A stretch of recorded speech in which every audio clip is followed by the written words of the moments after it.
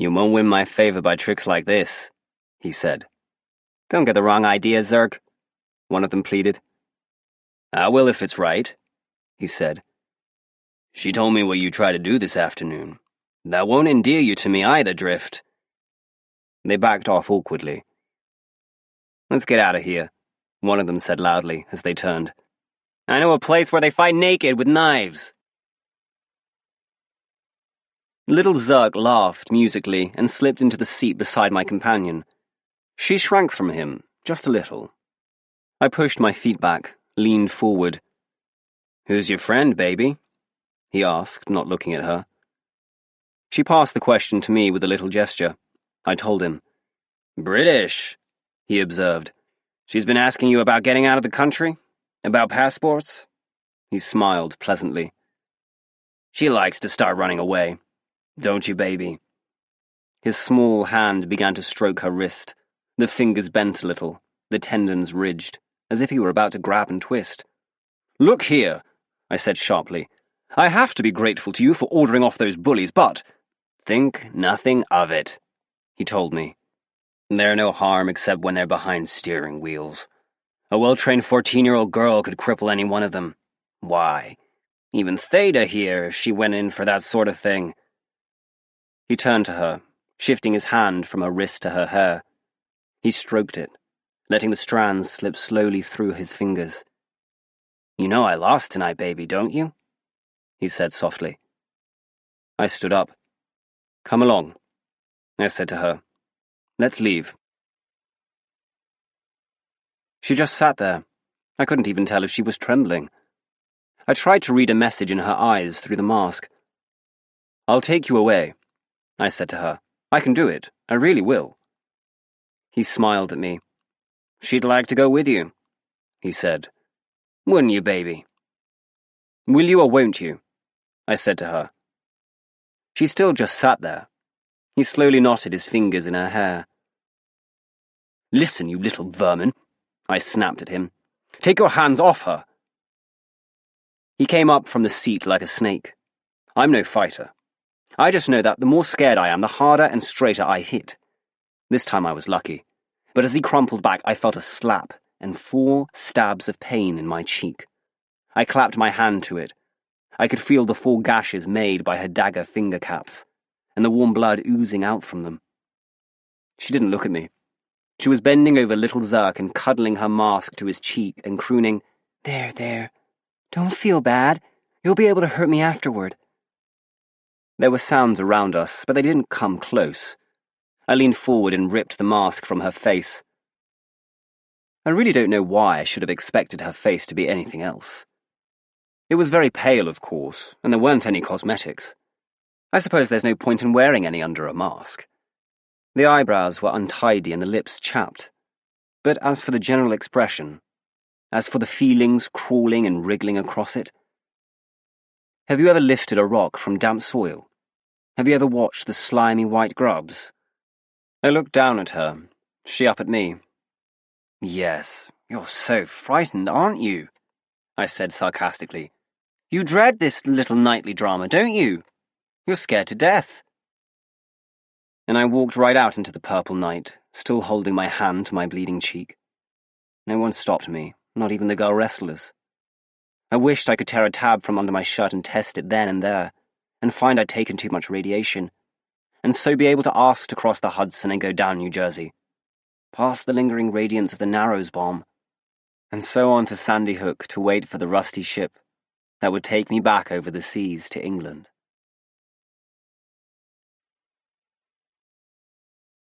The Quest for Saint Aquin by Anthony Boucher, first published in 1951. The Bishop of Rome, the head of the Holy Catholic and Apostolic Church, the Vicar of Christ on earth, in short, the Pope, brushed a cockroach from the filth-encrusted wooden table, took another sip of the raw red wine, and resumed his discourse. In some respects, Thomas, he smiled, we are stronger now than when we flourished in the liberty and exaltation for which we still pray after Mass. We know, as they knew in the catacombs, that those who are of our flock are indeed truly of it, that they belong to Holy Mother the Church because they believe in the brotherhood of man under the fatherhood of God, not because they can further their political aspirations, their social ambitions, their business contacts. Not of the will of flesh, nor of the will of man, but of God, Thomas quoted softly from St. John. The Pope nodded. We are, in a way, born again in Christ, but there are still too few of us, too few even if we include those other handfuls who are not of our faith, but still acknowledge God through the teachings of Luther or Lao Tzu, Gautama Buddha or Joseph Smith. Too many men still go to their deaths, hearing no gospel preached to them but the cynical self-worship of the technarchy. And that is why, Thomas, you must go forth on your quest. But your holiness, Thomas protested, if God's word and God's love will not convert them, what can saints and miracles do? I seem to recall, murmured the Pope, that God's own Son once made a similar protest. But human nature, however illogical it may seem, is part of his design, and we must cater to it. If signs and wonders can lead souls to God, then by all means let us find the signs and wonders. And what can be better for the purpose than this legendary Aquin? Come now, Thomas, be not too scrupulously exact in copying the doubts of your namesake, but prepare for your journey. The Pope lifted the skin that covered the doorway and passed into the next room, with Thomas frowning at his heels. It was past legal hours, and the main room of the tavern was empty. The swarthy innkeeper roused from his doze to drop to his knees and kiss the ring on the hand which the Pope extended to him. He rose, crossing himself, and at the same time glancing furtively about, as though a loyalty checker might have seen them. Silently, he indicated another door in the back, and the two priests passed through. Toward the west, the surf purred in an oddly gentle way at the edges of the fishing village. Toward the south, the stars were sharp and bright. Toward the north, they dimmed a little in the persistent radiation of what had once been San Francisco. "Your steed is here," the Pope said, with something like laughter in his voice. "Steed? We may be as poor and as persecuted as the primitive church, but we can occasionally gain greater advantages from our tyrants. I have secured for you a robas, gift of a leading technarch who, like Nicodemus, does good by stealth, a secret convert, and converted indeed by that very Aquin whom you seek." It looked harmlessly like a woodpile sheltered against possible rain. Thomas pulled off the skins and contemplated the sleek, functional lines of the robas. Smiling, he stowed his minimal gear into its panniers and climbed into the foam saddle. The starlight was bright enough so that he could check the necessary coordinates on his map and feed the data into the electronic controls. Meanwhile, there was a murmur of Latin in the still night air, and the Pope's hand moved over Thomas in the immemorial symbol. Then he extended that hand, first for the kiss on the ring, and then again for the handclasp of a man to a friend he may never see again. Thomas looked back once more as the robas moved off. The Pope was wisely removing his ring and slipping it into the hollow heel of his shoe. Thomas looked hastily up at the sky. On that altar, at least, the candles still burnt openly to the glory of God. Thomas had never ridden a robas before, but he was inclined, within their patent limitations, to trust the works of the technarchy. After several miles had proved that the coordinates were duly registered, he put up the foam backrest, said his evening office. From memory, the possession of a breviary meant the death sentence, and went to sleep. They were skirting the devastated area to the east of the bay when he awoke. The foam seat and back had given him his best sleep in years, and it was with difficulty that he smothered an envy of the technarchs and their creature comforts. He said his morning office, breakfasted lightly, and took his first opportunity to inspect the robas in full light. He admired the fast-plodding, articulated legs, so necessary since roads had degenerated to, at best, trails in all save metropolitan areas, the side wheels that could be lowered into action if surface conditions permitted, and above all, the smooth black mound that housed the electronic brain. The brain that stored commands and data concerning ultimate objectives and made its own decisions on how to fulfill those commands in view of those data.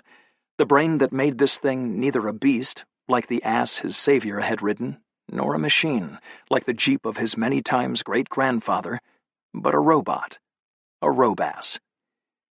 "Well," said a voice, "what do you think of the ride?" Thomas looked about him. The area of this fringe of desolation was as devoid of people as it was of vegetation. "Well," the voice repeated unemotionally, "are not priests taught to answer when spoken to politely?" There was no querying inflection to the question, no inflection at all. Each syllable was at the same dead level. It sounded strange, Thomas stared at the black mound of brain. "Are you talking to me?" he asked the robass. "Ha ha," the voice said in lieu of laughter. "Surprised, are you not?" "Somewhat," Thomas confessed. "I thought the only robots who could talk were in library information service and such. I am a new model, designed to provide conversation to entertain the way-worn traveler," the robass said, slurring the words together, as though that phrase of promotional copy was released all at once by one of his simplest binary synapses. "Well," said Thomas simply, "one keeps learning new marvels." "I am no marvel. I am a very simple robot. You do not know much about robots, do you?" "I will admit that I have never studied the subject closely. I'll confess to being a little shocked at the whole robotic concept. It seems almost as though man were arrogating to himself the powers of—" Thomas stopped abruptly. "Do not fear," the voice droned on. "You may speak freely. All data concerning your vocation and mission have been fed into me. That was necessary, otherwise I might inadvertently betray you." Thomas smiled. "You know," he said, "this might be rather pleasant. Having one other being that one can talk to without fear of betrayal, aside from one's confessor." "Being," the robass repeated. "Are you not in danger of lapsing into heretical thoughts? To be sure, it is a little difficult to know how to think of you, one who can talk and think, but has no soul. Are you sure of that?" "Of course "Do you mind very much," Thomas asked, "if we stop talking for a little while? I should like to meditate and adjust myself to the situation." "I do not mind. I never mind. I only obey. Which is to say that I do mind. This is very confusing language which has been fed into me." "If we are together long," said Thomas, "I shall try teaching you Latin. I think you might like that better. And now let me meditate." The robass was automatically veering further east to escape the permanent source of radiation which had been the first cyclotron. Thomas fingered his coat. The combination of 10 small buttons and one large made for a peculiar fashion, but it was much safer than carrying a rosary, and fortunately the loyalty checkers had not yet realized the fashion's functional purpose. The glorious mysteries seemed appropriate to the possible glorious outcome of his venture, but his meditations were unable to stay fixedly on the mysteries. As he murmured his Aves, he was thinking, if the prophet Balaam conversed with his ass, surely I may converse with my robass. Balaam has always puzzled me. He was not an Israelite, he was a man of Moab, which worshipped Baal and was warring against Israel, and yet he was a prophet of the Lord. He blessed the Israelites when he was commanded to curse them, and for his reward he was slain by the Israelites when they triumphed over Moab. The whole story has no shape, no moral. It is as though it was there to say there are portions of the divine plan which we will never understand. He was nodding in the foam seat when the robass halted abruptly, rapidly adjusting itself to exterior data not previously fed into its calculations. Thomas blinked up to see a giant of a man glaring down at him. "Inhabited area a mile ahead," the man barked. "If you're going there, show your access pass. If you ain't, steer off the road and stay off." Thomas noted that they were indeed on what might roughly be called a road, and that the robass had lowered its side wheels and retracted its legs. He began, then changed it to, "I'm not going there, just on toward the mountains. I'll steer around." The giant grunted and was about to turn when a voice shouted from the crude shelter at the roadside, "Hey, Joe, remember about robasses?" Joe turned back. "Yeah, that's right. Been a rumor about some robass got into the hands of Christians." He spat on the dusty road. "Guess I better see an ownership certificate." To his other doubts, Thomas now added certain uncharitable suspicions as to the motives of the Pope's anonymous Nicodemus, who had not provided him with any such certificate. But he made a pretense of searching for it, first touching his right hand to his forehead, as if in thought, then fumbling low on his chest, then reaching his hand first to his left shoulder, then to his right. The guard's eyes remained blank as he watched this furtive version of the sign of the cross. Then he looked down. Thomas followed his gaze to the dust of the road, where the guard's hulking right foot had drawn the two curved lines which a child uses for its sketch of a fish, and which the Christians in the catacombs had employed as a punning symbol of their faith. His boot scuffed out the fish as he called to his unseen mate, "'S okay, Fred," and added, "Get going, mister." The robass waited until they were out of earshot before it observed, "Pretty smart. You will make a secret agent yet." "How did you see what happened?" Thomas asked. "You don't have any eyes." "Modified psi factor, much more efficient." "Then," Thomas hesitated, "does that mean you can read my thoughts?" "Only a very little. Do not let it worry you. What I can read does not interest me. It is such nonsense." "Thank you," said Thomas. "To believe in God. Bah." It was the first time Thomas had ever heard that word pronounced just as it is written. "I have a perfectly constructed logical mind that cannot commit such errors." "I have a friend," Thomas smiled, "who is infallible too, but only on occasions, and then only because God is with him." "No human being is infallible." "Then imperfection," asked Thomas, suddenly feeling a little of the spirit of the aged Jesuit who had taught him philosophy, "has been able to create perfection?" "Do not quibble," said the robass. "That is no more absurd than your own belief that God, who is perfection, created man, who is imperfection." Thomas wished that his old teacher were here to answer that one. At the same time, he took some comfort in the fact that, retort and all, the robass had still not answered his own objection.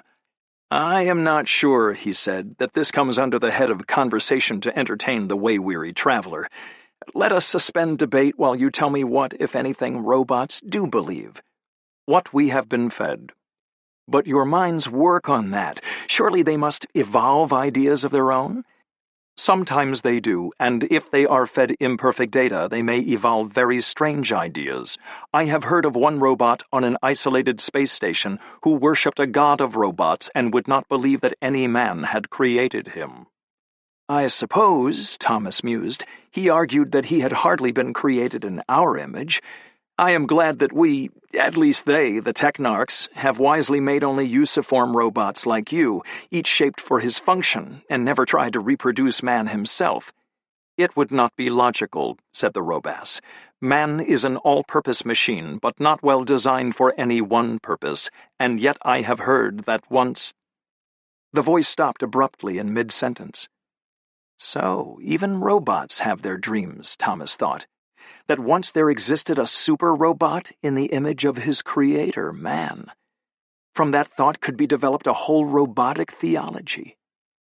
Suddenly Thomas realized that he had dozed again, and again been waked by an abrupt stop. He looked around. They were at the foot of a mountain, presumably the mountain on his map, long ago named for the devil, but now perhaps sanctified beyond measure, and there was no one else anywhere in sight.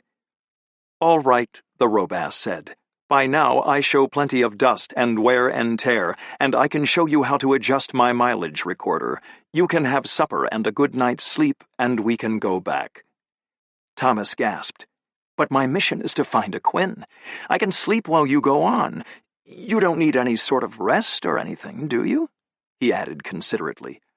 "Of course not. But what is your mission?" "To find a Quinn," Thomas repeated patiently. "I don't know what details have been, what is it you say, fed into you, but reports have reached His Holiness of an extremely saintly man who lived many years ago in this area, I know, said the Robass.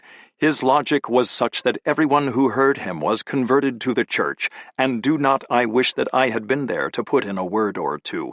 And since he died, his secret tomb has become a place of pilgrimage, and many are the miracles that are wrought there. Above all, the greatest sign of sanctity, that his body has been preserved incorruptible, and in these times you need signs and wonders for the people. Thomas frowned. It all sounded hideously irreverent and contrived when stated in that deadly, inhuman monotone. When His Holiness had spoken of a Quinn, one thought of the glory of a man of God upon earth, the eloquence of St. John Chrysostom, the cogency of St. Thomas Aquinas, the poetry of St. John of the Cross, and above all, that physical miracle vouchsafed to few even of the saints, the supernatural preservation of the flesh. For thou shalt not suffer thy Holy One to see corruption. But the Robass spoke, and one thought of cheap showmanship, hunting for a Cardiff giant to pull in the mobs. The Robass spoke again. Your mission is not to find a Quinn. It is to report that you have found him. Then your occasionally infallible friend can with a reasonably clear conscience canonize him and proclaim a new miracle, and many will be the converts, and greatly will the faith of the flock be strengthened. And in these days of difficult travel, who will go on pilgrimage and find out there is no more a Quinn than there is God? Faith cannot be based on a lie, said Thomas. No, said the Robass. I do not mean no, period. I mean no question mark with an ironical inflection. The speech problem must surely have been conquered in that one perfect. Again he stopped in mid-sentence. But before Thomas could speak, he had resumed. Does it matter what small untruth leads people into the church, if once they are in, they will believe what you think to be the great truths? The report is all that is needed, not the discovery.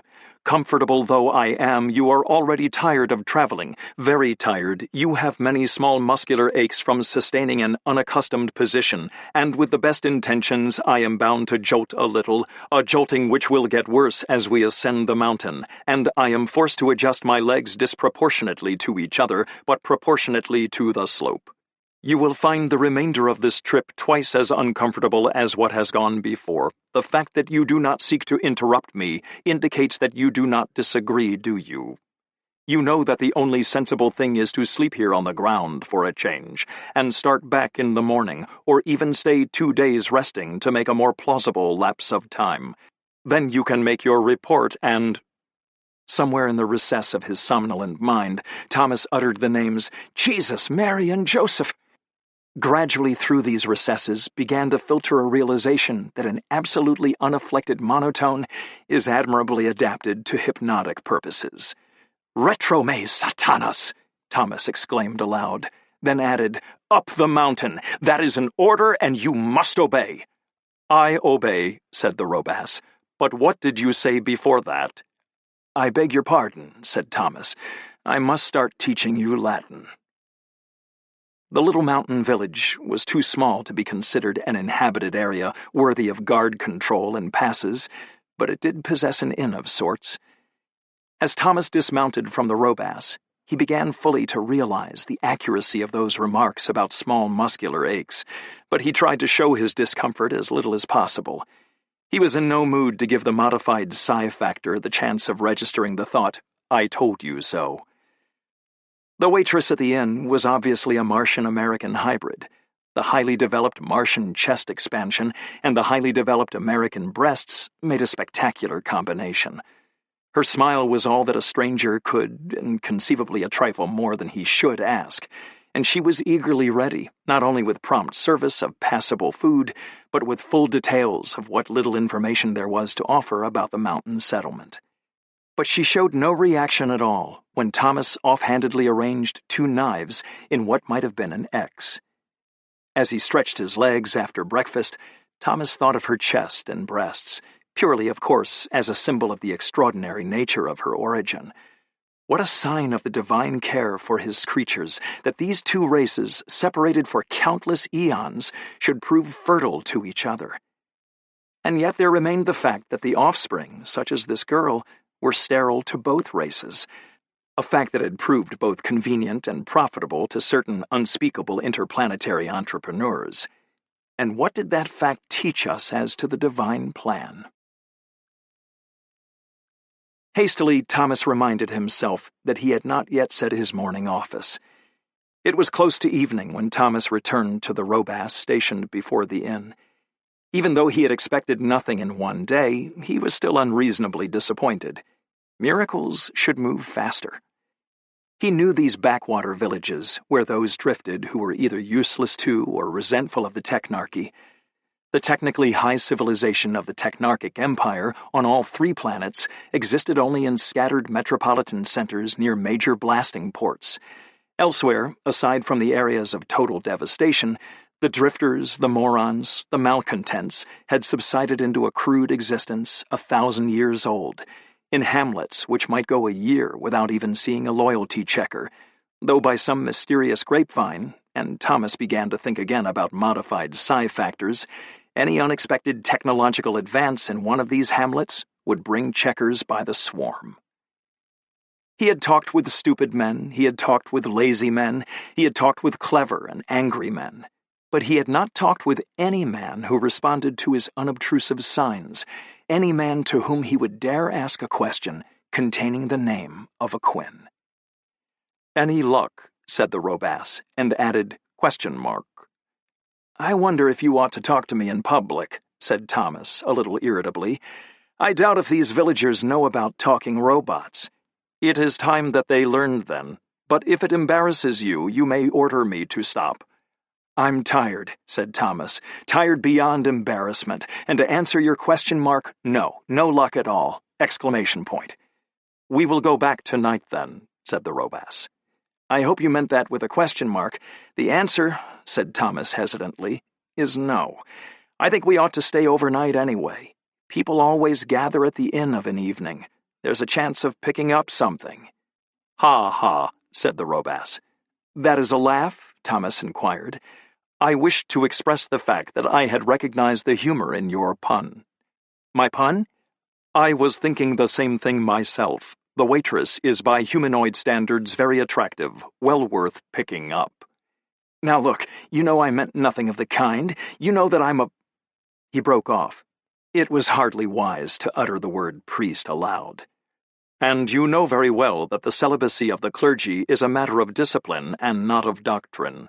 Under your own pope, priests of other rites, such as the Byzantine and the Anglican, are free of vows of celibacy. And even within the Roman rite to which you belong, there have been eras in history when that vow was not taken seriously, even on the highest levels of the priesthood. You are tired. You need refreshment, both in body and in spirit. You need comfort and warmth. For is it not written in the book of the prophet Isaiah, 'Rejoice for joy with her, that ye may be satisfied with the breasts of her consolation'? And is it—" "Hell!" Thomas exploded suddenly. "Stop it before you begin quoting the Song of Solomon, which is strictly an allegory concerning the love of Christ for his church, or so they kept telling me in seminary." "You see how fragile and human you are," said the Robass. "I, a robot, have caused you to swear." "Distinguo," said Thomas smugly. "I said hell, which is certainly not taking the name of my lord in vain." He walked into the inn, feeling momentarily satisfied with himself, and markedly puzzled as to the extent and variety of data that seemed to have been fed into the Robass. Never afterward was Thomas able to reconstruct that evening in absolute clarity. It was undoubtedly because he was irritated with the Robass, with his mission, and with himself, that he drank it all of the crude local wine. It was undoubtedly because he was so physically exhausted that it affected him so promptly and unexpectedly. He had flashes of memory, a moment of spilling a glass over himself and thinking, "How fortunate that clerical garments are forbidden so that no one can recognize the disgrace of a man of the cloth." A moment of listening to a bawdy set of verses of A Spacesuit Built for Two, and another moment of his interrupting the singing with a sonorous declamation of passages from the Song of Songs in Latin. He was never sure whether one remembered moment was real or imaginary. He could taste a warm mouth and feel the tingling of his fingers at the touch of Martian-American flesh, but he was never certain whether this was true memory or part of the Astaroth-begotten dream that had begun to ride him. Nor was he ever certain which of his symbols, or to whom, was so blatantly and clumsily executed as to bring forth a gleeful shout of "Goddamn Christian dog." He did remember marveling that those who most resolutely disbelieved in God still needed him to blaspheme by. And then the torment began.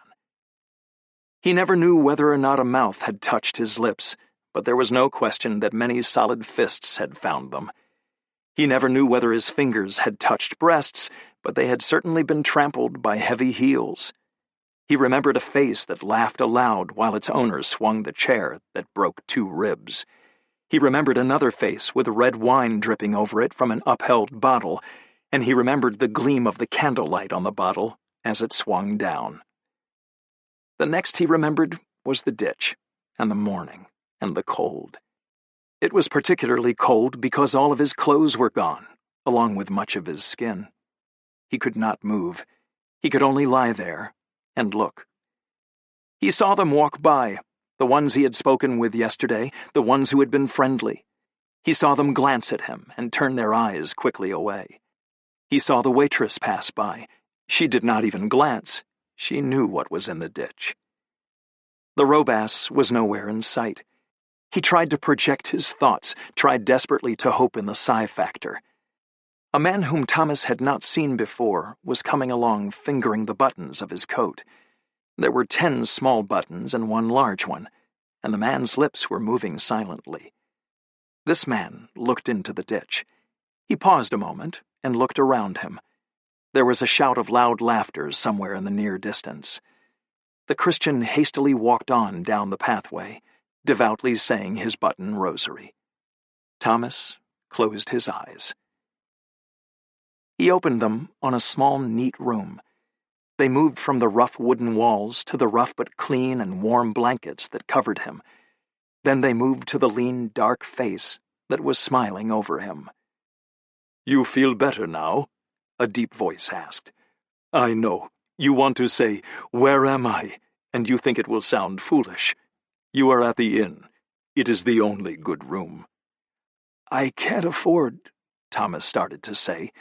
Then he remembered that he could afford literally nothing. Even his few emergency credits had vanished when he was stripped. "It's all right. For the time being, I'm paying," said the deep voice. "You feel like maybe a little food?" "Perhaps a little herring," said Thomas, and was asleep within the next minute. When he next awoke, there was a cup of hot coffee beside him. The real thing, too, he promptly discovered. Then the deep voice said apologetically, "Sandwiches. It is all they have in the inn today." Only on the second sandwich did Thomas pause long enough to notice that it was smoked swamp hog, one of his favorite meats. He ate the second with greater leisure, and was reaching for a third when the dark man said, "Maybe that is enough for now. The rest later." Thomas gestured at the plate. "Won't you have one?" "No, thank you. They are all swamp hog." Confused thoughts went through Thomas's mind. The Venusian swamp hog is a ruminant. Its hooves are not cloven. He tried to remember what he had once known of Mosaic dietary law. Someplace in Leviticus, wasn't it? The dark man followed his thoughts. "Treif," he said. "I beg your pardon?" "Not kosher." Thomas frowned. "You admit to me that you're an Orthodox Jew? How can you trust me? How do you know I'm not a checker?" "Believe me, I trust you. You were very sick when I brought you here. I sent everybody away because I did not trust them to hear things you said. Father," he added lightly. Thomas struggled with words. I didn't deserve you. I was drunk and disgraced myself and my office, and when I was lying there in the ditch, I didn't even think to pray.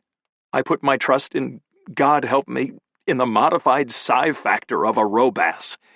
"And he did help you," the Jew reminded him. "Or he allowed me to." "And they all walked by," Thomas groaned. "Even one that was saying his rosary, he went right on by. And then you come along, the Good Samaritan." "Believe me," said the Jew wryly, "if there is one thing I'm not, it's a Samaritan. Now go to sleep again. I will try to find your Robass and the other thing." He had left the room before Thomas could ask him what he meant. Later that day, the Jew, Abraham his name was, reported that the Robass was safely sheltered from the weather behind the inn. Apparently, it had been wise enough not to startle him by engaging in conversation. It was not until the next day that he reported on the other thing. "Believe me, Father," he said gently, "after nursing you, there's little I don't know about who you are and why you're here. Now, there are some Christians here I know, and they know me. We trust each other. Jews may still be hated, but no longer, God be praised, by worshippers of the same Lord. So I explained about you. One of them," he added with a smile, "turned very red." "God has forgiven him," said Thomas. "There were people near, the same people who attacked me. Could he be expected to risk his life for mine?" "I seem to recall that is precisely what your Messiah did expect. But who's being particular? Now that they know who you are, they want to help you. See, they gave me this map for you. The trail is steep and tricky. It's good you have the Robass. They ask just one favor of you. When you come back, will you hear their confession and say Mass? There's a cave near here where it's safe." "Of course. These friends of yours, they've told you about a Quinn?" The Jew hesitated a long time before he said slowly, "Yes." "And?" "Believe me, my friend, I don't know. So it seems a miracle.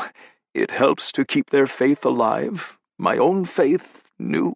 It's lived for a long time on miracles, 3,000 years old and more. Perhaps if I had heard a Quinn himself—" "You don't mind," Thomas asked, "if I pray for you in my faith?" Abraham grinned. "Pray in good health, Father." The not-quite-healed ribs ached agonizingly as he climbed into the foam saddle. The Robass stood patiently while he fed in the coordinates from the map. Not until they were well away from the village did it speak. "Anyway," it said, "now you're safe for good." "What do you mean?" "As soon as we get down from the mountain, you deliberately look up a checker. You turn in the Jew. From then on, you are down in the books as a faithful servant of the Technarchy, and you have not harmed a hair of the head of one of your own flock." Thomas snorted.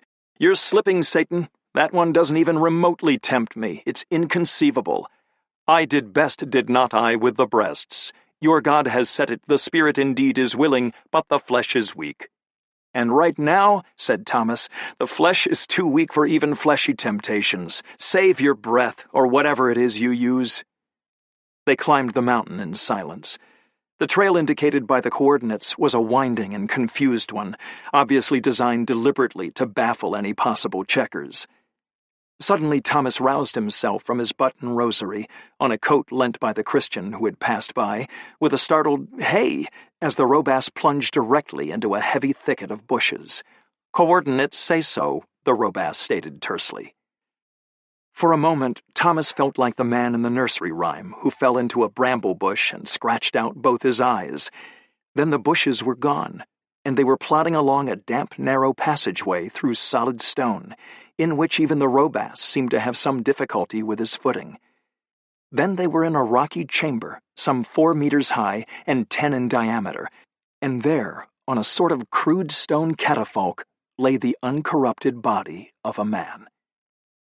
Thomas slipped from the foam saddle, groaning as his ribs stabbed him, sank to his knees, and offered up a wordless hymn of gratitude. He smiled at the Robass, and hoped the psi factor could detect the elements of pity and triumph in that smile. Then a frown of doubt crossed his face as he approached the body. "In canonization proceedings in the old time," he said, as much to himself as to the Robass, "they used to have what they called a devil's advocate, whose duty it was to throw every possible doubt on the evidence. "You would be well cast in such a role, Thomas," said the Robass. "If I were," Thomas muttered, "I'd wonder about caves. Some of them have peculiar properties of preserving bodies by a sort of mummification." The Robass had clumped close to the catafalque. "This body is not mummified," he said. "Do not worry." "Can the psi factor tell you that much?" Thomas smiled. "No," said the Robass, "but I will show you why a Quinn could never be mummified." He raised his articulated foreleg and brought its hoof down hard on the hand of the body. Thomas cried out with horror at the sacrilege, then stared hard at the crushed hand. There was no blood, no ichor of embalming, no bruised flesh, nothing but a shredded skin, and beneath it an intricate mass of plastic tubes and metal wires. The silence was long. Finally the Robass said, "It was well that you should know. Only you, of course."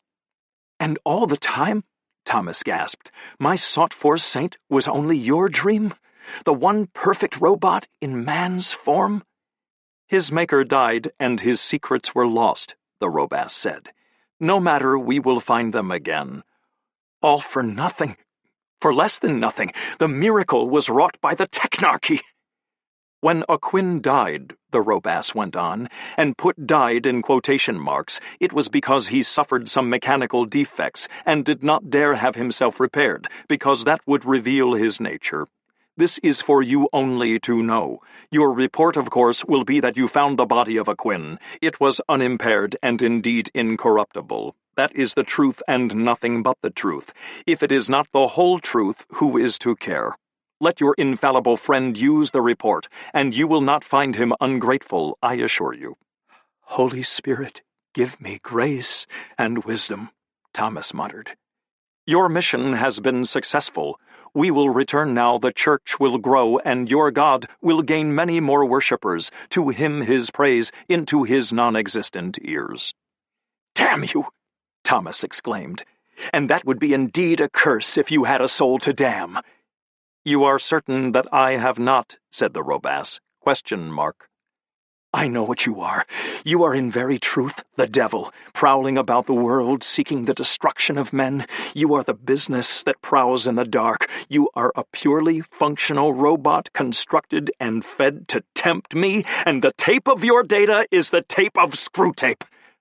"Not to tempt you," said the Robass. "Not to destroy you. To guide and save you. Our best calculators indicate a probability of 51.5% that within 20 years you will be the next pope. If I can teach you wisdom and practicality in your actions, the probability can rise as high as 97.2 or very nearly to certainty. Do you not wish to see the church governed as you know you can govern it? If you report failure on this mission, you will be out of favor with your friend who is, as even you admit, fallible at most times. You will lose the advantages of position and contact that can lead you to the Cardinal's red hat, even though you may never wear it under the technarchy, and from there to— Stop! Thomas's face was alight, and his eyes aglow with something the psi factor had never detected there before. "It's all the other way around, don't you see? This is the triumph. This is the perfect ending to the quest." The articulated foreleg brushed the injured hand. "This?" Question mark. "This is your dream. This is your perfection. And what came of this perfection? This perfect logical brain, this all-purpose brain, not functionally specialized like yours, knew that it was made by man, and its reason forced it to believe that man was made by God. And it saw that its duty lay to man, its maker, and beyond him to his maker, God. Its duty was to convert man, to augment the glory of God, and it converted by the pure force of its perfect brain. Now I understand the name Aquin," he went on to himself. "We've known of Thomas Aquinas, the angelic doctor, the perfect reasoner of the church. His writings are lost, but surely somewhere in the world we can find a copy. We can train our young men to develop his reasoning still further. We have trusted too long in faith alone. This is not an age of faith. We must call reason into our service, and Aquin has shown us that perfect reason can lead only to God. Then it is all the more necessary that you increase the probabilities of becoming Pope to carry out this program. Get in the foam saddle, we will go back, and on the way I will teach you little things that will be useful in making certain— No, said Thomas. I am not so strong as St. Paul, who could glory in his imperfections and rejoice that he had been given an imp of Satan to buffet him. No, I will rather pray with the Savior, lead us not into temptation. I know myself a little. I am weak and full of uncertainties, and you are very clever. Go. I'll find my way back alone. You are a sick man. Your ribs are broken and they ache. You can never make the trip by yourself. You need my help. If you wish, you can order me to be silent. It is most necessary to the Church that you get back safely to the Pope with your report. You cannot put yourself before the Church. Go, Thomas cried. Go back to Nicodemus or Judas. That is an order. Obey. You do not think, do you, that I was really conditioned to obey your orders? I will wait in the village. If you get that far, you will rejoice at the sight of me. The legs of the Robass clumped off down the stone passageway. As their sound died away, Thomas fell to his knees beside the body of that which he could hardly help thinking of as St. Aquin, the robot. His ribs hurt more excruciatingly than ever. The trip alone would be a terrible one. His prayers arose, as the text has it, like clouds of incense, and as shapeless as those clouds. But through all his thoughts ran the cry of the father of the epileptic in Caesarea Philippi, I believe, O Lord. Help thou mine unbelief. Surface Tension by James Blish. First published in 1952. Dr. Chatview took a long time over the microscope, leaving LaVentura with nothing to do but look out at the dead landscape of Hydrot. Waterscape, he thought, would be a better word. The New World had shown only one small triangular continent set amid endless ocean, and even the continent was mostly swamp.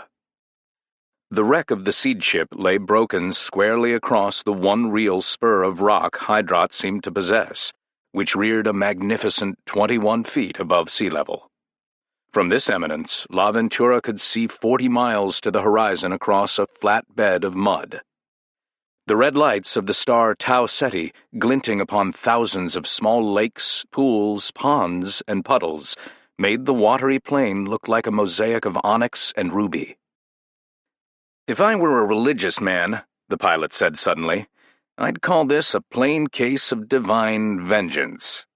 Chatview said, It's as if we've been struck down for, is it hubris, arrogant pride? Well, is it? Chatview said, looking up at last. I don't feel exactly swollen with pride at the moment, do you? I'm not exactly proud of my piloting, LaVentura admitted. But that isn't quite what I meant. I was thinking about why we came here in the first place. It takes arrogant pride to think that you can scatter men, or at least things like men, all over the face of the galaxy. It takes even more pride to do the job, to pack up all the equipment and move from planet to planet and actually make men suitable for every place you touch. I suppose it does, Chatview said. But we're only one of several hundred seed ships in this limb of the galaxy, so I doubt that the gods picked us out as special sinners. He smiled dryly. If they had, maybe they'd have left us our ultraphone, so the Colonization Council could hear about our cropper. Besides, Paul, we try to produce men adapted to Earth-like planets, nothing more. We've sense enough, humility enough, if you like, to know that we can't adapt men to Jupiter or Tau Ceti. Anyhow, we're here, LaVentura said grimly, and we aren't going to get off. Phil tells me that we don't even have our germ cell bank anymore, so we can't seed this place in the usual way. We've been thrown onto a dead world and dared to adapt to it. What are the Panatropes going to do? Provide built-in water wings? No, Chatview said calmly. You and I and the rest of us are going to die, Paul. Panatropic techniques don't work on the body, only on the inheritance-carrying factors. We can't give you built-in water wings any more than we can give you a new set of brains. I think we'll be able to populate this world with men, but we won't live to see it. The pilot thought about it, a lump of cold collecting gradually in his stomach. How long do you give us? He said at last. Who knows? A month, perhaps.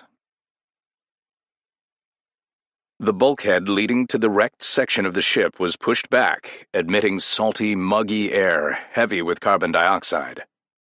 Philip Strasvogel, the communications officer, came in tracking mud.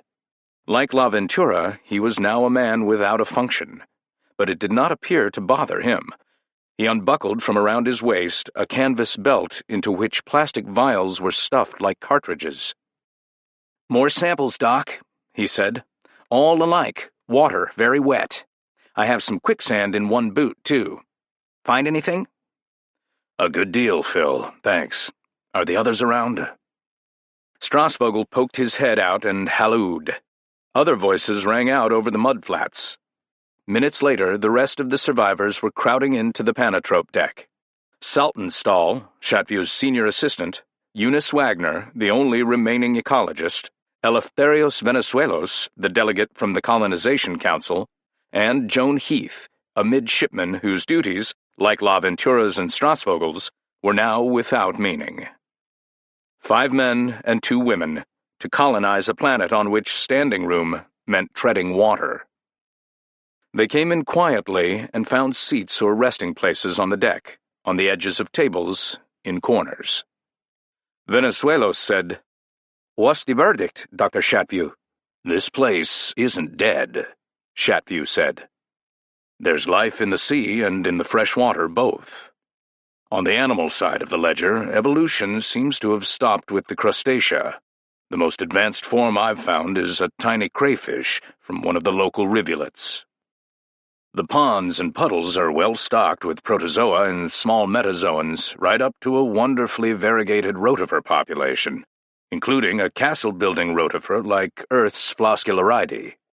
The plants run from simple algae to the thallus-like species." "The sea is about the same," Eunice said.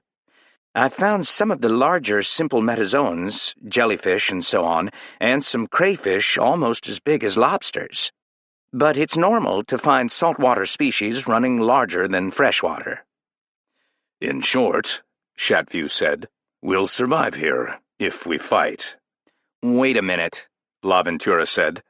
"You've just finished telling me that we wouldn't survive, and you were talking about us, not about the species, because we don't have our germ cell banks anymore. What's—" "I'll get to that again in a moment," Chatview said. "Saltonstall, what would you think of taking to the sea? We came out of it once. Maybe we could come out of it again." "No good," Saltonstall said immediately. "I like the idea, but I don't think this planet ever heard of Swinburne or Homer either. Looking at it as a colonization problem, as if we weren't involved ourselves, I wouldn't give you a credit for AP Inapa Ponton. The evolutionary pressure there is too high. The competition from other species is prohibitive. Seeding the sea should be the last thing we attempt. The colonists wouldn't have a chance to learn a thing before they were destroyed." "Why?" LaVentura said. The death in his stomach was becoming hard to placate. "Eunice, do your seagoing coelenterates include anything like the Portuguese man-of-war?" The ecologist nodded. "There's your answer, Paul," Saltonstall said. "The sea is out. It's got to be fresh water, where the competing creatures are less formidable and there are more places to hide." "We can't compete with a jellyfish?" LaVentura asked, swallowing. "No, Paul," Chatview said. "The Panatropes make adaptations, not gods. They take human germ cells, in this case our own, since our bank was wiped out in the crash, and modify them toward creatures who can live in any reasonable environment. The result will be manlike and intelligent. It usually shows the donor's personality pattern, too. But we can't transmit memory. The adapted man is worse than a child in his new environment. He has no history, no techniques, no precedents, not even a language. Ordinarily, the seeding teams more or less take him through elementary school before they leave the planet, but we won't survive long enough for that. We'll have to design our colonists with plenty of built-in protections and locate them in the most favorable environment possible, so that at least some of them will survive the learning process.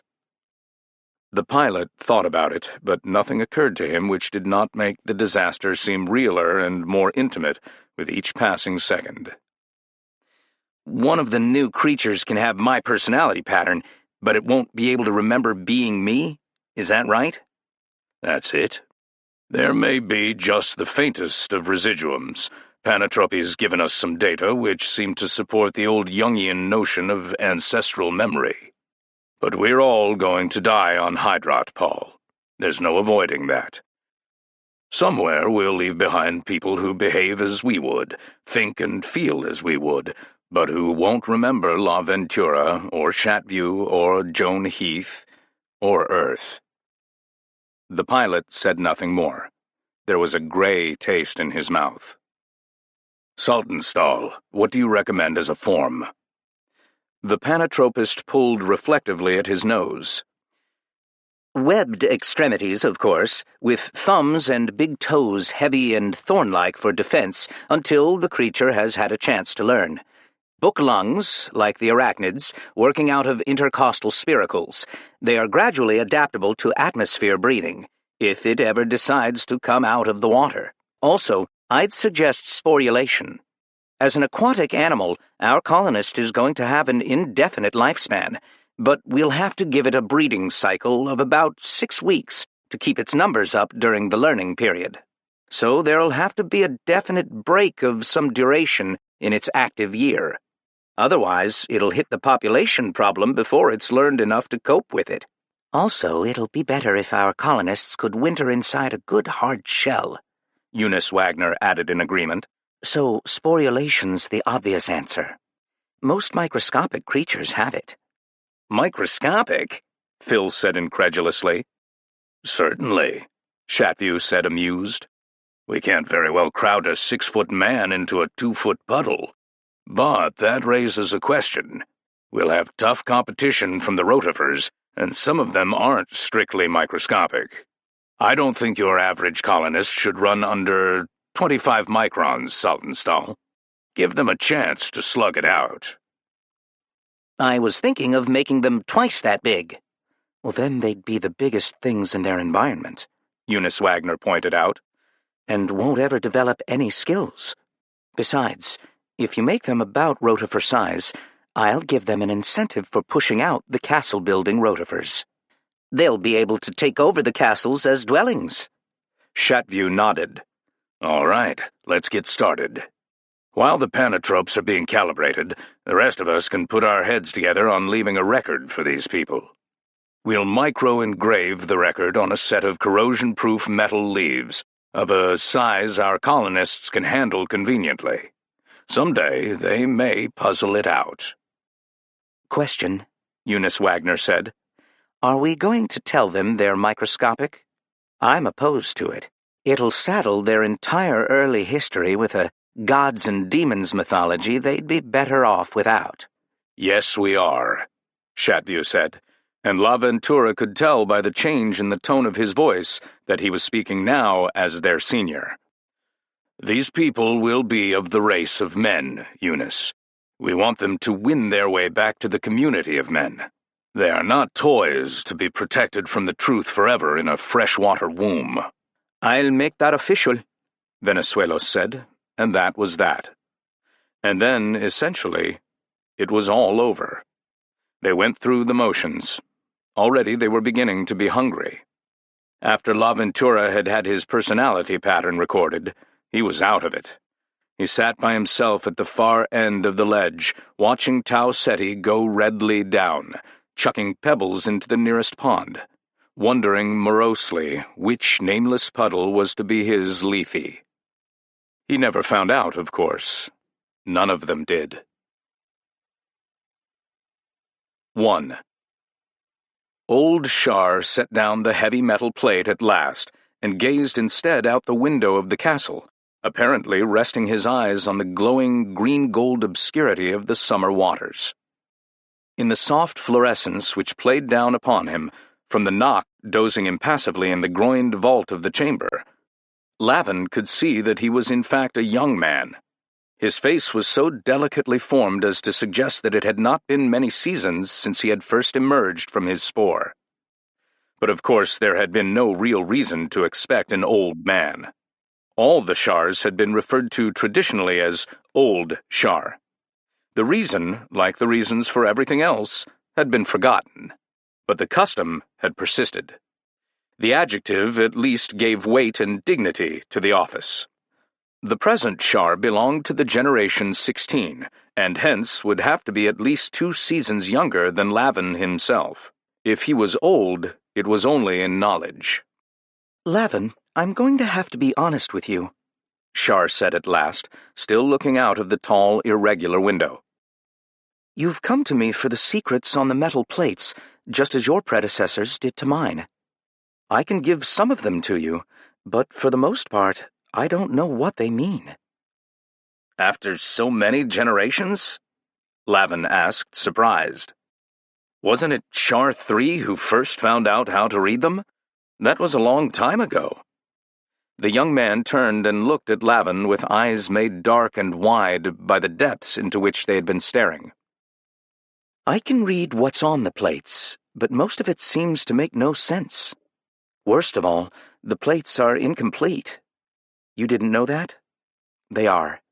One of them was lost in a battle during the final war with the Eaters, while these castles were still in their hands. What am I here for, then? Lavin said. Isn't there anything of value on the remaining plates? Do they really contain the wisdom of the creators, or is that another myth? No, that's true, Shar said slowly. As far as it goes. He paused, and both men turned and gazed at the ghostly creature which had appeared suddenly outside the window. Then Shar said gravely, Come in, Para. The slipper-shaped organism, nearly transparent except for the thousands of black and silver granules and frothy bubbles which packed its interior, glided into the chamber and hovered, with a muted whirring of cilia. For a moment, it remained silent, probably speaking telepathically to the knock floating in the vault, after the ceremonious fashion of all the protos. No human had ever intercepted one of these colloquies, but there was no doubt about their reality. Humans had used them for long-range communication for generations. Then the Para's cilia buzzed once more. Each separate hair-like process vibrated at an independent, changing rate. The resulting sound waves spread through the water, intermodulating, reinforcing or canceling each other.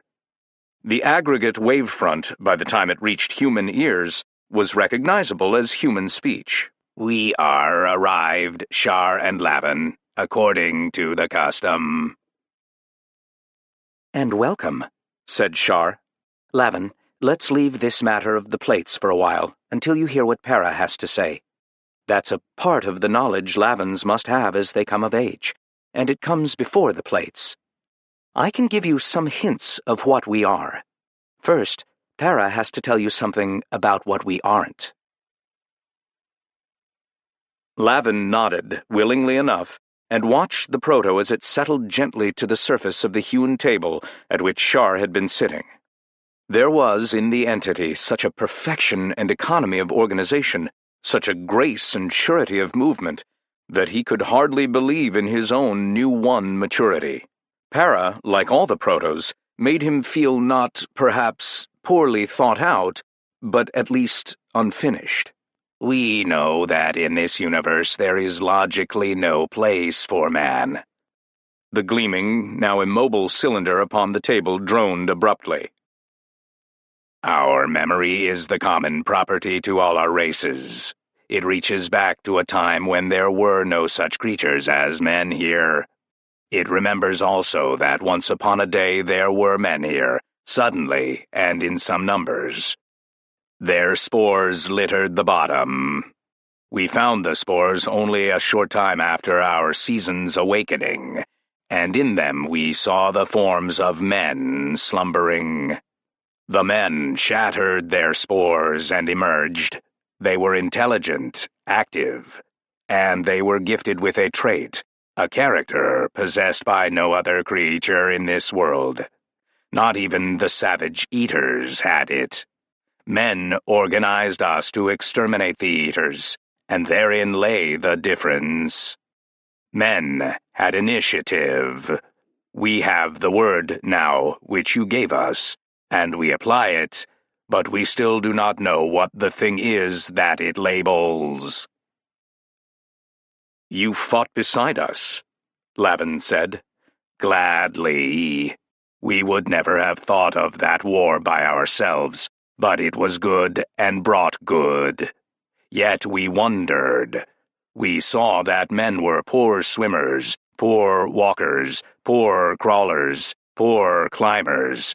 We saw that men were formed to make and use tools, a concept we still do not understand, for so wonderful a gift is largely wasted in this universe, and there is no other. What good are tool-useful members such as the hands of men? We do not know. It seems plain that so radical a thing should lead to a much greater rulership over the world than has, in fact, proven to be possible for men. Lavin's head was spinning. Para, I had no notion that you people were philosophers. The protos are old, Shar said. He had again turned to look out the window, his hands locked behind his back. They aren't philosophers, Lavin, but they are remorseless logicians. Listen to Para. To this reasoning there could be but one outcome, the Para said. Our strange ally, man, was like nothing else in this universe. He was and is ill-fitted for it. He does not belong here. He has been adopted. This drives us to think that there are other universes besides this one. But where these universes might lie and what their properties might be, it is impossible to imagine. We have no imagination, as men know. Was the creature being ironic? Lavin could not tell. He said slowly, "Other universes? How could that be true?" We do not know, the Para's uninflected voice hummed. Lavin waited, but obviously the proto had nothing more to say. Shar had resumed sitting on the windowsill, clasping his knees, watching the come and go of dim shapes in the lighted gulf. It is quite true, he said. What is written on the remaining plates makes it plain. Let me tell you now what they say. We were made, Lavin. We were made by men who are not as we are, but men who were our ancestors all the same. They were caught in some disaster, and they made us and put us here in our universe, so that, even though they had to die, the race of men would live. Lavin surged up from the woven spirogyra mat upon which he had been sitting. You must think I'm a fool, he said sharply. No, you're our Lavin. You have a right to know the facts. Make what you like of them. Shar swung his webbed toes back into the chamber. What I've told you may be hard to believe, but it seems to be so. What Para says backs it up. Our unfitness to live here is self-evident. I'll give you some examples. The past 4 Shars discovered that we won't get any further in our studies until we learn how to control heat. We've produced enough heat chemically to show that even the water around us changes when the temperature gets high enough. But there, we're stopped. Why? Because heat produced in open water is carried off as rapidly as it's produced. Once we tried to enclose that heat, and we blew up a whole tube of the castle and killed everything in range. The shock was terrible. We measured the pressures that were involved in that explosion, and we discovered that no substance we know could have resisted them. Theory suggests some stronger substances, but we need heat to form them. Take our chemistry. We live in water. Everything seems to dissolve in water to some extent. How do we confine a chemical test to the crucible we put it in? How do we maintain a solution at one dilution? I don't know. Every avenue leads me to the same stone door. We're thinking creatures, Lavin, but there's something drastically wrong in the way we think about this universe we live in. It just doesn't seem to lead to results. Lavin pushed back his floating hair futilely. Maybe you're thinking about the wrong results. We've had no trouble with warfare or crops or practical things like that. If we can't create much heat, well, most of us won't miss it. We don't need any. What's the other universe supposed to be like, the one our ancestors lived in? Is it any better than this one? I don't know, Shar admitted. It was so different that it's hard to compare the two. The metal plates tell a story about men who were traveling from one place to another in a container that moved by itself. The only analogy I can think of is the shallops of diatom shells that our youngsters used to sled along the thermocline. But evidently what's meant is something much bigger. I picture a huge shallop, closed on all sides, big enough to hold many people, maybe 20 or 30. It had to travel for generations through some kind of space where there wasn't any water to breathe, so that the people had to carry their own water and renew it constantly. There were no seasons, no yearly turnover, no ice forming on the sky. Because there wasn't any sky in a closed shallop, no spore formation. Then, the shallop was wrecked somehow. The people in it knew they were going to die. They made us and put us here as if we were their children. Because they had to die, they wrote their story on the plates to tell us what had happened. I suppose we'd understand it better if we had the plate Shar 3 lost during the war, but we don't. The whole thing sounds like a parable, Lavin said, shrugging. Or a song. I can see why you don't understand it. What I can't see is why you bother to try. Because of the plates, Shar said. You've handled them yourself, so you know that we've nothing like them. We have crude, impure metals that we've hammered out, metals that last for a while and then decay. But the plates shine on and on, generation after generation. They don't change. Our hammers and graving tools break against them. The little heat we can generate leaves them unharmed. Those plates weren't formed in our universe, and that one fact makes every word on them important to me. Someone went to a great deal of trouble to make those plates indestructible, to give them to us. Someone to whom the word stars was important enough to be worth 14 repetitions, despite the fact that the word doesn't seem to mean anything. I'm ready to think that if our makers repeated the word even twice on a record that seems likely to last forever, it's important for us to know what it means. All these extra universes and huge shallops and meaningless words, I can't say that they don't exist, but I don't see what difference it makes. The Shars of a few generations ago spent their whole lives breeding better algae crops for us and showing us how to cultivate them instead of living haphazardly off bacteria. That was work worth doing.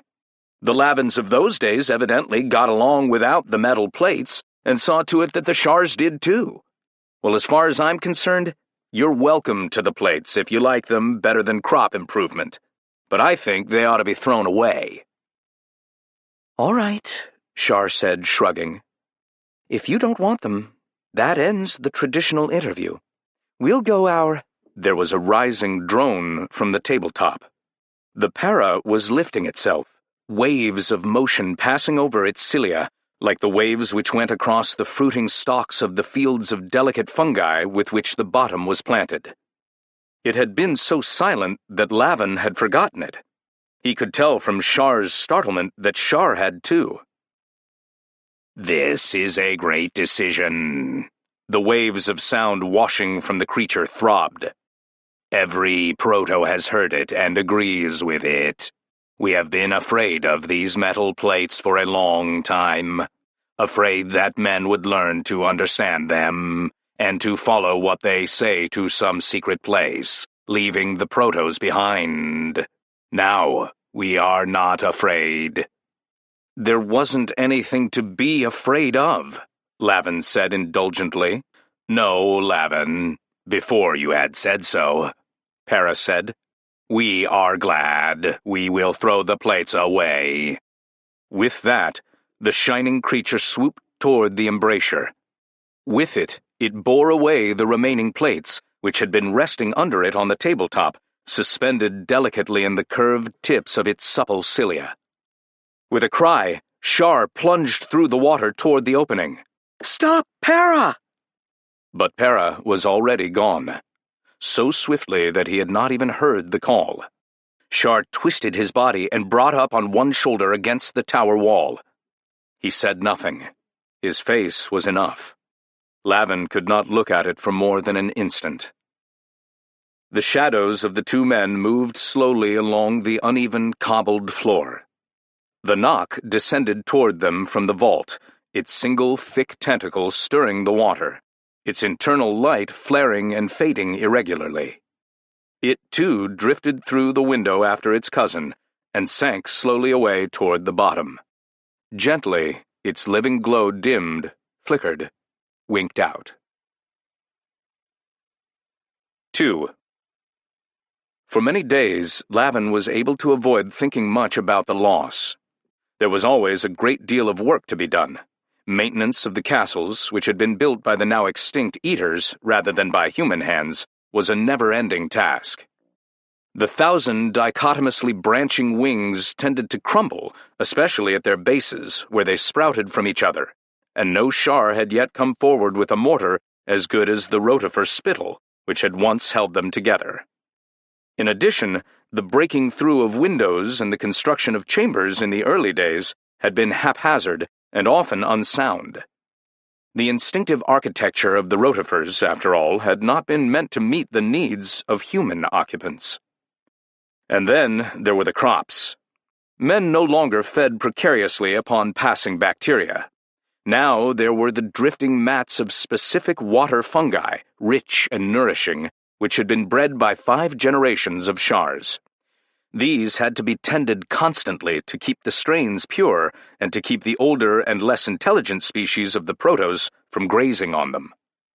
In this latter task, to be sure, the more intricate and far-seeing prototypes cooperated, but men were needed to supervise.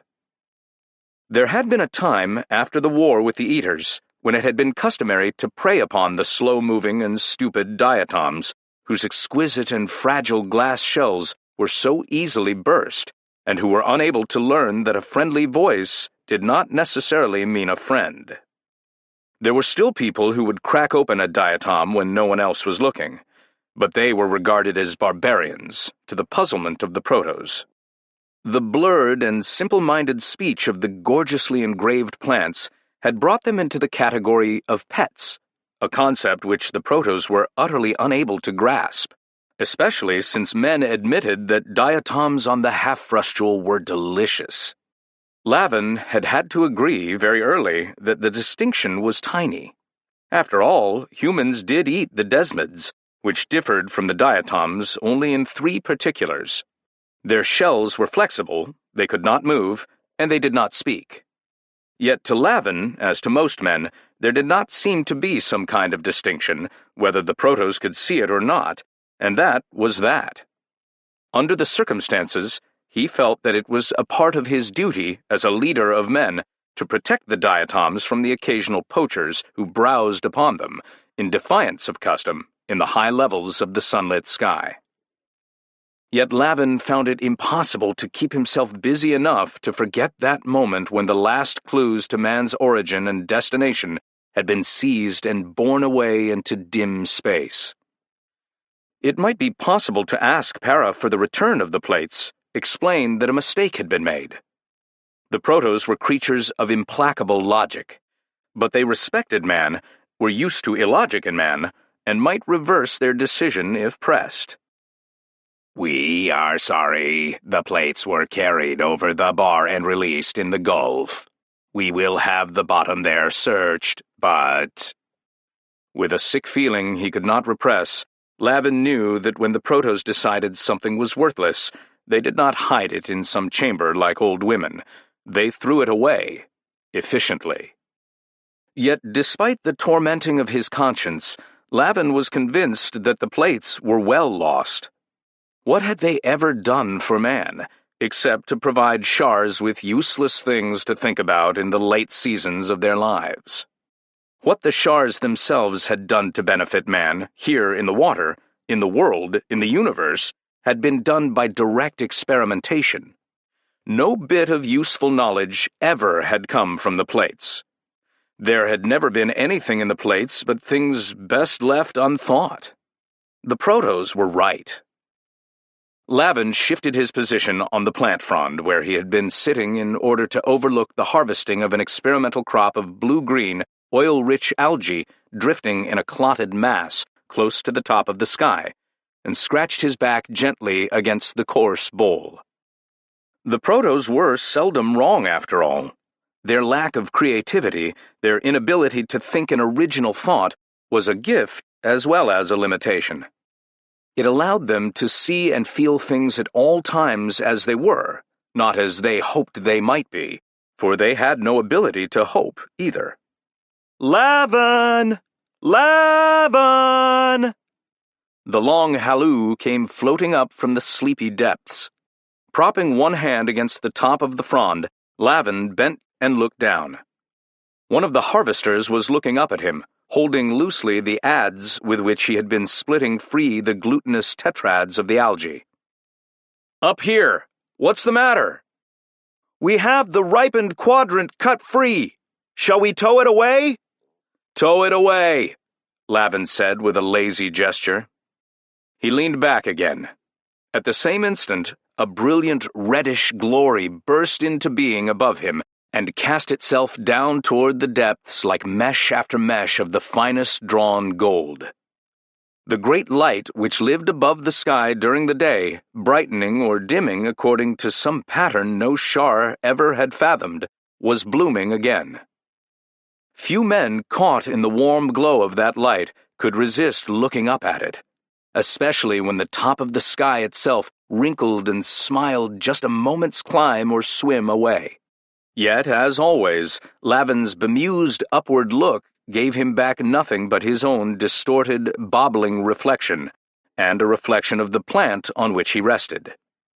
Here was the upper limit, the third of the three surfaces of the universe. The first surface was the bottom, where the water ended. The second surface was the thermocline, the invisible division between the colder waters of the bottom and the warm, light waters of the sky. During the height of the warm weather, the thermocline was so definite a division as to make for good sledding and for chilly passage. A real interface formed between the cold, denser bottom waters and the warm reaches above, and maintained itself almost for the whole of the warm season. The third surface was the sky. One could no more pass through that surface than one could penetrate the bottom, nor was there any better reason to try. There the universe ended. The light which played over it daily, waxing and waning as it chose, seemed to be one of its properties. Toward the end of the season, the water gradually grew colder and more difficult to breathe, while at the same time the light became duller and stayed for shorter periods between darknesses. Slow currents started to move. The high waters turned chill and began to fall.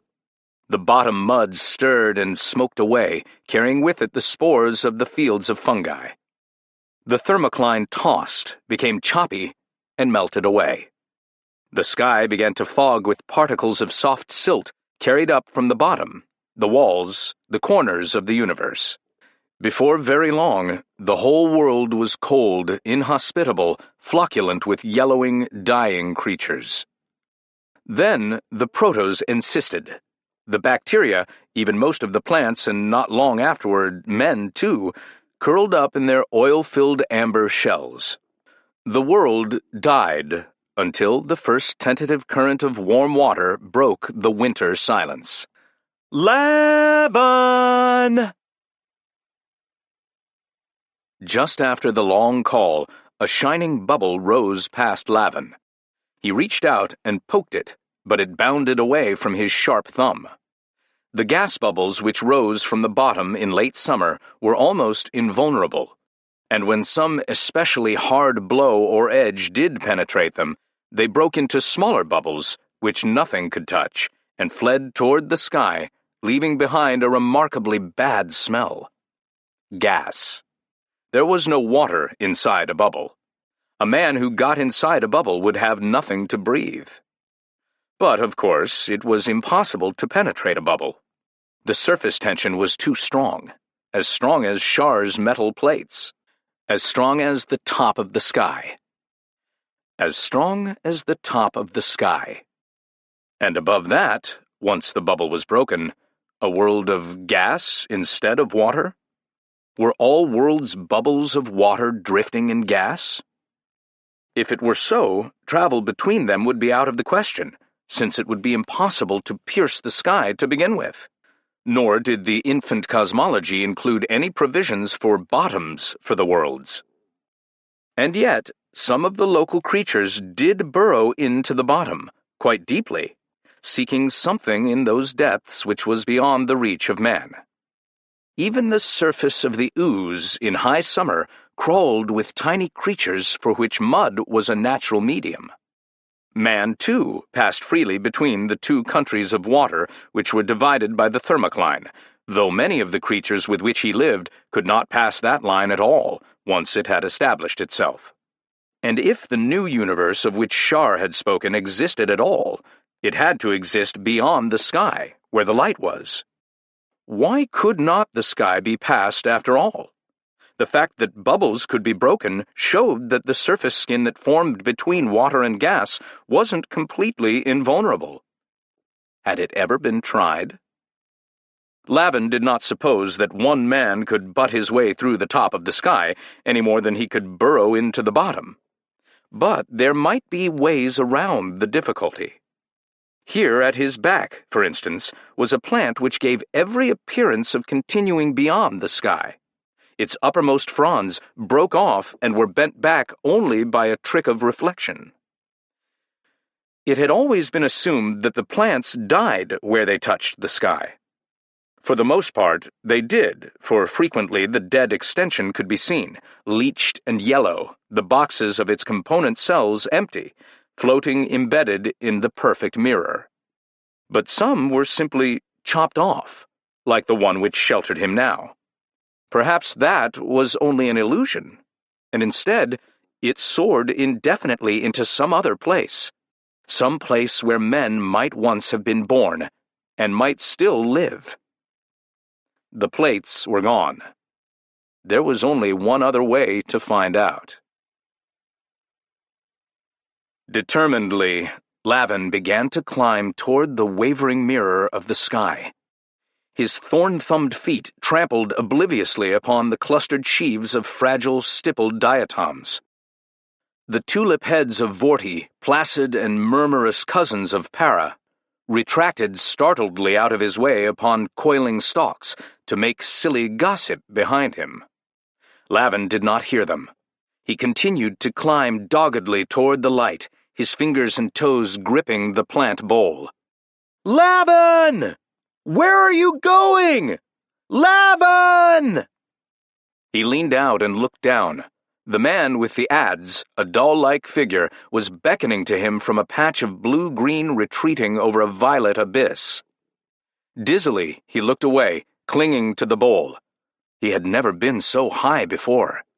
Then he began to climb again. After a while, He touched the sky with one hand. He stopped to breathe. Curious bacteria gathered about the base of his thumb, where blood from a small cut was fogging away, scattered at his gesture, and wriggled mindlessly back toward the dull red lure.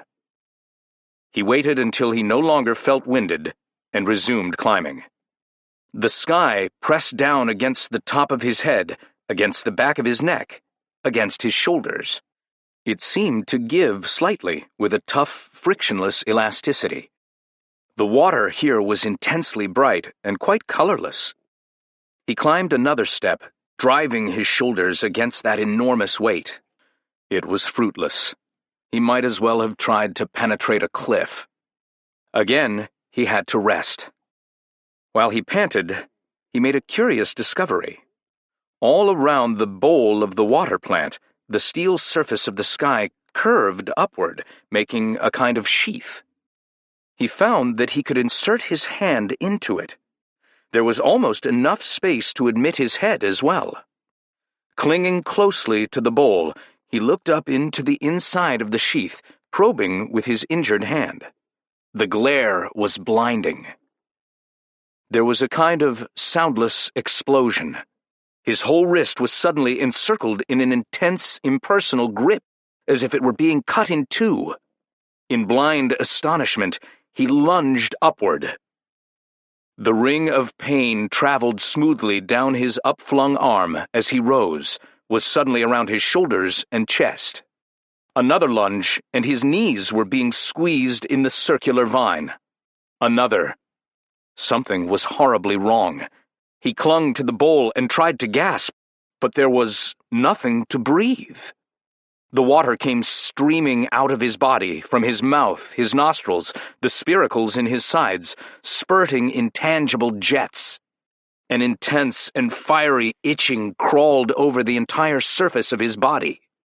At each spasm, long knives ran into him, and from a great distance he heard more water being expelled from his book lungs in an obscene, frothy sputtering. Lavin was drowning.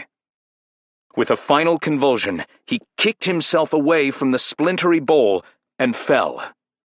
A hard impact shook him, and then the water, which had clung to him so tightly when he had first attempted to leave it, took him back with cold violence.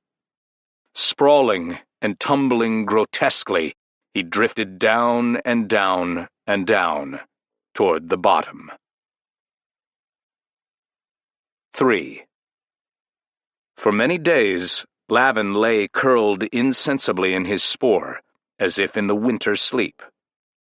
The shock of cold which he had felt on re-entering his native universe had been taken by his body as a sign of coming winter, as it had taken the oxygen starvation of his brief sojourn above the sky. The spore-forming glands had at once begun to function. Had it not been for this, Lavin would surely have died. The danger of drowning disappeared even as he fell, as the air bubbled out of his lungs and readmitted the life-giving water. But for the acute desiccation and third-degree sunburn, the sunken universe knew no remedy.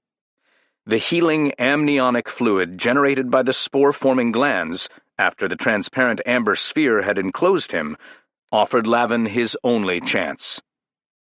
The brown sphere was spotted after some days by a prowling amoeba, quiescent in the eternal winter of the bottom. Down there, the temperature was always an even 4 degrees, no matter what the season, but it was unheard of that a spore should be found there, while the high epilimnion was still warm and rich in oxygen. Within an hour, the spore was surrounded by scores of astonished protos, jostling each other to bump their blunt, eyeless prows against the shell. Another hour later, a squad of worried men came plunging from the castles far above to press their own noses against the transparent wall. Then, swift orders were given. 4 para grouped themselves about the amber sphere, and there was a subdued explosion as the trichocysts, which lay embedded at the bases of their cilia just under the pellicle, burst and cast fine lines of quickly solidifying liquid into the water. The 4 paras thrummed and lifted, tugging. Lavin's spore swayed gently in the mud and then rose slowly and tangled in the web. Nearby, a knock cast a cold, pulsating glow over the operation, not for the paras, who did not need the light, but for the baffled knot of men. The sleeping figure of Lavin, head bowed, knees drawn up to its chest, revolved with an absurd solemnity inside the shell as it was moved. "Take him to Shar, Para." The young Shar justified, by minding his own business, the traditional wisdom with which his hereditary office had invested him. He observed at once that there was nothing he could do for the insisted Lavin, which would not be classifiable as simple meddling. He had the sphere deposited in a high tower room of his castle, where there was plenty of light and the water was warm, which should suggest to the hibernating form that spring was again on the way. Beyond that, he simply sat and watched, and kept his speculations to himself. Inside the spore, Lavin's body seemed rapidly to be shedding its skin in long strips and patches. Gradually, his curious shrunkenness disappeared. His withered arms and legs and sunken abdomen filled out again. The days went by while Shar watched. Finally, he could discern no more changes, and, on a hunch, had the spore taken up to the topmost battlements of the tower, into the direct daylight. An hour later, Lavin moved in his amber prison. He uncurled and stretched, turned blank eyes up toward the light. His expression was that of a man who had not yet awakened from a ferocious nightmare. His whole body shone with a strange pink newness. Shar knocked gently on the wall of the spore. Lavin turned his blind face toward the sound, life coming into his eyes. He smiled tentatively and braced his hands and feet against the inner wall of the shell. The whole sphere fell abruptly to pieces with a sharp crackling. The amniotic fluid dissipated around him and Shar, carrying away with it the suggestive odor of a bitter struggle against death. Lavin stood among the bits of shell and looked at Shar silently.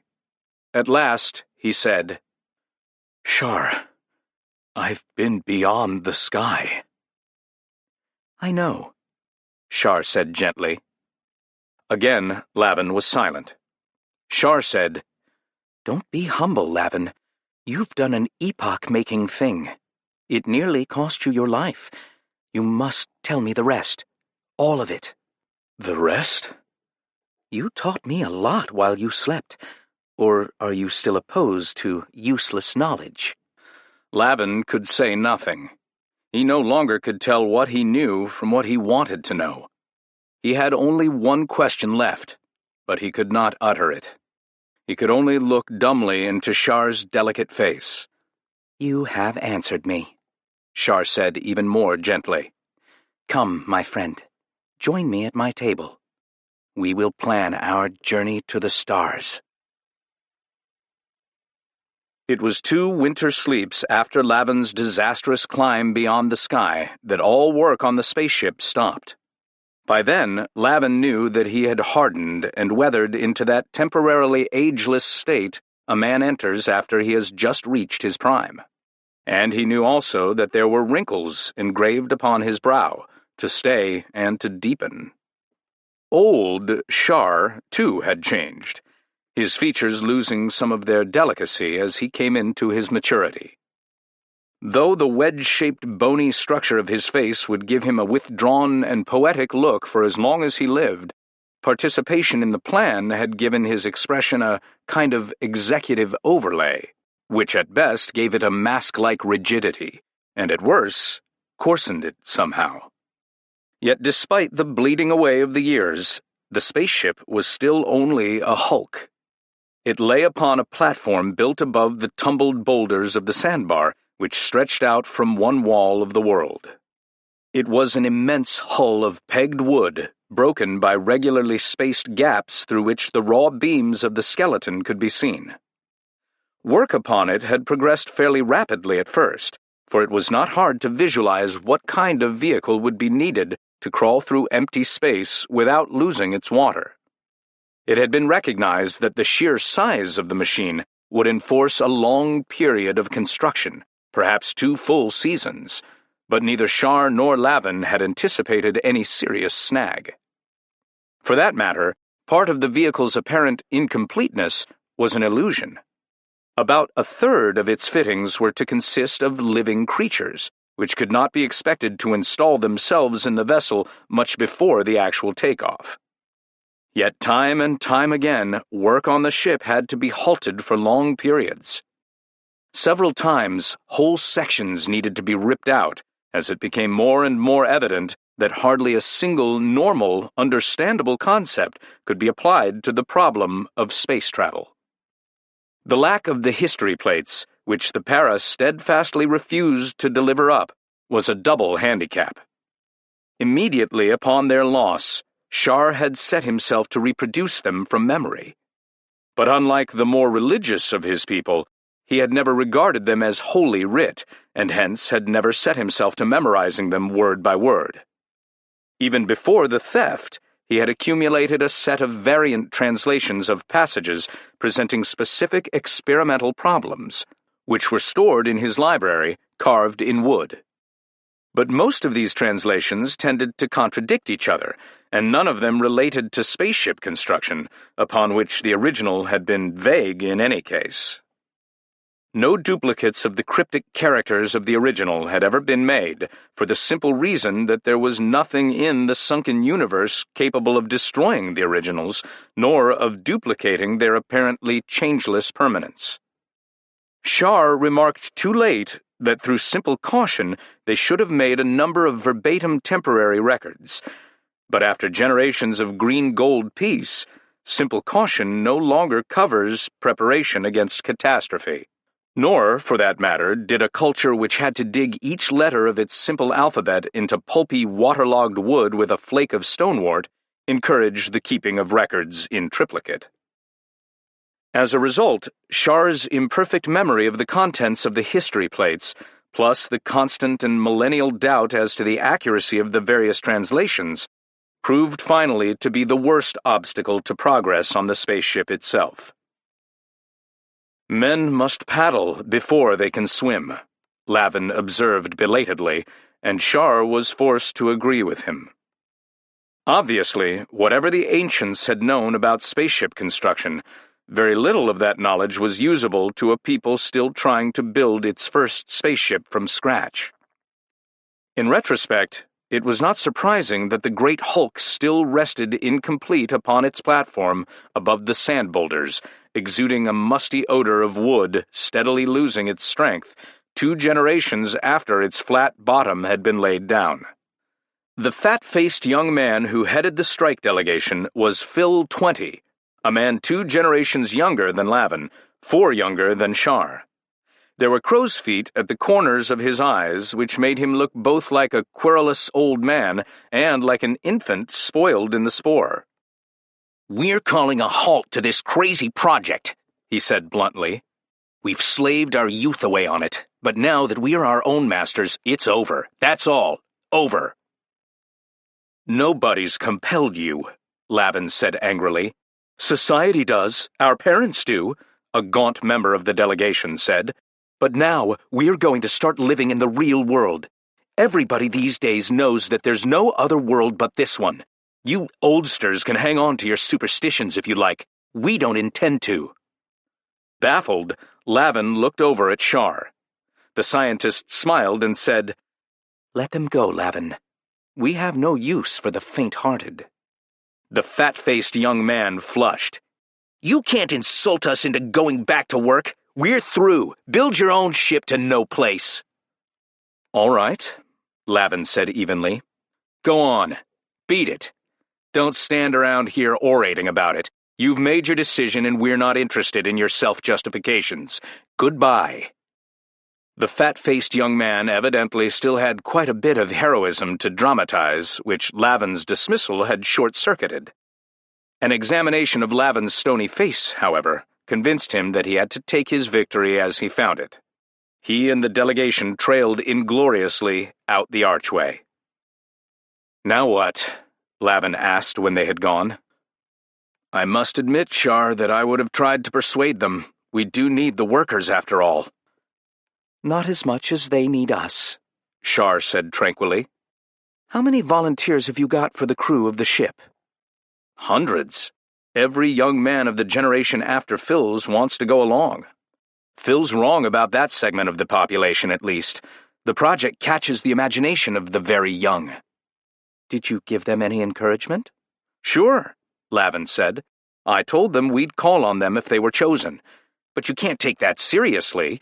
We'd do badly to displace our picked group of specialists with youths who have enthusiasm and nothing else. That's not what I had in mind, Lavin. Didn't I see a Knock in your chambers somewhere? Oh, there he is, asleep in the dome. Knock! The creature stirred its tentacles lazily. Knock, I've a message, Shar called. The Protos are to tell all men that those who wish to go to the next world with the spaceship must come to the staging area right away. Say that we can't promise to take everyone, but that only those who help us build the ship will be considered at all. The Knock curled its tentacles again and appeared to go back to sleep. Actually, of course, it was sending its message through the water in all directions. 4.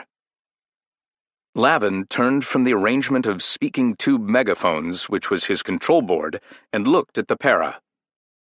One last try, he said. Will you give us back the plates? No, Lavin. We have never denied you anything before, but this we must. You're going with us, though, Para. Unless you give us the knowledge we need, you'll lose your life if we lose ours. What is one, Para? The creature said. We are all alike. This cell will die, but the Protos need to know how you fare on this journey. We believe you should make it without the plates. Why? The Proto was silent. Lavin stared at it a moment, then turned deliberately back to the speaking tubes. Everyone hang on, he said.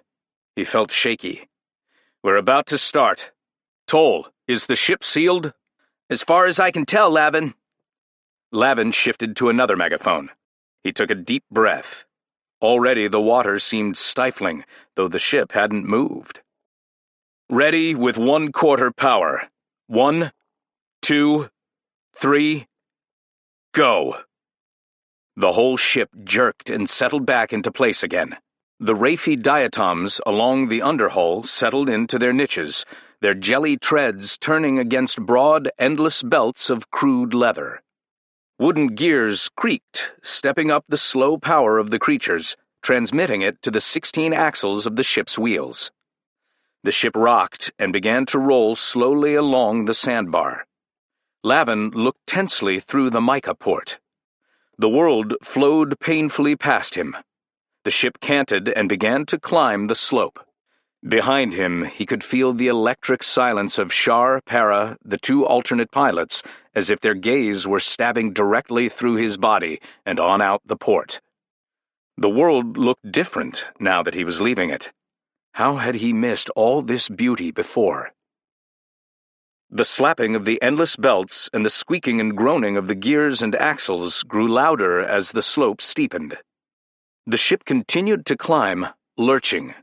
Around it, squadrons of men and Protos dipped and wheeled, escorting it toward the sky. Gradually, the sky lowered and pressed down toward the top of the ship. A little more work from your diatoms, Tannel, Lavin said. Boulder ahead. The ship swung ponderously. All right, slow them up again. Give us a shove from your side, Than.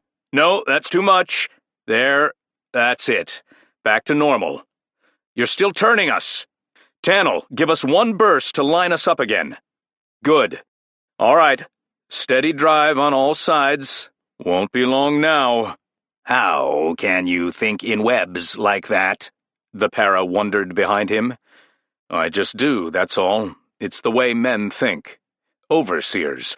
A little more thrust now. The grade's getting steeper. The gears groaned. The ship nosed up. The sky brightened in Lavin's face. Despite himself, he began to be frightened.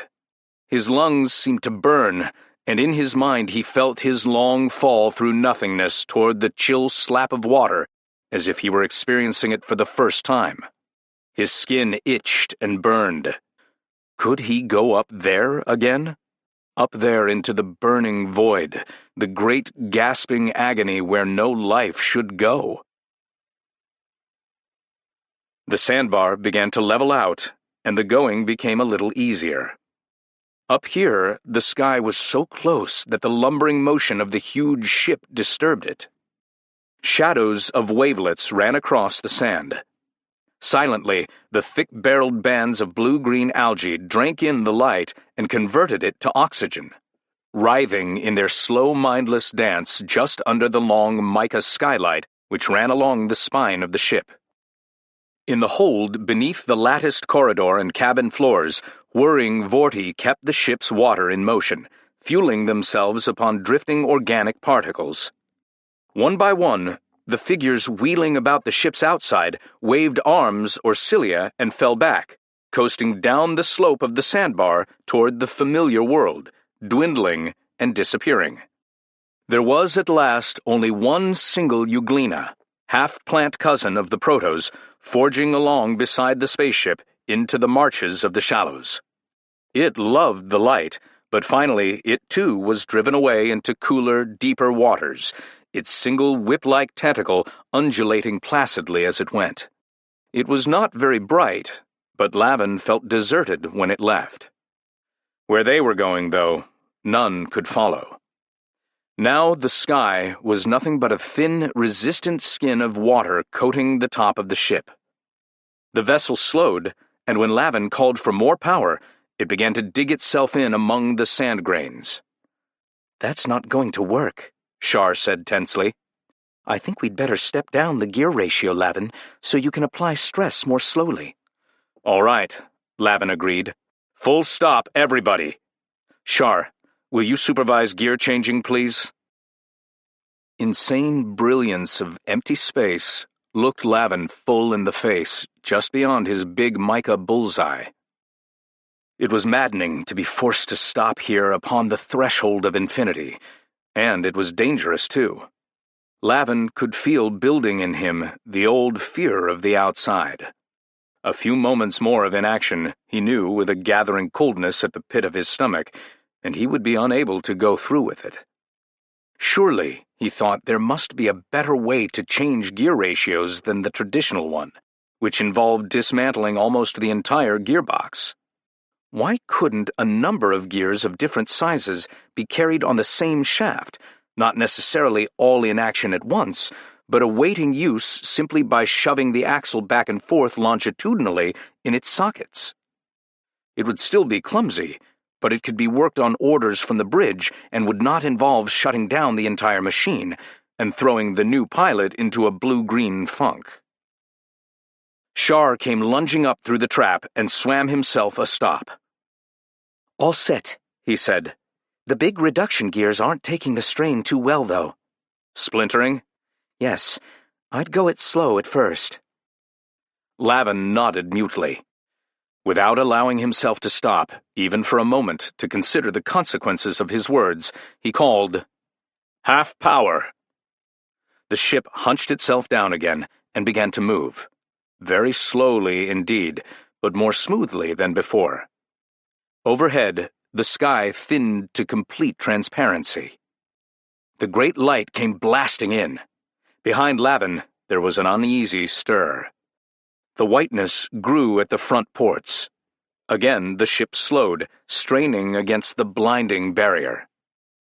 Lavin swallowed and called for more power. The ship groaned like something about to die. It was now almost at a standstill. "More power," Lavin ground out. Once more, with infinite slowness, the ship began to move. Gently, it tilted upward.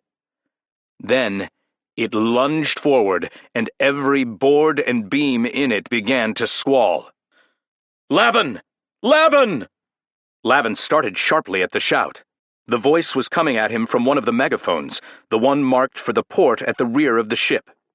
"Lavin! What is it? Stop your damn yelling!" "I can see the top of the sky. From the other side. From the top side. It's like a big flat sheet of metal. We're going away from it. We're above the sky, Lavin. We're above the sky!" Another violent start swung Lavin around toward the forward port. On the outside of the mica, the water was evaporating with shocking swiftness, taking with it strange distortions and patterns made of rainbows. Lavin saw space. It was at first like a deserted and cruelly dry version of the bottom. There were enormous boulders, great cliffs, tumbled, split, riven, jagged rocks going up and away in all directions. But it had a sky of its own, a deep blue dome so far away that he could not believe in, let alone compute, what its distance might be. And in this dome was a ball of white fire that seared his eyeballs. The wilderness of rock was still a long way away from the ship, which now seemed to be resting upon a level, glistening plain. Beneath the surface shine, the plain seemed to be made of sand. Nothing but familiar sand, the same substance which had heaped up to form a bar in Lavin's own universe, the bar along which the ship had climbed. But the glassy, colorful skin over it. Suddenly, Lavin became conscious of another shout from the megaphone banks. He shook his head savagely and asked, "What is it now?" "Lavin, this is Than. What have you gotten us into? The belts are locked. The diatoms can't move them. They aren't faking either. We've wrapped them hard enough to make them think we were trying to break their shells, but they still can't give us more power." "Leave them alone," Lavin snapped. "They can't fake. They haven't enough intelligence. If they say they can't give you more power, they can't." "Well, then you get us out of it," Than's voice said frightenedly. Shar came forward to Lavin's elbow. "We're on a space-water interface where the surface tension is very high," he said softly. "This is why I insisted on our building the ship so that we could lift the wheels off the ground whenever necessary. For a long while I couldn't understand the reference of the history plates to retractable landing gear. But it finally occurred to me that the tension along a space-water interface, or to be more exact, a space-mud interface, would hold any large object pretty tightly. If you order the wheels pulled up now, I think we'll make better progress for a while on the belly treads." "Good enough," Lavin said. "Hello below. Up landing gear." Evidently the ancients knew their business after all, Shar. Quite a few minutes later, for shifting power to the belly treads involved another setting of the gearbox, the ship was crawling along the shore toward the tumbled rock. Anxiously, Lavin scanned the jagged, threatening wall for a break. There was a sort of rivulet off toward the left which might offer a route, though a dubious one, to the next world. After some thought, Lavin ordered his ship turned toward it. "Do you suppose that thing in the sky is a star?" he asked. "But there was supposed to be lots of them. Only one is up there, and one's plenty for my taste." "I don't know," Shar admitted, "but I'm beginning to get a picture of the way the universe is made, I think. Evidently our world is a sort of cup in the bottom of this huge one. This one has a sky of its own. Perhaps it, too, is only a cup in the bottom of a still huger world, and so on without end. It's a hard concept to grasp, I'll admit. Maybe it would be more sensible to assume that all the worlds are cups in this one common surface, and that the great light shines on them all impartially." "Then what makes it seem to go out every night, and dim even in the day during winter?" Lavin demanded. "Perhaps it travels in circles, over first one world, then another. How could I know yet?" "Well, if you're right, It means that all we have to do is crawl along here for a while until we hit the top of the sky of another world, Lavin said. Then we dive in. Somehow, it seems too simple after all our preparations. Shar chuckled, but the sound did not suggest that he had discovered anything funny. Simple? Have you noticed the temperature yet?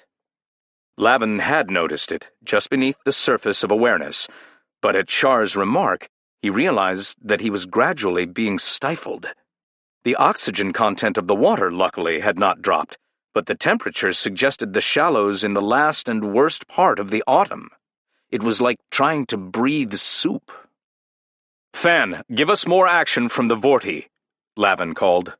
"This is going to be unbearable unless we get more circulation."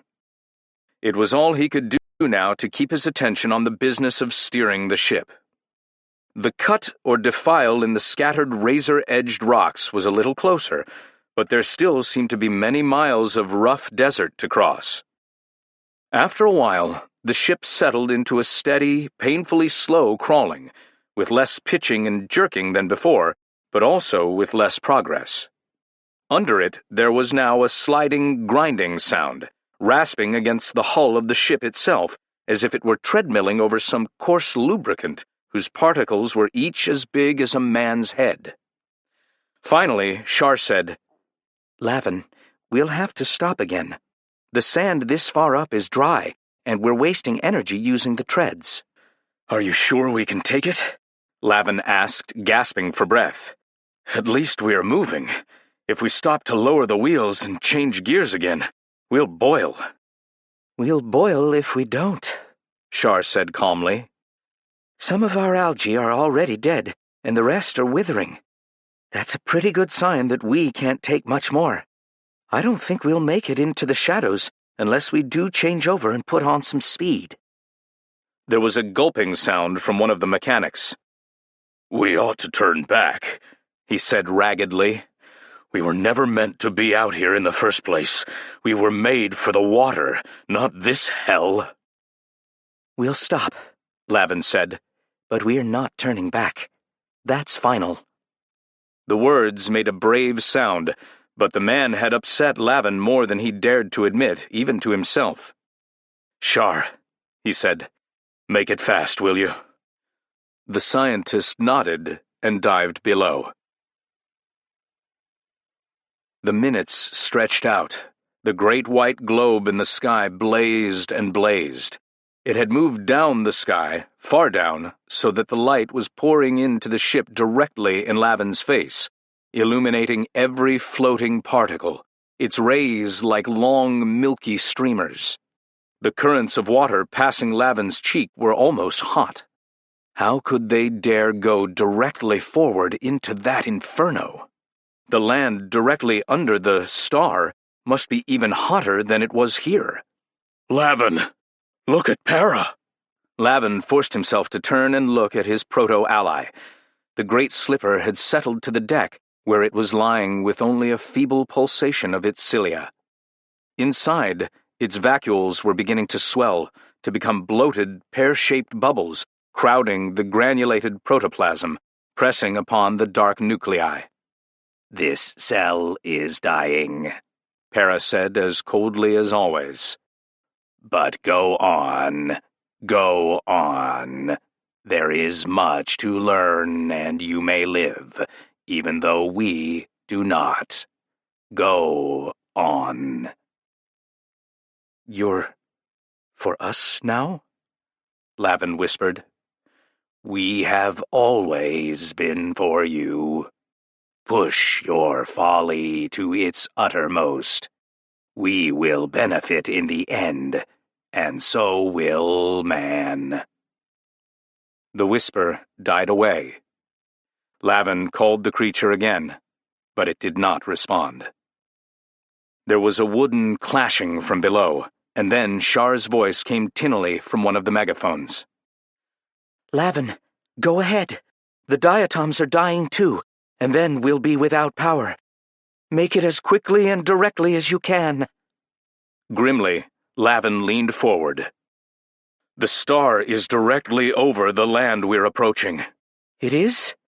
It may go lower still, and the shadows will get longer. That's our only hope. Lavin had not thought of that. He rasped into the banked megaphones. Once more, the ship began to move. It got hotter. Steadily, with a perceptible motion, the star sank in Lavin's face. Suddenly, a new terror struck him. Suppose it should continue to go down until it was gone entirely. Blasting though it was now, it was the only source of heat. Would not space become bitter cold on the instant, and the ship an expanding, bursting block of ice?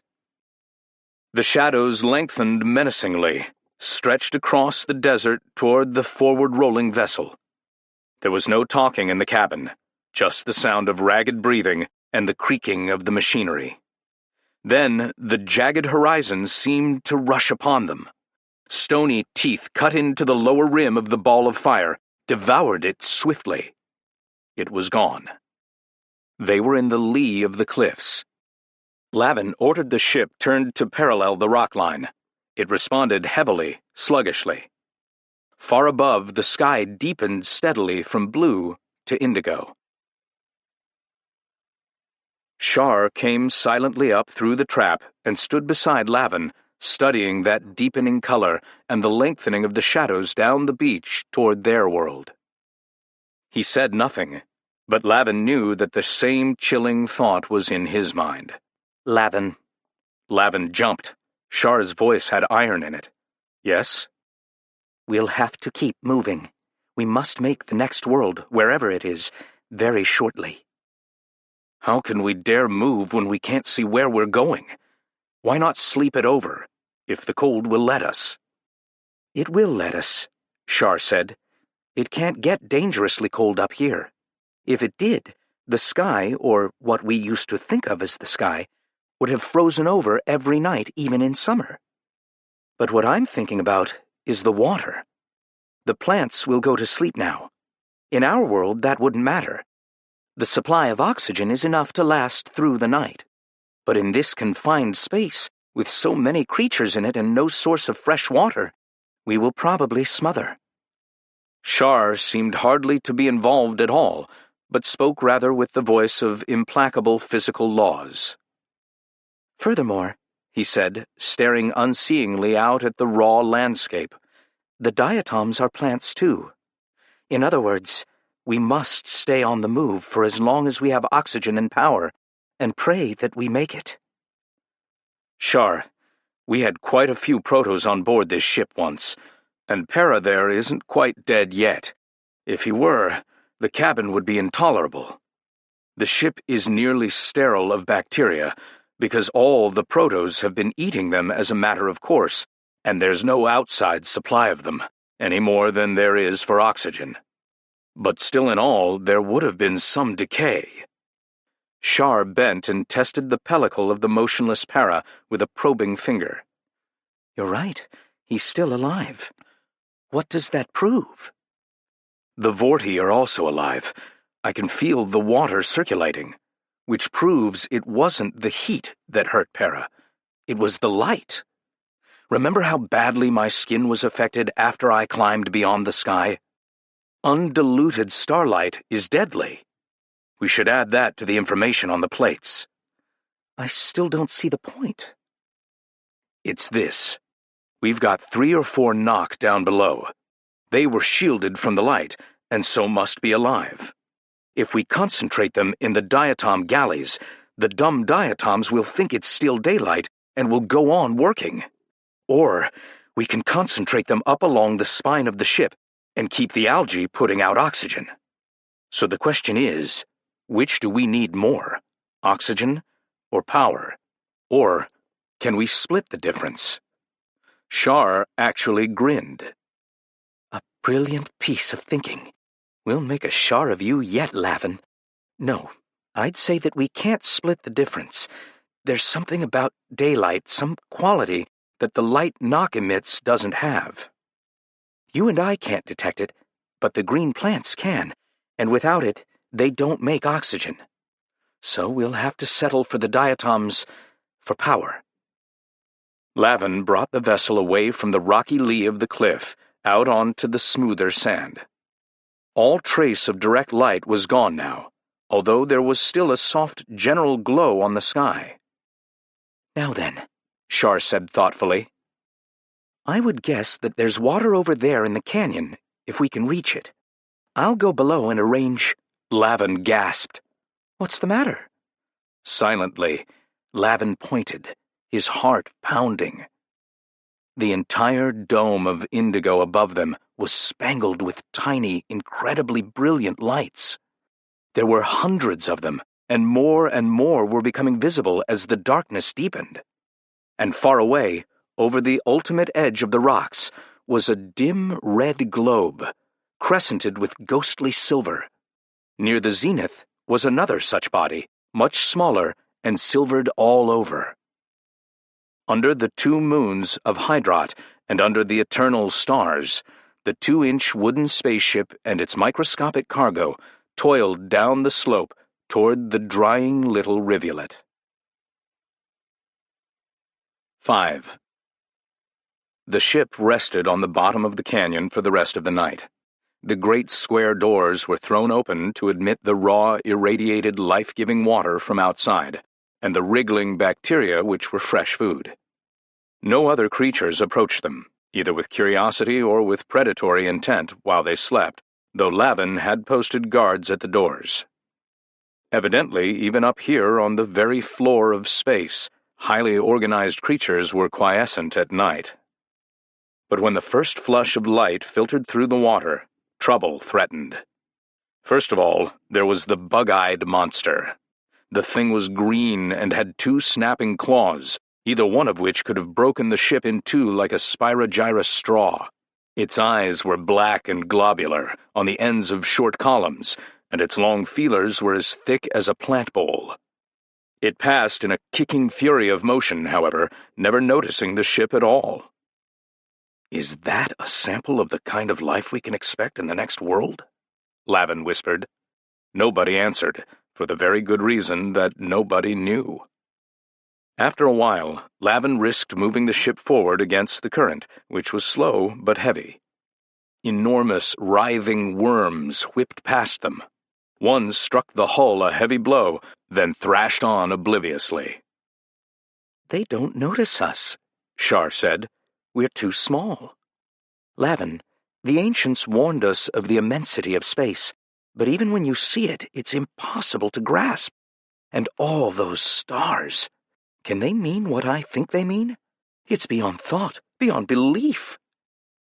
"The bottom's sloping," Lavin said, looking ahead intently. "The walls of the canyon are retreating and the water's becoming rather silty. Let the stars wait, Shar. We're coming toward the entrance of our new world." Shar subsided moodily. His vision of space had disturbed him, perhaps seriously. He took little notice of the great thing that was happening, but instead huddled worriedly over his own expanding speculations. Lavin felt the old gap between their 2 minds widening once more. Now the bottom was tilting upward again.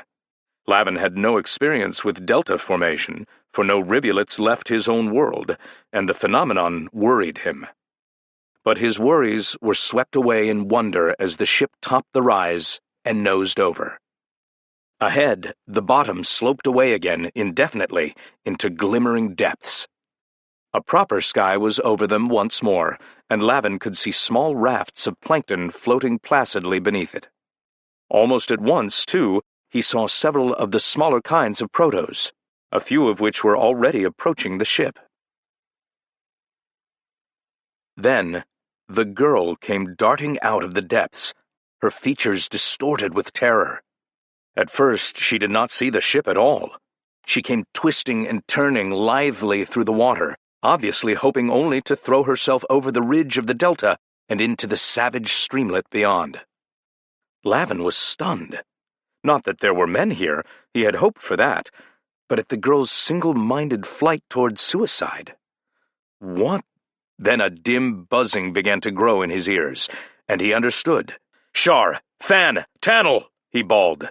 Break out crossbows and spears! Knock out all the windows!" He lifted a foot and kicked through the big port in front of him. Someone thrust a crossbow into his hand. "Eh? What's happening?" Shar blurted. "Rotifers!" The cry went through the ship like a galvanic shock. The rotifers back in Lavin's own world were virtually extinct, but everyone knew thoroughly the grim history of the long battle Man and Proto had waged against them. The girl spotted the ship suddenly and paused, stricken by despair at the sight of the new monster. She drifted with her own momentum, her eyes alternately fixed hypnotically upon the ship and glancing back over her shoulder toward where the buzzing snarled louder and louder in the dimness. "Don't stop!" Lavin shouted. "This way! This way! We're friends! We'll help!" 3 great semi-transparent trumpets of smooth flesh bored over the rise, the many thick cilia of their coronas whirring greedily. Dicrans, the most predacious of the entire tribe of eaters. They were quarreling thickly among themselves as they moved, with the few blurred pre-symbolic noises which made up their language. Carefully, Lavin wound the crossbow, brought it to his shoulder, and fired. The bolt sang away through the water. It lost momentum rapidly, and was caught by a stray current which brought it closer to the girl than to the eater at which Lavin had aimed. He bit his lip, lowered the weapon, wound it up again. It did not pay to underestimate the range. He would have to wait until he could fire with effect. Another bolt, cutting through the water from a side port, made him issue orders to cease firing. The sudden eruption of the rotifers decided the girl.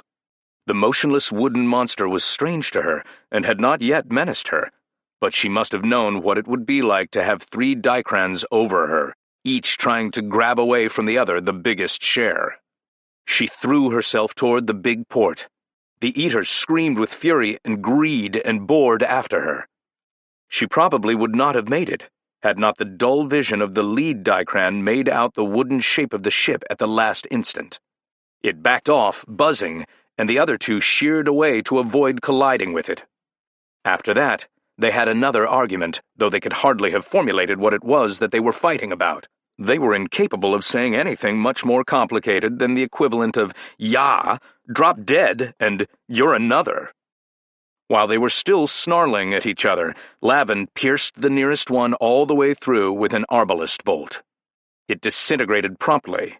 Rotifers are delicately organized creatures despite their ferocity, and the remaining 2 were at once involved in a lethal battle over the remains. "Fan, take a party out and spear me those 2 eaters while they're still fighting," Lavin ordered. "Don't forget to destroy their eggs, too. I can see that this world needs a little taming." The girl shot through the port and brought up against the far wall of the cabin, flailing in terror. Lavin tried to approach her, but from somewhere she produced a flake of stonewort chipped to a nasty point. He sat down on the stool before his control board and waited while she took in the cabin, Lavon, Shar, the pilot, the senescent Para. At last she said, "Are you the gods from beyond the sky?" "We're from beyond the sky, all right," Lavin said, "but we're not gods. We're human beings like yourself. Are there many humans here?" The girl seemed to assess the situation very rapidly, savage though she was. Lavin had the odd and impossible impression that he should recognize her. She tucked the knife back into her matted hair. "Ah," Lavin thought, "that's a trick I may need to remember," and shook her head. "We are few. The eaters are everywhere. Soon they will have the last of us." Her fatalism was so complete that she actually did not seem to care. "And you've never cooperated against them? Or asked the Protos to help?" "The Protos?" She shrugged. "They are as helpless as we are against the eaters. We have no weapons which kill at a distance like yours, and it is too late now for such weapons to do any good. We are too few, the eaters too many." Lavin shook his head emphatically. "You've had one weapon that counts all along. Against it, numbers mean nothing. We'll show you how we've used it. You may be able to use it even better than we did, once you've given it a try." The girl shrugged again. We have dreamed of such a weapon now and then, but never found it. I do not think that what you say is true. What is this weapon? Brains, Lavin said. Not just one brain, but brains, working together. Cooperation. Lavin speaks the truth, a weak voice said from the deck. The para stirred feebly. The girl watched it with wide eyes. The sound of the para using human speech seemed to impress her more than the ship or anything else it contained. The Eaters can be conquered, the thin, buzzing voice said. The Protos will help as they helped in the world from which we came. They fought this flight through space and deprived man of his records, but man made the trip without the records. The Protos will never oppose men again. I have already spoken to the Protos of this world and have told them what man can dream, man can do, whether the Protos wish it or not. Shar, your metal records are with you. They were hidden in the ship. My brothers will lead you to them. This organism dies now. It dies in confidence of knowledge, as an intelligent creature dies. Man has taught us this. There is nothing that knowledge cannot do. With it, men have crossed space. The voice whispered away. The shining slipper did not change, but something about it was gone. Lavin looked at the girl. Their eyes met. We have crossed space, Lavin repeated softly. Shar's voice came to him across a great distance. The young old man was whispering, But have we? As far as I'm concerned, yes, said Lavin. The 9 Billion Names of God by Arthur C. Clarke. First published in 1953. This is a slightly unusual request, said Dr. Wagner with what he hoped was commendable restraint. As far as I know, it's the first time anyone's been asked to supply a Tibetan monastery with an automatic sequence computer. I don't wish to be inquisitive, but I should hardly have thought that your establishment had much use for such a machine. Could you explain just what you intend to do with it?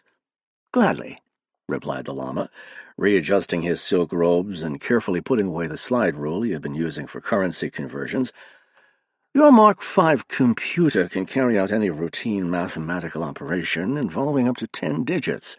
However, for our work, we are interested in letters, not numbers. As we wish you to modify the output circuits, the machine will be printing words, not columns or figures. I don't quite understand. This is a project on which we have been working for the last 3 centuries, since the Lamasery was founded, in fact. It is somewhat alien to your way of thought, so I hope you will listen with an open mind while I explain it. Naturally. It is really quite simple. We have been compiling a list which shall contain all the possible names of God. I beg your pardon? We have reason to believe, continued the Lama imperturbably, that all such names can be written with not more than 9 letters in an alphabet we have devised. And you have been doing this for 3 centuries? Yes.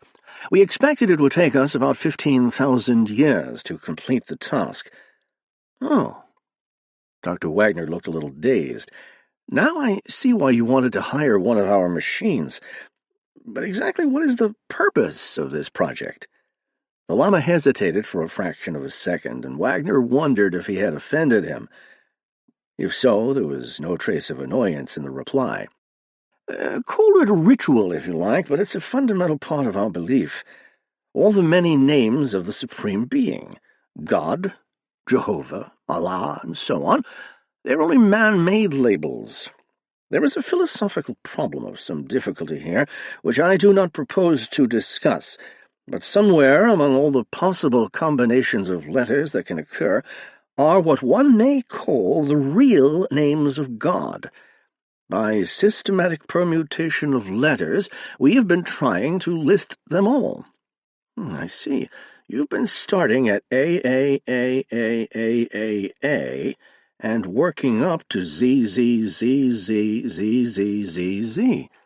Exactly. Though we use a special alphabet of our own. Modifying the electromatic typewriters to deal with this is, of course, trivial. A rather more interesting problem is that of devising suitable circuits to eliminate ridiculous combinations. For example, no letter must occur more than 3 times in succession. 3? Surely you mean 2. 3 is correct. I'm afraid it would take too long to explain why, even if you understood our language. I'm sure it would, said Wagner hastily. Go on.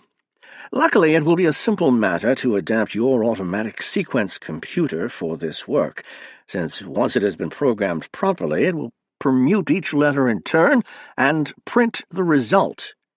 What would have taken us 15,000 years, it will be able to do in 100 days. Dr. Wagner was scarcely conscious of the faint sounds from the Manhattan streets far below. He was in a different world, a world of natural, not man-made mountains. High up in their remote areas, these monks had been patiently at work, generation after generation, compiling their lists of meaningless words. Was there any limit to the follies of mankind? Still, he must give no hint of his inner thoughts. The customer was always right. "There's no doubt," replied the doctor, "that we can modify the Mark V to print lists of this nature.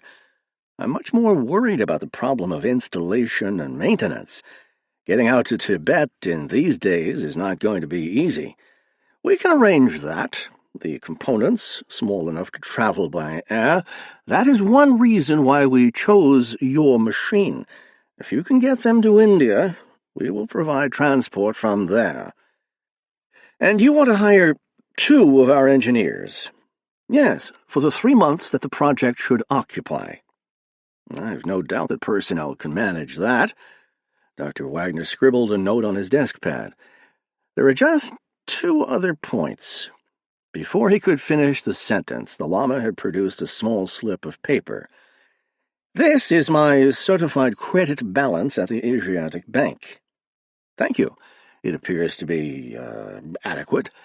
The second matter is so trivial that I hesitate to mention it, but it's surprising how often the obvious gets overlooked. What source of electrical energy have you? A diesel generator providing 50 kilowatts at 110 volts. It was installed about 5 years ago and is quite reliable. It's made life at the Lamasery much more comfortable, but of course it was really installed to provide power for the motors driving the prayer wheels. Of course, echoed Dr. Wagner. I should have thought of that. The view from the parapet was vertiginous, but in time one gets used to anything. After 3 months, George Hanley was not impressed by the 2,000-foot swoop into the abyss, or the remote checkerboard of fields in the valley below. He was leaning against the wind-smoothed stones and staring morosely at the distant mountains whose names he had never bothered to discover. This, thought George, was the craziest thing that had ever happened to him. Project Shangri-La, some wit back at the labs had christened it. For weeks now, the Mark V had been churning out acres of sheets covered with gibberish. Patiently, inexorably, the computer had been rearranging letters in all their possible combinations, exhausting each class before going on to the next. As the sheets had emerged from the electromatic typewriters, the monks had carefully cut them up and pasted them into enormous books. In another week, heaven be praised, they would have finished. Just what obscure calculations had convinced the monks that they needn't bother to go on to words of 10, 20, or 100 letters, George didn't know.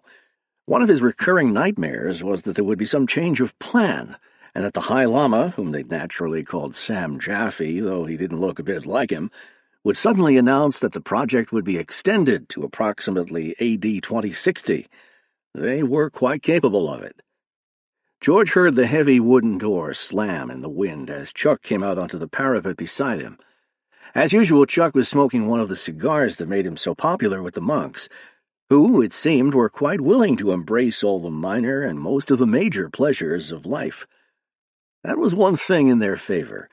They might be crazy, but they weren't blue noses. Those frequent trips they took down to the village, for instance.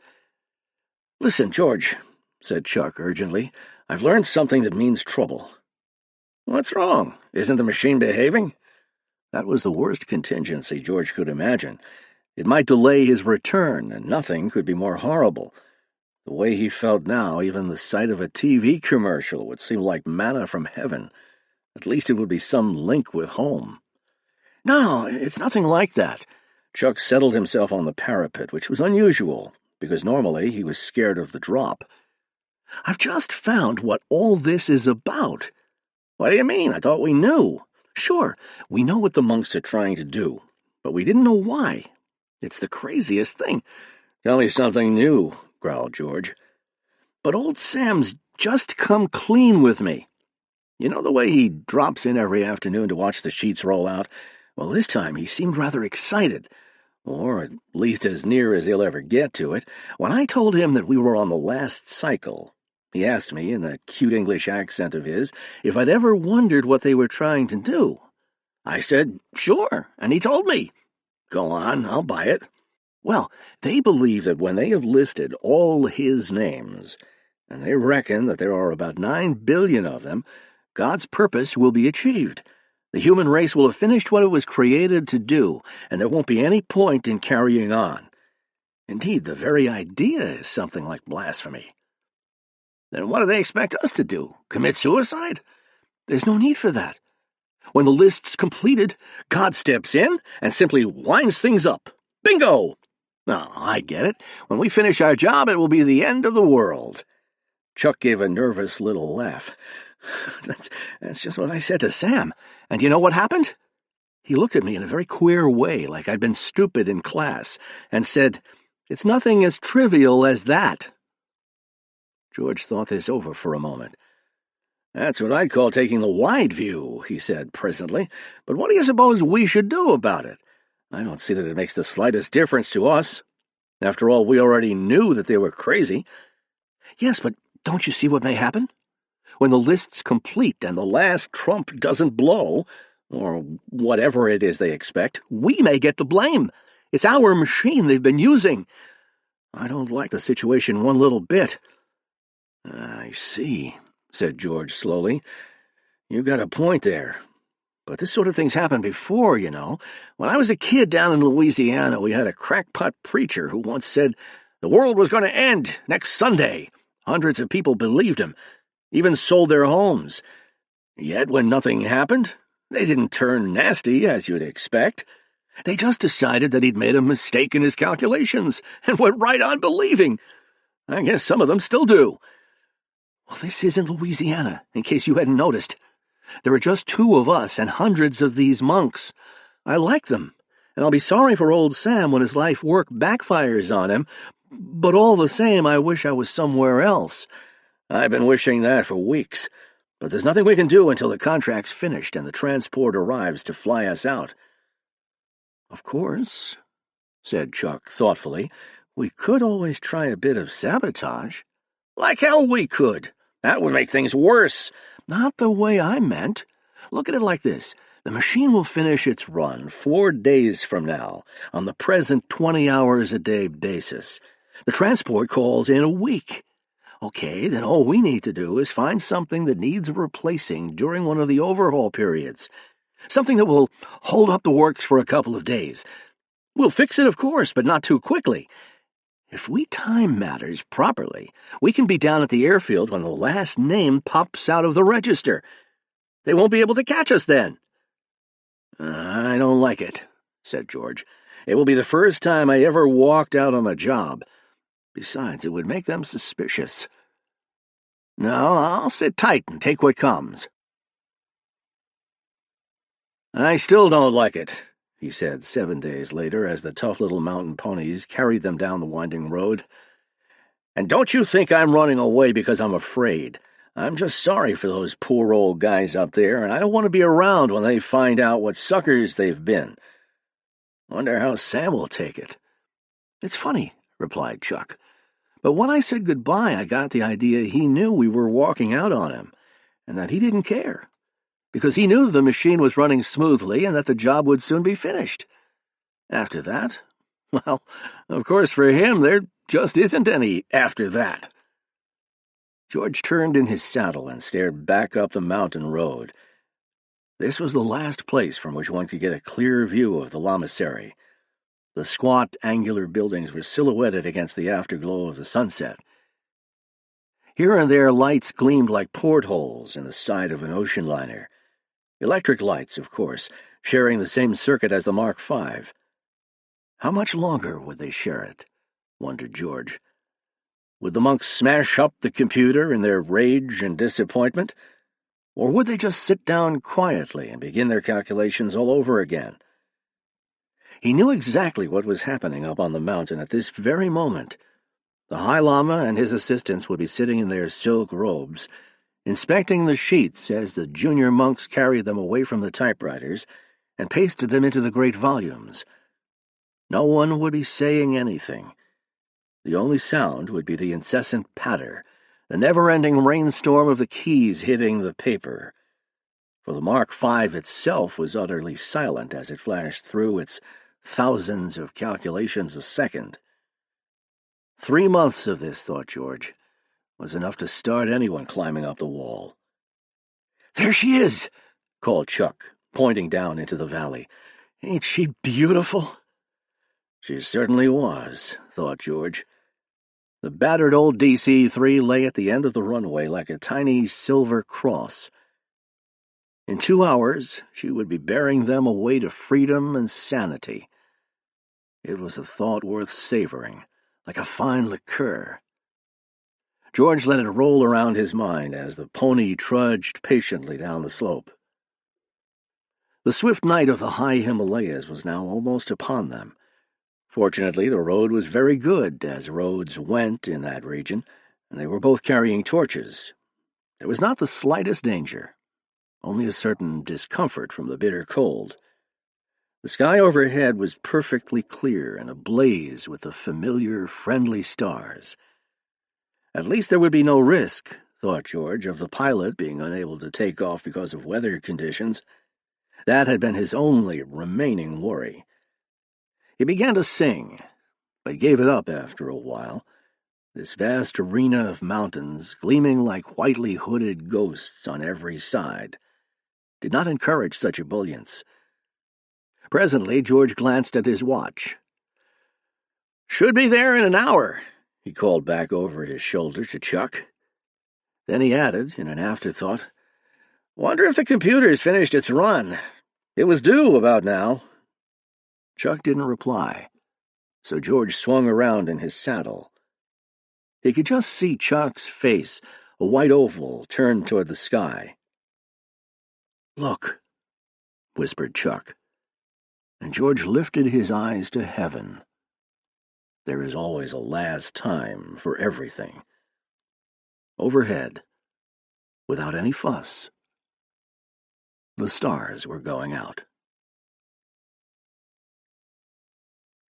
It's a Good Life by Jerome Bixby, first published in 1953. Aunt Amy was out on the front porch, rocking back and forth in the high-backed chair and fanning herself, when Bill Soames rode his bicycle up the road and stopped in front of the house.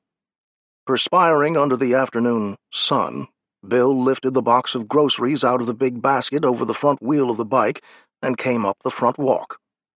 Little Anthony was sitting on the lawn, playing with a rat. He had caught the rat down in the basement. He had made it think that it smelled cheese, the most rich-smelling and crumbly delicious cheese a rat had ever thought it smelled, and it had come out of its hole, and now Anthony had hold of it with his mind, and was making it do tricks. When the rat saw Bill Soames coming, it tried to run, but Anthony thought at it, and it turned a flip-flop on the grass and lay trembling, its eyes gleaming in small black terror. Bill Soames hurried past Anthony and reached the front steps, mumbling. He always mumbled when he came to the Fremont house, or passed by it, or even thought of it. Everybody did. They thought about silly things, things that didn't mean very much, like 2 and 2 is 4 and twice is 8 and so on. They tried to jumble up their thoughts and keep them skipping back and forth, so Anthony couldn't read their minds. The mumbling helped, because if Anthony got anything strong out of your thoughts, he might take a notion to do something about it, like curing your wife's sick headaches, or your kids' mumps, or getting your old milk cow back on schedule, or fixing the privy. And while Anthony mightn't actually mean any harm, he couldn't be expected to have much notion of what was the right thing to do in such cases. That was if he liked you. He might try to help you, in his way, and that could be pretty horrible. If he didn't like you, well, that could be worse. Bill Soames set the box of groceries on the porch railing and stopped his mumbling long enough to say, "Everything you wanted, Miss Amy." "Oh, fine, William," Amy Fremont said lightly. "My, ain't it terrible hot today?" Bill Soames almost cringed. His eyes pleaded with her. He shook his head violently no, and then interrupted his mumbling again, though obviously he didn't want to. "Oh, don't say that, Miss Amy. It's fine. Just fine. A real good day." Amy Fremont got up from the rocking chair and came across the porch. She was a tall woman, thin, a smiling vacancy in her eyes. About a year ago, Anthony had gotten mad at her because she told him he shouldn't have turned the cat into a cat rug, and although he had always obeyed her more than anyone else, which was hardly at all, this time he'd snapped at her, with his mind. And that had been the end of Amy Fremont's bright eyes, and the end of Amy Fremont as everyone had known her. And that was when word got around in Peaksville, population 46, that even the members of Anthony's own family weren't safe. After that, everyone was twice as careful. Someday Anthony might undo what he'd done to Aunt Amy. Anthony's mom and pop hoped he would, when he was older, and maybe sorry. If it was possible, that is, because Aunt Amy had changed a lot, and besides, now Anthony wouldn't obey anyone. "Land alive, William," Aunt Amy said. "You don't have to mumble like that. Anthony wouldn't hurt you. My goodness, Anthony likes you." She raised her voice and called to Anthony, who had tired of the rat and was making it eat itself. "Don't you, dear? Don't you like Mr. Soames?" Anthony looked across the lawn at the grocery man, a bright, wet, purple gaze. He didn't say anything. Bill Soames tried to smile at him. After a second, Anthony returned his attention to the rat. It had already devoured its tail, or at least chewed it off, for Anthony had made it bite faster than it could swallow, and little pink and red furry pieces lay around it on the green grass. Now the rat was having trouble reaching its hindquarters. Mumbling silently, thinking of nothing in particular as hard as he could, Bill Soames went stiff-legged down the walk, mounted his bicycle, and pedaled off. "We'll see you tonight, William," Aunt Amy called after him. As Bill Soames pumped the pedals, he was wishing deep down that he could pump twice as fast to get away from Anthony all the faster, and away from Aunt Amy, who sometimes just forgot how careful you had to be. And he shouldn't have thought that, because Anthony caught it. He caught the desire to get away from the Fremont house as if it was something bad, and his purple gaze blinked, and he snapped a small, sulky thought after Bill Soames, just a small one, because he was in a good mood today. And besides, he liked Bill Soames, or at least didn't dislike him, at least today. Bill Soames wanted to go away. So, petulantly, Anthony helped him. Pedaling with superhuman speed, or rather appearing to, because, in reality, the bicycle was pedaling him, Bill Soames vanished down the road in a cloud of dust, his thin, terrified wail drifting back across the summer-like heat. Anthony looked at the rat. It had devoured half its belly and had died from pain. He thought it into a grave out deep in the cornfield. His father had once said, smiling, that he might do that with the things he killed, and went around the house, casting his odd shadow in the hot, brassy light from above. In the kitchen, Aunt Amy was unpacking the groceries. She put the mason-jarred goods on the shelves, and the meat and milk in the icebox, and the beet sugar and coarse flour in big cans under the sink. She put the cardboard box in the corner by the door for Mr. Soames to pick up next time he came. It was stained and battered and torn and worn fuzzy, but it was one of the few left in Peaksville. In faded red letters it said, Campbell's Soup. The last cans of soup, or of anything else, had been eaten long ago, except for a small communal hoard which the villagers dipped into for special occasions. But the box lingered on, like a coffin, and when it and the other boxes were gone, the men would have to make some out of wood. Aunt Amy went out in back, where Anthony's mom, Aunt Amy's sister, sat in the shade of the house, shelling peas. The peas, every time Mom ran a finger along a pod, went lollop, lollop, lollop into the pan on her lap. "William brought the groceries," Aunt Amy said. She sat down wearily in the straight-back chair beside Mom and began fanning herself again. She wasn't really old, but ever since Anthony had snapped at her with his mind, something had seemed to be wrong with her body as well as her mind, and she was tired all the time. "Oh, good," said Mom. Lollop went the fat peas into the pan. Everybody in Peaksville always said, "Oh, fine," or "good," or "say, that's swell," when almost anything happened or was mentioned, even unhappy things like accidents or even deaths. They'd always say "good," because if they didn't try to cover up how they really felt, Anthony might overhear with his mind, and then nobody knew what might happen. Like the time Mrs. Kent's husband, Sam, had come walking back from the graveyard because Anthony liked Mrs. Kent and had heard her mourning. Lollop. "Tonight's television night," said Aunt Amy. "I'm glad. I look forward to it so much every week. I wonder what we'll see tonight." "Did Bill bring the meat?" asked Mom. "Yes." Aunt Amy fanned herself, looking up at the featureless, brassy glare of the sky. "Goodness, it's so hot. I wish Anthony would make it just a little cooler. Amy! Oh!" Mom's sharp tone had penetrated where Bill Soames's agonized expression had failed. Aunt Amy put one thin hand to her mouth in exaggerated alarm. "Oh, I'm sorry, dear." Her pale blue eyes shuttled around, right and left, to see if Anthony was in sight. Not that it would make any difference if he was or wasn't. He didn't have to be near you to know what you were thinking. Usually, though, unless he had his attention on somebody, he would be occupied with thoughts of his own. But some things attracted his attention. You could never be sure just what.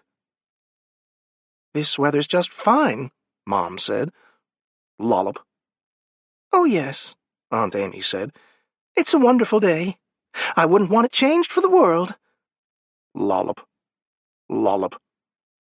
"What time is it?" Mom asked. Aunt Amy was sitting where she could see through the kitchen window to the alarm clock on the shelf above the stove. 4:30, she said. Lollop. "I want tonight to be something special," Mom said. "Did Bill bring a good lean roast?" "Good and lean, dear. They butchered just today, you know, and sent us over the best piece. Dan Hollis will be so surprised when he finds out that tonight's television party is a birthday party for him, too. Oh, I think he will. Are you sure nobody's told him? Everybody swore they wouldn't. That'll be real nice." Aunt Amy nodded, looking off across the cornfield. "A birthday party." "Well," Mom put the pan of peas down beside her, stood up, and brushed her apron. "I'd better get the roast on. Then we can set the table. She picked up the peas. Anthony came around the corner of the house.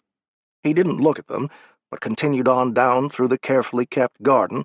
All the gardens in Peaksville were carefully kept, very carefully kept, and went past the rustling, useless hulk that had been the Fremont family car, and went smoothly over the fence and out into the cornfield.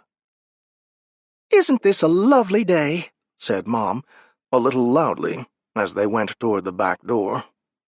Aunt Amy fanned herself. "A beautiful day, dear.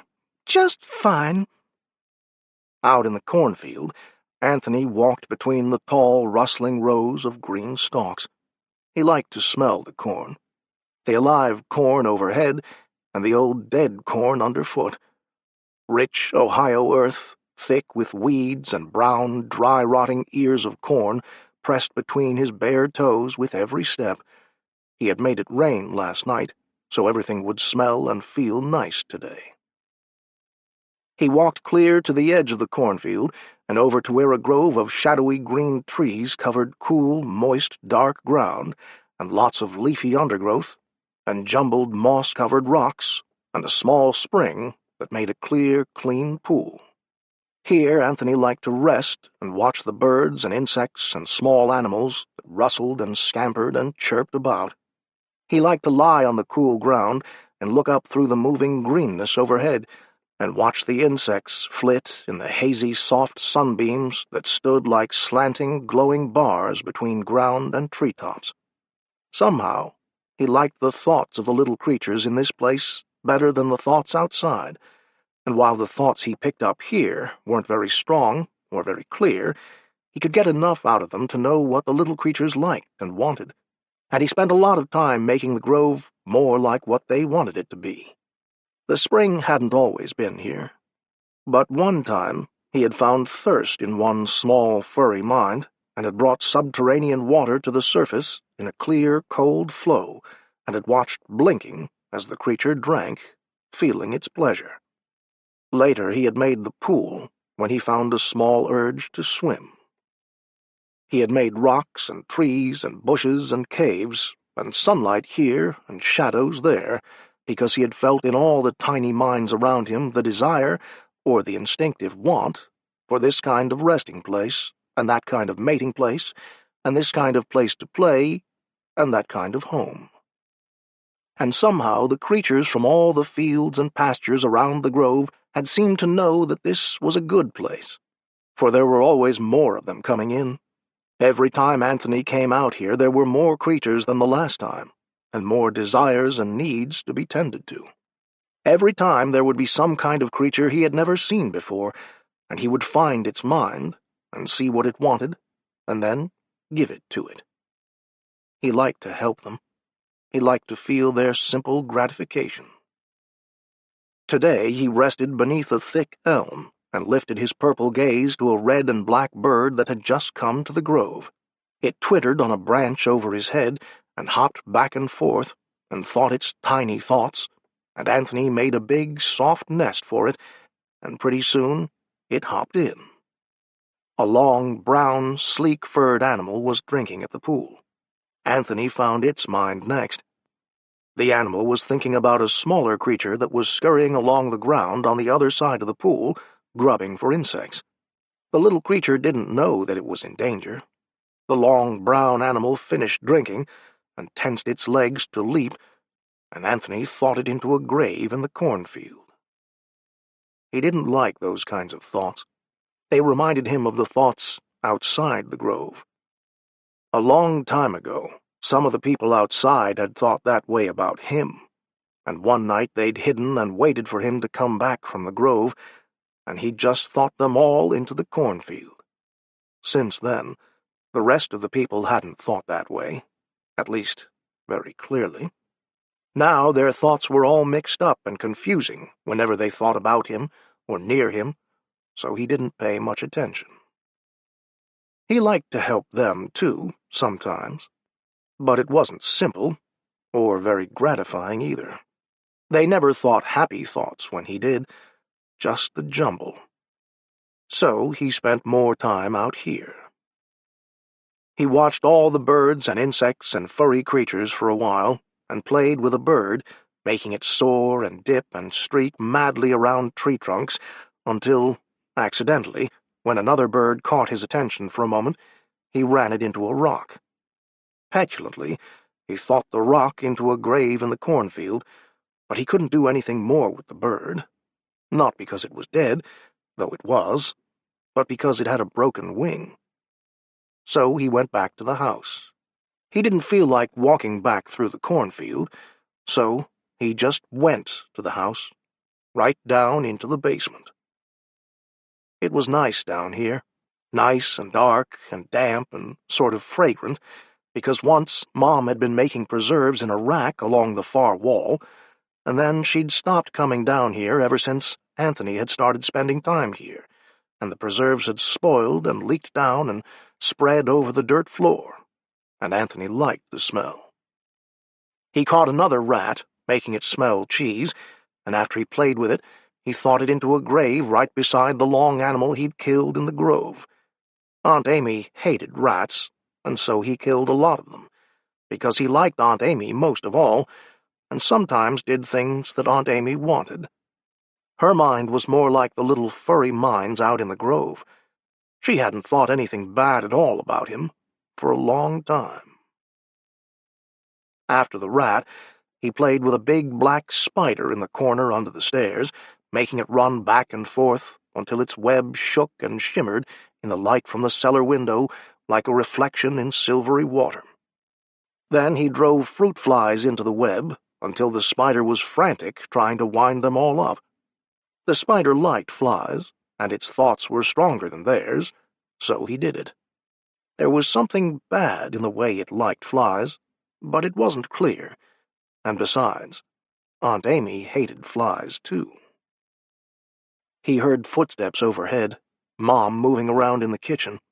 He blinked his purple gaze and almost decided to make her hold still, but instead he went up to the attic and, after looking out the circular window at the front end of the long V-roofed room for a while, at the front lawn and the dusty road and Henderson's tip-waving wheat field beyond, he curled into an unlikely shape and went partly to sleep. Soon people would be coming for television, he heard Mom think. He went more to sleep. He liked television night. Aunt Amy had always liked television a lot, so one time he had thought some for her, and a few other people had been there at the time, and Aunt Amy had felt disappointed when they wanted to leave. He'd done something to them for that, and now everybody came to television. He liked all the attention he got when they did. Anthony's father came home around 6:30, looking tired and dirty and bloody. He'd been over in Dunn's pasture with the other men, helping pick out the cow to be slaughtered this month, and doing the job, and then butchering the meat and salting it away in Soames's ice house. Not a job he cared for, but every man had his turn. Yesterday he had helped scythe down old McIntyre's wheat. Tomorrow they would start threshing. By hand. Everything in Peaksville had to be done by hand. He kissed his wife on the cheek and sat down at the kitchen table. He smiled and said, "Where's Anthony?" "Around someplace," Mom said. Aunt Amy was over at the wood-burning stove, stirring the big pot of peas. Mom went back to the oven and opened it and basted the roast. "Well, it's been a good day," Dad said, by rote. Then he looked at the mixing bowl and breadboard on the table. He sniffed at the dough. He said. "I could eat a loaf all by myself, I'm so hungry." "No one told Dan Hollis about its being a birthday party, did they?" his wife asked. "Nope. We kept as quiet as mummies." "We fixed up such a lovely surprise." What?" "Well, you know how much Dan likes music. Well, last week, Thelma Dunn found a record in her attic." "No." "Yes, and we had Ethel sort of ask, without really asking, if he had that one, and he said no. Isn't that a wonderful surprise?" "Well, now it sure is. A record. Imagine. That's a real nice thing to find. What record is it? Perry Como singing You Are My Sunshine. Well, I'll be darned. I always liked that tune. Some raw carrots were lying on the table. Dad picked up a small one, scrubbed it on his chest, and took a bite. How did Thelma happen to find it? Oh, you know, just looking around for new things. Dad chewed the carrot. Say, who has that picture we found a while back? I kind of liked it. That old clipper sailing along? The Smiths. Next week the Sippics get it, and they give the Smiths old McIntyre's music box, and we give the Sippics... And she went down the tentative order of things that would exchange hands among the women at church this Sunday. He nodded. Looks like we can't have the picture for a while, I guess. Look, honey, you might try to get that detective book back from the Rileys. I was so busy the week we had it, I never got to finish all the stories. I'll try, his wife said doubtfully. But I hear the Van Husens have a stereoscope they found in the cellar. Her voice was just a little accusing. They had it 2 whole months before they told anybody about it. Say, Dad said, looking interested, that'd be nice, too. Lots of pictures? I suppose so. I'll see on Sunday. I'd like to have it, but we still owe the Van Husens for their canary. I don't know why that bird had to pick our house to die. It must have been sick when we got it. Now there's just no satisfying Betty Van Heusen. She even hinted that she'd like our piano for a while. Well, honey, you try for the stereoscope, or just anything you think we'll like. At last he swallowed the carrot. It had been a little young and tough.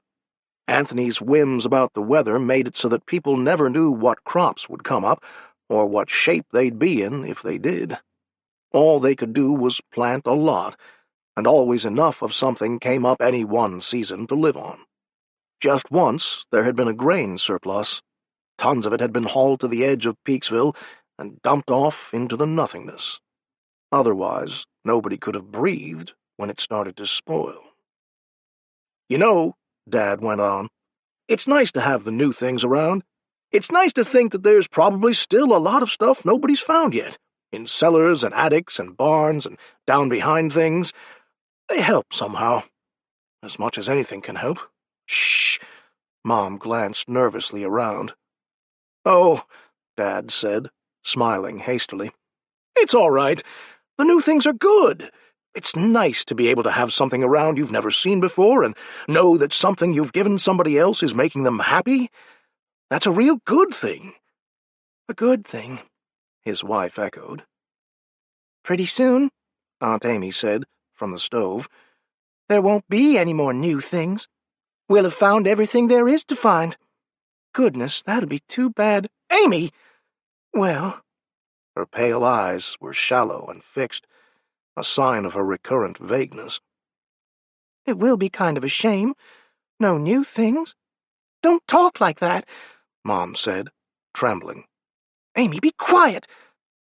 It's good, said Dad, in a loud, familiar, wanting to be overheard tone of voice. Such talk is good. It's okay, honey. Don't you see? It's good for Amy to talk any way she wants. It's good for her to feel bad. Everything's good. Everything has to be good. Anthony's mother was pale, and so was Aunt Amy.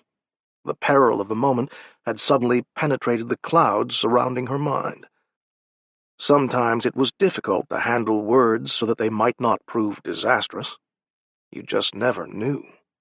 There were so many things it was wise not to say, or even think, but remonstration for saying or thinking them might be just as bad if Anthony heard and decided to do anything about it.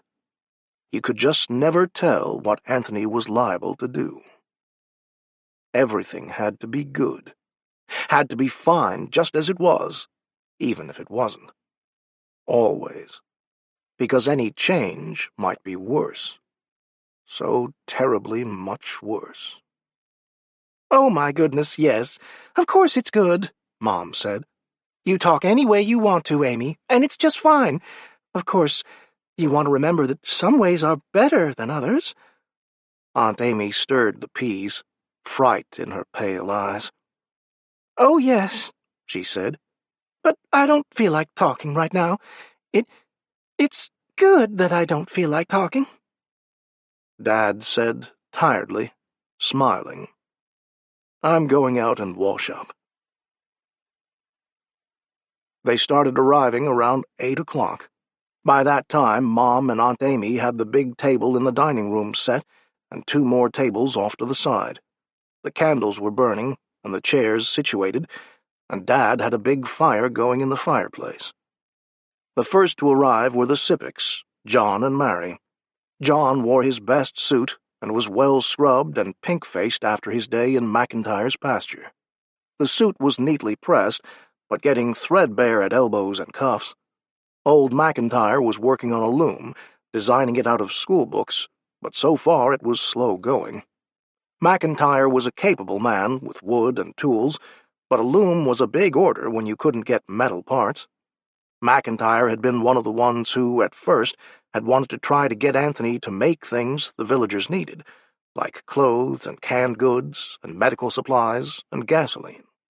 Since then, he felt that what had happened to the whole Terrence family and Joe Kinney was his fault, and he worked hard trying to make it up to the rest of them. And since then, no one had tried to get Anthony to do anything. Mary Sippick was a small, cheerful woman in a simple dress. She immediately set about helping Mom and Aunt Amy put the finishing touches on the dinner. The next arrivals were the Smiths and the Dunns, who lived right next to each other down the road, only a few yards from the nothingness. They drove up in the Smiths' wagon, drawn by their old horse. Then the Rileys showed up, from across the darkened wheat field, and the evening really began. Pat Riley sat down at the big upright in the front room and began to play from the popular sheet music on the rack. He played softly, as expressively as he could, and nobody sang. Anthony liked piano playing a whole lot, but not singing. Often he would come up from the basement, or down from the attic, or just come, and sit on top of the piano, nodding his head as Pat played Lover, or Boulevard of Broken Dreams, or Night and Day. He seemed to prefer ballads, sweet-sounding songs, but the one time somebody had started to sing, Anthony had looked over from the top of the piano and done something that made everybody afraid of singing from then on. Later, they decided that the piano was what Anthony had heard first, before anybody had ever tried to sing, and now anything else added to it didn't sound right and distracted him from his pleasure. So, every television night, Pat would play the piano, and that was the beginning of the evening. Wherever Anthony was, the music would make him happy and put him in a good mood, and he would know that they were gathering for television and waiting for him. By 8:30, everybody had shown up, except for the 17 children and Mrs. Soames, who was off watching them in the schoolhouse at the far end of town. The children of Peaksville were never allowed near the Fremont house, not since little Fred Smith had tried to play with Anthony on a dare. The younger children weren't even told about Anthony. The others had mostly forgotten about him, or were told that he was a nice goblin, but they must never go near him. Dan and Ethel Hollis came late, and Dan walked in not suspecting a thing. Pat Riley had played the piano until his hands ached. He'd worked pretty hard with them today, and now he got up, and everybody gathered around to wish Dan Hollis a happy birthday. "Well, I'll be darned," Dan grinned. "This is swell. I wasn't expecting this at all. Gosh, this is swell." They gave him his presents, mostly things they had made by hand, though some were things that people had possessed as their own, and now gave him as his. John Sippick gave him a watch charm, hand-carved out of a piece of hickory wood. Dan's watch had broken down a year or so ago, and there was nobody in the village who knew how to fix it, but he still carried it around because it had been his grandfather's and was a fine old heavy thing of gold and silver. He attached the charm to the chain, while everybody laughed and said John had done a nice job of carving. Then Mary Sippick gave him a knitted necktie, which he put on, removing the one he'd worn. The Rileys gave him a little box they had made to keep things in. They didn't say what things, but Dan said he'd keep his personal jewelry in it. The Rileys had made it out of a cigar box, carefully peeled of its paper and lined on the inside with velvet. The outside had been polished and carefully, if not expertly, carved by Pat, but his carving got complimented too. Dan Hollis received many other gifts: a pipe, a pair of shoelaces, a tie pin, a knit pair of socks, some fudge, a pair of garters made from old suspenders. He unwrapped each gift with vast pleasure and wore as many of them as he could right there, even the garters. He lit up the pipe and said he'd never had a better smoke, which wasn't quite true because the pipe wasn't broken in yet. Pete Manners had had it lying around ever since he'd received it as a gift 4 years ago from an out-of-town relative who hadn't known he'd stopped smoking. Dan put the tobacco into the bowl very carefully. Tobacco was precious. It was only pure luck that Pat Riley had decided to try to grow some in his backyard just before what had happened to Peaksville had happened. It didn't grow very well, and then they had to cure it and shred it and all, and it was just precious stuff. Everybody in town used wooden holders old McIntyre had made to save on butts.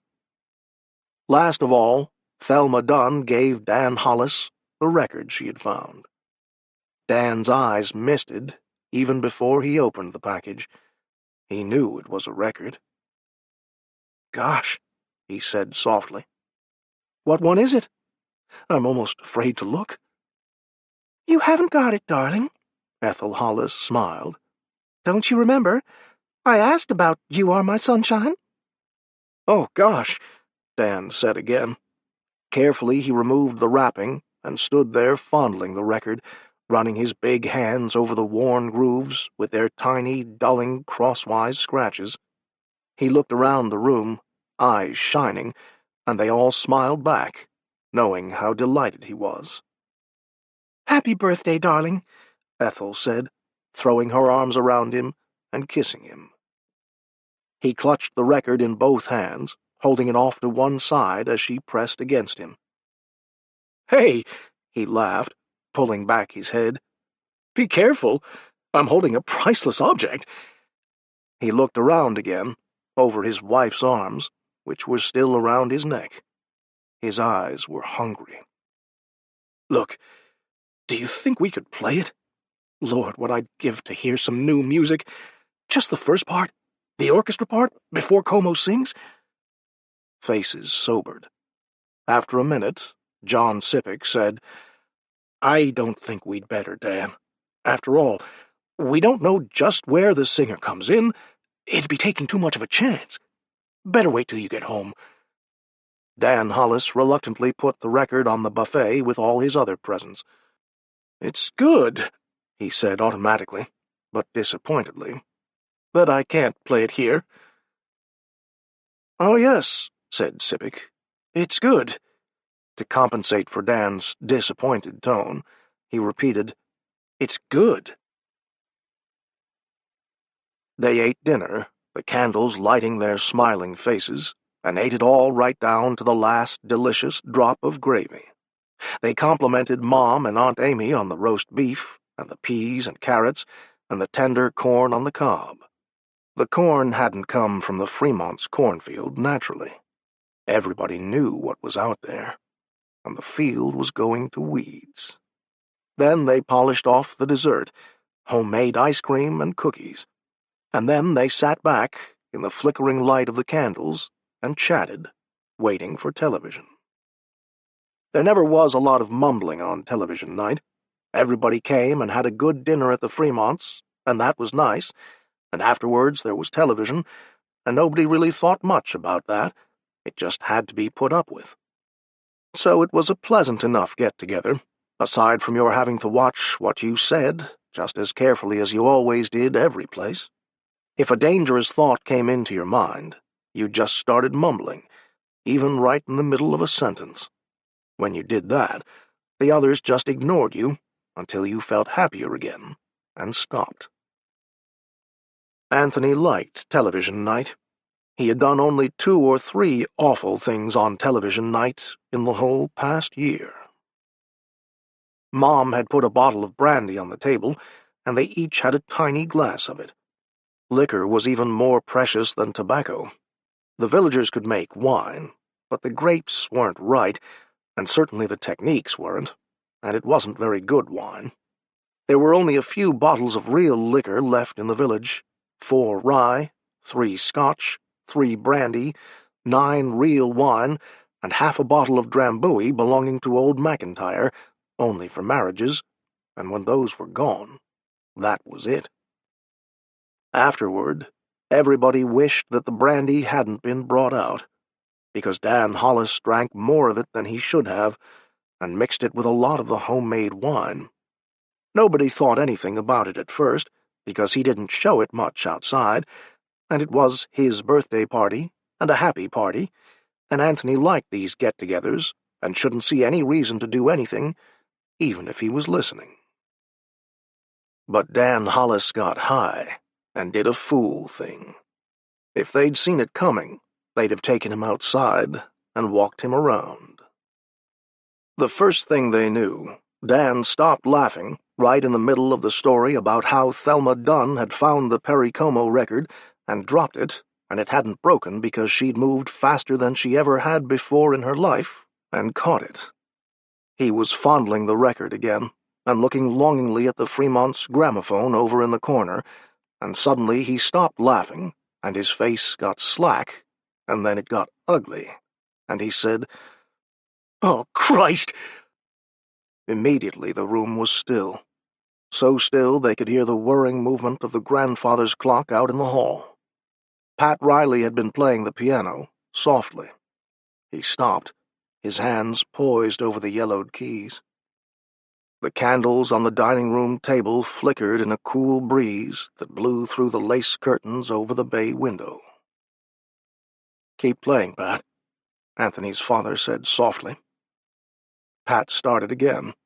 He played night and day, but his eyes were sidewise on Dan Hollis, and he missed notes.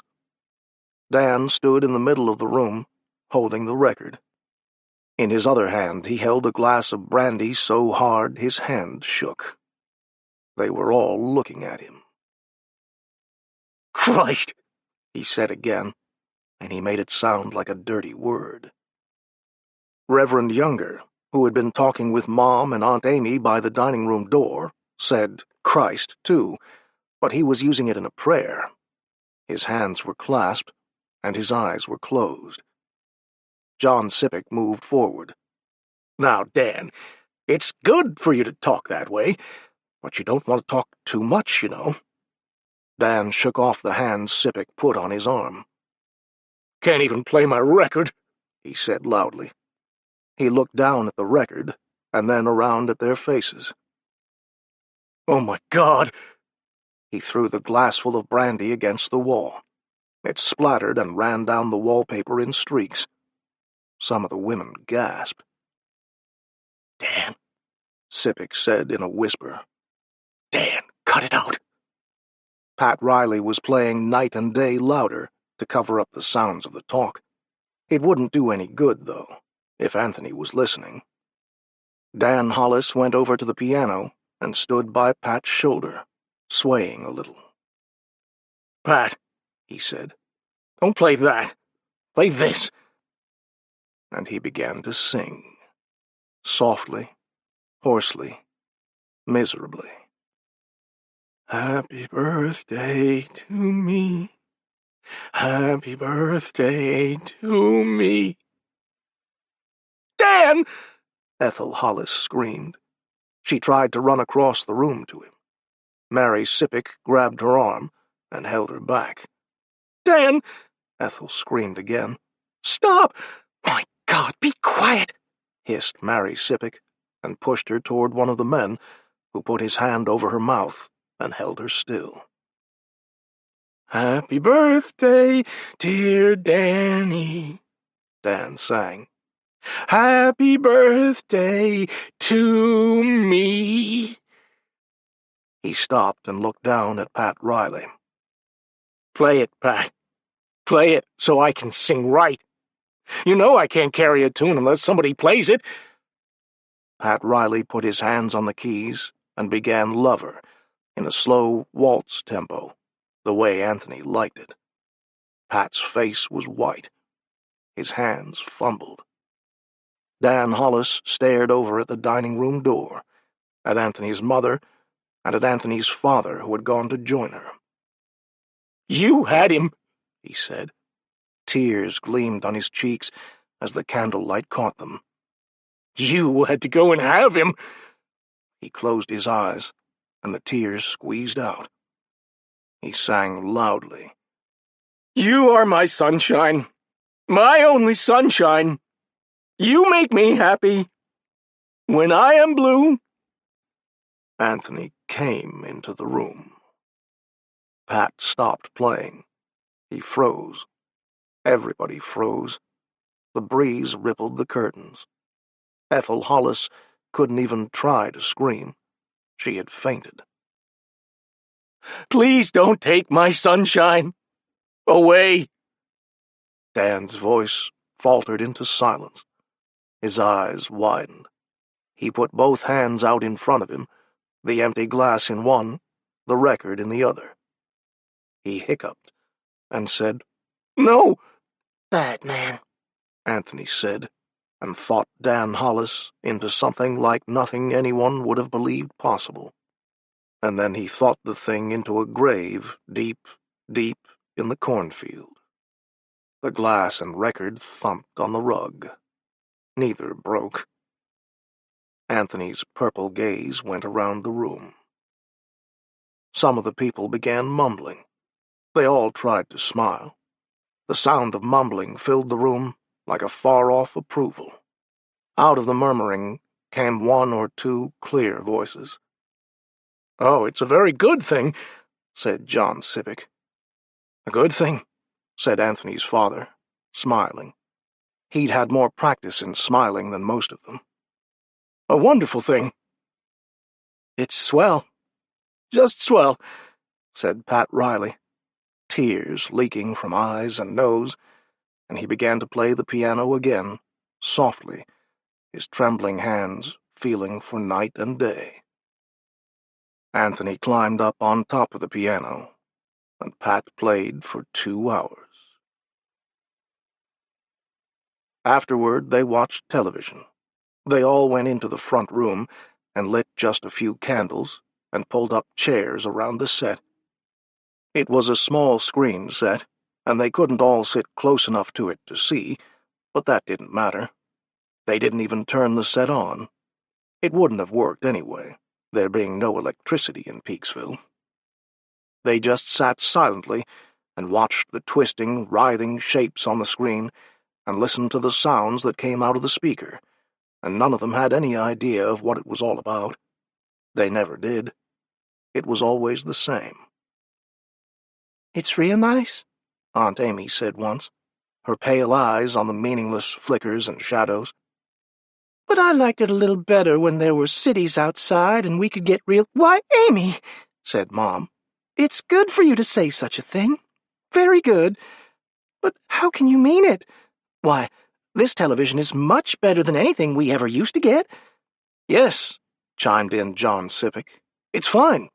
It's the best show we've ever seen."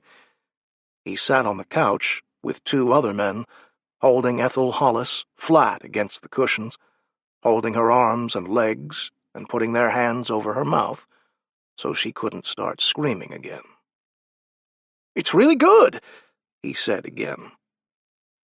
Mom looked out of the front window, across the darkened road, across Henderson's darkened wheat field to the vast, endless, gray nothingness in which the little village of Peaksville floated like a soul, the huge nothingness that was most evident at night, when Anthony's brassy day had gone.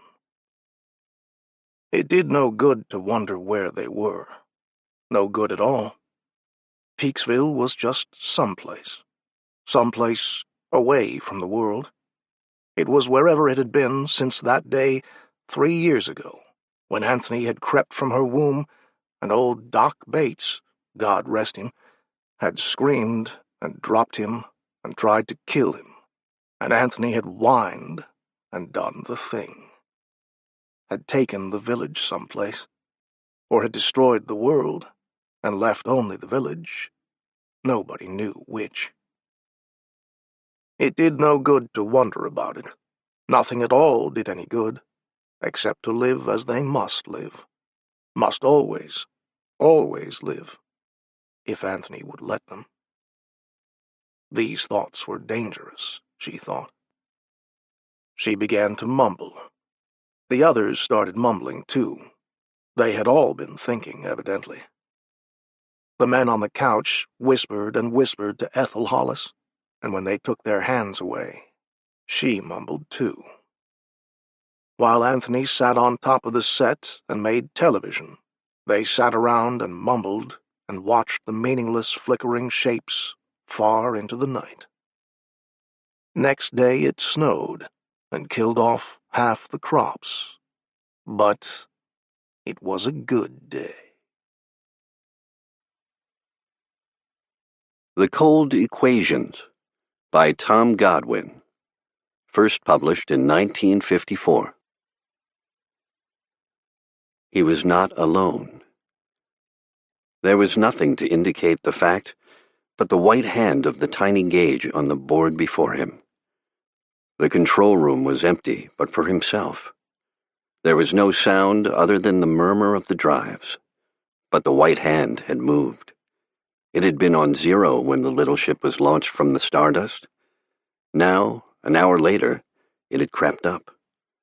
There was something in the supplies closet across the room, it was saying.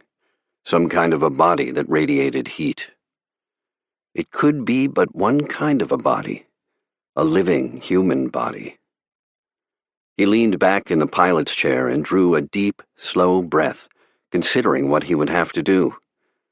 He was an EDS pilot, inured to the sight of death, long since accustomed to it, and to viewing the dying of another man with an objective lack of emotion, and he had no choice in what he must do. There could be no alternative, but it required a few moments of conditioning for even an EDS pilot to prepare himself to walk across the room and coldly, deliberately, take the life of a man he had yet to meet. He would, of course, do it. It was the law, stated very bluntly and definitely in grim paragraph L, section 8 of Interstellar Regulations. Any stowaway discovered in an EDS shall be jettisoned immediately following discovery. It was the law, and there could be no appeal. It was a law not of men's choosing, but made imperative by the circumstances of the space frontier. Galactic expansion had followed the development of the hyperspace drive, and as men scattered wide across the frontier, there had come the problem of contact with the isolated first colonies and exploration parties. The huge hyperspace cruisers were the product of the combined genius and effort of Earth, and were long and expensive in the building. They were not available in such numbers that small colonies could possess them. The cruisers carried the colonists to their new world and made periodic visits, running on tight schedules, but they could not stop and turn aside to visit colonies scheduled to be visited at another time. Such a delay would destroy their schedule and produce a confusion and uncertainty that would wreck the complex interdependence between old Earth and new worlds of the frontier. Some method of delivering supplies or assistance when an emergency occurred on a world not scheduled for a visit had been needed, and the emergency dispatch ships have been the answer. Small and collapsible, they occupied little room in the hold of the cruiser. Made of light metal and plastics, they were driven by a small rocket drive that consumed relatively little fuel. Each cruiser carried 4 EDSs, and when a call for aid was received, the nearest cruiser would drop into normal space long enough to launch an EDS with the needed supplies or personnel, then vanish again as it continued on its course. The cruisers, powered by nuclear converters, did not use the liquid rocket fuel, but nuclear converters were far too large and complex to permit their installation in the EDSs. The cruisers were forced by necessity to carry a limited amount of the bulky rocket fuel, and the fuel was rationed with care, the cruiser's computers determining the exact amount of fuel each EDS would require for its mission. The computers considered the course coordinates, the mass of the EDS, the mass of pilot and cargo. They were very precise and accurate, and omitted nothing from their calculations. They could not, however, foresee and allow for the added mass of a stowaway. The Stardust had received the request from one of the exploration parties stationed on Woden. The 6 men of the party, already being stricken with a fever carried by the green column-midges, and their own supply of serum destroyed by the tornado that had torn through their camp. The Stardust had gone through the usual procedure, dropping into normal space to launch the EDS with the fever serum, then vanishing again in hyperspace. Now, an hour later, the gauge was saying there was something more than the small carton of serum in the supplies closet. He let his eyes rest on the narrow white door of the closet. There, just inside, another man lived and breathed, and was beginning to feel assured that discovery of his presence would now be too late for the pilot to alter the situation. It was too late. For the man behind the door, it was far later than he thought, and in a way he would find terrible to believe. There could be no alternative. Additional fuel would be used during the hours of deceleration to compensate for the added mass of the stowaway, infinitesimal increments of fuel that would not be missed until the ship had almost reached its destination. Then, at some distance above the ground that might be as near as 1,000 feet or as far as tens of thousands of feet, depending on the mass of ship and cargo and the preceding period of deceleration, the unmissed increments of fuel would make their absence known. The EDS would expend its last drops of fuel with a sputter and go into whistling freefall. Ship and pilot and stowaway would merge together upon impact as a wreckage of metal and plastic, flesh and blood, driven deep into the soil. The stowaway had signed his own death warrant when he concealed himself on the ship. He could not be permitted to take 7 others with him. He looked again at the telltale white hand, then rose to his feet. What he must do would be unpleasant for both of them. The sooner it was over, the better.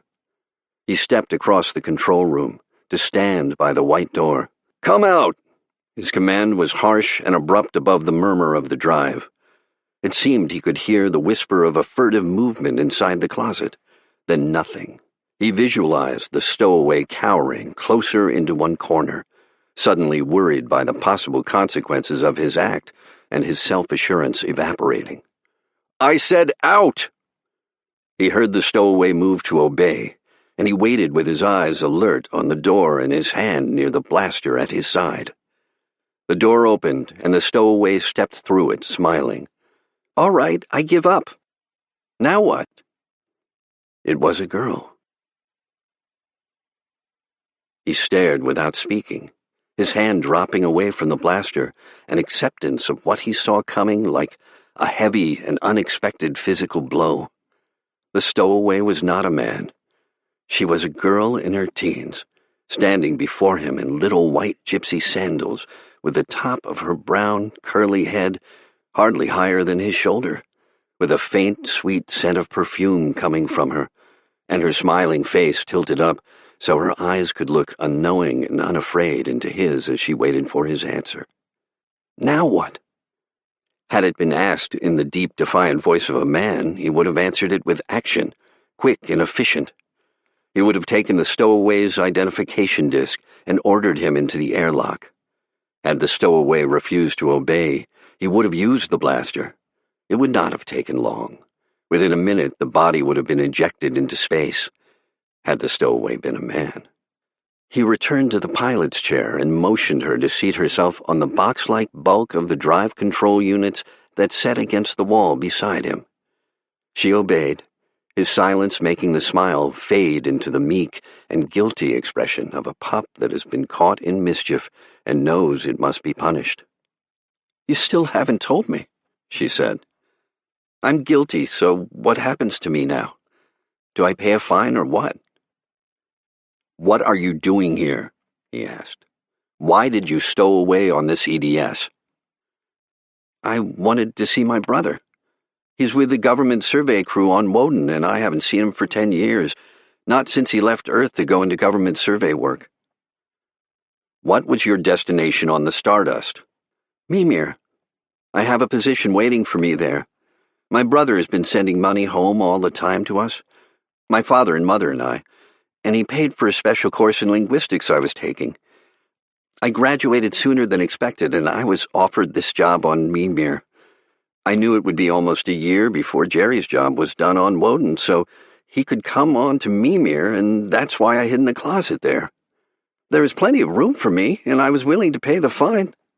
There were only the two of us kids, Jerry and I haven't seen him for so long, and I didn't want to wait another year when I could see him now, even though I knew I would be breaking some kind of a regulation when I did it. I knew I would be breaking some kind of a regulation. In a way, she could not be blamed for her ignorance of the law. She was of Earth and had not realized that the laws of the space frontier must, of necessity, be as hard and relentless as the environment that gave them birth. Yet, to protect such as her from the results of their own ignorance of the frontier, there had been a sign over the door that led to the section of the Stardust that housed EDSs, a sign that was plain for all to see and heed. Unauthorized personnel, keep out. Does your brother know that you took passage on the Stardust for Mimir? Oh, yes. I sent him a spacegram telling him about my graduation and about going to Mimir on the Stardust a month before I left Earth. I already knew Mimir was where he would be stationed in a little over a year. He gets a promotion then, and he'll be based on Mimir and not have to stay out a year at a time on field trips like he does now. There were 2 different survey groups on Woden, and he asked, What is his name? Cross, Jerry Cross. He's in Group 2. That was the way his address read. Do you know him? Group 1 had requested the serum. Group 2 was 8,000 miles away, across the Western Sea. No, I've never met him, he said, then turned to the control board and cut the deceleration to a fraction of a gravity, knowing as he did so that it could not avert the ultimate end, yet doing the only thing he could do to prolong that ultimate end. The sensation was like that of the ship suddenly dropping, and the girl's involuntary movement of surprise half lifted her from the seat. We're going faster now, aren't we? She asked. Why are we doing that? He told her the truth. To save fuel for a little while. You mean we don't have very much? He delayed the answer he must give her so soon to ask, How did you manage to stow away?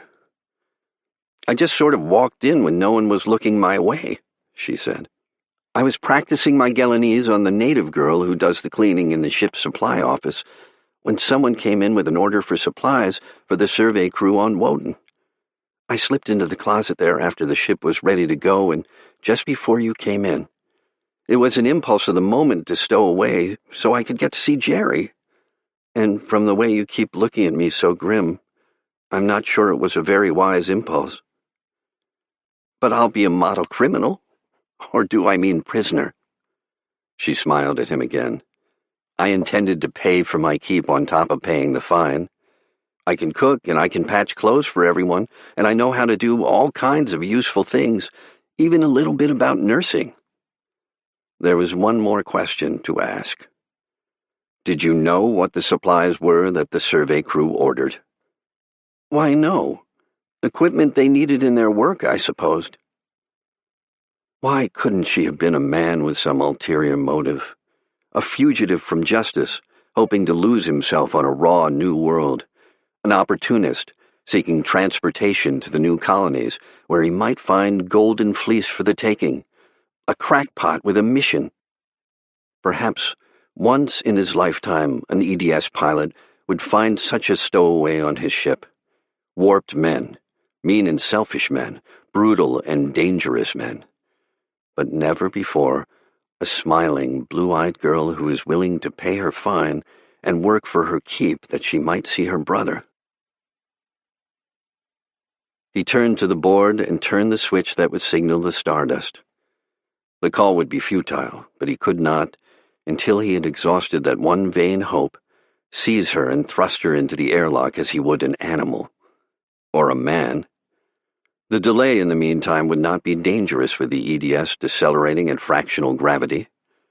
A voice spoke from the communicator. "Stardust, identify yourself and proceed." "Barton, EDS 34G11. Emergency. Give me Commander Dellert." There was a faint confusion of noises as the request went through the proper channels. The girl was watching him, no longer smiling. "Are you going to order them to come back after me?" she asked. The communicator clicked, and there was the sound of a distant voice saying, "Commander, the EDS requests—" "Are they coming back after me?" she asked again. "Won't I get to see my brother after all?" "Barton," the blunt, gruff voice of Commander Dellert came from the communicator. "What's this about an emergency?" "A stowaway," he answered. "A stowaway?" There was a slight surprise to the question. "That's rather unusual, but why the emergency call? You discovered him in time, so there should be no appreciable danger, and I presume you've informed ship's records so his nearest relatives can be notified." "That's why I had to call you first.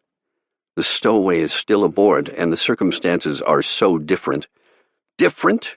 the commander interrupted, impatience in his voice. "How can they be different? You know you have a limited supply of fuel. You also know the law as well as I do. Any stowaway discovered in an EDS shall be jettisoned immediately following discovery." There was the sound of a sharply indrawn breath from the girl. "What does he mean?" "The stowaway is a girl." "What?" "She wanted to see her brother. She's only a kid, and she didn't know what she was really doing." "I see." All the curtness was gone from the commander's voice. "So you called me in the hope I could do something?" Without waiting for an answer, he went on. "I'm sorry. I can do nothing. This cruiser must maintain its schedule. The life of not one person, but the lives of many depend on it. I know how you feel, but I'm powerless to help you. You'll have to go through with it. I'll have you connected with ship's records." The communicator faded to a faint rustle of sound, and he turned back to the girl. She was leaning forward on the bench, almost rigid, her eyes fixed wide and frightened. What did he mean? To go through with it? To jettison me? To go through with it, what did he mean? Not the way it sounded. He couldn't have. What did he mean? What did he really mean? Her time was too short for the comfort of a lie to be more than a cruelly fleeting delusion. He meant it the way it sounded. "No!" She recoiled from him, as though he had struck her, one hand half upraised as though to fend him off, and stark unwillingness to believe in her eyes. "It will have to be." "No, you're joking. You're insane. You can't mean it." "I'm sorry." He spoke slowly to her, gently. "I should have told you before. I should have, but I had to do what I could first. I had to call the Stardust. You heard what the commander said." "But you can't. If you make me leave the ship, I'll die." "I know." She searched his face, and the unwillingness to believe left her eyes, giving way slowly to a look of dazed terror. "You know?" She spoke the words far apart, numb and wonderingly. "I know. It has to be like that." "You mean it? You really mean it?" She sagged back against the wall, small and limp, like a little rag doll, and all the protesting and disbelief gone. "You're going to do it? You're going to make me die?" "I'm sorry," he said again. "You'll never know how sorry I am. It has to be that way, and no human in the universe can change it." "You're going to make me die, and I didn't do anything to die for. I didn't do anything." He sighed, deep and weary. "I know you didn't, child. I know you didn't. EDS, the communicator rapped brisk and metallic. This is ship's records. Give us all information on subject's identification disk. He got out of his chair to stand over her. She clutched the edge of the seat, her upturned face white under the brown hair, and the lipstick standing out like a blood-red Cupid's bow. Now? I want your identification disk, he said. She released the edge of the seat and fumbled at the chain that suspended the plastic disc from her neck, with fingers that were trembling and awkward. He reached down and unfastened the clasp for her, then returned with the disc to his chair. Here's your data. Records, identification number T837. One moment, Records interrupted. This is to be filed on the gray card, of course? Yes. And the time of the execution? I'll tell you later. Later? This is highly irregular. The time of the subject's death is required before... He kept the thickness out of his voice with an effort. Then we'll do it in a highly irregular manner. You'll hear the disc read first. The subject is a girl and she's listening to everything that's said. Are you capable of understanding that? There was a brief, almost shocked silence. Then Records said meekly, Sorry, go ahead. He began to read the disc, reading it slowly to delay the inevitable for as long as possible, trying to help her by giving her what little time he could to recover from her first terror and let it resolve into the calm of acceptance and resignation. Number T8374-Y54. Name, Marilyn Lee Cross. Sex, female. Born, July 7, 2160. She was only 18. Height, 5'3", weight, 110. Such a slight weight, yet enough to add fatally to the mass of the shell-thin bubble that was an EDS. Hair, brown. Eyes, blue. Complexion, light. Blood type, O. Irrelevant data.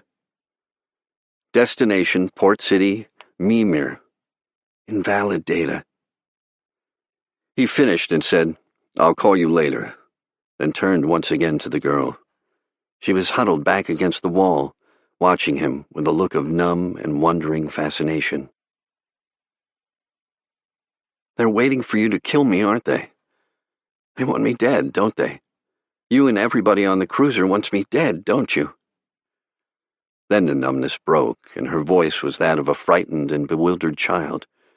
Everybody wants me dead, and I didn't do anything. I didn't hurt anyone. I only wanted to see my brother. It's not the way you think. It isn't that way at all, he said. Nobody wants it this way. Nobody would ever let it be this way if it was humanly possible to change it. Then why is it? I don't understand. Why is it? This ship is carrying Kala fever serum to Group 1 on Woden. Their own supply was destroyed by a tornado. Group 2, the crew your brother is in, is 8,000 miles away from the Western Sea, and their helicopters can't cross it to help Group 1. The fever is invariably fatal unless the serum can be had in time, and the 6 men in Group 1 will die unless this ship reaches them on schedule. These little ships are always given barely enough fuel to reach their destination, and if you stay aboard, your added weight will cause it to use up all its fuel before it reaches the ground. It will crash then, and you and I will die, and so will the 6 men waiting for the fever serum. It was a full minute before she spoke, and as she considered his words, the expression of numbness left her eyes. Is that it? She asked at last. Just that the ship doesn't have enough fuel?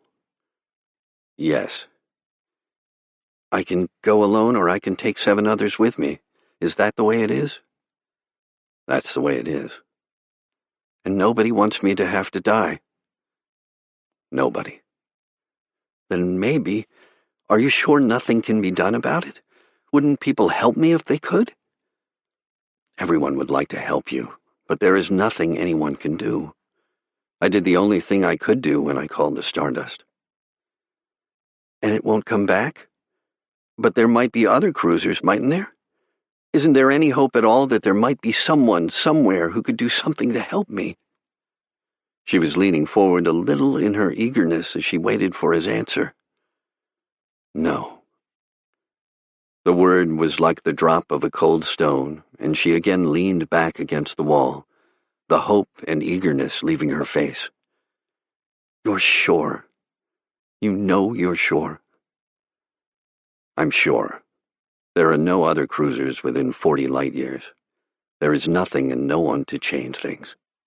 She dropped her gaze to her lap and began twisting a pleat of her skirt between her fingers, saying no more as her mind began to adapt itself to the grim knowledge.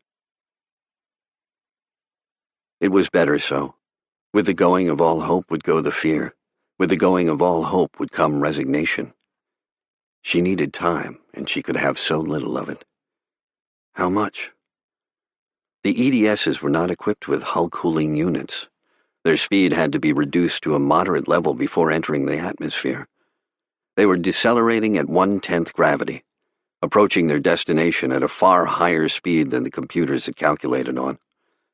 The Stardust had been quite near Woden when she launched the EDS. Their present velocity was putting them nearer by the second. There would be a critical point soon to be reached when he would have to resume deceleration. When he did so, the girl's weight would be multiplied by the gravities of deceleration would become, suddenly, a factor of paramount importance. The factor the computers had been ignorant of when they determined the amount of fuel the EDS should have. She would have to go when deceleration began. It could be no other way. When would that be? How long could he let her stay? "How long can I stay?" He winced involuntarily from the words that were so like an echo of his own thoughts. How long? He didn't know. He would have to ask the ship's computers. Each EDS was given a meager surplus of fuel to compensate for unfavorable conditions within the atmosphere, and relatively little fuel was being consumed for the time being. The memory banks of the computers would still contain all data pertaining to the course set for the EDS. Such data would not be erased until the EDS reached its destination. He had only to give the computers the new data, the girl's weight, and the exact time at which he had reduced the deceleration to 1/10. "Barton," Commander Dellert's voice came abruptly from the communicator as he opened his mouth to call the Stardust. "Check with records shows me you haven't completed your report. Did you reduce the deceleration?" So the commander knew what he was trying to do. "I'm decelerating at point 10, he answered. "I cut the deceleration at 1750 and the weight is 110. I would like to stay at point 10 as long as the computers say I can. Will you give them the question?" It was contrary to regulations for an EDS pilot to make any changes in the course or degree of deceleration the computers had set for him, but the commander made no mention of the violation, neither did he ask the reason for it. It was not necessary for him to ask. He had not become commander of an interstellar cruiser without both intelligence and an understanding of human nature. He said only, "I'll have that given the computers." The communicator fell silent, and he and the girl waited, neither of them speaking. They would not have to wait long. The computers would give the answer within moments of the asking. The new factors would be fed into the steel maw of the first bank, and the electrical impulses would go through the complex circuits. Here and there a relay might click, a tiny cog turn over, but it would be essentially the electrical impulses that found the answer. Formless, mindless, invisible, determining with utter precision how long the pale girl beside him might live.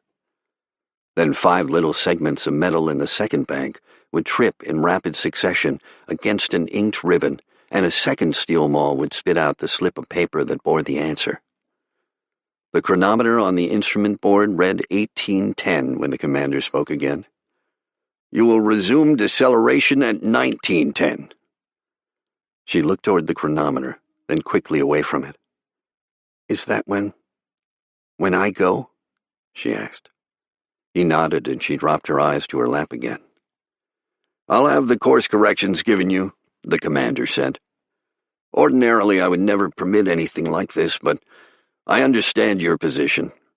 There's nothing I can do other than what I've just done, and you will not deviate from these new instructions. You'll complete your report at 1910. Now, here are the course corrections." The voice of some unknown technician read them to him, and he wrote them down on the pad clipped to the edge of the control board.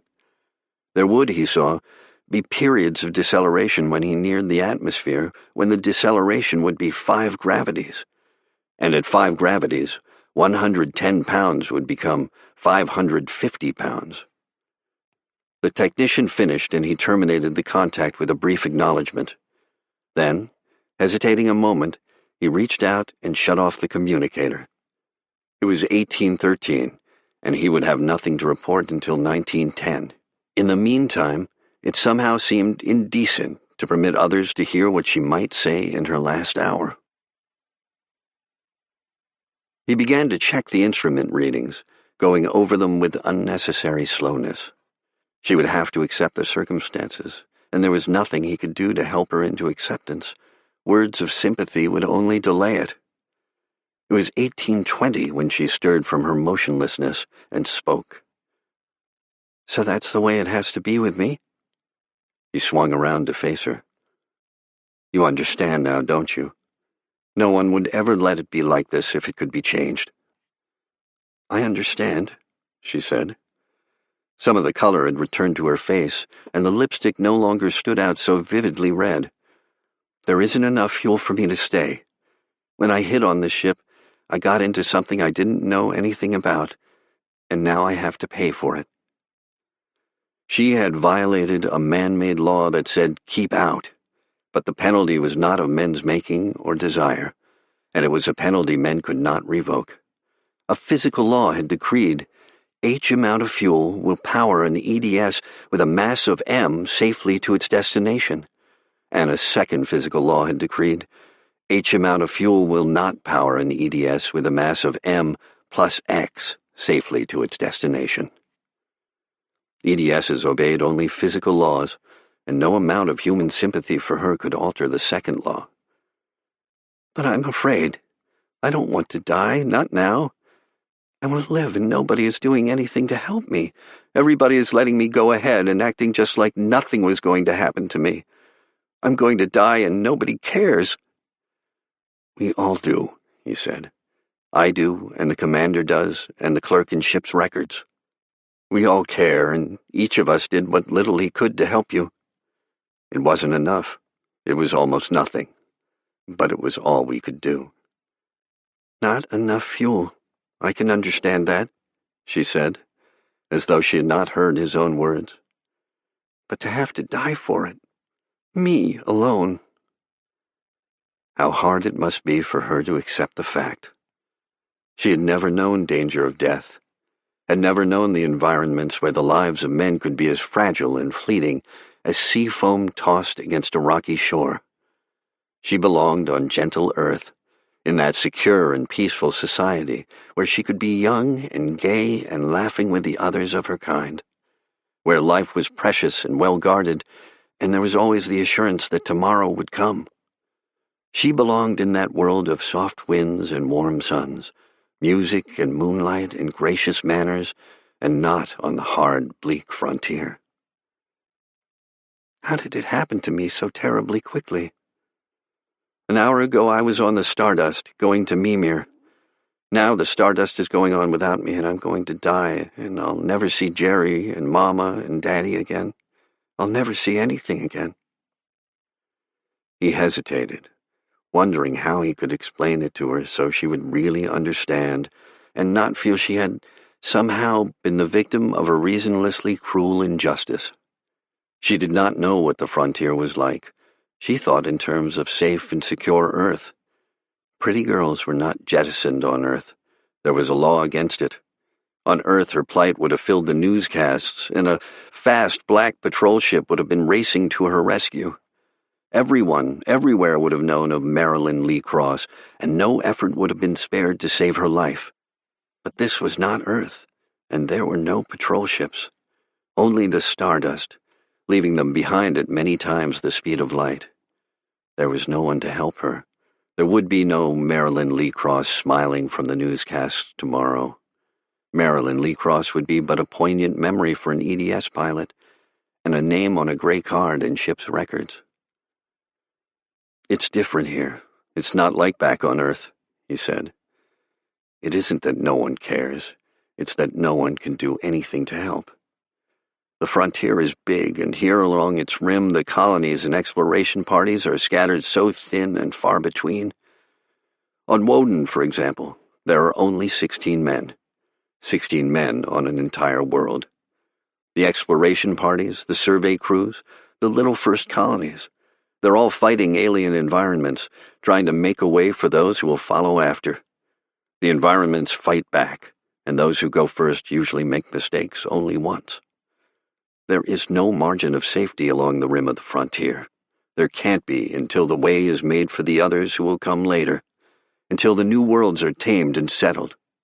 Until then, men will have to pay the penalty for making mistakes with no one to help them because there is no one to help them." "I was going to Mimir," she said. "I didn't know about the frontier. I was only going to Mimir, and it's safe." "Mimir is safe, but you left the cruiser that was taking you there." She was silent for a little while. "It was all so wonderful at first. There was plenty of room for me on the ship, and I would be seeing Jerry so soon. I didn't know about the fuel, didn't know what would happen to me." Her words trailed away, and he turned his attention to the view screen, not wanting to stare at her as she fought her way through the black horror of fear toward the calm gray of acceptance. Woden was a ball, enshrouded in the blue haze of its atmosphere, swimming in space against the background of star-sprinkled dead blackness. The great mass of Manning's continent sprawled like a gigantic hourglass in the eastern sea, with the western half of the eastern continent still visible. There was a thin line of shadow along the right-hand edge of the globe, and the eastern continent was disappearing into it as the planet turned on its axis. An hour before, the entire continent had been in view. Now 1,000 miles of it had gone into the thin edge of shadow and around to the night that lay on the other side of the world. The dark blue spot that was Lotus Lake was approaching the shadow. It was somewhere near the southern edge of the lake that Group 2 had their camp. It would be night there soon, and quick behind the coming of night, the rotation of Woden on its axis would put Group 2 beyond the reach of the ship's radio. He would have to tell her before it was too late for her to talk to her brother. In a way, it would be better for both of them should they not do so, but it was not for him to decide.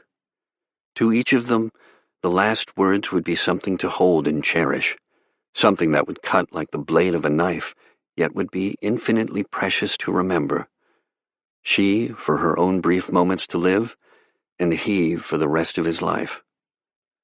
He held down the button that would flash the grid lines on the view screen, and used the known diameter of the planet to estimate the distance the southern tip of Lotus Lake had yet to go until it passed beyond radio range. It was approximately 500 miles. 500 miles, 30 minutes, and the chronometer read 1830. Allowing for error in estimating, it could not be later than 1905 that the turning of Woden would cut off her brother's voice. The first border of the western continent was already in sight along the left side of the world. 4,000 miles across it lay the shore of the Western Sea and the camp of Group 1. It had been in the Western Sea that the tornado had originated, to strike with such fury at the camp and destroy half their prefabricated buildings, including the one that housed the medical supplies. 2 days before, the tornado had not existed. It had been no more than great gentle masses of air out over the calm Western Sea.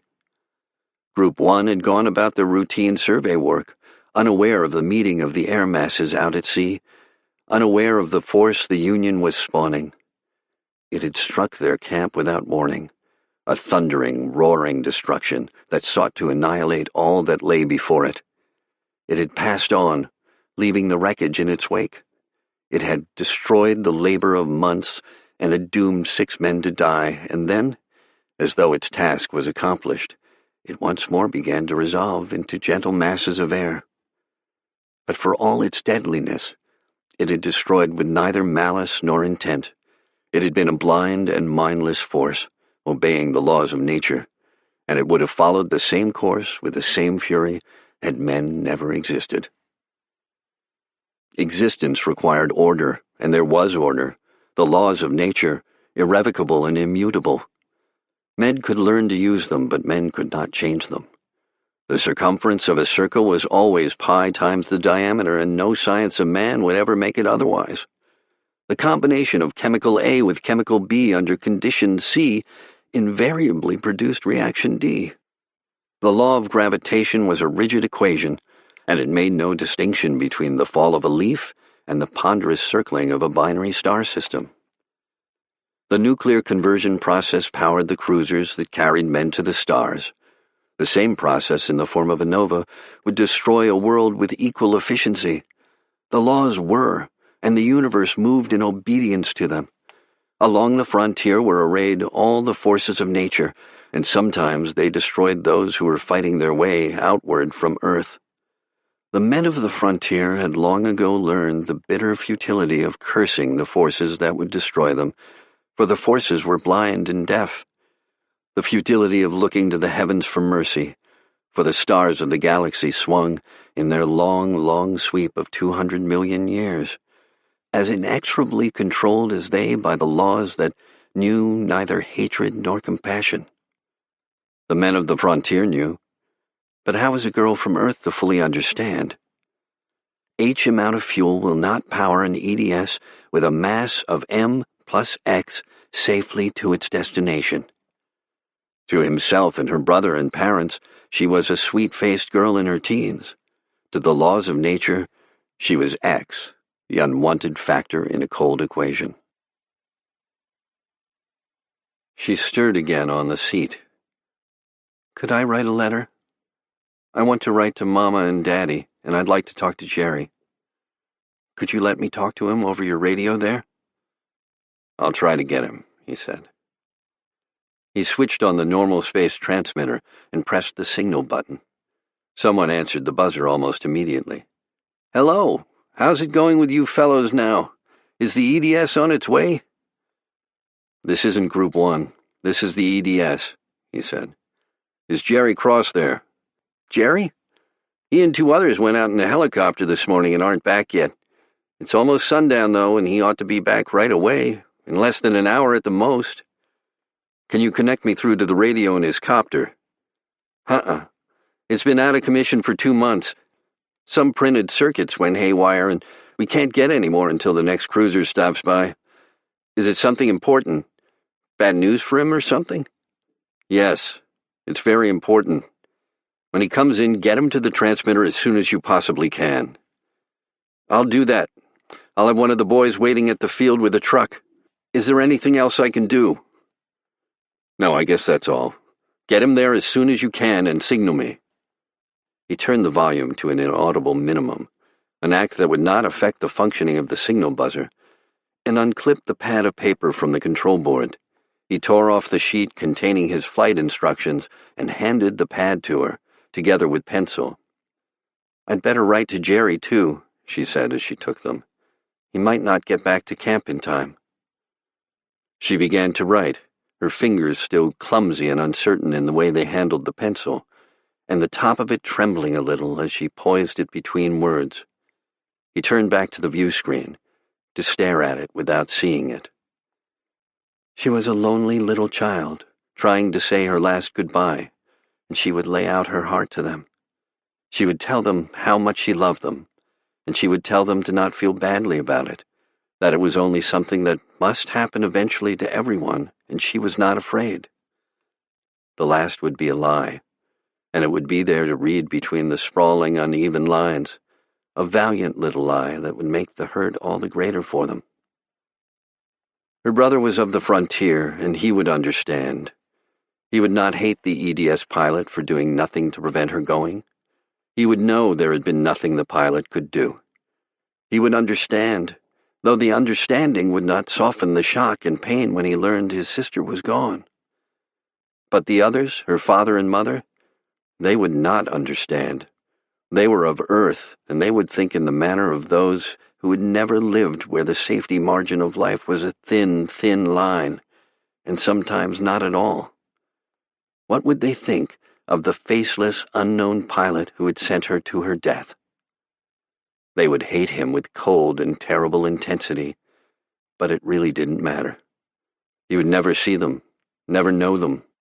He would have only the memories to remind him, only the nights to fear, when a blue-eyed girl in gypsy sandals would come in his dreams to die again. He scowled at the view screen and tried to force his thoughts into less emotional channels. There was nothing he could do to help her. She had unknowingly subjected herself to the penalty of a law that recognized neither innocence nor youth nor beauty, that was incapable of sympathy or leniency. Regret was illogical, and yet, could knowing it to be illogical ever keep it away? She stopped occasionally, as though trying to find the right words to tell them what she wanted them to know. Then the pencil would resume its whispering to the paper. It was 1837 when she folded the letter in a square and wrote a name on it. She began writing another, twice looking up at the chronometer as though she feared the black hand might reach its rendezvous before she had finished.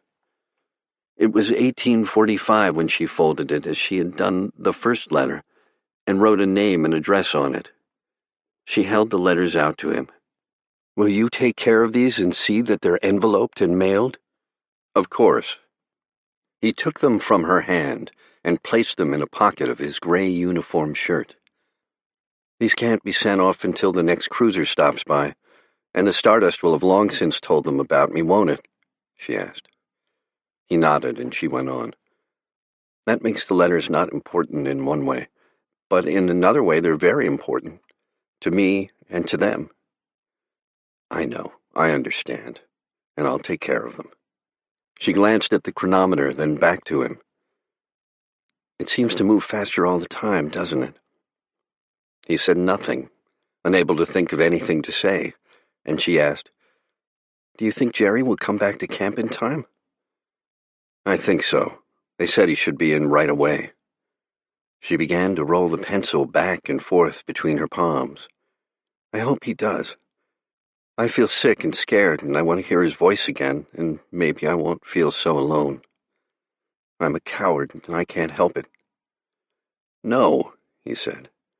"You're not a coward. You're afraid, but you're not a coward." "Is there a difference?" He nodded. "A lot of difference." "I feel so alone. I never did feel like this before. Like I was all by myself and there is nobody to care what happened to me. Always before there is Mama and Daddy there and my friends around me. I had lots of friends, and I had a going-away party for me the night before I left. Friends and music and laughter for her to remember. And on the view screen Lotus Lake was going into the shadow. "Is it the same with Jerry?" she asked. "I mean, if he should make a mistake, would he have to die for it, all alone and with no one to help him?" "It's the same all along the frontier. It will always be like that so long as there is a frontier." "Jerry didn't tell us. He said the pay was good, and he sent money home all the time because Daddy's little shop just brought in a bare living, but he didn't tell us it was like this." "He didn't tell you his work was dangerous?"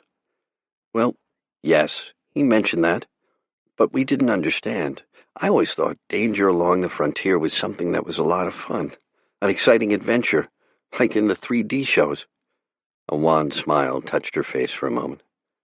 "Only it's not, is it? It's not the same at all, because when it's real, you can't go home after the show is over." "No," he said. "No, you can't."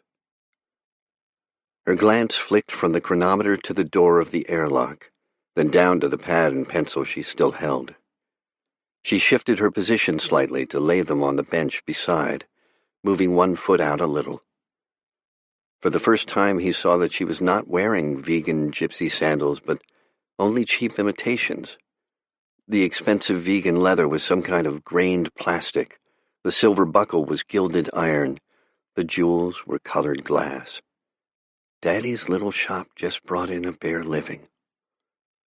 She must have left college in her second year to take the course in linguistics that would enable her to make her own way and help her brother provide for her parents, earning what she could by part-time work after classes were over. Her personal possessions on the Stardust would be taken back to her parents. They would neither be of much value nor occupy much storage space on the return voyage. Isn't it? She stopped, and he looked at her questioningly. Isn't it cold in here? She asked, almost apologetically. Doesn't it seem cold to you? Why, yes, he said. He saw by the main temperature gauge that the room was at precisely normal temperature. Yes, it's colder than it should be. I wish Jerry would get back before it's too late. Do you really think he will? And you didn't just say so to make me feel better? I think he will. They said he would be in pretty soon. On the view screen, Lotus Lake had gone into the shadow, but for the thin blue line of its western edge, and it was apparent he had overestimated the time she would have in which to talk to her brother. Reluctantly, he said to her, His camp will be out of radio range in a few minutes. He's on that part of Woden that's in the shadow. He indicated the view screen. And the turning of Woden will put him beyond contact. There may not be much time left when he comes in, not much time to talk to him before he fades out. I wish I could do something about it. I would call him right now if I could. Not even as much time as I will have to stay? I'm afraid not. Then... She straightened and looked toward the airlock with pale resolution. Then I'll go when Jerry passes beyond range. I won't wait any longer after that. I won't have anything to wait for. Again, there was nothing he could say. Maybe I shouldn't wait at all. Maybe I'm selfish. Maybe it would be better for Jerry if you just told him about it afterward. There was an unconscious pleading for denial in the way she spoke, and he said, He wouldn't want you to do that, to not wait for him. It's already coming dark where he is, isn't it? There will be all the long night before him, and Mama and Daddy don't know yet that I won't ever be coming back like I promised them I would. I've caused everyone I love to be hurt, haven't I? I didn't want to. I didn't intend to. It wasn't your fault, he said. It wasn't your fault at all. They'll know that. They'll understand. At first I was so afraid to die that I was a coward and thought only of myself. Now I see how selfish I was. The terrible thing about dying like this is not that I'll be gone, but that I'll never see them again. Never be able to tell them that I didn't take them for granted. Never be able to tell them I knew of the sacrifices they made to make my life happier. That I knew all the things they did for me, and that I loved them so much more than I ever told them. I've never told them any of those things. You don't tell them such things when you're young and your life is all before you. You're afraid of sounding sentimental and silly. But it's so different when you have to die. You wish you had told them while you could, and you wish you could tell them you're sorry for all the little mean things you ever did or said to them. You wish you could tell them that you didn't really mean to ever hurt their feelings, and for them to only remember that you always loved them far more than you ever let them know. You don't have to tell them that, he said. They will know. They've always known it. Are you sure? She asked. How can you be sure? My people are strangers to you. Wherever you go, human nature and human hearts are the same. And they will know what I want them to know? That I love them? They've always known it, in a way far better than you could ever put in words for them. I keep remembering the things they did for me, and it's the little things they did that seem to be the most important to me now, like Jerry, you sent me a bracelet of fire rubies on my 16th birthday. It was beautiful. It must have cost him a month's pay. Yet I remember him more for what he did the night my kitten got run over in the street. I was only 6 years old, and he held me in his arms and wiped away my tears and told me not to cry, that Flossie was gone for just a little while, for just long enough to get herself a new fur coat, and she would be on the foot of my bed the very next morning. I believed him and quit crying and went to sleep dreaming about my kitten coming back. When I woke up the next morning, there was Flossie on the foot of my bed in a brand-new white fur coat, just like he had said she would be. It wasn't until a long time later that Mama told me Jerry had got the pet shop owner out of bed at 4 a.m, and when the man got mad about it, Jerry told him he was either going to go down and sell him the white kitten right then, or he'd break his neck. It's always the little things you remember people by. All the little things they did because they wanted to do them for you. You've done the same for Jerry and your father and mother, all kinds of things that you've forgotten about, but that they will never forget. I hope I have. I would like for them to remember me like that. They will. I wish, she swallowed, the way I'll die. I wish they would never think of that.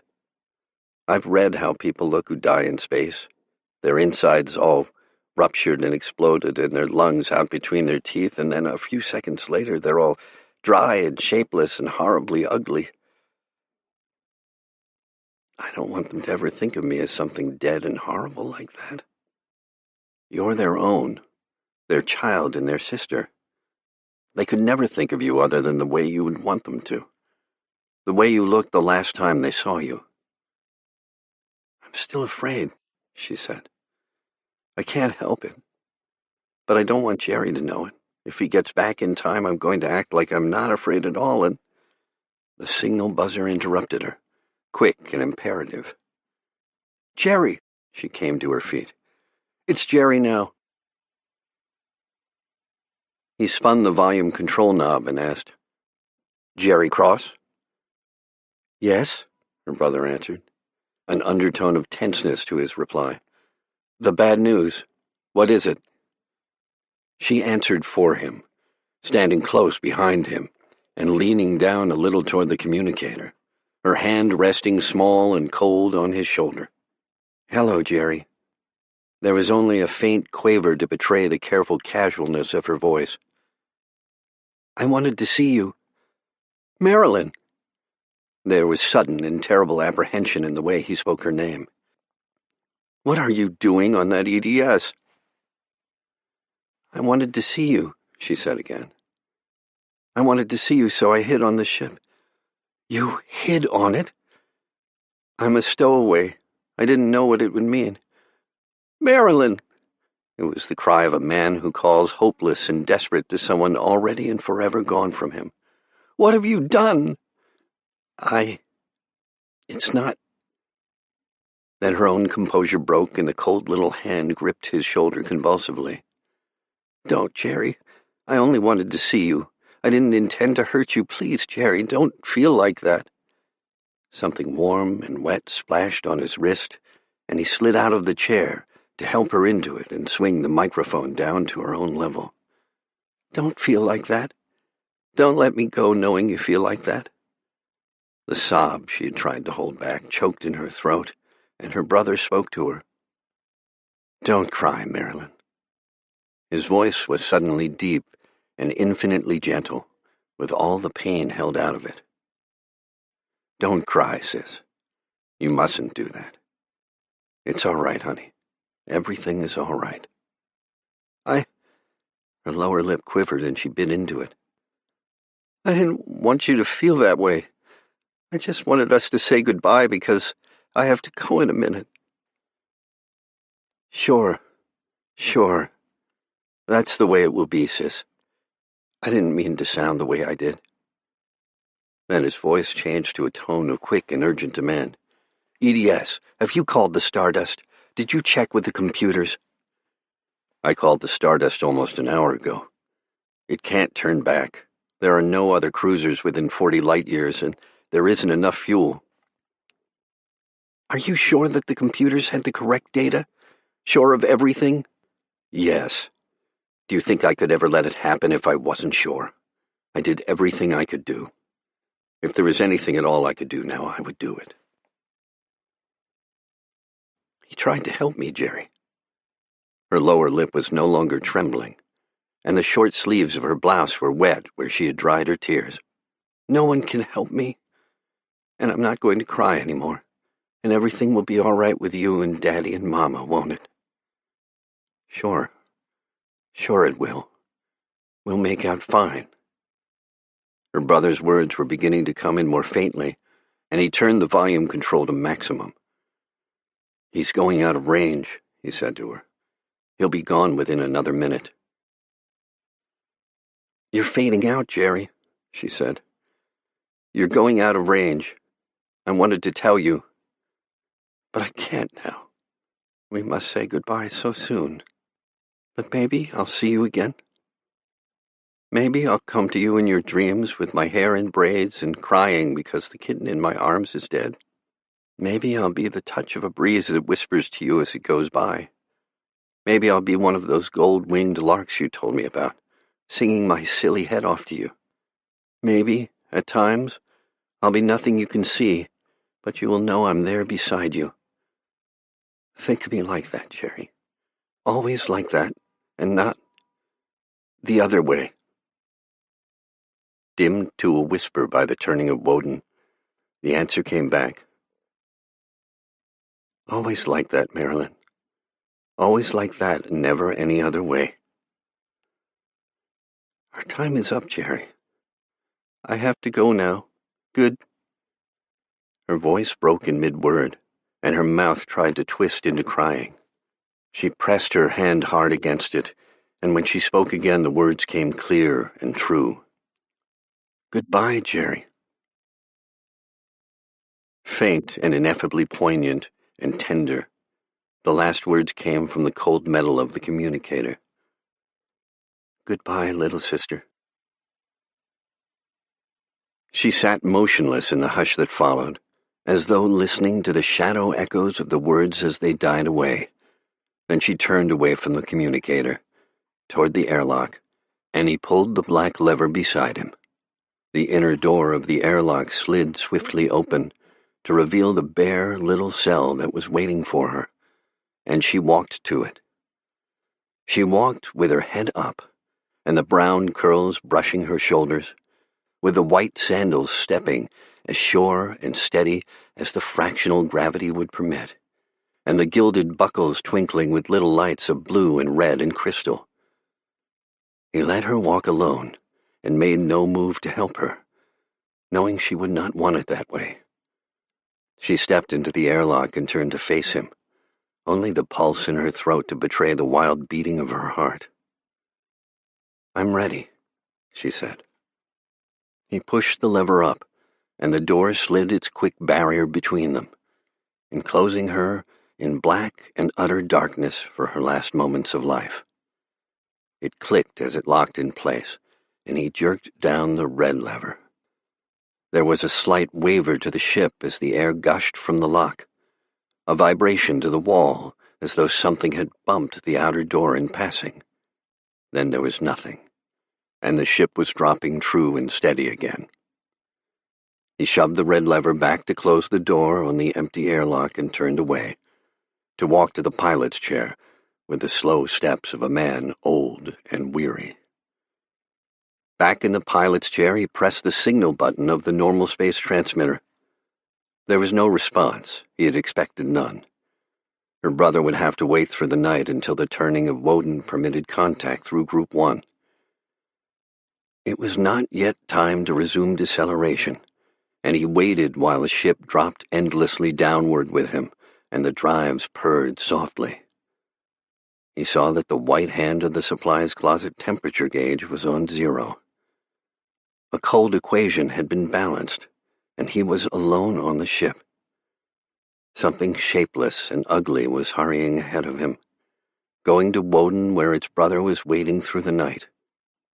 But the empty ship still lived for a little while with the presence of the girl who had not known about the forces that killed with neither hatred nor malice. It seemed, almost, that she still sat, small and bewildered and frightened, on the metal box beside him, her words echoing hauntingly clear in the void she had left behind her. I didn't do anything to die for. I didn't do anything.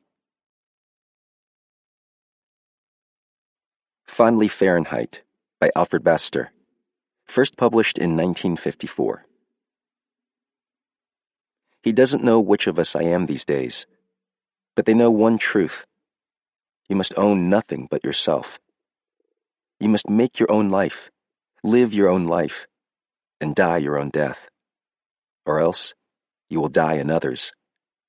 The rice fields on Paragon 3 stretch for hundreds of miles, like checkerboard tundras, a blue and brown mosaic under a burning sky of orange.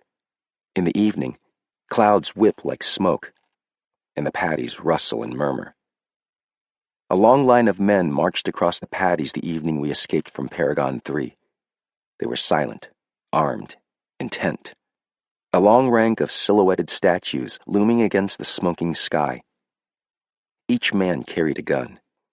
Each man wore a walkie-talkie belt pack, the speaker button in his ear, the microphone bug clipped to his throat, the glowing view screen strapped to his wrist like a green-eyed watch. The multitude of screens showed nothing but a multitude of individual paths through the paddies. The enunciators uttered no sound but the rustle and splash of steps. The men spoke infrequently, in heavy grunts, all speaking to all. Nothing here. Where's here? Jensen's Fields. You're drifting too far west. Close in the line there. Anybody covered the Grimson Paddy? Yeah, nothing. She couldn't have walked this far. Could have been carried. You think she's alive? Why should she be dead? The slow refrain swept up and down the long line of beaters, advancing towards the smoky sunset. The line of beaters wavered like a writhing snake, but never ceased its remorseless advance. 100 men spaced 50 feet apart. 5,000 feet of ominous search. 1 mile of angry determination, stretching from east to west, across a compass of heat. Evening fell. Each man lit his search lamp. The writhing snake was transformed into a necklace of wavering diamonds. Clear here. Nothing. Nothing here. Nothing. What about the Allen Paddies? Covering them now. You think we missed her? Maybe. We'll beat back and check. This'll be an all-night job. Allen Paddy's clear. God damn, we've got to find her. We'll find her. Here she is, Sector 7, tune in. The line stopped. The diamonds froze in the heat. There was silence. Each man gazed into the glowing screen on his wrist, tuning to Sector 7. All tuned to 1. All showed a small nude figure awash in the muddy water of a paddy. Alongside the figure, an owner's stake of bronze read, Vandalore. The end of the line converged towards the Vandalore field. The necklace turned into a cluster of stars. 100 men gathered around a small nude body, a child dead in a rice paddy. There was no water in her mouth. There were finger marks on her throat. Her innocent face was battered. Her body was torn. Clotted blood on her skin was crusted and hard. Dead. 3-4 hours at least. Her mouth is dry. She wasn't drowned, beaten to death. In the dark evening heat, the men swore softly. They picked up the body. One stopped the others and pointed to the child's fingernails. She had fought her murderer. Under the nails were particles of flesh and bright drops of scarlet blood, still liquid, still uncoagulated. That blood ought to be clotted too. Funny? Not so funny. What kind of blood don't clot? Android. Looks like she was killed by one. Vandalore owns an android. She couldn't be killed by an android. That's android's blood under her nails. The police better check. The police will prove I'm right. But androids can't kill. That's android's blood, ain't it? Androids can't kill. They're made that way. Looks like one android was made wrong. Jesus! And the thermometer that day registered 91.9 degrees, gloriously Fahrenheit.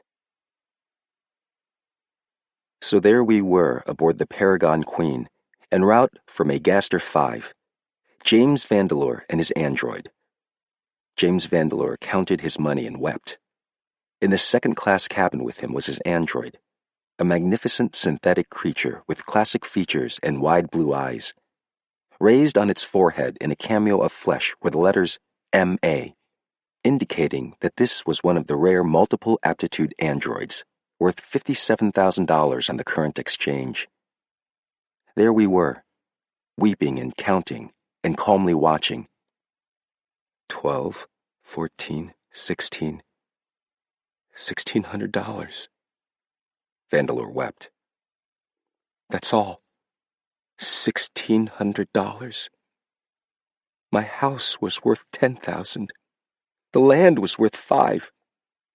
There was furniture, cars, my paintings, etchings, my plane, and nothing to show for everything but $1,600.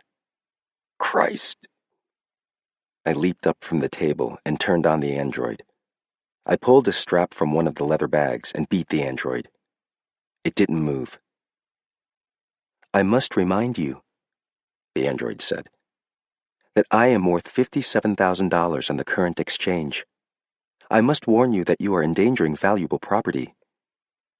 You damned crazy machine, Vandeleur shouted.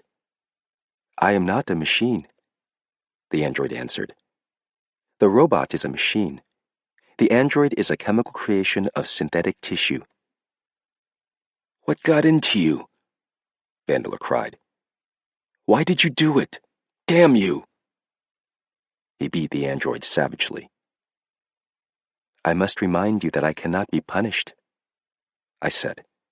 The pleasure-pain syndrome is not incorporated in the android synthesis. Then why did you kill her? Vandeleur shouted. If it wasn't for kicks, why did you? I must remind you, the android said, that the second-class cabins in these ships are not soundproofed.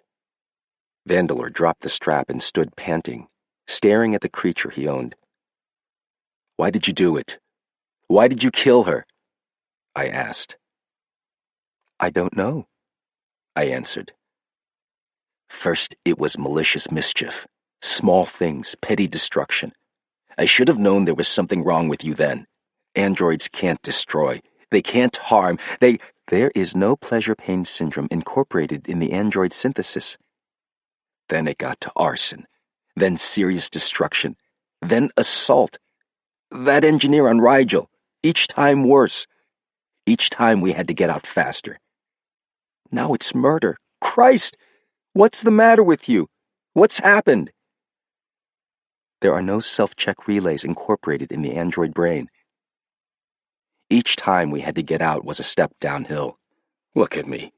In a second-class cabin. Me, James Paleolog Vandeleur. There was a time when my father was the wealthiest.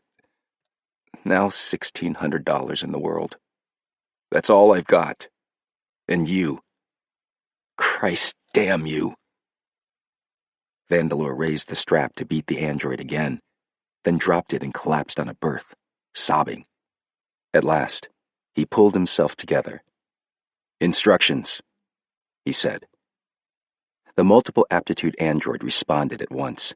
It arose and awaited orders. My name is now Valentine, James Valentine. I stopped off on Paragon 3 for only 1 day to transfer to this ship for Megaster 5. My occupation? Agent for one privately owned MA android, which is for hire. Purpose of visit? To settle on Megaster 5. Fix the papers. The android removed Vandeleur's passport and papers from a bag, got pen and ink, and sat down at the table. With an accurate, flawless hand, an accomplished hand that could draw, write, paint, carve, engrave, etch, photograph, design, create, and build. It meticulously forged new credentials for Vandeleur. Its owner watched me miserably. Create and build, I muttered. And now destroy. Oh, God, what am I going to do? Christ, if I could only get rid of you. If I didn't have to live off you. God, if only I'd inherited some guts instead of you. Dallas Brady was Maygaster's leading jewelry designer. She was short, stocky, amoral, and a nymphomaniac. She hired Vandeleur's multiple aptitude android and put me to work in her shop.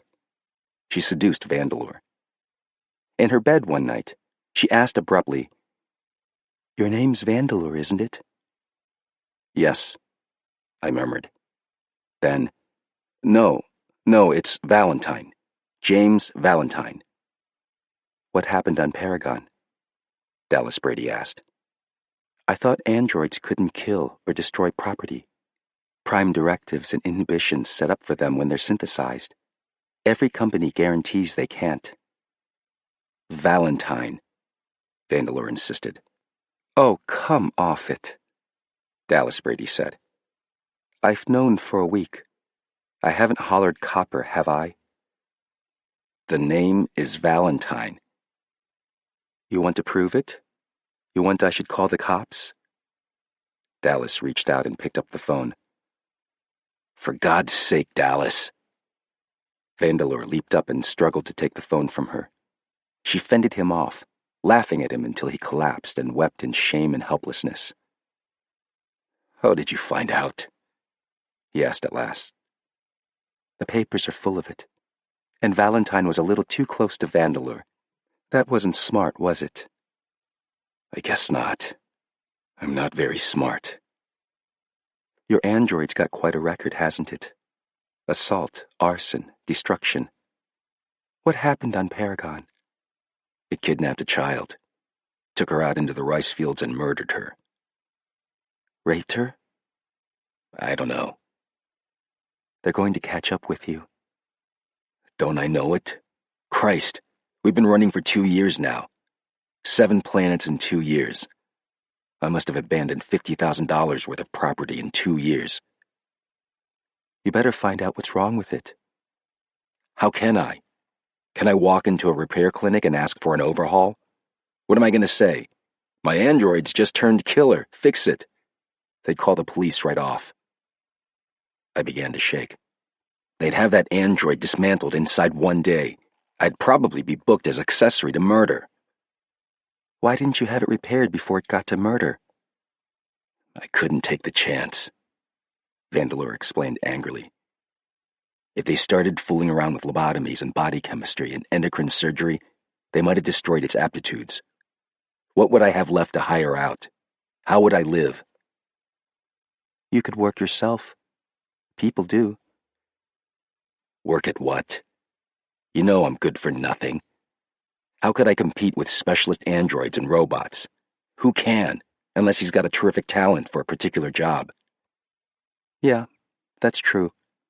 I lived off my old man all my life. Damn him. He had to go bust just before he died. Left me the android and that's all. The only way I can get along is living off what it earns."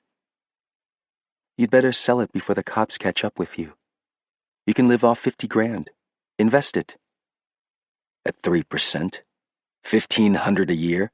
When the android returns 15% on its value? 8,000 a year. That's what it earns. No, Dallas. I've got to go along with it."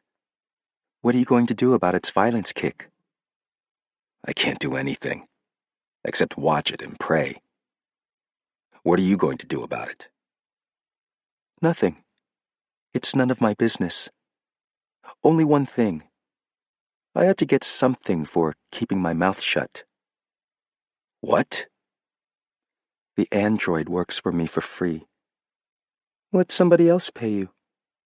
But I get it for free." The multiple aptitude android worked. Vandeleur collected its fees. His expenses were taken care of. His savings began to mount. As the warm spring of Maygaster 5 turned to hot summer, I began investigating farms and properties. It would be possible, within a year or two, for us to settle down permanently, provided Dallas Brady's demands did not become rapacious. On the first hot day of summer, the android began singing in Dallas Brady's workshop. It hovered over the electric furnace which, along with the weather, was broiling the shop, and sang an ancient tune that had been popular half a century before. Oh, it's no feat to beat the heat. All reet, so jeet your seat. Be fleet, cool and discreet. Honey.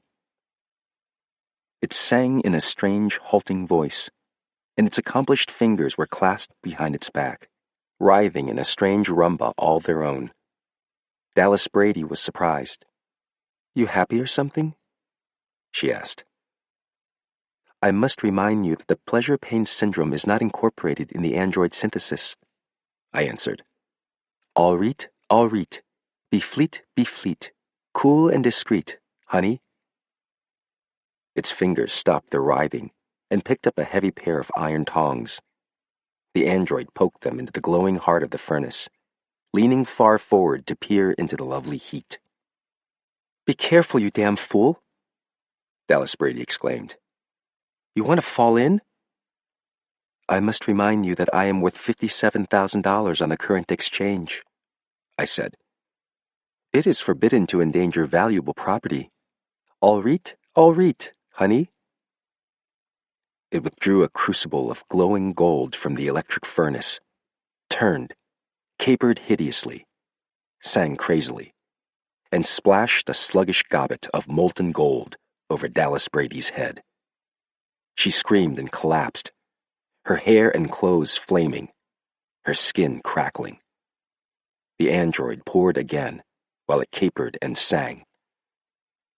Be fleet, cool and discreet, honey. It sang, and slowly poured the molten gold. Then I left the workshop and rejoined James Vandeleur in his hotel suite. The android's charred clothes and squirming fingers warned its owner that something was very much wrong. Vandeleur rushed to Dallas Brady's workshop, stared once, vomited, and fled. I had enough time to pack one bag and raise $900 on portable assets.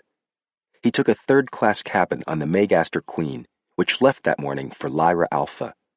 He took me with him. He wept and counted his money, and I beat the android again.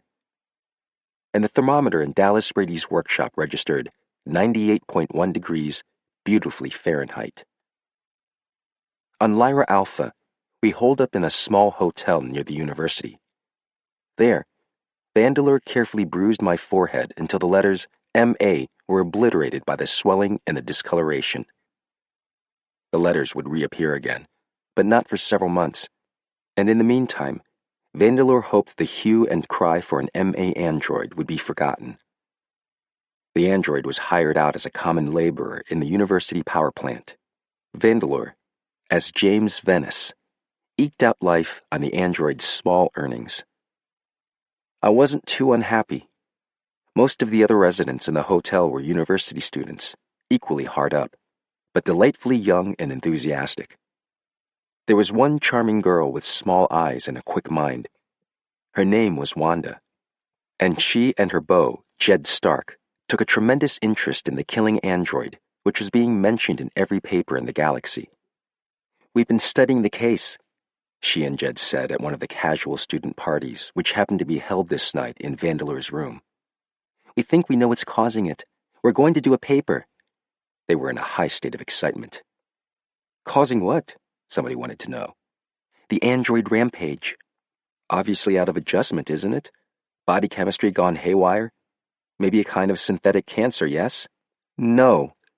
Wanda gave Jed a look of suppressed triumph. Well, what is it? Something specific. What? That would be telling. Oh, come on. Nothing doing. Won't you tell us? I asked intently. We're very much interested in what could go wrong with an android. No, Mr. Venice, Wanda said. It's a unique idea, and we've got to protect it. One thesis like this, and we'll be set up for life. We can't take the chance of somebody stealing it. Can't you give us a hint? No, not a hint. Don't say a word, Jed.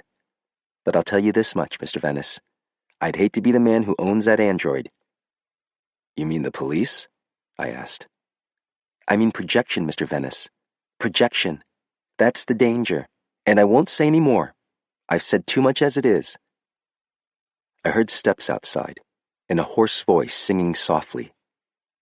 Be fleet, cool and discreet, honey. My android entered the room, home from its tour of duty at the university power plant. It was not introduced.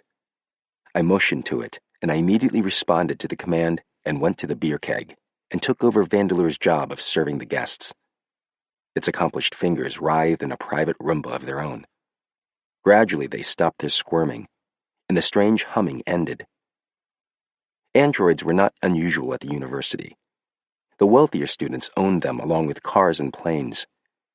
Vandeleur's android provoked no comment, but young Wanda was sharp-eyed and quick-witted. She noted my bruised forehead, and she was intent on the history-making thesis she and Jed Stark were going to write. After the party broke up, she consulted with Jed walking upstairs to her room. Jed, why'd that android have a bruised forehead? Probably hurt itself, Wanda. It's working in the power plant. They fling a lot of heavy stuff around. That's all? What else? It could be a convenient bruise. Convenient for what? Hiding what's stamped on its forehead. No point to that, Wanda. You don't have to see marks on a forehead to recognize an android.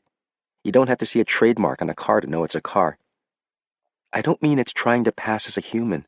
I mean it's trying to pass as a lower-grade android. Why? Suppose it had MA on its forehead. Multiple aptitude? Then why in hell would Venice waste its stoking furnaces if it could earn more? Oh, you mean it's... Wanda nodded. Jesus. Stark pursed his lips. What do we do? Call the police? No, we don't know if it's an MA for a fact. If it turns out to be an MA in the killing android, our paper comes first anyway. This is our big chance, Jed.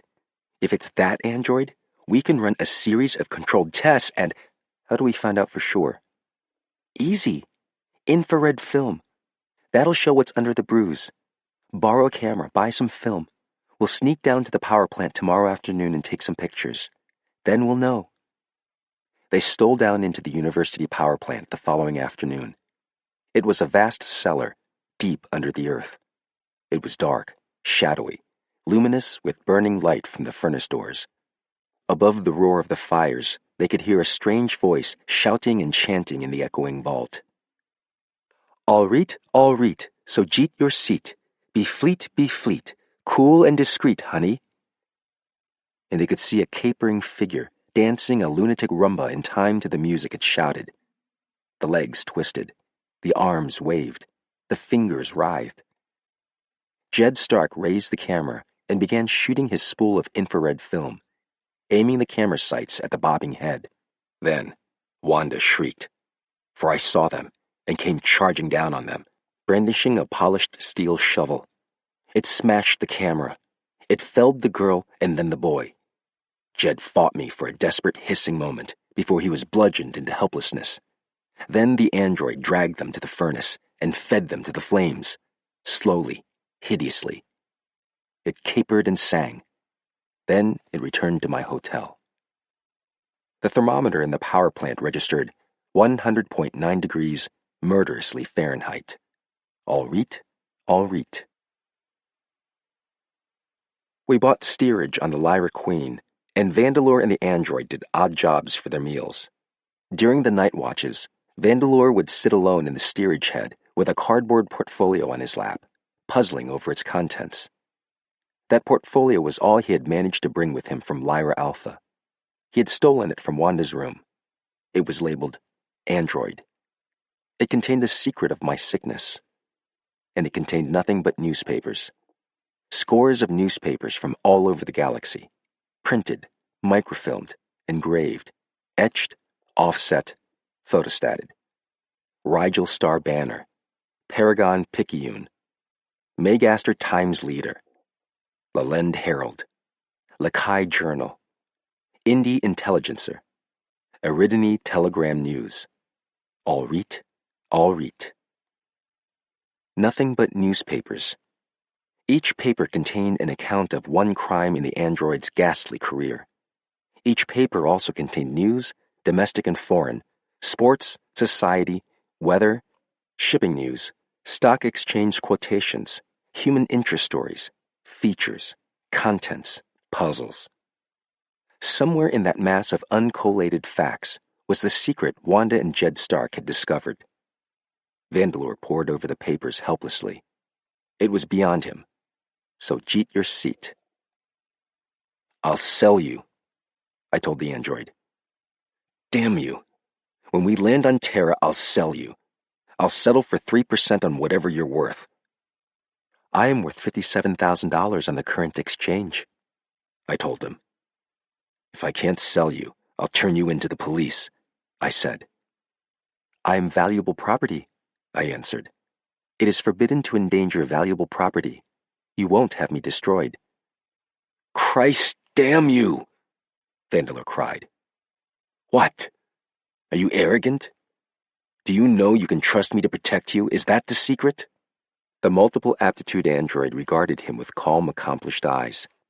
Sometimes, it said, it is a good thing to be property. It was 3 below zero when the Lyra Queen dropped at Croydon Field. A mixture of ice and snow swept across the field, fizzing and exploding into steam under the Queen's tail jets. The passengers trotted numbly across the blackened concrete to customs inspection, and thence to the airport bus that was to take them to London. Vandeleur and the android were broke. They walked. By midnight, they reached Piccadilly Circus. The December ice storm had not slackened, and the statue of Eros was encrusted with ice. They turned right, walked down to Trafalgar Square, and then along the Strand towards Soho, shaking with cold and wet. Just above Fleet Street, Vandeleur saw a solitary figure coming from the direction of St. Paul's. He drew the android into the alley. We've got to have money, he whispered. He pointed at the approaching figure. He has money. Take it from him. The order cannot be obeyed, the android said. Take it from him, Vandeleur repeated. By force. Do you understand? We're desperate. It is contrary to my prime directive, I said. I cannot endanger life or property. The order cannot be obeyed. For God's sake, Vandeleur bursted out. You've attacked, destroyed, murdered. Don't gibber about prime directives. You haven't any left. Get his money. Kill him if you have to. I tell you, we're desperate. It is contrary to my prime directive, the android repeated. The order cannot be obeyed. I thrust the android back and leaped out at the stranger. He was tall, austere, competent. He had an air of hope, curdled by cynicism. He carried a cane. I saw he was blind. Yes, he said. I hear you near me. What is it? Sir, Vandeleur hesitated. I'm desperate. We are all desperate, the stranger replied. Quietly desperate. Sir, I've got to have some money. Are you begging or stealing? The sightless eyes passed over Vandeleur and the android. I'm prepared for either. Ah, so are we all. It is the history of our race. The stranger motioned over his shoulder. I have been begging at St. Paul's, my friend. What I desire cannot be stolen. What is it you desire that you are lucky enough to be able to steal? Money, Vandeleur said. Money for what? Come, my friend. Let us exchange confidences. I will tell you why I beg, if you will tell me why you steal. My name is Blenheim. My name is Vole. I was not begging for sight at St. Paul's, Mr. Vole. I was begging for a number. A number? Ah, yes. Numbers rational, number irrational. Numbers imaginary. Positive integers, negative integers, fractions, positive and negative, eh? You have never heard of Blenheim's immortal treatise on 20 zeros? Or the differences in absence of quantity? Blenheim smiled bitterly. I am a wizard of the theory of number, Mr. Vall, and I have exhausted the charm of number for myself. After 50 years of wizardry, senility approaches, and the appetite vanishes. I have been praying in St. Paul's for inspiration. Dear God, I prayed, if you exist, send me a number. Vandeleur slowly lifted the cardboard portfolio and touched Blenheim's hand with it. In here, he said, is a number. A hidden number. A secret number. The number of a crime. Shall we exchange, Mr. Blenheim? Shelter for a number? Neither begging nor stealing, eh? Blenheim said. But a bargain. So all life reduces itself to the banal. The sightless eyes again passed over Vandeleur and the android. Perhaps the Almighty is not God, but a merchant. Come home with me. On the top floor of Blenheim's house, we shared a room. 2 beds, 2 closets, 2 washstands, 1 bathroom. Vandeleur bruised my forehead again and sent me out to find work. And while the android worked, I consulted with Blenheim and read him the papers from the portfolio, one by one. All reet. Vandeleur told him so much and no more. He was a student, I said, attempting a thesis on a murdering android. In these papers, which he had collected, were the facts that would explain the crimes of which Blenheim had heard nothing. There must be a correlation, a number, a statistic, something which would account for my derangement, I explained. And Blenheim was piqued by the mystery, the detective story, the human interest of number. We examined the papers. As I read them aloud, he listed them and their contents in his blind, meticulous writing. And then I read his notes to him. He listed the papers by type, by typeface, by fact, by fancy, by article, spelling, words, theme, advertising, pictures, subject, politics, prejudices. He analyzed, he studied, he meditated, and we lived together in that top floor, always a little cold, always a little terrified, always a little closer, brought together by our fear of it, our hatred between us. Like a wedge driven into a living tree and splitting the trunk, only to be forever incorporated into the scar tissue, we grew together. Vandeleur and the android. Be fleet. And one afternoon, Blenheim called Vandeleur into his study and displayed his notes. I think I found it, he said, but I can't understand it. Vandeleur's heart leaped. Here are the correlations, Blenheim continued. In 50 papers, there are accounts of the criminal android. Was it there, outside the depredations, that is also in 50 papers? I don't know, Mr. Blenheim. That was a rhetorical question. Here's the answer. The weather. What? The weather. Blenheim nodded. Each crime was committed on a day when the temperature was above 90 degrees Fahrenheit. But that's impossible, Vandeleur exclaimed. It was cool on Lyra Alpha. We have no record of any crime committed on Lyra Alpha. There is no paper. No, that's right. Vandeleur was confused. Suddenly he exclaimed, No, you're right. The furnace room. It was hot there. Hot, of course. My God, yes, that's the answer. Dallas Brady's electric furnace. The rice deltas on Paragon. So cheat your seat. Yes. But why? Why? My God, why? I came into the house at that moment, and passing the study, saw Vandeleur and Blenheim. I entered, awaiting commands, my multiple aptitudes devoted to service. That's the android, eh? Blenheim said after a long moment. Yes, Vandeleur answered, still confused by the discovery. And that explains why it refused to attack you that night on the Strand. It wasn't hot enough to break the Prime Directive. Only in the heat. The heat all reet. He looked at the android. A lunatic command passed from man to android. I refused. It is forbidden to endanger life. Vandeleur gestured furiously, then seized Blenheim's shoulders and yanked him back out of his desk chair to the floor.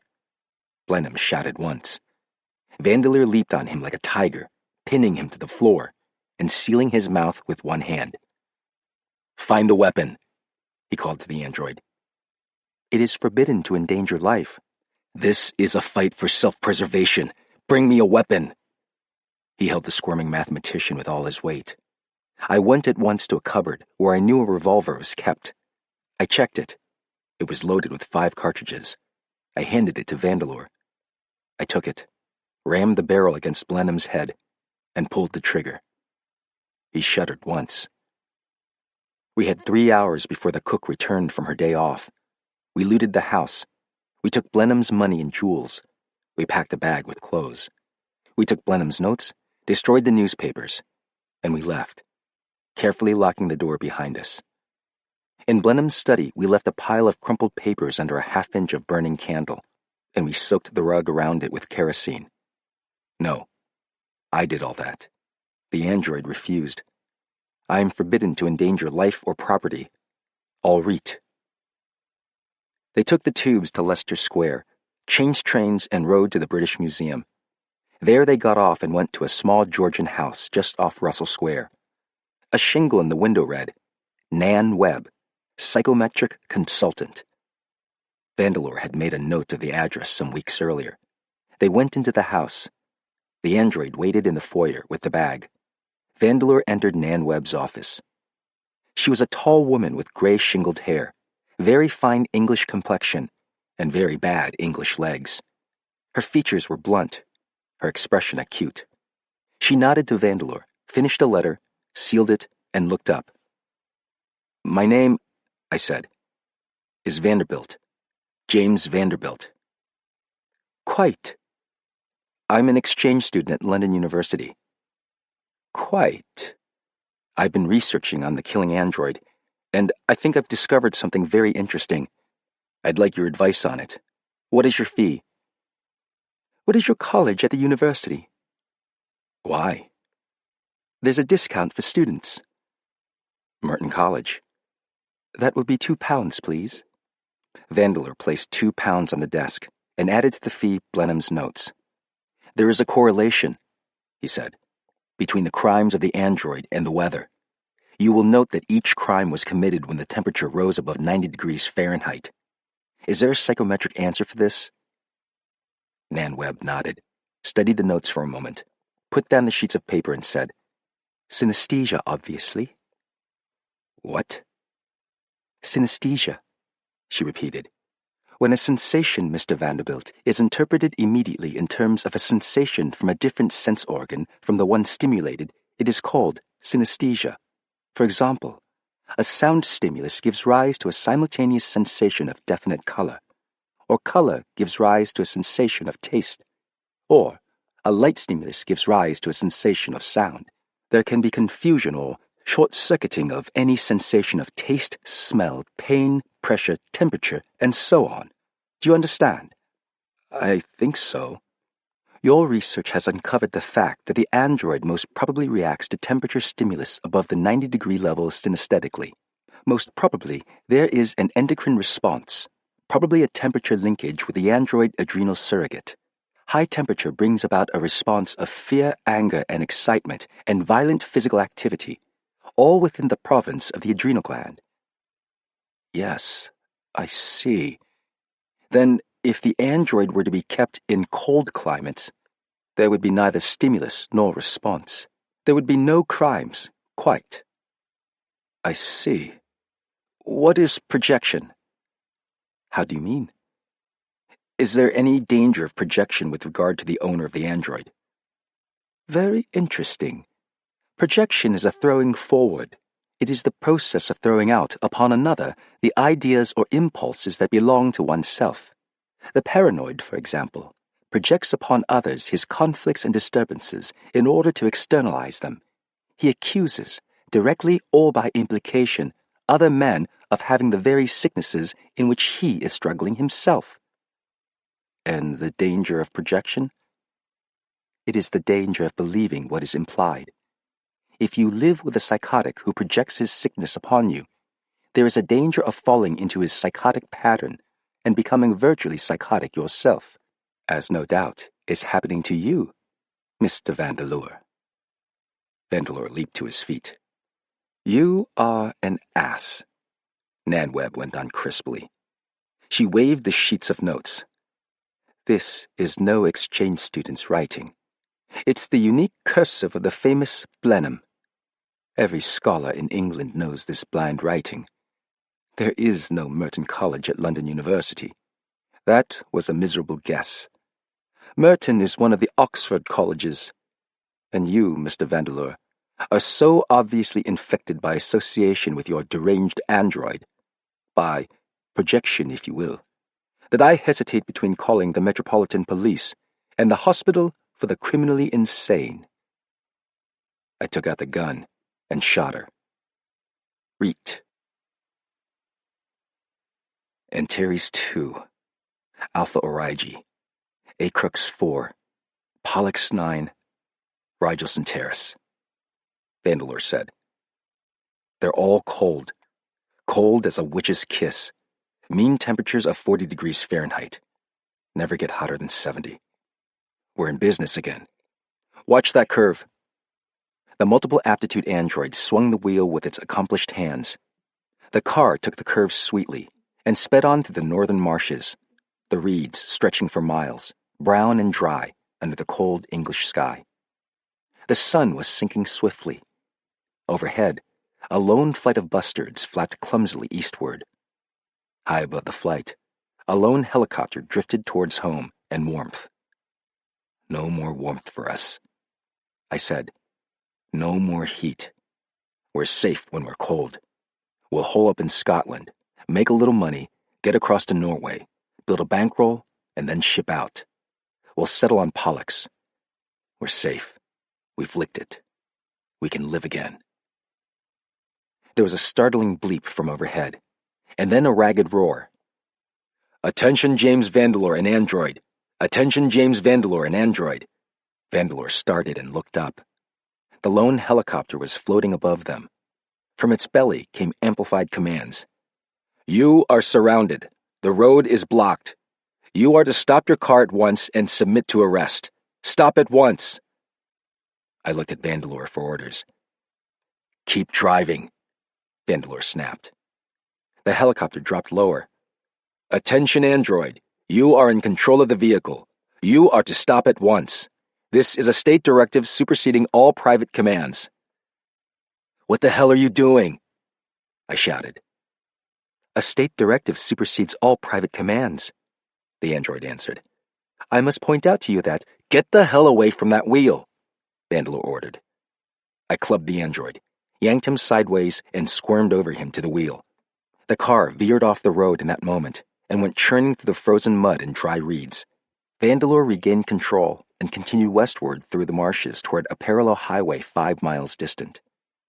We'll beat their goddamn block, he grunted. The car pounded and surged. The helicopter dropped even lower. A searchlight blazed from the belly of the plane.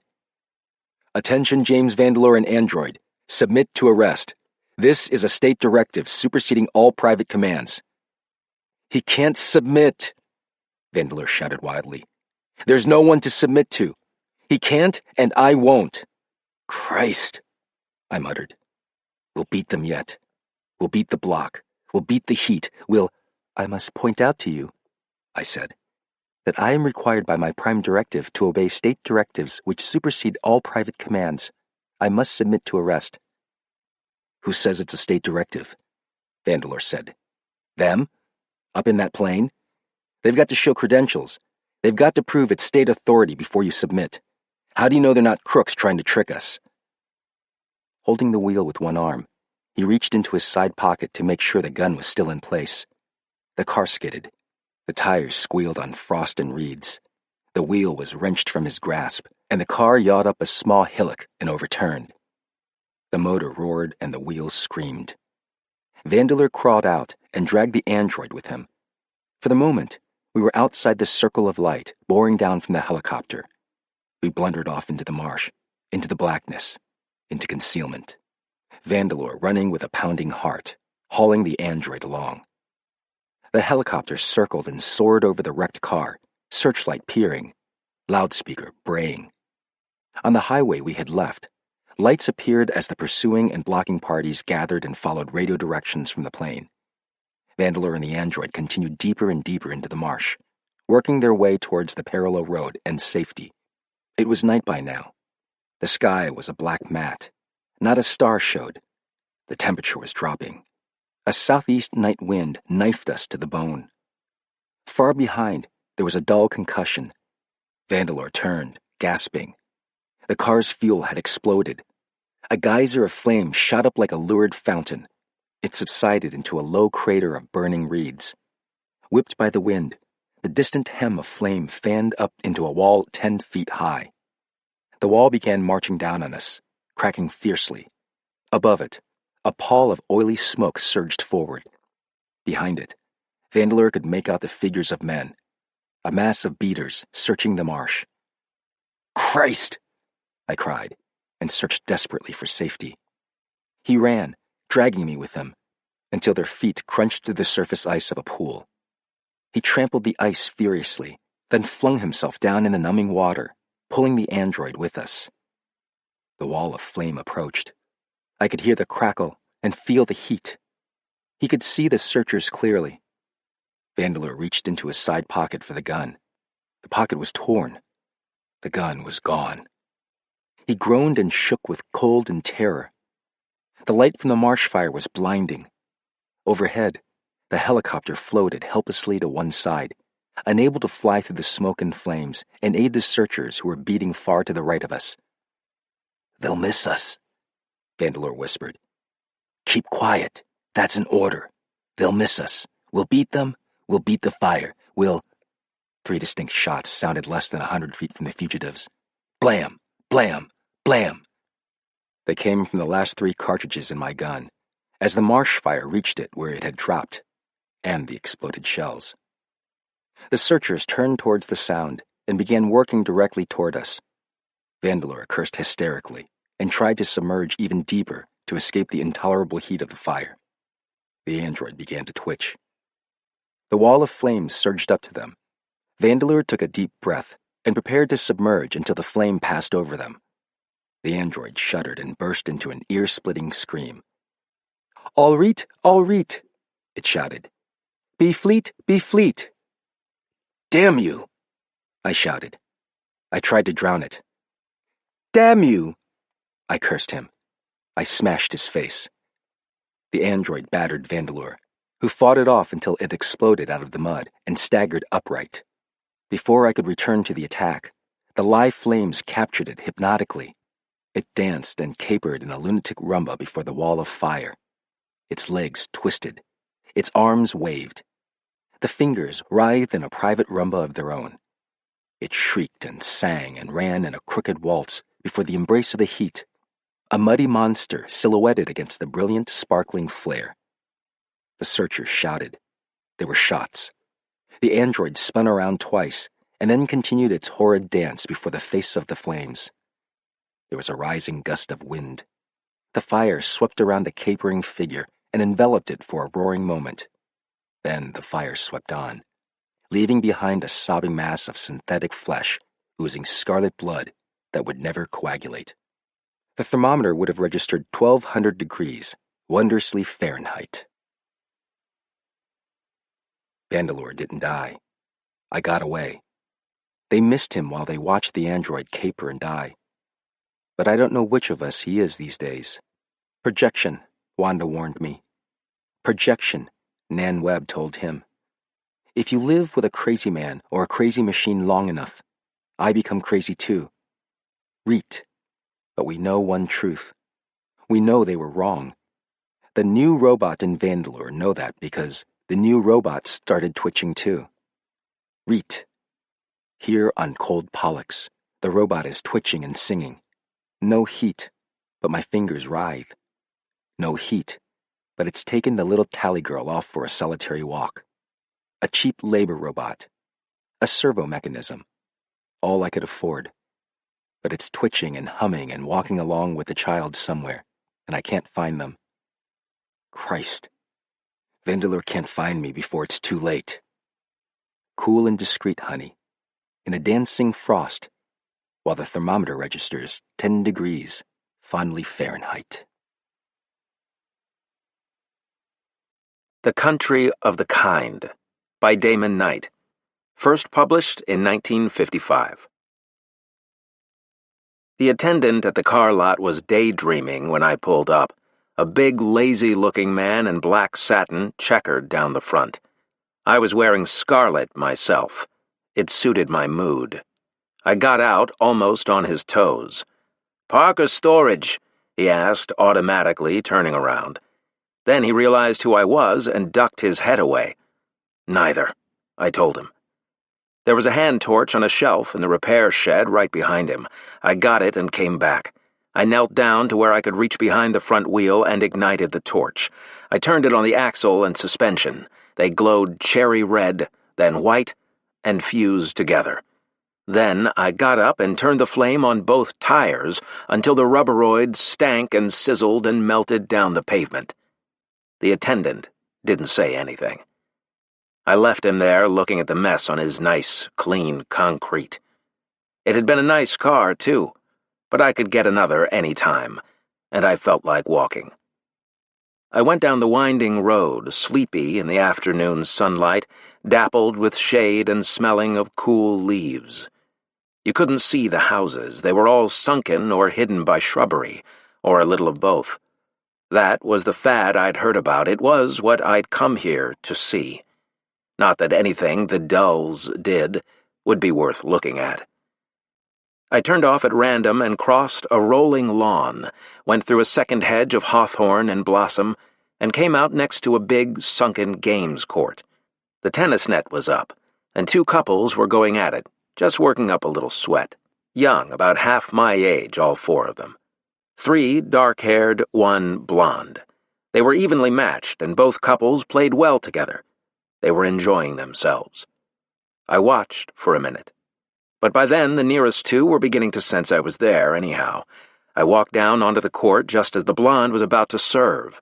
She looked at me, frozen, across the net, poised on tiptoe. The others stood. "Off," I told them. "Game's over." I watched the blonde. She was not especially pretty as they go, but compactly and gracefully put together.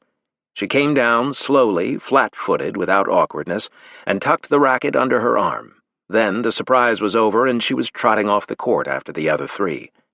I followed their voices around the curve of the path, between towering masses of lilacs, inhaling the sweetness, until I came to what looked like a little sunning spot.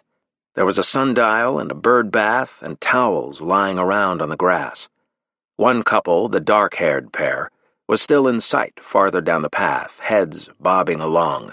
The other couple had disappeared. I found the handle in the grass without any trouble. The mechanism responded, and an oblong section of turf rose up. It was the stair I had, not the elevator, but that was all right. I ran down the steps and into the first door I saw, and was in the top-floor lounge, an oval room lit with diffused, simulated sunlight from above. The furniture was all comfortably bloated, sprawling, and ugly. The carpet was deep, and there was a fresh flower scent in the air. The blonde was over at the near end with her back to me, studying the Auto Chef keyboard. She was half out of her playsuit. She pushed it the rest of the way down and stepped out of it, then turned and saw me. She was surprised again. She hadn't thought I might follow her down. I got up close before it occurred to her to move. Then it was too late. She knew she couldn't get away from me. She closed her eyes and leaned back against the paneling, turning a little pale. Her lips and her golden brows went up in the middle. I looked her over and told her a few uncomplimentary things about herself. She trembled but didn't answer. On an impulse, I leaned over and dialed the auto chef to hot cheese sauce. I cut the safety out of circuit and put the quantity dial all the way up. I dialed soup tureen, and then punch bowl. The stuff began to come out in about a minute, steaming hot. I took the tureens and splashed them up and down the wall on either side of her. Then, when the first punch bowl came out, I used the empty bowls as scoops. I clotted the carpet with the stuff. I made streamers of it all along the walls and dumped puddles into what furniture I could reach.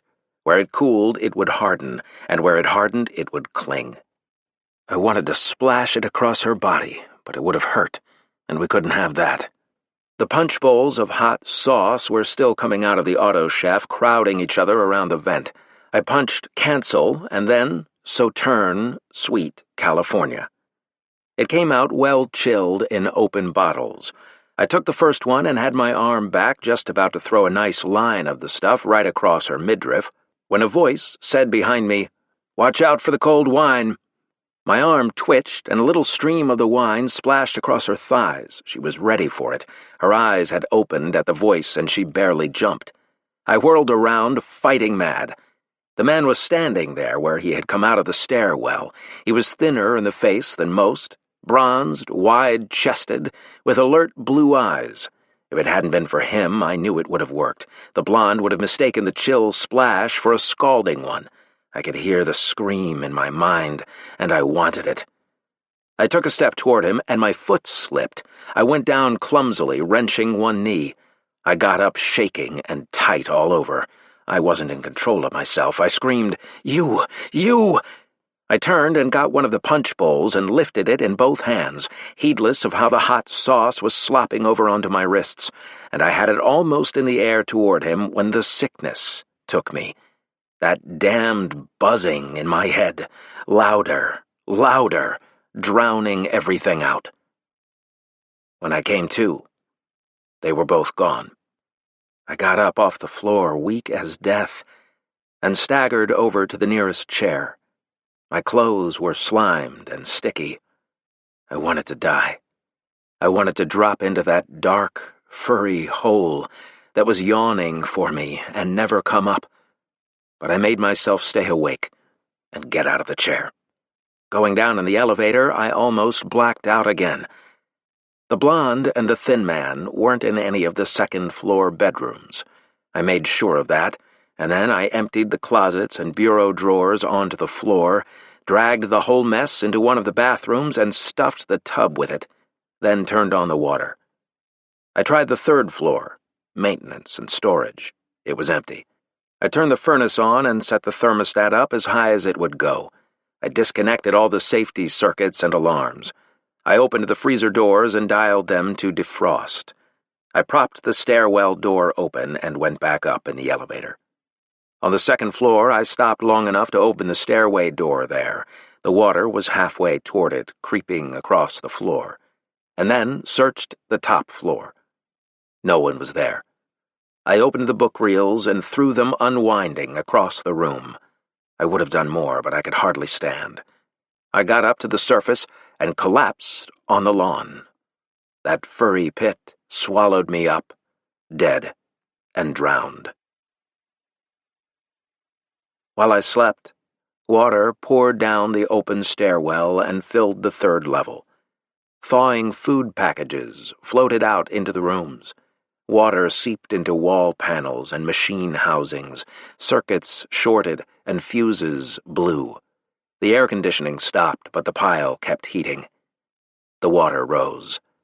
Spoiled food, floating supplies, grimy water surged up the stairwell. The second and first levels were bigger and would take longer to fill, but they'd fill. Rugs, furnishings, clothing, all the things in the house would be waterlogged and ruined. Probably the weight of so much water would shift the house, rupture water pipes and other fluid intakes. It would take a repair crew more than a day just to clean up the mess. The house itself was done for, not repairable. The blonde and the thin man would never live in it again. Serve them right. The Dulls could build another house. They built like beavers. There was only one of me in the world. The earliest memory I have is of some woman, probably the creche mother, staring at me with an expression of shock and horror. Just that. I've tried to remember what happened directly before or after, but I can't. Before, there's nothing but the dark, formless shaft of no memory that runs back to birth. Afterward, the big calm. From my 5th year, it must have been, to my 15th, everything I can remember floats in a pleasant, dim sea. Nothing was terribly important. I was languid and soft. I drifted. Waking merged into sleep. In my 15th year, it was the fashion in love play for the young people to pair off for months or longer. Loving steady, we called it. I remember how the older people protested that it was unhealthy, but we were all normal juniors and nearly as free as adults under the law. All but me. The first steady girl I had was named Ellen. She had blonde hair, almost white, worn long. Her lashes were dark and her eyes pale green. Startling eyes. They didn't look as if they were looking at you. They looked blind. Several times she gave me strange, startled glances, something between fright and anger.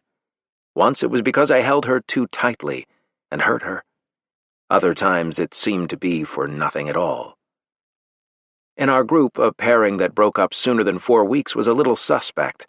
There must be something wrong with one partner, or both, or the pairing would have lasted longer.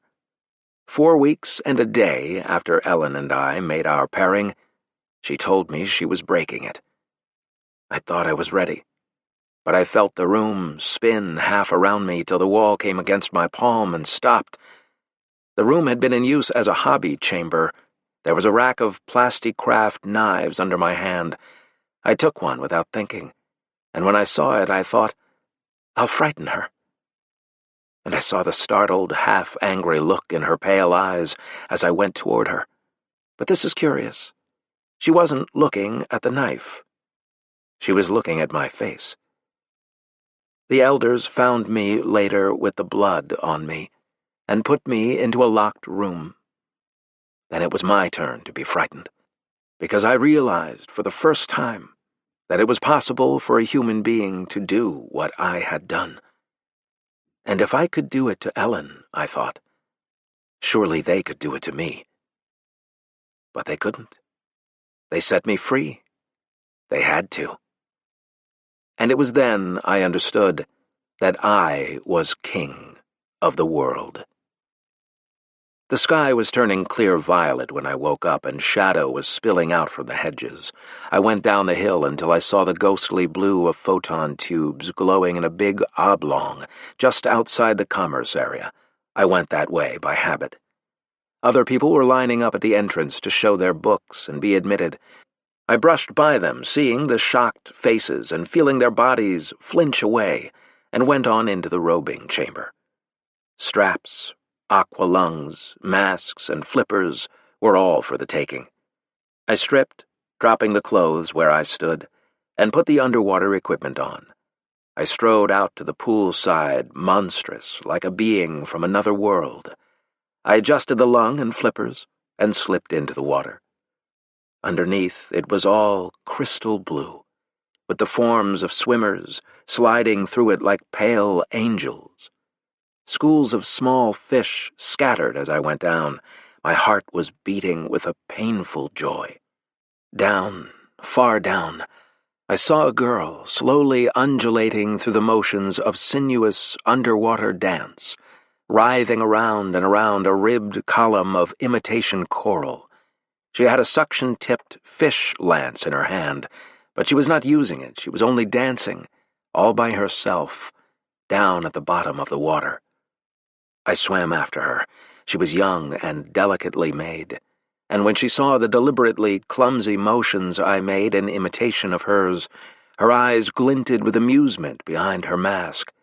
She bowed to me in mockery, and slowly glided off with simple, exaggerated movements like a child's ballet. I followed.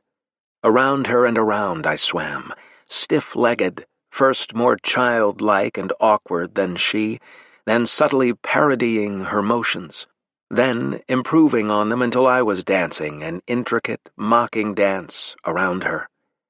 I saw her eyes widen. She matched her rhythm to mine then. And together, apart, together again, we coiled the wake of our dancing. At last, exhausted, we clung together where a bridge of plastic coral arched over us. Her cool body was in the bend of my arm, behind two thicknesses of vitrine, a world away. Her eyes were friendly and kind. There was a moment when, two strangers, yet one flesh, we felt our souls speak to one another across that abyss of matter. It was a truncated embrace. We could not kiss. We could not speak. But her hands lay confidingly on my shoulders, and her eyes looked into mine. That moment had to end. She gestured toward the surface and left me. I followed her up. I was feeling drowsy and almost at peace after my sickness. I don't know what I thought. We rose together at the side of the pool. She turned to me, removing her mask. Her smile stopped and melted away. She stared at me with a horrified disgust, wrinkling her nose. "Pshaw!" she said, and turned, awkward in her flippers. Watching her, I saw her fall into the arms of a white-haired man, and heard her hysterical voice tumbling over itself. "But don't you remember?" The man's voice rumbled. "You should know it by heart." He turned. "Hal, is there a copy of it in the clubhouse?" A murmur answered him, and in a few moments a young man came out holding a slender, brown pamphlet. I knew that pamphlet. I could even have told you what page the white-haired man opened it to, what sentences the girl was reading as I watched. I waited. I don't know why. I heard her voice rising. "To think I let him touch me!" And the white-haired man reassured her, the words rumbling too low to hear. I saw her back straighten. She looked across to me, only a few yards in that scented, blue-lit air, a world away, and folded up the pamphlet into a hard wad, threw it, and turned on her heel. The pamphlet landed almost at my feet. I touched it with my toe, and it opened to the page I had been thinking of. Sedation until his 15th year, when for sexual reasons it became no longer practicable. While the advisors of medical staff hesitated, he killed a girl of the group by violence. And farther down, the solution finally adopted was threefold. 1. A sanction, the only sanction possible to our humane, permissive society. Excommunication, not to speak to him, touch him willingly, or acknowledge his existence. 2. A precaution, taking advantage of a mild predisposition to epilepsy, a variant of the so-called Cusco analog technique was employed to prevent, by an epileptic seizure, any future act of violence. 3. A warning. A careful alternation of his body chemistry was effected to make his exhaled and exuded wastes emit a strongly pungent and offensive odor. In mercy, he himself was rendered unable to detect this smell. Fortunately, the genetic and environmental accidents which combined to produce this atavism have been fully explained and can never again— The words stopped meaning anything, as they always did at that point. I didn't want to read any farther. It was all nonsense anyway. I was the king of the world. I got up and went away out into the night, blind to the dulls who thronged the rooms I passed. 2 squares away was the commerce area. I found a clothing outlet and went in. All the free clothes in the display cases were drab. Those were for the worthless floaters, not for me. I went past them to the specials and found a combination I could stand, silver and blue, with a severe black piping down the tunic. A dull would have said it was nice. I punched for it. The automatic looked me over with its dull, glassy eye and croaked, "Your contribution book, please." I could have had a contribution book for the trouble of stepping out into the street and taking it away from the first passer-by, but I didn't have the patience. I picked up the one-legged table from the refreshment nook, hefted it, and swung it at the cabinet door. The metal shrieked and dented opposite the catch. I swung once more to the same place, and the door sprang open. I pulled out clothing in handfuls till I got a set that would fit me. I bathed and changed, and then went prowling in the big multi-outlet down the avenue. All those places are arranged pretty much alike, no matter what the local managers do to them. I went straight to the knives and picked out 3 in graduated sizes down to the size of my fingernail. Then I had to take my chances. I tried the furniture department where I had had good luck once in a while, but this year all they were using was metal. I had to have seasoned wood. I knew where there was a big cache of cherry wood in good-sized blocks in a forgotten warehouse up north at a place called Kootenai. I could have carried some around with me, enough for years, but what for when the world belonged to me? It didn't take me long. Down in the workshop section of all places I found some antiques, tables and benches, all with wooden tops. While the dulls collected down at the other end of the room, pretending not to notice, I sawed off a good oblong chunk of the smallest bench and made a base for it out of another. As long as I was there, it was a good place to work, and I could eat and sleep upstairs, so I stayed. I knew what I wanted to do. It was going to be a man, sitting, with his legs crossed and his forearms resting down along his calves. His head was going to be tilted back and his eyes closed, as if he were turning his face up to the sun. In 3 days, it was finished. The trunk and limbs had a shape that was not man and not wood, but something in between, something that hadn't existed before I made it. Beauty. That was the old word. I had carved one of the figure's hands hanging loosely, and the other one curled shut. There had to be a time to stop and say it was finished. I took the smallest knife, the one I had been using to scrape the wood smooth, and cut away the handle and ground down what was left of the shaft to a thin spike. Then I drilled a hole into the wood of the figurine's hand, in the hollow between thumb and curled finger. I fitted the knife blade in there. In the small hand, it was a sword. I cemented it in place. Then I took the sharp blade and stabbed my thumb, and smeared the blade. I hunted most of that day and finally found the right place, a niche in an outcropping of striated brown rock in a little triangular half-wild patch that had been left where 2 roads forked. Nothing was permanent, of course, in a community like this one that might change its houses every 5 years or so to follow the fashion. But this spot had been left to itself for a long time.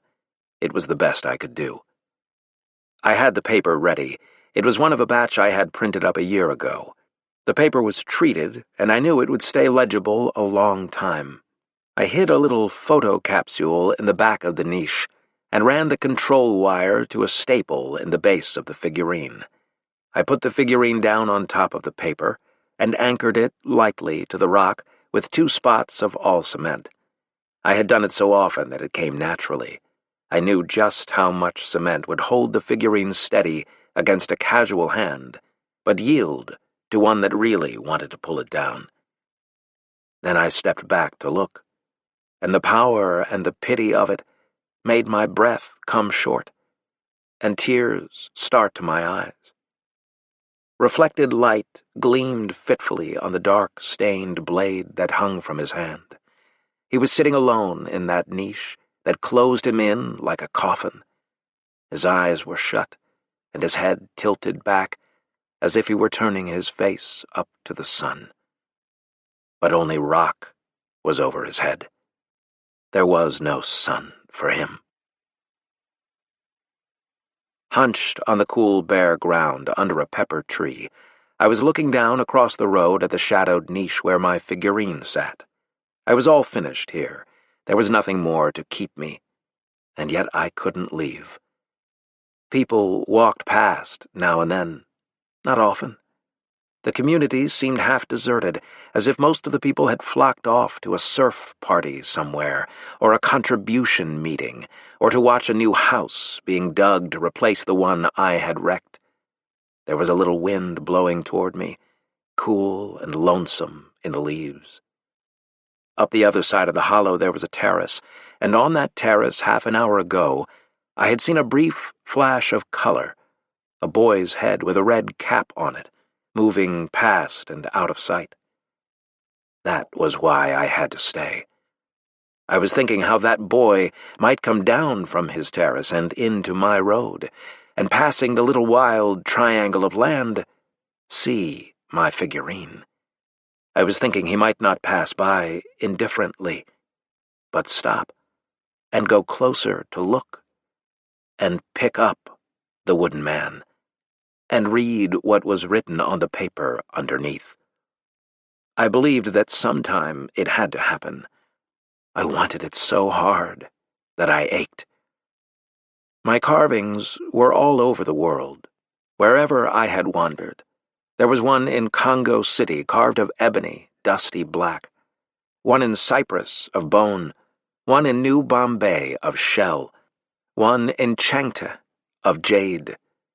They were like signs printed in red and green in a color-blind world. Only the one I was looking for would ever pick one of them up and read the message I knew by heart. To you who can see, the first sentence said, I offer you a world. There was a flash of color up on the terrace. I stiffened. A minute later, here it came again from a different location. It was the boy, clambering down the slope, brilliant against the green, with his red, sharp-billed cap like a woodpecker's head. I held my breath. He came toward me through the fluttering leaves, ticked off by pencils of sunlight as he passed. He was a brown boy, I could see at this distance, with a serious, thin face. His ears stuck out, flickering pink with the sun behind them, and his elbow and knee pads made him look knobby. He reached the fork in the road and chose the path on my side. I huddled into myself as he came nearer. Let him see it. Let him not see me, I thought fiercely. My fingers closed around a stone. He was nearer, walking jerkily with his hands in his pockets, watching his feet mostly. When he was almost opposite me, I threw the stone. It rustled through the leaves below the niche in the rock. The boy's head turned. He stopped, staring. I think he saw the figurine then. I'm sure he saw it. He took one step. "Risha!" came floating down from the terrace, and he looked up. "Here!" he piped.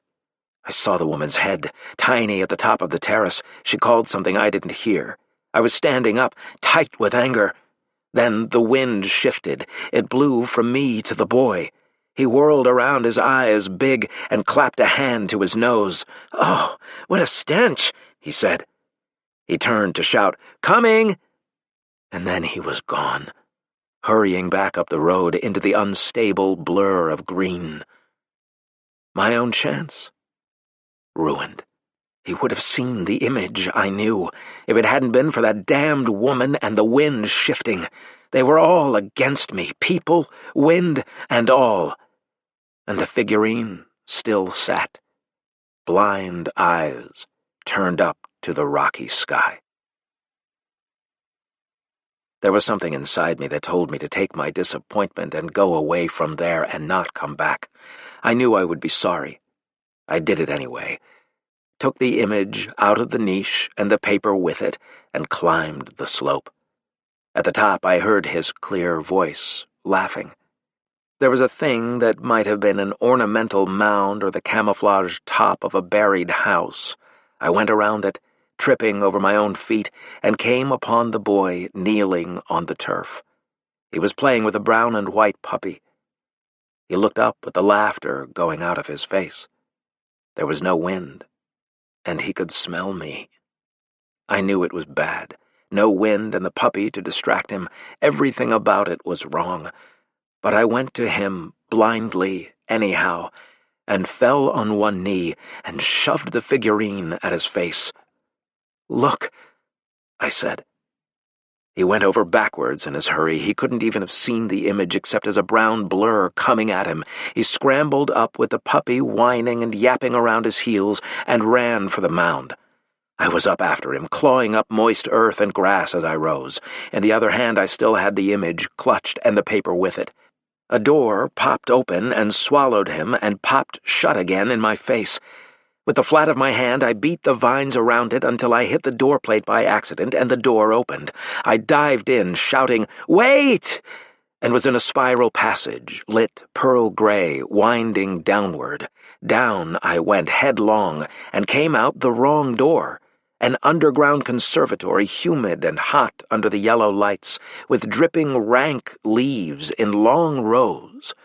I went down the aisle raging, overturning the tanks, until I came to a vestibule and an elevator.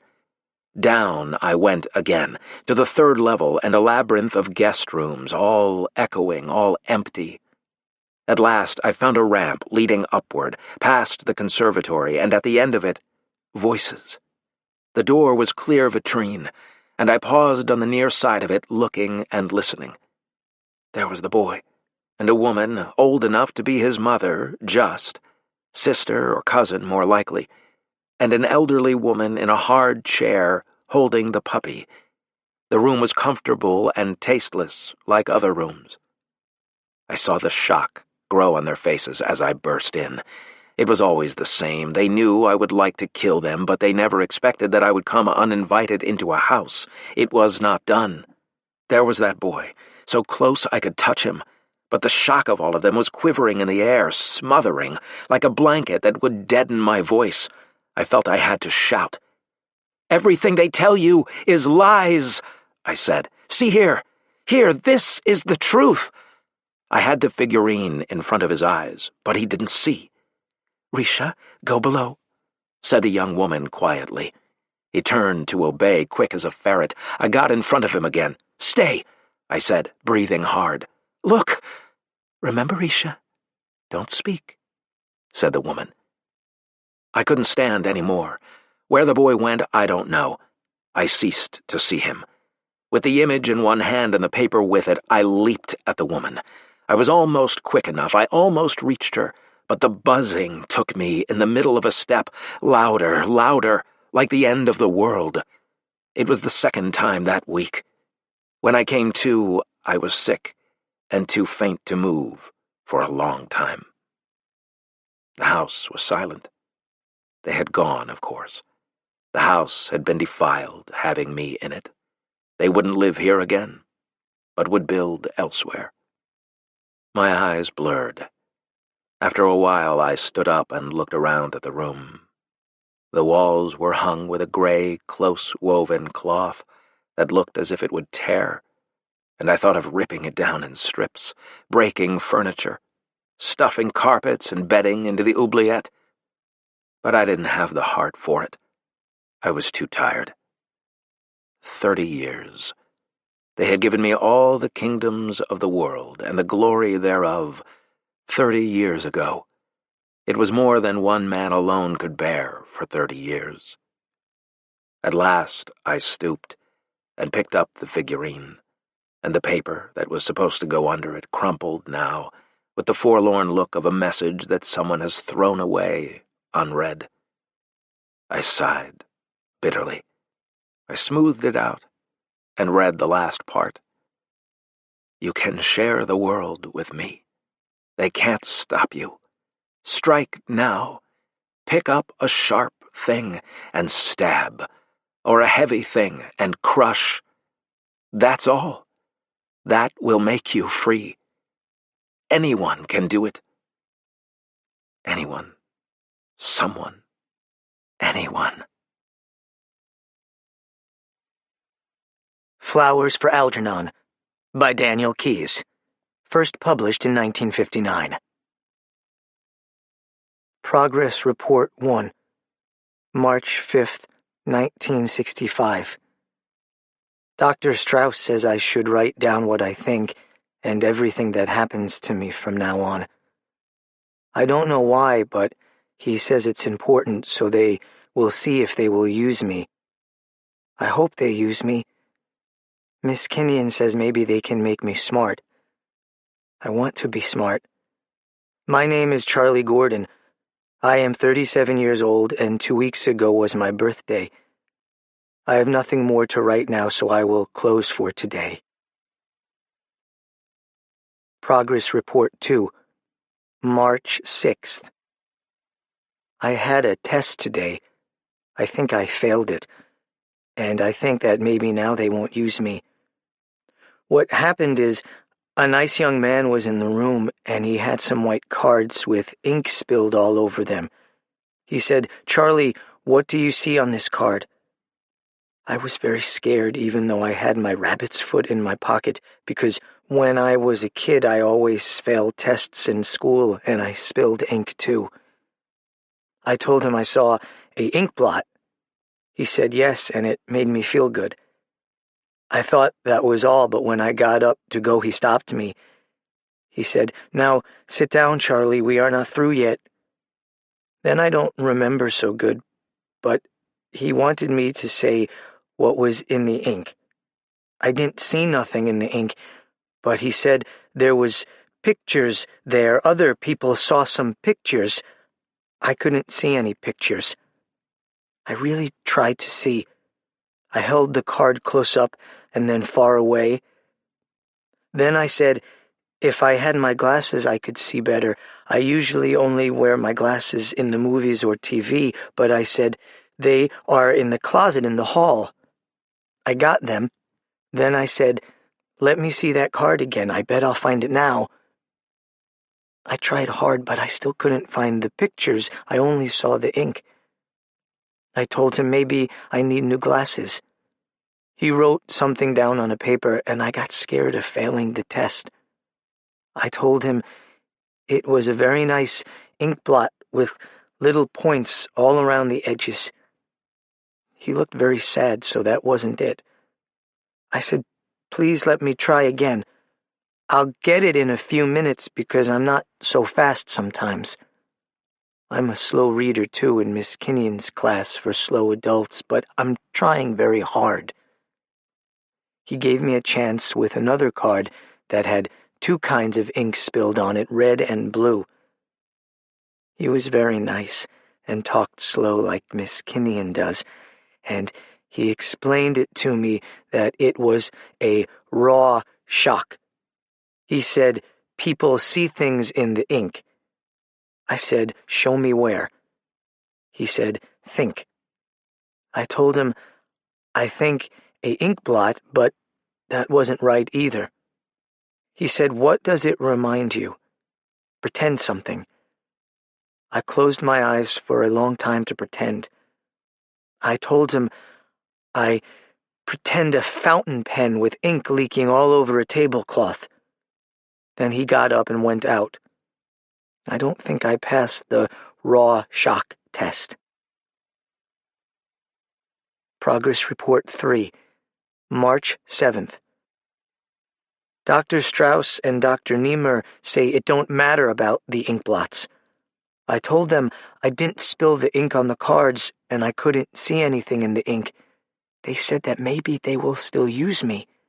I said Miss Kinnian never gave me tests like that one, only spelling and reading.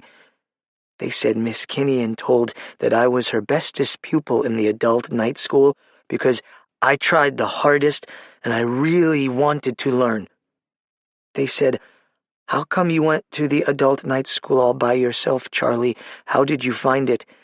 I said, I asked people, and somebody told me where I should go to learn to read and spell good.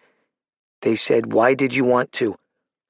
I told them because all my life I wanted to be smart and not dumb. But it's very hard to be smart. They said, you know it will probably be temporary. I said, yes, Miss Kinnian told me. I don't care if it hurts. Later, I had more crazy tests today. The nice lady who gave it me told me the name, and I asked her, how do you spell it so I can write it in my progress report? Thematic apperception test. I don't know the first two words, but I know what test means. You got to pass it, or you get bad marks. This test looked easy because I could see the pictures. Only this time, she didn't want me to tell her the pictures. That mixed me up. I said the man yesterday said I should tell him what I saw in the ink. She said that don't make no difference.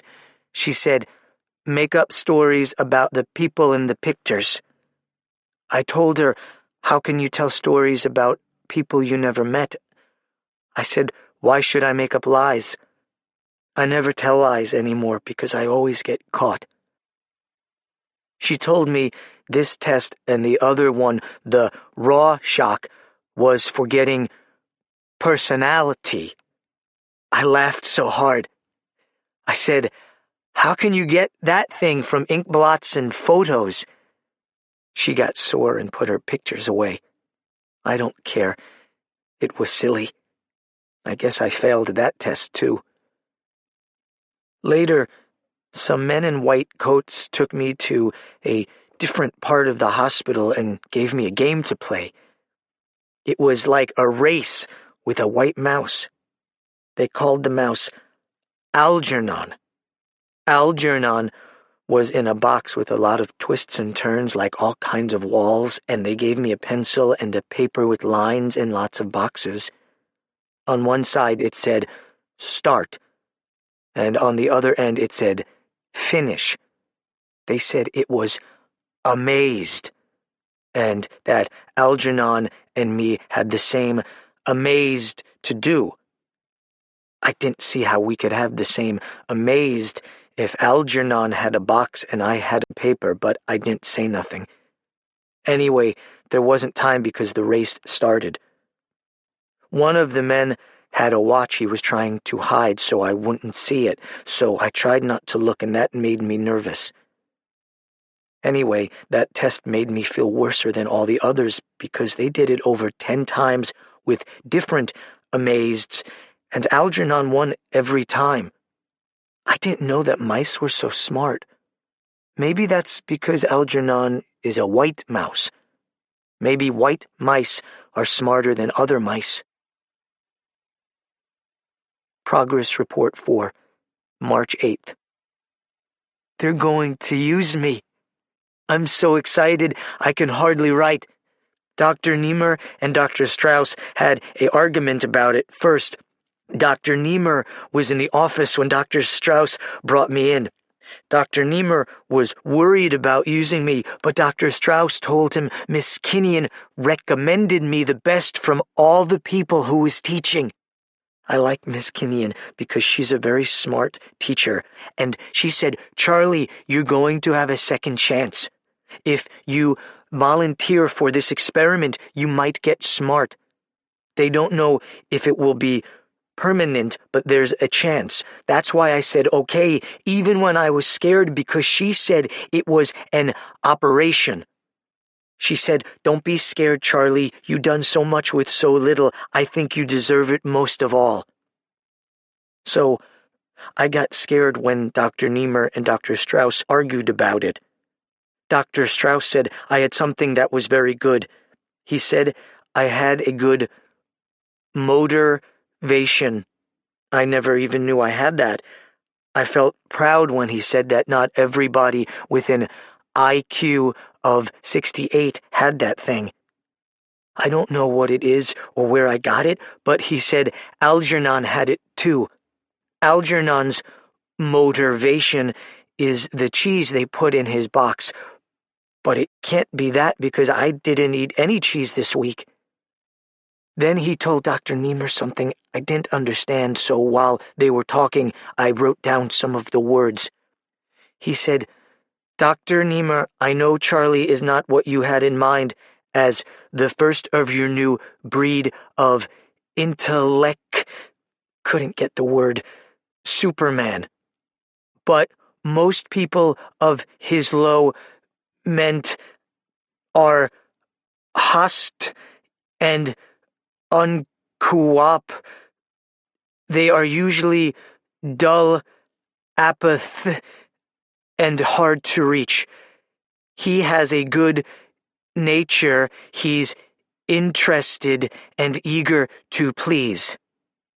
Dr. Niemer said, remember, he will be the first human being ever to have his intelligence tripled by surgical means. Dr. Strauss said, exactly. Look at how well he's learned to read and write for his low mental age. It's as great an achieve as you and I learning Einstein's theory of relativity without help. That shows the intense motivation. It's comparative a tremend achieve. I say we use Charlie. I didn't get all the words and they were talking too fast, but it sounded like Dr. Strauss was on my side and like the other one wasn't. Then Dr. Niemer nodded. He said, all right, maybe you're right. We will use Charlie. When he said that, I got so excited I jumped up and shook his hand for being so good to me. I told him, thank you, Doc. You won't be sorry for giving me a second chance. And I mean it like I told him. After the operation, I'm gonna try to be smart. I'm gonna try awful hard. Progress Report 5, March 10th. I'm scared. Lots of people who work here and the nurses and the people who gave me the tests came to bring me candy and wish me luck. I hope I have luck. I got my rabbit's foot and my lucky penny and my horseshoe. Only a black cat crossed me when I was coming to the hospital. Dr. Strauss says, don't be superstitious, Charlie. This is science. Anyway, I'm keeping my rabbit's foot with me. I asked Dr. Strauss if I'll beat Algernon in the race after the operation, and he said maybe. If the operation works, I'll show that mouse I can be as smart as he is. Maybe smarter. Then I'll be able to read better and spell the words good and know lots of things and be like other people. I want to be smart like other people. If it works permanent, they will make everybody smart all over the world. They didn't give me anything to eat this morning. I don't know what that eating has to do with getting smart. I'm very hungry, and Dr. Niemer took away my box of candy. That Dr. Niemer is a grouch. Dr. Strauss says I can have it back after the operation. You can't eat before a operation. Progress Report 6, March 15th. The operation didn't hurt. He did it while I was sleeping. They took off the bandages from my eyes and my head today so I can make a progress report. Dr. Niemer, who looked at some of my other ones, said I spelled progress wrong, and he told me how to spell it and report too. I got to try and remember that. I have a very bad memory for spelling. Dr. Strauss says it's okay to tell about all the things that happened to me, but he says I should tell more about what I feel and what I think. When I told him I don't know how to think, he said try. All the time when the bandages were on my eyes, I tried to think. Nothing happened. I don't know what to think about. Maybe if I ask him, he will tell me how I can think now that I'm supposed to get smart. What do smart people think about? Fancy things, I suppose. I wish I knew some fancy things already. Progress Report 7, March 19th. Nothing is happening. I had lots of tests and different kinds of races with Algernon. I hate that mouse. He always beats me. Dr. Strauss said I got to play those games, and he said sometime I got to take those tests over again. Those ink blots are stupid, and those pictures are stupid too. I like to draw a picture of a man and a woman, but I won't make up lies about people. I got a headache from trying to think so much. I thought Dr. Strauss was my friend, but he don't help me. He don't tell me what to think or when I'll get smart. Miss Kinnian didn't come to see me. I think writing these progress reports are stupid, too. Progress Report 8, March 23rd. I'm going back to work at the factory. They said it was better I should go back to work, but I can't tell anyone what the operation was for, and I have to come to the hospital for an hour every night after work. They are going to pay me money every month for learning to be smart. I'm glad I'm going back to work because I miss my job and all my friends and all the fun we have there. Dr. Strauss said I should keep writing things down, but I don't have to do it every day, just when I think of something or something special happens. He says, don't get discouraged because it takes time and it happens slow. He says it took a long time with Algernon before he got 3 times smarter than he was before. That's why Algernon beats me all the time, because he had that operation too. That makes me feel better. I could probably do that amazed faster than a regular mouse. Maybe someday I'll beat Algernon. Boy, that would be something. So far, Algernon looks like he might be smart permanent. March 25th. I don't have to write progress report on top anymore just when I hand it in once a week for Dr. Niemer to read. I just have to put the date on. That saves time. We had a lot of fun at the factory today. Joe Karp said, "Hey, look where Charlie had his operation. What did they do, Charlie? Put some brains in?" I was going to tell him, but I remember Dr. Strauss said no. Then Frank Riley said, "What did you do, Charlie? Forget your key and open your door the hard way?" That made me laugh. They're really my friends and they like me.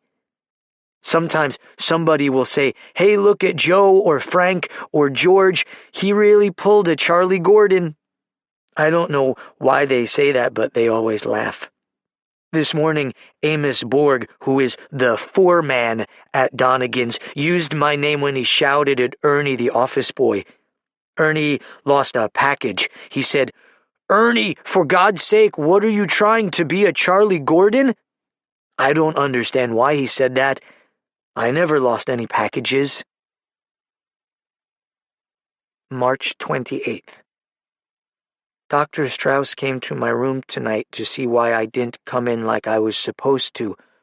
I told him I don't like to race with Algernon anymore. He said I don't have to for a while, but I should come in. He had a present for me, only it wasn't a present but just for Lend. I thought it was a little television, but it wasn't. He said I got to turn it on when I go to sleep. I said, "You're kidding. Why should I turn it on when I'm going to sleep? Who ever heard of a thing like that?" But he said if I want to get smart, I got to do what he says.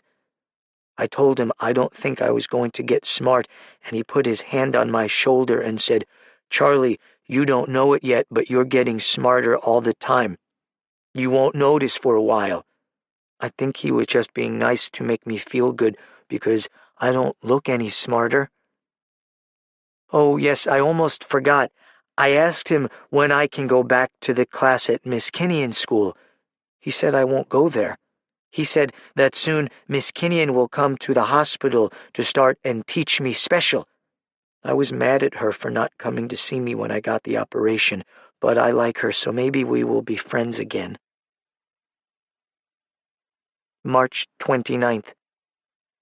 That crazy TV kept me up all night. How can I sleep with something yelling crazy things all night in my ears? And the nutty pictures. Wow! I don't know what it says when I'm up, so how am I going to know when I'm sleeping? Dr. Strauss says it's okay. He says my brains are learning when I sleep, and that will help me when Miss Kinnian starts my lessons in the hospital. Only I found out it isn't a hospital, it's a laboratory. I think it's all crazy. If you can get smart when you're sleeping, why do people go to school? That thing I don't think will work. I used to watch The Late Show and The Late Late Show on TV all the time, and it never made me smart. Maybe you have to sleep while you watch it. Progress Report 9, April 3rd. Dr. Strauss showed me how to keep the TV turned low so now I can sleep. I don't hear a thing, and I still don't understand what it says.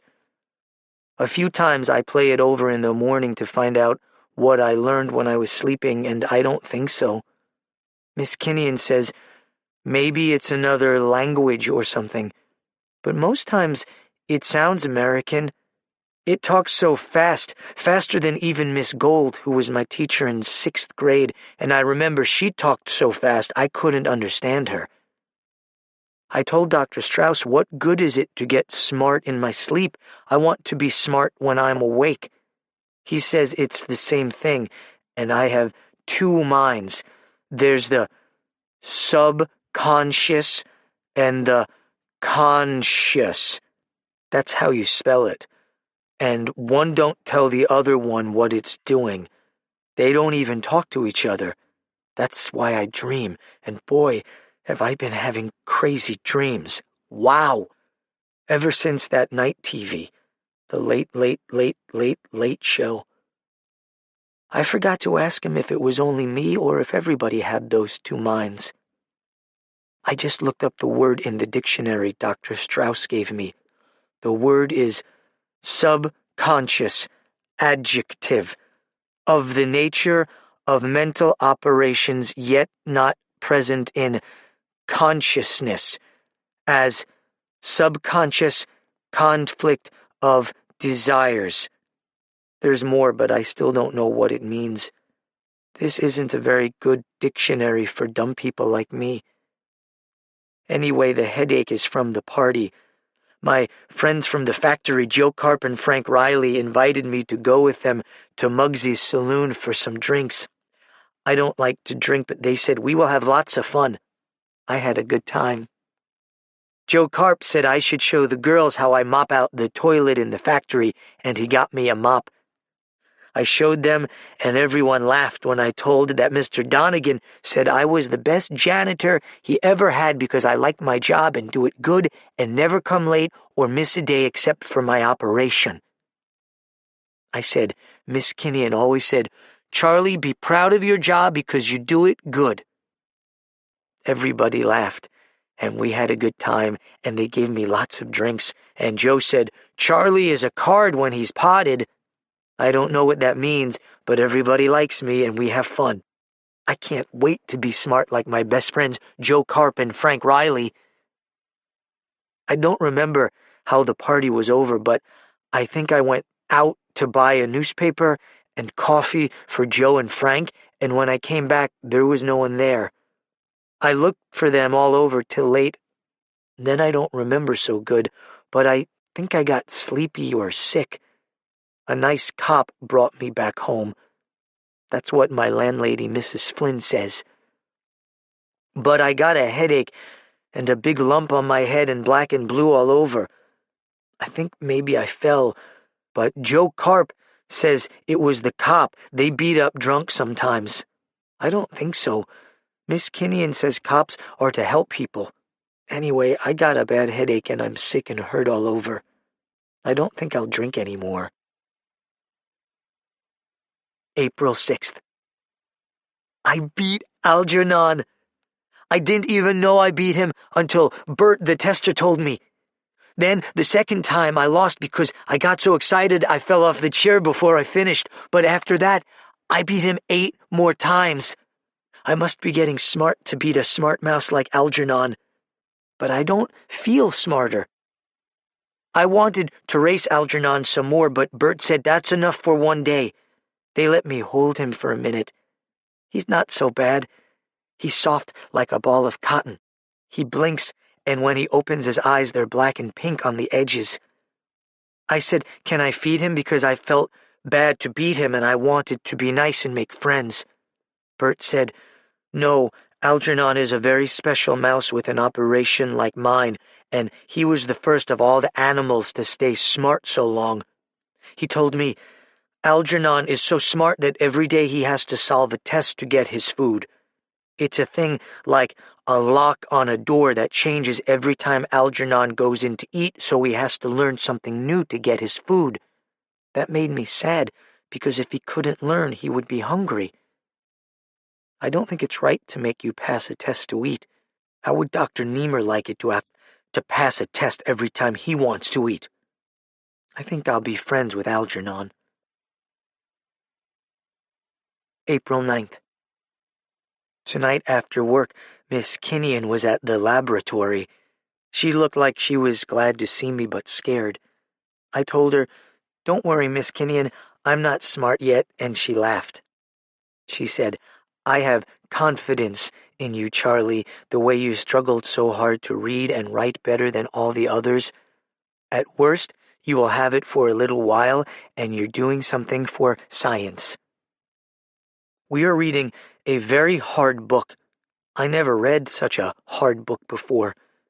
It's called Robinson Crusoe, about a man who gets marooned on a desert island. He's smart and figures out all kinds of things so he can have a house and food, and he's a good swimmer. Only I feel sorry because he's all alone and has no friends. But I think there must be somebody else on the island because there's a picture with his funny umbrella looking at footprints. I hope he gets a friend and not be lonely. April 10th. Miss Kinnian teaches me to spell better. She says, look at a word and close your eyes and say it over and over until you remember. I have lots of trouble with THROUGH, that you say through, and enough and tough, that you don't say new and two.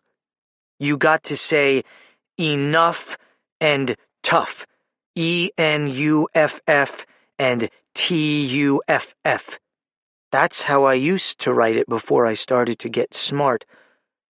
I'm confused, but Miss Kinnian says there's no reason in spelling. April 14th. Finished Robinson Crusoe. I want to find out more about what happens to him, but Miss Kinnian says that's all there is. Why? April 15th. Miss Kinnian says I'm learning fast. She read some of the progress reports, and she looked at me kind of funny. She says I'm a fine person and I'll show them all. I asked her why. She said, never mind, but I shouldn't feel bad if I find out that everybody isn't nice like I think. She said, for a person who God gave so little to, you done more than a lot of people with brains they never even used. I said, all my friends are smart people, but they're good. They like me, and they never did anything that wasn't nice. Then she got something in her eye, and she had to run out to the ladies' room. April 16th. Today, I learned the comma. This is a comma, a period with a tail. Miss Kinnian says it's important because it makes writing better, she said. Somebody could lose a lot of money if a comma isn't in the right place. I don't have any money, and I don't see how a comma keeps you from losing it. But she says everybody uses commas, so I'll use them too. April 17th. I used the comma wrong. It's punctuation. Miss Kinnian told me to look up long words in the dictionary to learn to spell them. I said, what's the difference if you can read it anyway? She said, it's part of your education. So now on, I'll look up all the words I'm not sure how to spell. It takes a long time to write that way, but I think I'm remembering. I only have to look up once, and after that I get it right. Anyway, that's how come I got the word punctuation right. It's that way in the dictionary. Miss Kinnian says a period is punctuation too, and there are lots of other marks to learn. I told her I thought all the periods had to have tails, but she said no. You got to mix them up. She showed me how to mix them up, and now I can mix up all kinds of punctuation in my writing. There are lots of rules to learn, but I'm getting them in my head. One thing I like about Dear Miss Kinnian, that's the way it goes in a business letter if I ever go into business, is she always gives me a reason when I ask. She's a genius. Yes, I wish I could be smart like her. Punctuation is fun. April 18th. What a dope I am. I didn't even understand what she was talking about. I read the grammar book last night, and it explains the whole thing. Then I saw it was the same way as Miss Kinnian was trying to tell me, but I didn't get it. I got up in the middle of the night, and the whole thing straightened out in my mind. Miss Kinnian said that the TV working in my sleep helped out. She said I reached a plateau. That's like the flat top of a hill.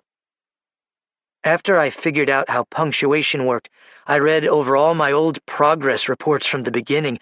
Boy, did I have crazy spelling and punctuation. I told Miss Kinnian I ought to go over the pages and fix all the mistakes, but she said, "No, Charlie, Dr. Niemer wants them just as they are. That's why he let you keep them after they were photostated, to see your own progress. You're coming along fast, Charlie." That made me feel good. After the lesson, I went down and played with Algernon. We don't race anymore. April 20th.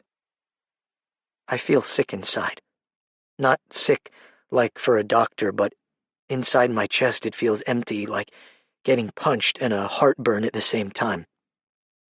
I wasn't going to write about it, but I guess I got to because it's important. Today was the first time I ever stayed home from work. Last night, Joe Karp and Frank Riley invited me to a party. There were lots of girls and some men from the factory. I remembered how sick I got last time I drank too much, so I told Joe I didn't want anything to drink. He gave me a plain Coke instead. It tasted funny, but I thought it was just a bad taste in my mouth. We had a lot of fun for a while. Joe said I should dance with Ellen and she would teach me the steps. I fell a few times and I couldn't understand why because no one else was dancing besides Ellen and me, and all the time I was tripping because somebody's foot was always sticking out. Then when I got up, I saw the look on Joe's face, and it gave me a funny feeling in my stomach. "He's a scream," one of the girls said. Everybody was laughing. Frank said, "I ain't laughed so much since we sent him off for the newspaper that night at Muggsy's and ditched him. Look at him. His face is red. He's blushing. Charlie is blushing." "Hey, Ellen, what'd you do to Charlie? I never saw him act like that before." I didn't know what to do or where to turn. Everyone was looking at me and laughing, and I felt naked. I wanted to hide myself. I ran out into the street and I threw up. Then I walked home. It's a funny thing. I never knew that Joe and Frank and the others liked to have me around all the time to make fun of me. Now I know what it means when they say, to pull a Charlie Gordon. I'm ashamed. Progress Report 11, April 21st. Still didn't go into the factory. I told Mrs. Flynn, my landlady, to call and tell Mr. Donegan I was sick. Mrs. Flynn looks at me very funny lately, like she's scared of me. I think it's a good thing about finding out how everybody laughs at me. I thought about it a lot. It's because I'm so dumb and I don't even know when I'm doing something dumb. People think it's funny when a dumb person can't do things the same way they can. Anyway, now I know I'm getting smarter every day.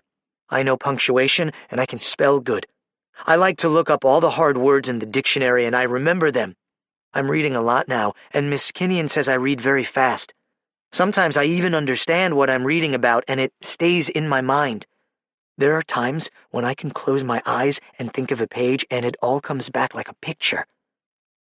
Besides history, geography, and arithmetic, Miss Kinnian said I should start to learn a few foreign languages. Dr. Strauss gave me some more tapes to play while I sleep. I still don't understand how that conscious and unconscious mind works, but Dr. Strauss says not to worry yet. He asked me to promise that when I start learning college subjects next week, I wouldn't read any books on psychology. That is, until he gives me permission. I feel a lot better today, but I guess I'm still a little angry that all the times people were laughing and making fun of me because I wasn't so smart.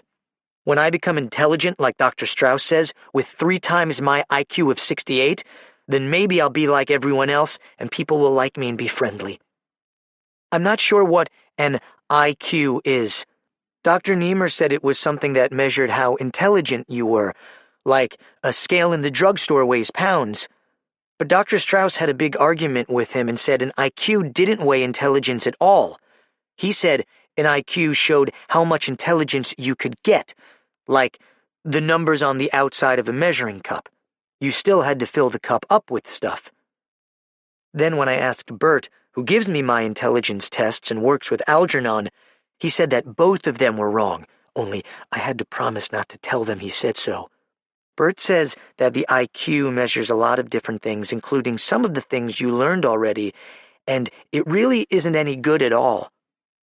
So I still don't know what IQ is, except that mine is going to be over 200 soon. I didn't want to say anything, but I don't see how if they don't know what it is, or where it is, I don't see how they know how much of it you've got. Dr. Niemer says I have to take a Rorschach test tomorrow. I wonder what that is. April 22nd. I found out what a Rorschach is. It's the test I took before the operation, the one with the ink blots on the pieces of cardboard. The man who gave me the test was the same one. I was scared to death of those ink blots. I knew he was going to ask me to find the pictures, and I knew I wouldn't be able to. I was thinking to myself, if only there was some way of knowing what kind of pictures were hidden there. Maybe there weren't any pictures at all. Maybe it was just a trick to see if I was dumb enough to look for something that wasn't there. Just thinking about that made me sore at him. "All right, Charlie," he said. "You've seen these cards before, remember?" "Of course I remember." The way I said it, he knew I was angry, and he looked surprised. "Yes, of course. Now I want you to look at this one. What might this be? What do you see on this card? People see all sorts of things in these ink blots. Tell me what it might be for you, what it makes you think of." I was shocked. That wasn't what I had expected him to say at all. "You mean there are no pictures hidden in those ink blots?" He frowned and took off his glasses. "What?" "Pictures. Hidden in the ink blots. Last time you told me that everyone could see them and you wanted me to find them too." He explained to me that the last time he had used almost the exact same words he was using now. I didn't believe it, and I still have the suspicion that he misled me at the time just for the fun of it. Unless, I don't know anymore. Could I have been that feeble-minded? We went through the cards slowly. One of them looked like a pair of bats tugging at something. Another one looked like 2 men fencing with swords. I imagined all sorts of things. I guess I got carried away. But I didn't trust him anymore, and I kept turning them around and even looking on the back to see if there was anything there I was supposed to catch. While he was making his notes, I peeked out of the corner of my eye to read it, but it was all in code that looked like this: WF plus A DDF dash AD ORIG period. WF dash A SF plus OBJ. The test still doesn't make sense to me. It seems to me that anyone can make up lies about things that they didn't really see. How could he know I wasn't making a fool of him by mentioning things that I didn't really imagine? Maybe I'll understand it when Dr. Strauss lets me read up on psychology. April 25th. I figured out a new way to line up the machines in the factory, and Mr. Donegan says it will save him $10,000 a year in labor and increased production. He gave me a $25 bonus. I wanted to take Joe Karp and Frank Riley out to lunch to celebrate, but Joe said he had to buy some things for his wife, and Frank said he was meeting his cousin for lunch. I guess it'll take a little time for them to get used to the changes in me. Everybody seems to be frightened of me. When I went over to Amos Borg and tapped him on the shoulder, he jumped up in the air. People don't talk to me much anymore or kid around the way they used to. It makes the job kind of lonely. April 27th. I got up the nerve today to ask Miss Kinnian to have dinner with me tomorrow night to celebrate my bonus.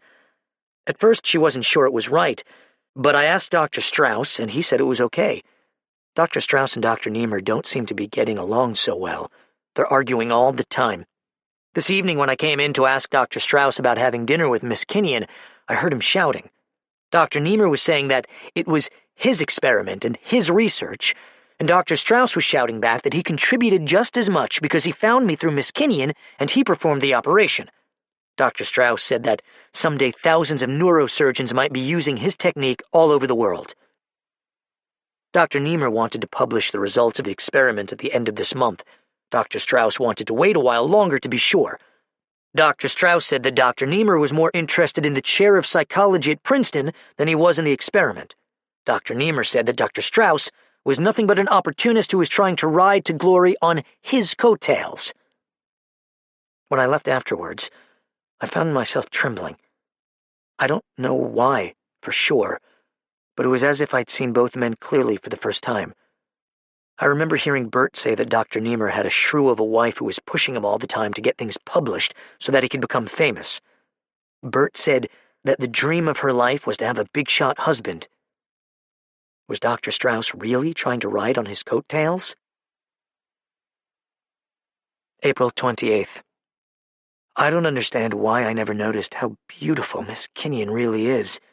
She has brown eyes and feathery brown hair that comes to the top of her neck. She's only 34. I think from the beginning, I had the feeling that she was an unreachable genius and very, very old. Now, every time I see her, she grows younger and more lovely. We had dinner and a long talk. When she said that I was coming along so fast that soon I'd be leaving her behind, I laughed. It's true, Charlie. You're already a better reader than I am. You can read a whole page at a glance, while I can take in only a few lines at a time. And you remember every single thing you read. I'm lucky if I can recall the main thoughts and the general meaning. I don't feel intelligent. There are so many things I don't understand. She took out a cigarette, and I lit it for her. You've got to be a little patient. You're accomplishing in days and weeks what it takes normal people to do in half a lifetime. That's what makes it so amazing. You're like a giant sponge now, soaking things in. Facts, figures, general knowledge. And soon you'll begin to connect them, too. You'll see how the different branches of learning are related. There are many levels, Charlie. Like steps on a giant ladder that take you up higher and higher to see more and more of the world around you. I can see only a little bit of that, Charlie, and I won't go much higher than I am now. But you'll keep climbing up and see more and more, and each step will open new worlds that you never even knew existed. She frowned. I just hope to God. What? Never mind, Charles. I just hope I wasn't wrong to advise you to go into this in the first place. I laughed. How could that be? It worked, didn't it? Even Algernon is still smart. We sat there silently for a while, and I knew what she was thinking about as she watched me toying with the chain of my rabbit's foot and my keys. I didn't want to think of that possibility any more than elderly people want to think of death. I knew, but this was only the beginning. I knew what she meant about levels because I'd seen some of them already. The thought of leaving her behind made me sad. I'm in love with Miss Kinnian. Progress Report 12, April 30th. I've quit my job with Donegan's Plastic Box Company. Mr. Donegan insisted that it would be better for all concerned if I left. What did I do to make them hate me so? The first I knew of it was when Mr. Donegan showed me the petition. 840 names. Everyone connected with the factory except Fanny Gurdon. Scanning the list quickly, I saw at once that hers was the only missing name, and the rest demanded that I be fired. Joe Carp and Frank Riley wouldn't talk to me about it. No one else would either, except Fanny. She was one of the few people I'd known who set her mind to something and believed it no matter what the rest of the world proved, said, or did. And Fanny did not believe that I should have been fired. She'd been against the petition on principle, and despite the pressure and threat, she'd held out. Which don't mean to say, she remarked, that I don't think there's something mighty strange about you, Charlie. Them changes. I don't know. You used to be a good, dependable, ordinary man. Not too bright, maybe, but honest. Who knows what you done to yourself to get so smart all of a sudden? Like everybody around here's been saying, Charlie, it's not right. But how can you say that, Fanny? What's wrong with the man becoming intelligent and wanting to acquire knowledge and understanding of the world around him? She stared down at her work, and I turned to leave. Without looking at me, she said, "It was evil when Eve listened to the snake and ate from the tree of knowledge. It was evil when she saw that she was naked. If not for that, none of us would ever have to grow old and sick and die." Once again, now I have the feeling of shame burning inside me. This intelligence has driven a wedge between me and all the people I once knew and loved. Before, they laughed at me and despised me for my ignorance and dullness. Now, they hate me for my knowledge and understanding. What in God's name do they want of me? They've driven me out of the factory. Now I'm more alone than ever before. May 15th. Dr. Strauss is very angry at me for not having written any progress reports in 2 weeks. He's justified because the lab is now paying me a regular salary. I told him I was too busy thinking and reading. When I pointed out that writing was such a slow process that it made me impatient with my poor handwriting, he suggested that I learn to type. It's much easier to write now because I can type nearly 75 words a minute. Dr. Strauss continually reminds me of the need to speak and write simply so that people will be able to understand me. I'll try to review all the things that happened to me during the last 2 weeks. Algernon and I were presented to the American Psychological Association, sitting in convention with the World Psychological Association last Tuesday. We created quite a sensation. Dr. Niemer and Dr. Strauss were proud of us. I suspect that Dr. Niemer, who is 60, 10 years older than Dr. Strauss, finds it necessary to see tangible results of his work, undoubtedly the result of pressure by Mrs. Niemer. Contrary to my earlier impressions of him, I realize that Dr. Niemer is not at all a genius. He has a very good mind, but it struggles under the specter of self-doubt. He wants people to take him for a genius. Therefore, it is important for him to feel that his work is accepted by the world. I believe that Dr. Niemer was afraid of further delay because he worried that someone else might make a discovery along these lines and take the credit from him. Dr. Strauss, on the other hand, might be called a genius, although I feel that his areas of knowledge are too limited. He was educated in the tradition of narrow specialization. The broader aspects of background were neglected far more than necessary, even for a neurosurgeon. I was shocked to learn that the only ancient languages he could read were Latin, Greek, and Hebrew, and that he knows almost nothing of mathematics beyond the elementary levels of the calculus of variations. When he admitted this to me, I found myself almost annoyed. It was as if he'd hidden this part of himself in order to deceive me, pretending, as do many people I've discovered, to be what he is not. No one I've ever known is what he appears to be on the surface. Dr. Niemer appears to be uncomfortable around me. Sometimes when I try to talk to him, he just looks at me strangely and turns away. I was angry at first when Dr. Strauss told me I was giving Dr. Niemer an inferiority complex. I thought he was mocking me, and I'm oversensitive at being made fun of. How was I to know that a highly respected psycho-experimentalist like Niemer was unacquainted with Hindustani and Chinese? It's absurd when you consider the work that is being done in India and China today in the very field of his study. I asked Dr. Strauss how Niemer could refute Rahajamati's attack on his method and results if Niemer couldn't even read them in the first place. That strange look on Dr. Strauss's face can mean only one of two things. Either he doesn't want to tell Niemer what they're saying in India, or else, and this worries me, Dr. Strauss doesn't know either. I must be careful to speak and write clearly and simply so that people won't laugh. May 18th. I am very disturbed. I saw Miss Kinnian last night for the first time in over a week.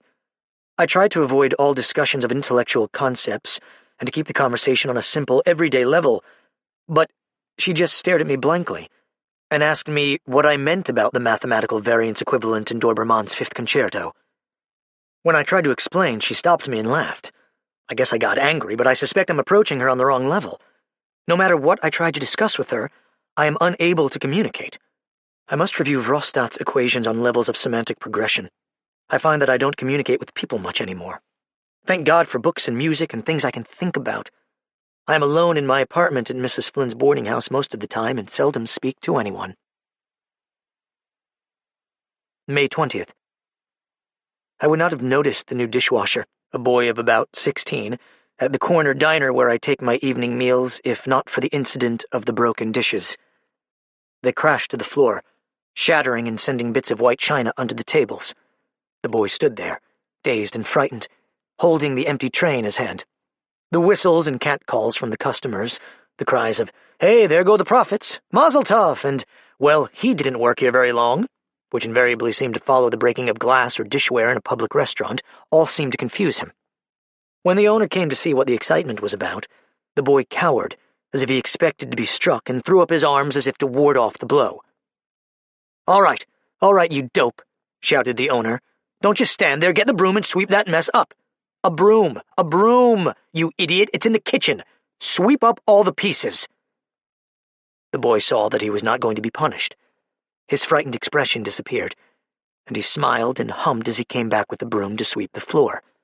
A few of the rowdier customers kept up the remarks, amusing themselves at his expense. "Here, Sonny, over here, there's a nice piece behind you. Come on, do it again. He's not so dumb. It's easier to break him than to wash him." As his vacant eyes moved across the crowd of amused onlookers, he slowly mirrored their smiles, and finally broke into an uncertain grin at the joke which he obviously did not understand. I felt sick inside as I looked at his dull, vacuous smile, the wide, bright eyes of a child, uncertain but eager to please. They were laughing at him because he was mentally retarded. And I had been laughing at him too. Suddenly, I was furious at myself and all those who were smirking at him. I jumped up and shouted, "Shut up! Leave him alone. It's not his fault he can't understand. He can't help what he is, but for God's sake, he's still a human being." The room grew silent. I cursed myself for losing control and creating a scene. I tried not to look at the boy as I paid my check and walked out without touching my food. I felt ashamed for both of us. How strange it is that people of honest feelings and sensibility, who would not take advantage of a man born without arms or legs or eyes, how such people think nothing of abusing a man born with low intelligence. It infuriated me to think that not too long ago I, like this boy, had foolishly played the clown. And I had almost forgotten. I'd hidden the picture of the old Charlie Gordon from myself because now that I was intelligent, it was something that had to be pushed out of my mind. But today, in looking at that boy, for the first time I saw what I had been. I was just like him. Only a short time ago, I learned that people laughed at me. Now I can see that unknowingly I joined with them in laughing at myself. That hurts most of all. I have often reread my progress reports and seen the illiteracy, the childish naivete, the mind of low intelligence peering from a dark room through the keyhole at the dazzling light outside. I see that even in my dullness, I knew that I was inferior, and that other people had something I lacked, something denied me. In my mental blindness, I thought that it was somehow connected with the ability to read and write, and I was sure that if I could get those skills, I would automatically have intelligence too. Even a feeble-minded man wants to be like other men. A child may not know how to feed itself or what to eat, yet it knows of hunger. This, then, is what I was like. I never knew. Even with my gift of intellectual awareness, I never really knew. This day was good for me. Seeing the past more clearly, I have decided to use my knowledge and skills to work in the field of increasing human intelligence levels. Who is better equipped for this work? Who else has lived in both worlds? These are my people. Let me use my gift to do something for them. Tomorrow I will discuss with Dr. Strauss the manner in which I can work in this area. I may be able to help him work out the problems of widespread use of the technique which was used on me. I have several good ideas of my own. There is so much that might be done with this technique. If I could be made into a genius, what about thousands of others like myself? What fantastic levels might be achieved by using this technique on normal people, on geniuses? There are so many doors to open. I am impatient to begin. Progress Report 13, May 23rd. It happened today. Algernon bit me. I visited the lab to see him, as I do occasionally, and when I took him out of his cage, he snapped at my hand. I put him back and watched him for a while. He was unusually disturbed and vicious. May 24th. Bert, who is in charge of the experimental animals, tells me that Algernon is changing. He is less cooperative. He refuses to run the maze anymore. General motivation has decreased, and he hasn't been eating. Everyone is upset about what this may mean. May 25th. They've been feeding Algernon, who now refuses to work the shifting lock problem. Everyone identifies me with Algernon. In a way, we're both the first of our kind. They're all pretending that Algernon's behavior is not necessarily significant for me. But it's hard to hide the fact that some of the other animals who are used in this experiment are showing strange behavior. Dr. Strauss and Dr. Niemer have asked me not to come to the lab anymore. I know what they're thinking, but I can't accept it. I am going ahead with my plans to carry their research forward. With all due respect to both of these fine scientists, I am well aware of their limitations. If there is an answer, I'll have to find it out for myself. Suddenly, time has become very important to me. May 29th. I've been given a lab of my own and permission to go ahead with the research.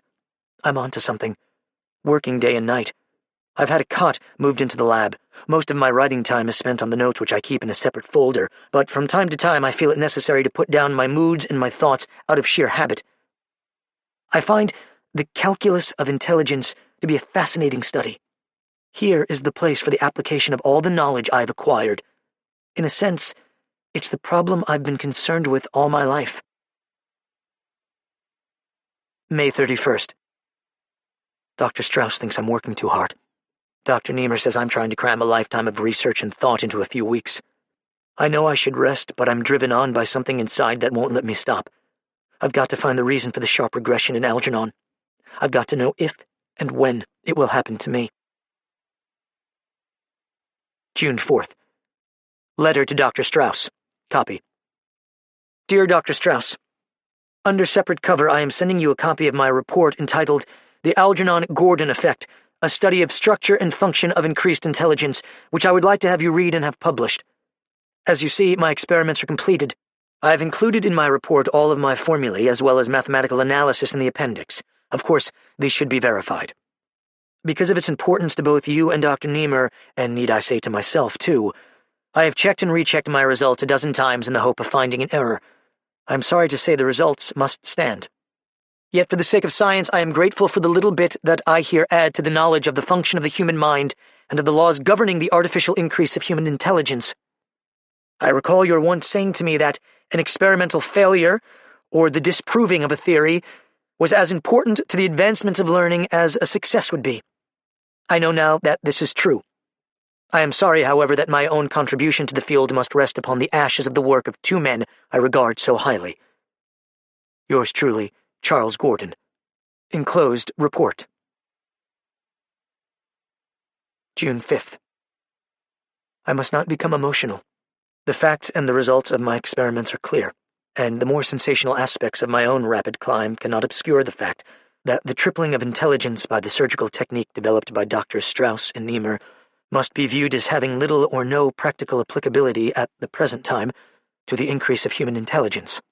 As I review the records and data on Algernon, I see that although he is still in his physical infancy, he has regressed mentally. Motor activity is impaired. There is a general reduction of glandular activity. There is an accelerated loss of coordination. There are also strong indications of progressive amnesia. As will be seen by my report, these and other physical and mental deterioration syndromes can be predicted with statistically significant results by the application of my formula. The surgical stimulus, to which we were both subjected, has resulted in an intensification and acceleration of all mental processes. The unforeseen development, which I have taken the liberty of calling the Algernon-Gordon effect, is the logical extension of the entire intelligence speed-up. The hypothesis here proven may be described simply in the following terms. Artificially increased intelligence deteriorates at a rate of time directly proportional to the quantity of the increase. I feel that this, in itself, is an important discovery. As long as I am able to write, I will continue to record my thoughts in these progress reports. It is one of my few pleasures. However, by all indications, my own mental deterioration will be very rapid. I have already begun to notice signs of emotional instability and forgetfulness, the first symptoms of the burnout. June 10th. Deterioration progressing. I've become absent-minded. Algernon died 2 days ago. Dissection shows my predictions were right. His brain had decreased in weight, and there was a general smoothing out of cerebral convulsions as well as a deepening and broadening of brain fissures. I guess the same thing is, or will soon be happening to me. Now that it's definite, I don't want it to happen. I put Algernon's body in a cheese box and buried him in the backyard. I cried. June 15th. Dr. Strauss came to see me again. I wouldn't open the door and I told him to go away. I want to be left to myself. I have become touchy and irritable. I feel the darkness closing in. It's hard to throw off thoughts of suicide. I keep telling myself how important this introspective journal will be. It's a strange sensation to pick up a book that you've read and enjoyed just a few months ago and discover that you don't remember it. I remembered how great I thought John Milton was, but when I picked up Paradise Lost, I couldn't understand it at all. I got so angry I threw the book across the room. I've got to try to hold on to some of it. Some of the things I've learned. Oh, God. Please don't take it all away. June 19th. Sometimes at night, I go out for a walk. Last night I couldn't remember where I lived. A policeman took me home. I have the strange feeling that this has all happened to me before, a long time ago. I keep telling myself I'm the only person in the world who can describe what's happening to me.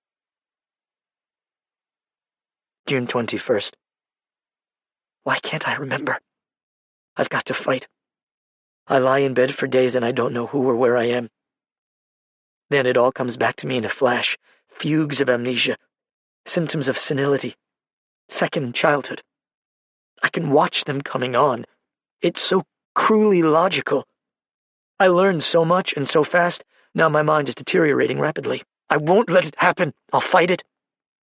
I can't help thinking of the boy in the restaurant. The blank expression, the silly smile, the people laughing at him. No, please, not that again. June 22nd. I'm forgetting things that I learned recently. It seems to be following the classic pattern.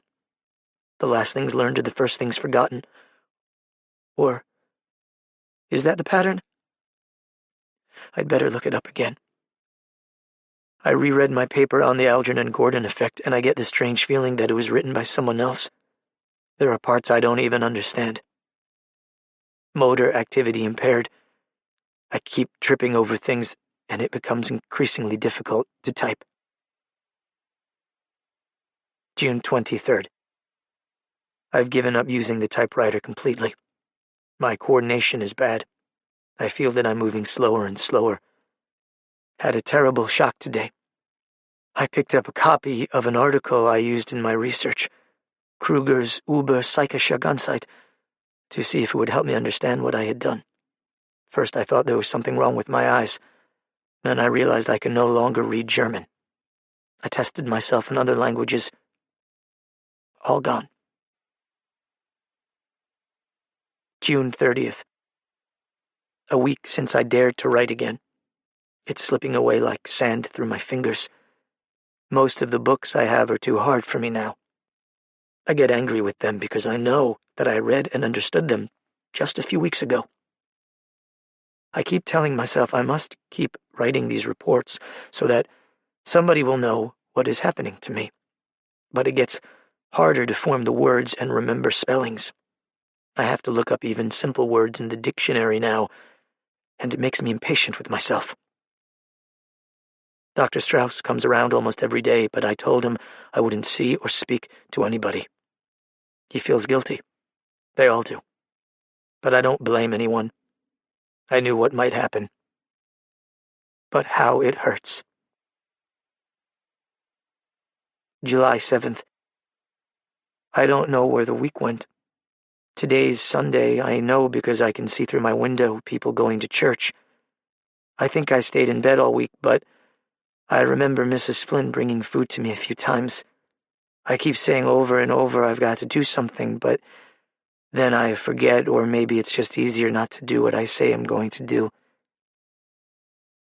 I think of my mother and father a lot these days. I found a picture of them with me taken at a beach. My father has a big ball under his arm and my mother is holding me by the hand. I don't remember them the way they are in the picture. All I remember is my father drunk most of the time and arguing with Mom about money. He never shaved much, and he used to scratch my face when he hugged me. My mother said he died, but Cousin Milty said he heard his Mom and Dad say that my father ran away with another woman. When I asked my mother, she slapped my face and said my father was dead. I don't think I ever found out which was true, but I don't care much. He said he was going to take me to see cows on a farm once, but he never did. He never kept his promises. July 10th. My landlady, Mrs. Flynn, is very worried about me. She says the way I lay around all day and don't do anything, I remind her of her son before she threw him out of the house. She said she doesn't like loafers. If I'm sick, it's one thing, but if I'm a loafer, that's another thing, and she won't have it. I told her I think I'm sick. I try to read a little bit every day, mostly stories, but sometimes I have to read the same thing over and over again because I don't know what it means. And it's hard to write. I know I should look up all the words in the dictionary, but it's so hard and I'm so tired all the time. Then I got the idea that I would only use the easy words instead of the long, hard ones. That saves time. I put flowers on Algernon's grave about once a week. Mrs. Flynn thinks I'm crazy to put flowers on a mouse's grave, but I told her that Algernon was special. July 14th. It's Sunday again. I don't have anything to do to keep me busy now because my television set is broke, and I don't have any money to get it fixed. I think I lost this month's check from the lab. I don't remember. I get awful headaches, and aspirin doesn't help me much. Mrs. Flynn knows I'm really sick, and she feels very sorry for me. She's a wonderful woman whenever someone is sick. July 22nd. Mrs. Flynn called a strange doctor to see me. She was afraid I was going to die. I told the doctor I wasn't too sick and that I only forget sometimes. He asked me did I have any friends or relatives, and I said no, I don't have any. I told him I had a friend called Algernon once, but he was a mouse and we used to run races together. He looked at me kind of funny, like he thought I was crazy. He smiled when I told him I used to be a genius. He talked to me like I was a baby, and he winked at Mrs. Flynn. I got mad and chased him out because he was making fun of me the way they all used to. July 24th. I have no more money, and Mrs. Flynn says I got to go to work somewhere and pay the rent because I haven't paid for over 2 months. I don't know any work but the job I used to have at Donegan's Plastic Box Company. I don't want to go back there because they all knew me when I was smart and maybe they'll laugh at me. But I don't know what else to do to get money. July 25th. I was looking at some of my old progress reports, and it's very funny, but I can't read what I wrote. I can make out some of the words, but they don't make sense. Miss Kinnian came to the door, but I said, "Go away, I don't want to see you." She cried, and I cried too, but I wouldn't let her in because I didn't want her to laugh at me. I told her I didn't like her anymore. I told her I didn't want to be smart anymore. That's not true. I still love her, and I still want to be smart. But I had to say that so she'd go away. She gave Mrs. Flynn money to pay the rent. I don't want that. I got to get a job. Please. Please let me not forget how to read and write. July 27th. Mr. Donegan was very nice when I came back and asked him for my old job of janitor. First, he was very suspicious, but I told him what happened to me. Then he looked very sad and put his hand on my shoulder and said, "Charlie Gordon, you got guts." Everybody looked at me when I came downstairs and started working in the toilet, sweeping it out like I used to. I told myself, "Charlie, if they make fun of you, don't get sore, because you remember they're not so smart as you once thought they were. And besides, they were once your friends, and if they laughed at you, that doesn't mean anything because they liked you too." One of the new men who came to work there after I went away made a nasty crack. He said, "Hey, Charlie, I hear you're a very smart fella, a real quiz kid. Say something intelligent." I felt bad, but Joe Carp came over and grabbed him by the shirt and said, "Leave him alone, you lousy cracker, or I'll break your neck." I didn't expect Joe to take my part, so I guess he's really my friend. Later, Frank Riley came over and said, "Charlie, if anybody bothers you or tries to take advantage, you call me or Joe and we will set him straight." I said, "Thanks, Frank," and I got choked up, so I had to turn around and go into the supply room so he wouldn't see me cry. It's good to have friends. July 28th. I did a dumb thing today. I forgot I wasn't in Miss Kinnian's class at the adult center anymore like I used to be. I went in and sat down in my old seat in the back of the room, and she looked at me funny, and she said, "Charles." I didn't remember she ever called me that before, only Charlie, so I said, "Hello, Miss Kinnian. I'm ready for my lesson today, only I lost my reader that we was using." She started to cry and run out of the room, and everybody looked at me, and I saw they wasn't the same people who used to be in my class. Then, all of a sudden, I remember some things about the operation and me getting smart, and I said, "Holy smoke, I really pulled a Charlie Gordon that time." I went away before she come back to the room. That's why I'm going away from New York for good. I don't want to do nothing like that again. I don't want Miss Kinnian to feel sorry for me. Everybody feels sorry at the factory, and I don't want that either, so I'm going someplace where nobody knows that Charlie Gordon was once a genius, and now he can't even read a book or write good. I'm taking a couple of books along, and even if I can't read them, I'll practice hard, and maybe I won't forget everything I learned. If I try real hard, maybe I'll be a little bit smarter than I was before the operation. I got my rabbit's foot and my lucky penny, and maybe they will help me. If you ever read this, Miss Kinnian, don't be sorry for me. I'm glad I got a second chance to be smart, because I learned a lot of things that I never even knew were in this world, and I'm grateful that I saw it all for a little bit. I don't know why I'm dumb again, or what I did wrong. Maybe it's because I didn't try hard enough.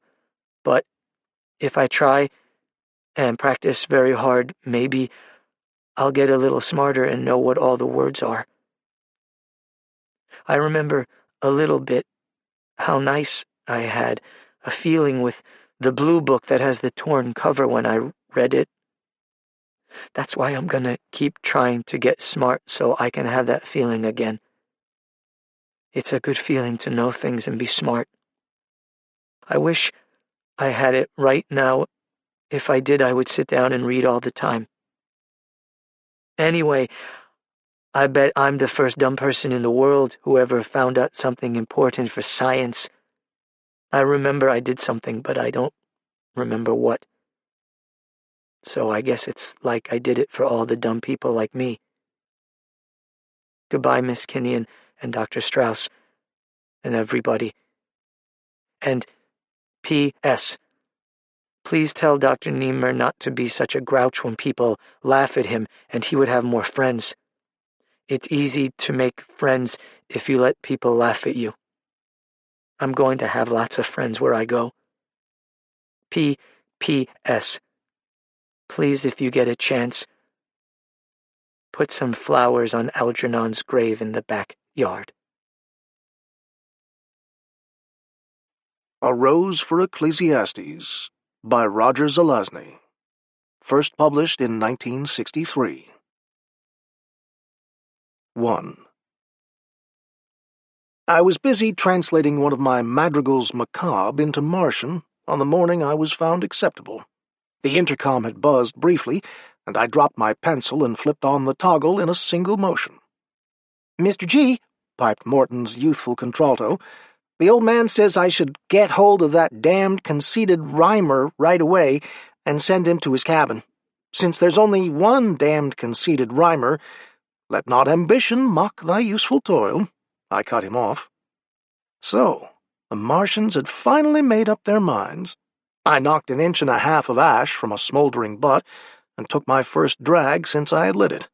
The entire month's anticipation tried hard to crowd itself into the moment, but could not quite make it. I was frightened to walk those 40 feet and hear Emery say the words I already knew he would say, and that feeling elbowed the other one into the background. So I finished the stanza I was translating before I got up. It took only a moment to reach Emery's door. I knocked twice and opened it, just as he growled, "Come in." "You wanted to see me?" I sat down quickly to save him the trouble of offering me a seat. "That was fast. What did you do, run?" I regarded his paternal discontent. Little fatty flecks beneath pale eyes, thinning hair, and an Irish nose. A voice a decibel louder than anyone else's. Hamlet to Claudius. I was working. "Ha!" he snorted. "Come off it. No one's ever seen you do any of that stuff." I shrugged my shoulders and started to rise. "If that's what you called me down here—" "Sit down!" He stood up. He walked around his desk. He hovered above me and glared down. A hard trick, even when I'm in a low chair. "You are undoubtedly the most antagonistic bastard I've ever had to work with," he bellowed, like a belly-stung buffalo. "Why the hell don't you act like a human being sometime and surprise everybody? I'm willing to admit you're smart, maybe even a genius, but, oh, hell." He made a heaving gesture with both hands and walked back to his chair. "Betty has finally talked them into letting you go in." His voice was normal again. "They receive you this afternoon. Draw one of the jeepsters after lunch and get down there." "Okay," I said. "That's all, then." I nodded, got to my feet. My hand was on the doorknob when he said, "I don't have to tell you how important this is. Don't treat them the way you treat us." I closed the door behind me. I don't remember what I had for lunch. I was nervous, but I knew instinctively that I wouldn't muff it. My Boston publishers expected a Martian Idol, or at least a Saint-Exupéry job on spaceflight. The National Science Association wanted a complete report on the rise and fall of the Martian Empire. They would both be pleased, I knew. That's the reason everyone is jealous, why they hate me. I always come through, and I can come through better than anyone else. I shoveled in a final anthill of slop and made my way to our car barn. I drew one jeepster and headed it toward Tyrrellian. Flames of sand, lousy with iron oxide, set fire to the buggy. They swarmed over the open top and bit through my scarf. They set to work, pitting my goggles. The jeepster, swaying and panting like a little donkey I once rode through the Himalayas, kept kicking me in the seat of the pants. The mountains of Tyrrellian shuffled their feet and moved toward me at a cockeyed angle. Suddenly I was heading uphill, and I shifted gears to accommodate the engine's braying. Not like Gobi, not like the great southwestern desert, I mused. Just red, just dead, without even a cactus. I reached the crest of the hill, but I had raised too much dust to see what was ahead.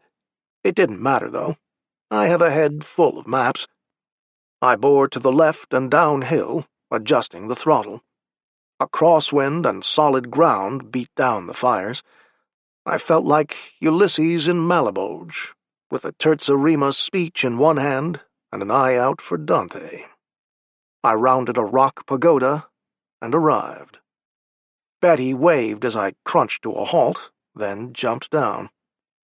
"Hi," I choked, unwinding my scarf and shaking out 1.5 pounds of grit.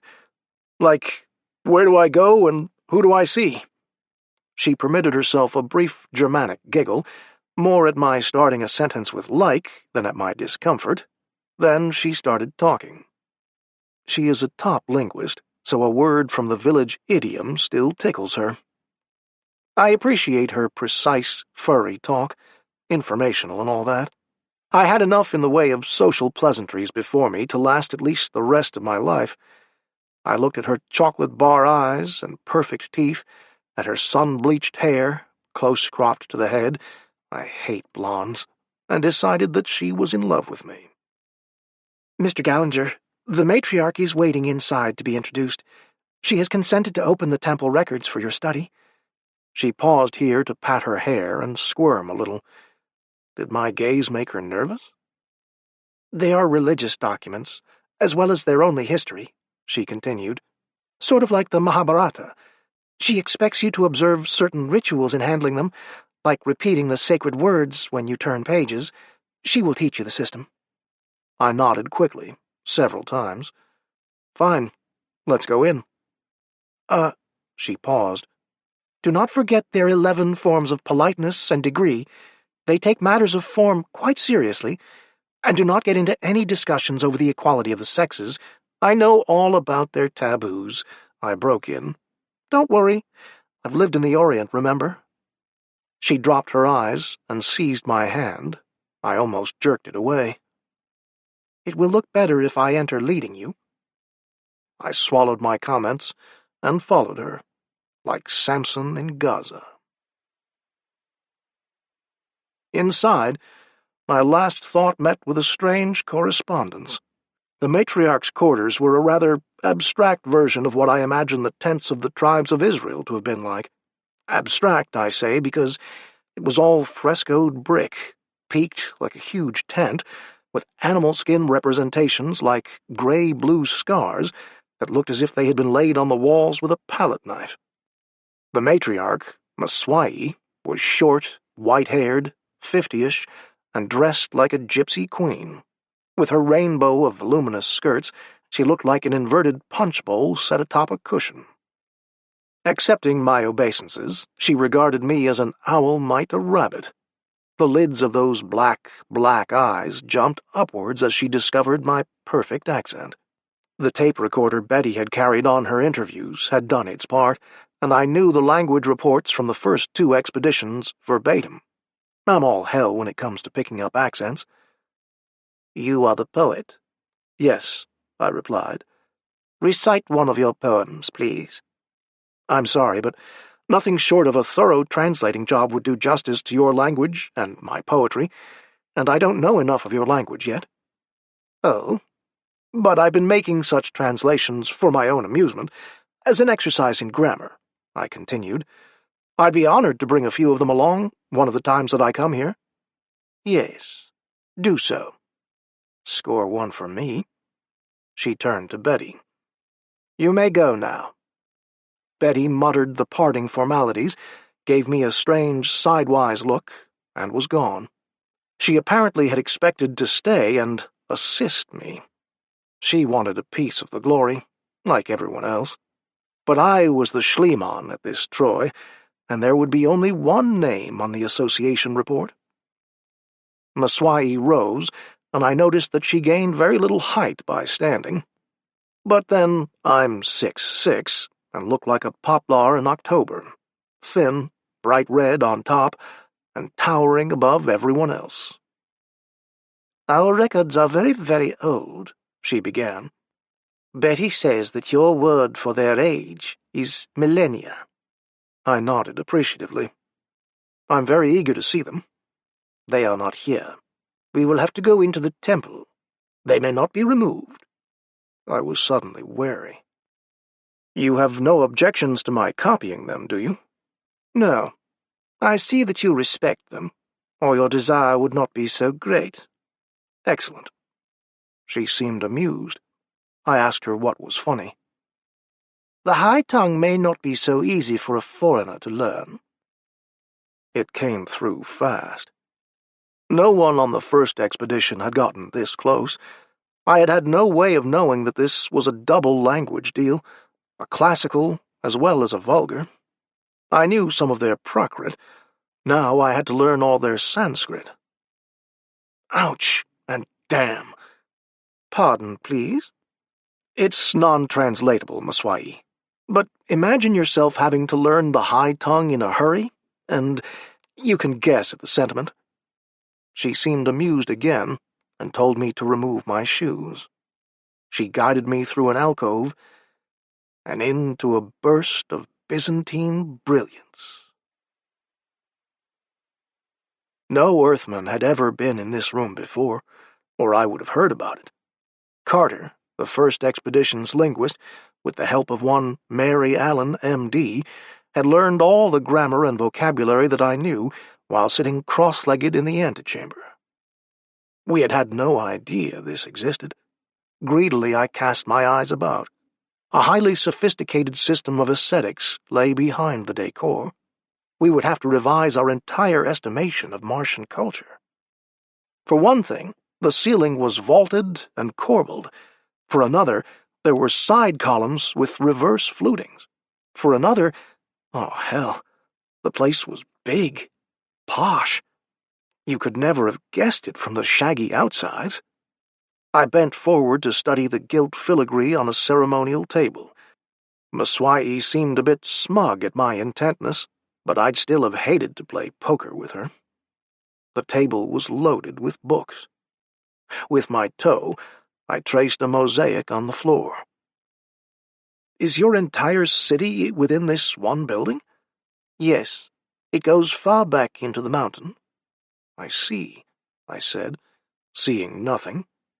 I couldn't ask her for a conducted tour, yet. She moved to a small stool by the table. "Shall we begin your friendship with the high tongue?" I was trying to photograph the hall with my eyes, knowing I would have to get a camera in here somehow, sooner or later. I tore my gaze from a statuette and nodded hard. "Yes, introduce me." I sat down. For the next 3 weeks, alphabet bugs chased each other behind my eyelids whenever I tried to sleep. The sky was an unclouded pool of turquoise that rippled calligraphies whenever I swept my eyes across it. I drank quarts of coffee while I worked and mixed cocktails of benzodrine and champagne for my coffee breaks. Maswai tutored me 2 hours every morning and occasionally for another 2 in the evening. I spent an additional 14 hours a day on my own, once I had gotten up sufficient momentum to go ahead alone. And at night, the elevator of time dropped me to its bottom floors. I was 6 again, learning my Hebrew, Greek, Latin, and Aramaic. I was 10, sneaking peeks at the Iliad. When Daddy wasn't spreading hellfire brimstone and brotherly love, he was teaching me to dig the word, like in the original. Lord, there are so many originals and so many words. When I was 12, I started pointing out the little differences between what he was preaching and what I was reading. The fundamentalist vigor of his reply brooked no debate. It was worse than any beating. I kept my mouth shut after that and learned to appreciate Old Testament poetry. "Lord, I am sorry. Daddy, sir, I am sorry. It couldn't be. It couldn't be." On the day the boy graduated from high school, with the French, German, Spanish, and Latin awards, Dad Gallinger had told his 14-year-old 6-foot scarecrow of a son that he wanted him to enter the ministry. I remember how his son was evasive. "Sir," he had said, I'd sort of like to study on my own for a year or so, and then take pre-theology courses at some liberal arts university. I feel I'm still sort of young to try a seminary, straight off. The voice of God. But you have the gift of tongues, my son. You can preach the gospel in all the lands of Babel. You were born to be a missionary. You say you are young, but time is rushing by you like a whirlwind. Start early, and you will enjoy added years of service. The added years of service were so many added tails to the cat repeatedly laid on my back. I can't see his face now. I never can. Maybe it is because I was always afraid to look at it then. And years later, when he was dead and laid out in black, amidst bouquets, amidst weeping congregationalists, amidst prayers, red faces, handkerchiefs, hands patting your shoulders, solemn-faced comforters, I looked at him, and I did not recognize him. We had met 9 months before my birth, this stranger and I. He had never been cruel, stern, demanding, with contempt for everyone's shortcomings, but never cruel. He was also all that I had had of a mother, and brothers, and sisters. He had tolerated my 3 years at St. John's, possibly because of its name, never knowing how liberal and delightful a place it really was. But I never knew him, and the man atop the catafalque demanded nothing now. I was free not to preach the word, but now I wanted to, in a different way.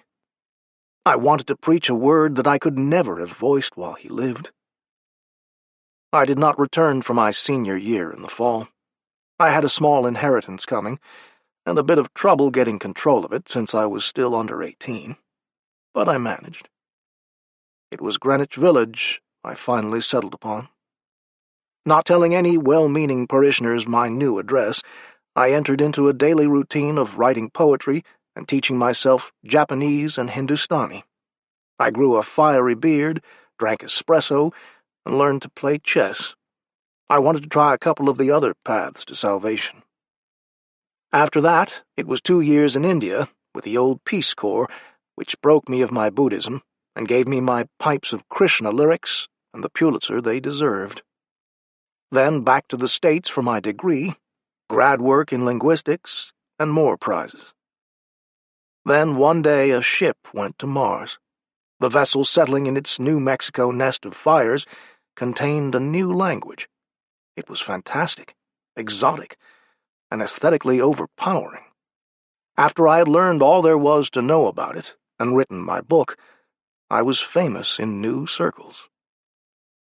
Go, Gallinger, dip your bucket in the well and bring us a drink of Mars. Go, learn another world, but remain aloof, rail at it gently like Auden, and hand us its soul in iambics. And I came to the land where the sun is a tarnished penny, where the wind is a whip, where 2 moons play at hot rod games, and a hell of sand gives you the incendiary itches whenever you look at it. I rose from my twistings on the bunk and crossed the darkened cabin to a port. The desert was a carpet of endless orange, bulging from the sweepings of centuries beneath it. I, a stranger, unafraid, this is the land. I've got it made. I laughed. I had the high tongue by the tail already, or the roots, if you want your puns anatomical, as well as correct. The high and low tongues were not so dissimilar as they had first seemed. I had enough of the one to get me through the murkier parts of the other. I had the grammar and all the commoner irregular verbs down cold. The dictionary I was constructing grew by the day, like a tulip, and would bloom shortly. Every time I played the tapes, the stem lengthened. Now was the time to tax my ingenuity, to really drive the lessons home. I had purposely refrained from plunging into the major texts until I could do justice to them. I had been reading minor commentaries, bits of verse, fragments of history. And one thing had impressed me strongly in all that I read. They wrote about concrete things, rock sand, water, winds, and the tenor couched within these elemental symbols was fiercely pessimistic. It reminded me of some Buddhist texts, but even more so, I realized from my recent recherche, it was like parts of the Old Testament. Specifically, it reminded me of the book of Ecclesiastes. That, then, would be it.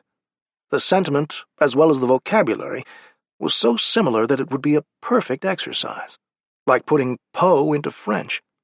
I would never be a convert to the way of Malan, but I would show them that an Earthman had once thought the same thoughts, felt similarly. I switched on my desk lamp and sought King James amidst my books. "Vanity of vanities, saith the preacher, vanity of vanities. All is vanity. What profit hath a man?" My progress seemed to startle Maswai. She peered at me, like Sartre's other, across the tabletop. I ran through a chapter in the book of Lokar. I didn't look up, but I could feel the tight net her eyes were working about my head, shoulders, and rapid hands. I turned another page. Was she weighing the net, judging the size of the catch? And what for? The book said nothing of fishers on Mars, especially of men. They said that some god named Malan had spat, or had done something disgusting, depending on the version you read, and that life had gotten underway as a disease in inorganic matter. They said that movement was its first law, and that the dance was the only legitimate reply to the inorganic, the dance's quality, its justification, and love is a disease in organic matter. Inorganic matter? I shook my head. I had almost been asleep. Manada. I stood and stretched. Her eyes outlined me greedily now, so I met them, and they dropped. I grow tired. I want to rest a while. I didn't sleep much last night. She nodded, Earth's shorthand for yes, as she had learned from me. You wish to relax and see the explicitness of the doctrine of Lokar in its fullness? Pardon me? You wish to see a dance of Lokar? Oh. Their damned circuits of form and periphrasis here ran worse than the Korean. Yes, surely. Any time it's going to be done, I'd be happy to watch. I continued, In the meantime, I've been meaning to ask you whether I might take some pictures. Now is the time. Sit down. Rest. I will call the musicians. She bustled out through a door I had never been past. Well now, the dance was the highest art, according to Lokar, not to mention Havelock Ellis, and I was about to see how their centuries-dead philosopher felt it should be conducted. I rubbed my eyes and snapped over, touching my toes a few times. The blood began pounding in my head, and I sucked in a couple deep breaths. I bent again, and there was a flurry of motion at the door. To the trio who entered with Maswai, I must have looked as if I were searching for the marbles I had just lost, bent over like that. I grinned weakly and straightened up, my face red from more than exertion. I hadn't expected them that quickly. Suddenly I thought of Havelock Ellis again in his area of greatest popularity. The little red-headed doll, wearing, sorry-like, a diaphanous piece of the Martian sky, looked up in wonder, as a child at some colorful flag on a high pole. "Hello," I said, or its equivalent. She bowed before replying. Evidently, I had been promoted in status. "I shall dance," said the red wound in that pale, pale cameo. Her face, eyes, the color of dream, and her dress pulled away from mine. She drifted to the center of the room. Standing there, like a figure in an Etruscan frieze, she was either meditating or regarding the design on the floor. Was the mosaic symbolic of something? I studied it. If it was, it eluded me.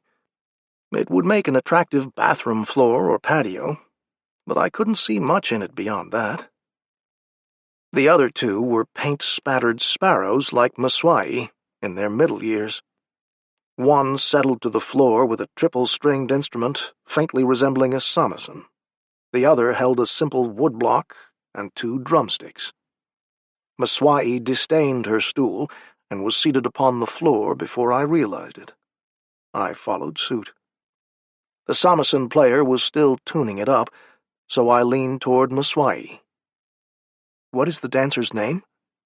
"Braxa," she replied, without looking at me, and raised her left hand slowly, which meant yes, and go ahead and let it begin.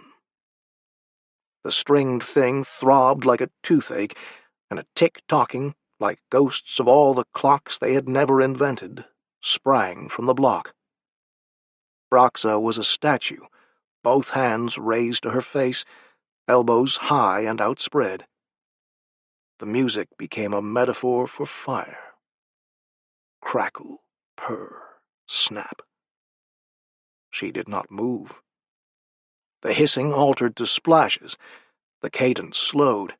It was water now, the most precious thing in the world, gurgling clear, then green over mossy rocks. Still she did not move. Glissandos. A pause. Then, so faint I could hardly be sure at first, the tremble of the winds began, softly, gently, sighing and halting, uncertain. A pause, a sob, then a repetition of the first statement, only louder. Were my eyes completely bugged from my reading? Or was Braxa actually trembling all over, head to foot? She was. She began a microscopic swaying, a fraction of an inch right, then left. Her fingers opened like the petals of a flower, and I could see that her eyes were closed. Her eyes opened. They were distant, glassy, looking through me and the walls. Her swaying became more pronounced, merged with the beat. The wind was sweeping in from the desert now, falling against Tyrrellian like waves on a dike. Her fingers moved. They were the gusts. Her arms, slow pendulums, descended, began a counter-movement. The gale was coming now. She began an axial movement, and her hands caught up with the rest of her body, only now her shoulders commenced to writhe out a figure 8. The wind, I say. Oh, wild, enigmatic. Oh, muse of St. John Paris. The cyclone was twisting around those eyes, its still center. Her head was thrown back, but I knew there was no ceiling between her gaze, passive as Buddha's, and the unchanging skies. Only the 2 moons, perhaps, interrupted their slumber in that elemental nirvana of uninhabited turquoise. Years ago, I had seen the Devadayas in India, the street dancers, spinning their colorful webs, drawing in the male insect. But Braxa was more than this. She was a Ramajani, like those votaries of Rama, incarnation of Vishnu, who had given the dance to man, the sacred dancers. The clicking was monotonously steady now. The whine of the strings made me think of the stinging rays of the sun, their heat stolen by the wind's halations. The blue was Sarasvati and Mary, and a girl named Laura. I heard a sitar from somewhere, watched this statue come to life, and inhaled a divine afflatus. I was again Rimbaud with his hashish, Baudelaire with his laudanum, Poe, De Quincey, Wilde, Mallarmé, and Aleister Crowley. I was, for a fleeting second, my father in his dark pulpit and darker suit, the hymns and the organ's wheeze transmuted to bright wind. She was a spun weather vane, a feathered crucifix hovering in the air, a clothesline holding one bright garment lashed parallel to the ground. Her shoulder was bare now, and her right breast moved up and down like a moon in the sky, its red nipple appearing momently above a fold and vanishing again. The music was as formal as Job's argument with God. Her dance was God's reply. The music slowed, settled. It had been met, matched, answered. Her garment, as if alive, crept back into the more sedate folds it originally held. She dropped low, lower to the floor. Her head fell upon her raised knees. She did not move. There was silence. I realized, from the ache across my shoulders, how tensely I had been sitting. My armpits were wet. Rivulets had been running down my sides. What did one do now? Applaud? I sought Muswai from the corner of my eye. She raised her right hand. As if by telepathy, the girl shuddered all over and stood. The musicians also rose. So did Muswai. I got to my feet, with a Charlie horse in my left leg, and said, "It was beautiful," inane as that sounds. I received 3 different high forms of thank you. There was a flurry of color, and I was alone again with Muswai. "That is the 117th of the 2,224 dances of Lokar." I looked down at her. Whether Lokar was right or wrong, he worked out a fine reply to the inorganic. She smiled. "Are the dances of your world like this?" "Some of them are similar. I was reminded of them as I watched Braxa, but I've never seen anything exactly like hers." "She is good," Muswai said. "She knows all the dances." A hint of her earlier expression which had troubled me. It was gone in an instant. "I must tend my duties now." She moved to the table and closed the books. "Manara." "Goodbye." I slipped into my boots. "Goodbye, Gallinger." I walked out the door, mounted the jeepster, and roared across the evening into night, my wings of risen desert flapping slowly behind me. 2. I had just closed the door behind Betty, after a brief grammar session, when I heard the voices in the hall. My vent was opened a fraction, so I stood there and eavesdropped. Morton's fruity treble. "Guess what? He said hello to me a while ago." Emery's elephant lungs exploded. "Either he's slipping or you were standing in his way and he wanted you to move." "Probably didn't recognize me. I don't think he sleeps anymore, now he has that language to play with.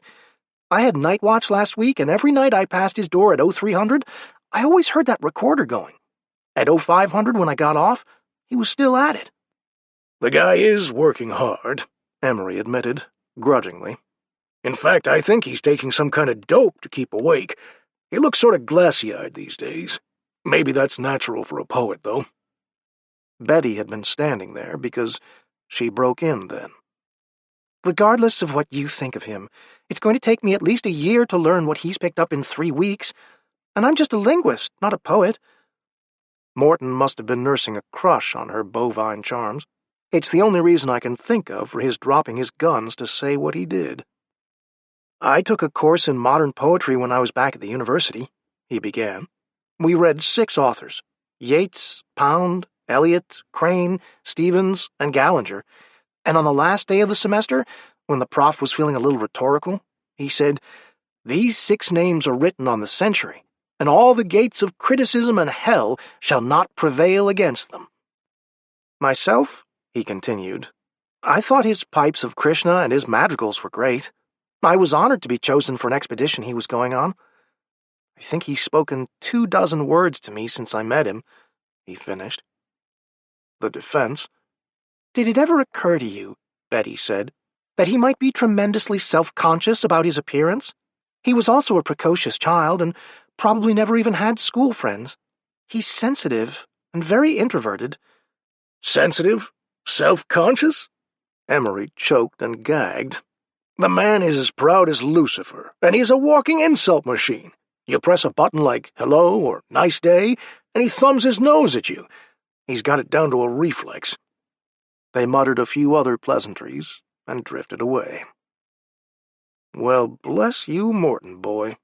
You little pimple-faced, ivy-bred connoisseur. I've never taken a course in my poetry, but I'm glad someone said that. The gates of hell.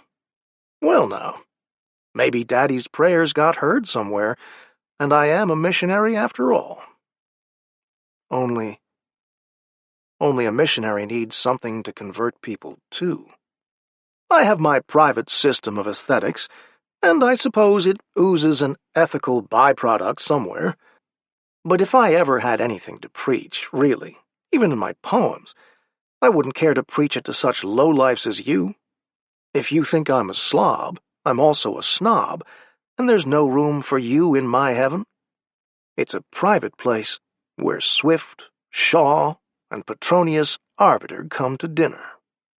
And oh, the feasts we have, the Trimalchios, the Emerys we dissect. We finish you with the soup, Morton. I turned and settled at my desk. I wanted to write something. Ecclesiastes could take a night off. I wanted to write a poem about the 117th dance of Clarke, about a rose following the light, traced by the wind, sick like Blake's rose, dying. I found a pencil and began. When I had finished, I was pleased. It wasn't great, at least it was no greater than it needed to be, High Martian not being my strongest tongue. I groped and put it into English, with partial rhymes. Maybe I'd stick it in my next book.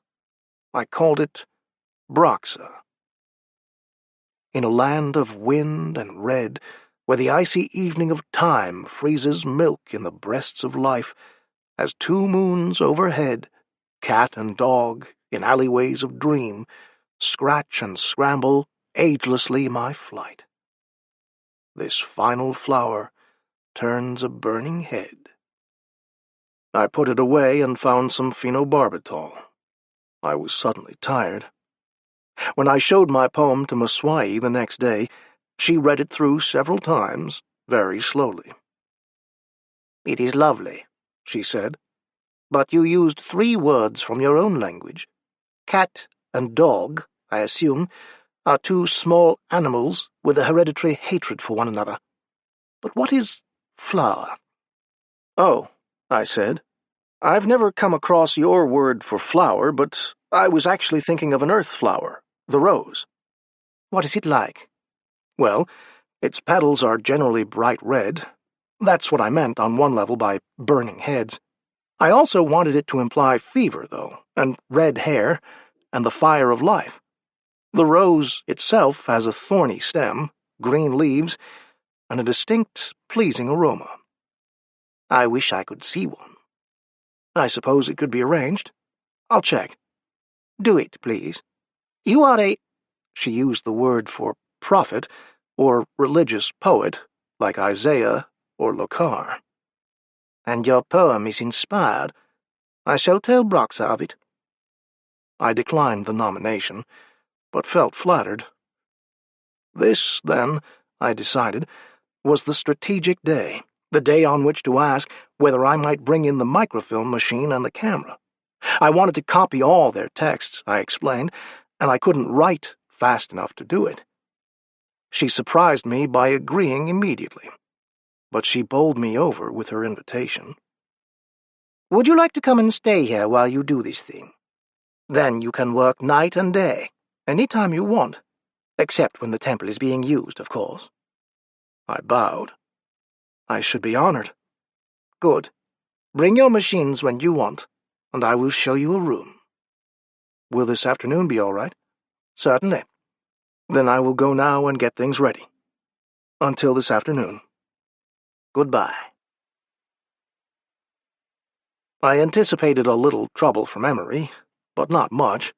Everyone back at the ship was anxious to see the Martians, poke needles in the Martians, Ask them about Martian climate, diseases, soil chemistry, politics, and mushrooms. Our botanist was a fungus nut, but a reasonably good guy, and only 4 or 5 had actually gotten to see them. The crew had been spending most of its time excavating dead cities and their acropolises. We played the game by strict rules, and the natives were as fiercely insular as the 19th century Japanese. I figured I would meet with little resistance, and I figured right. In fact, I got the distinct impression that everyone was happy to see me move out. I stopped in the hydroponics room to speak with our mushroom master. "Hi, Kane. Grow any toadstools in the sand yet?" He sniffed. He always sniffs. Maybe he's allergic to plants. "Hello, Gallinger. No, I haven't had any success with toadstools, but look behind the car barn next time you're out there. I've got a few cacti going." "Great," I observed. Doc Kane was about my only friend aboard, not counting Betty. "Say, I came down to ask you a favor." "Name it." "I want a rose." "A what?" "A rose. You know, a nice red American Beauty job. Thorns, pretty smelling. I don't think it will take in this soil." Sniff, sniff. "No, you don't understand. I don't want to plant it. I just want the flowers." "I'd have to use the tanks." He scratched his hairless dome. "It would take at least 3 months to get you flowers, even under forced growth." "Will you do it?" "Sure, if you don't mind the wait." "Not at all. In fact, 3 months will just make it before we leave." I looked about at the pools of crawling slime, at the trays of shoots. "I'm moving up to Torellian today, but I'll be in and out all the time. I'll be here when it blooms." "Moving up there, eh?" Moore said they're an in-group. I guess I'm in, then. Looks that way. I still don't see how you learned their language, though. Of course, I had trouble with French and German for my PhD, but last week I heard Betty demonstrated at lunch. It just sounds like a lot of weird noises. She says speaking it is like working a Times crossword and trying to imitate bird calls at the same time. I laughed and took the cigarette he offered me. "It's complicated," I acknowledged. "But, well, it's as if you suddenly came across a whole new class of mycete here. You dream about it at night." His eyes were gleaming. "Wouldn't that be something? I might yet, you know." "Maybe you will." He chuckled as we walked to the door. "I'll start your roses tonight. Take it easy down there." "You bet." "Thanks." Like I said, a fungus nut, but a fairly good guy. My quarters in the citadel of Torellian were directly adjacent to the temple, on the inward side and slightly to the left. They were a considerable improvement over my cramped cabin, and I was pleased that Martian culture had progressed sufficiently to discover the desirability of the mattress over the pallet. Also, the bed was long enough to accommodate me, which was surprising. So I unpacked and took 16 35mm shots of the temple before starting on the books. I took stats until I was sick of turning pages without knowing what they said, so I started translating a work of history. Lo, in the 37th year of the process of Cylon, the rains came, which gave rise to rejoicing, for it was a rare and untoward occurrence, and commonly construed a blessing. But it was not the life-giving semen of Milan which fell from the heavens. It was the blood of the universe, spurting from an artery. And the last days were upon us. The final dance was to begin. The rains brought the plague that does not kill, and the last passes of Lokar began with their drumming. I asked myself what the hell Tamur meant, for he was an historian and supposedly committed to fact. This was not their apocalypse. Unless they could be one and the same. Why not? I mused. Torellian's handful of people were the remnant of what had obviously once been a highly developed culture. They had had wars, but no holocausts. Science, but little technology. A plague that did not kill. Could that have done it? How, if it wasn't fatal? I read on, but the nature of the plague was not discussed. I turned pages, skipped ahead, and drew a blank. Maswai, Maswai, when I want to question you most, you are not around. Would it be a faux pas to go looking for her? Yes, I decided. I was restricted to the rooms I had been shown. That had been an implicit understanding. I would have to wait to find out. So I cursed long and loud, in many languages, doubtless burning Milan's sacred ears, there in his temple. He did not see fit to strike me dead, so I decided to call it a day and hit the sack. I must have been asleep for several hours when Broxa entered my room with a tiny lamp. She dragged me awake by tugging at my pajama sleeve. I said hello. Thinking back, there is not much else I could have said. Hello? I have come, she said, to hear the poem. What poem? Yours. Oh. I yawned, sat up, and did things people usually do when awakened in the middle of the night to read poetry. That is very kind of you, but isn't the hour a trifle awkward? I don't mind, she said. Someday I am going to write an article for the Journal of Semantics called Tone of Voice, an Insufficient Vehicle for Irony. However, I was awake, so I grabbed my robe. What sort of animal is that? She asked, pointing at the silk dragon on my lapel. Mythical, I replied. Now look, it's late. I am tired. I have much to do in the morning, and Maswai just might get the wrong idea if she learns you were here. Wrong idea? You know damned well what I mean. It was the first time I had had an opportunity to use Martian profanity, and it failed. No, she said. I do not know. She seemed frightened, like a puppy being scolded without knowing what it has done wrong. I softened. Her red cloak matched her hair and lips so perfectly, and those lips were trembling. Here, now, I didn't mean to upset you. On my world there are certain, mores concerning people of different sex alone together in bedrooms, and not allied by marriage. You see what I mean? No. They were jade, her eyes. Well, it's sex, that's what it is. A light was switched on in those jade lamps. Oh, you mean having children? Yes, that's it. Exactly. She laughed. It was the first time I had heard laughter in Tyrellian. It sounded like a violinist striking his high strings with the bow in short little chops. It was not an altogether pleasant thing to hear, especially because she laughed too long. When she had finished, she moved closer. I remember now, she said. We used to have such rules. Half a process ago, when I was a child, we had such rules. But she looked as if she were ready to laugh again. There is no need for them now.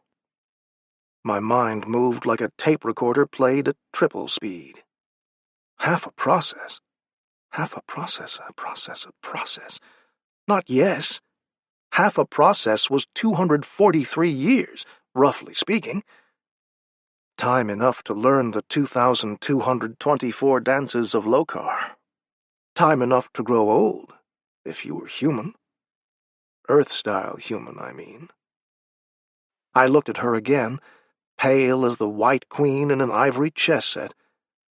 She was human. I'd stake my soul. Alive, normal, healthy. I'd stake my life. Woman, my body. But she was 2.5 centuries old, which made Maswai Methuselah's grandma. It flattered me to think of their repeated complimenting of my skills as linguist, as poet. These superior beings. But what did she mean, there is no such need for them now? Why the near hysteria? Why all those funny looks I'd been getting from Maswai? I suddenly knew I was close to something important, besides a beautiful girl. "Tell me," I said, in my casual voice, "did it have anything to do with the plague that does not kill, of which Tamur wrote?" "Yes," she replied. "The children born after the rains could have no children of their own. And what?" I was leaning forward, memory set at record. "And the men had no desire to get any." I sagged backward against the bedpost. Racial sterility, masculine impotence, following phenomenal weather. Had some vagabond cloud of radioactive junk from God knows where penetrated their weak atmosphere one day? One day long before Schiaparelli saw the canals, mythical as my dragon, before those canals had given rise to some correct guesses for all the wrong reasons, had Braxa been alive, dancing, here? Damned in the womb, since blind Milton had written of another paradise, equally lost? I found a cigarette. Good thing I had thought to bring ashtrays. Mars had never had a tobacco industry either, or booze.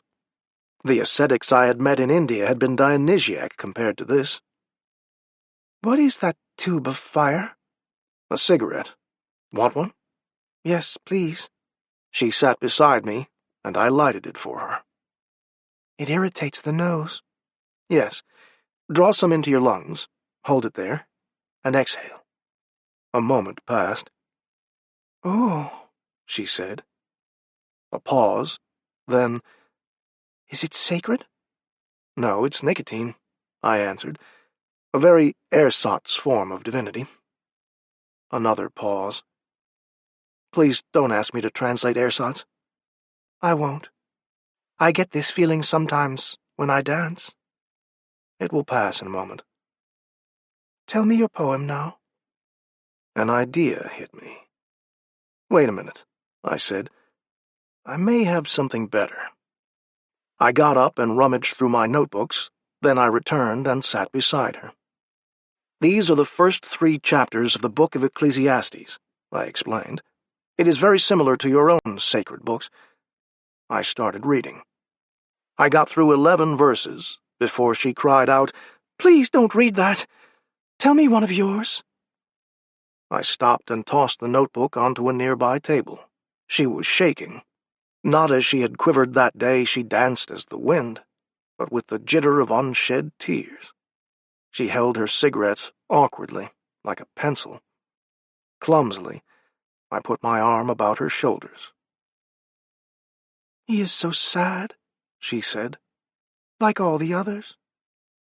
So I twisted my mind like a bright ribbon, folded it, and tied the crazy Christmas knots I love so well. From German to Martian, with love, I did an impromptu paraphrasal of a poem about a Spanish dancer. I thought it would please her. I was right. "Oh," she said again. "Did you write that?" "No. It's by a better man than I." "I don't believe you. You wrote it." "No. A man named Rilke did." "But you brought it across to my language. Light another match, so I can see how she danced." I did. "The fires of forever," she mused, and she stamped them out with small, firm feet. "I wish I could dance like that." "You're better than any gypsy," I laughed, blowing it out. "No, I'm not. I couldn't do that." Her cigarette was burning down, so I removed it from her fingers and put it out, along with my own. "Do you want me to dance for you?" "No," I said. "Go to bed." She smiled, and before I realized it, had unclasped the fold of red at her shoulder. And everything fell away. And I swallowed, with some difficulty. "All right," she said. So I kissed her, as the breath of fallen cloth extinguished the lamp. 3. The days were like Shelley's leaves, yellow, red, brown, whipped in bright gusts by the west wind. They swirled past me with the rattle of microfilm. Almost all the books were recorded now. It would take scholars years to get through them, to properly assess their value. Mars was locked in my desk. Ecclesiastes, abandoned and returned to 12 times, was almost ready to speak in the high tongue. I whistled when I wasn't in the temple. I wrote reams of poetry I would have been ashamed of before. Evenings I would walk with Braxa, across the dunes, or up into the mountains. Sometimes she would dance for me, and I would read something along, and in dactylic hexameter. She still thought I was Rilke, and I almost kidded myself into believing it. Here I was, staying at the Castle Duino, writing his elegies. It is strange to inhabit the earth no more, to use no longer customs scarce acquired, nor interpret roses. No, never interpret roses. Don't. Smell them, sniff, Cain, pick them, enjoy them, live in the moment, hold to it tightly. But charge not the gods to explain. So fast the leaves go by, are blown, and no one ever noticed us, or cared. Laura and Braxa. They rhyme, you know, with a bit of a clash. Tall, cool, and blonde was she. I hate blondes. And Daddy had turned me inside out, like a pocket, and I thought she could fill me again. But the big, beat word-slinger, with Judas beard and dog trust in his eyes, oh, he had been a fine decoration at her parties. And that was all. How the machine cursed me in the temple. It blasphemed Malan and Gallinger. And the wild west wind went by, and something was not far behind. The last days were upon us. A day went by, and I did not see Braxa, and a night, and a second, and a third. I was half mad. I hadn't realized how close we had become, how important she had been. With the dumb assurance of presence, I had fought against questioning roses. I had to ask. I didn't want to, but I had no choice. "Where is she, Maswai? Where is Braxa?" "She is gone," she said. "Where?"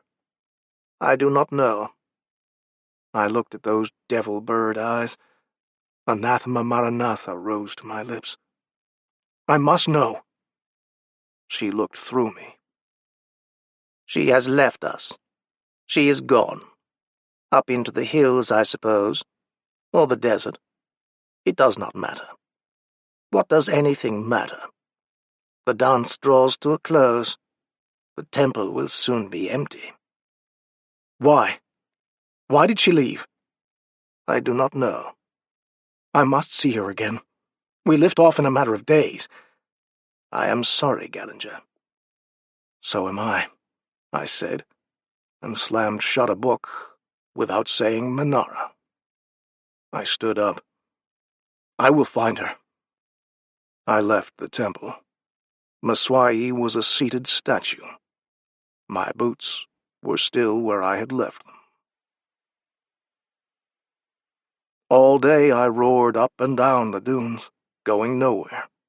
To the crew of the Aspic, I must have looked like a sandstorm, all by myself. Finally, I had to return for more fuel. Emery came stalking out. "Okay, make it good. You look like the abominable dust man.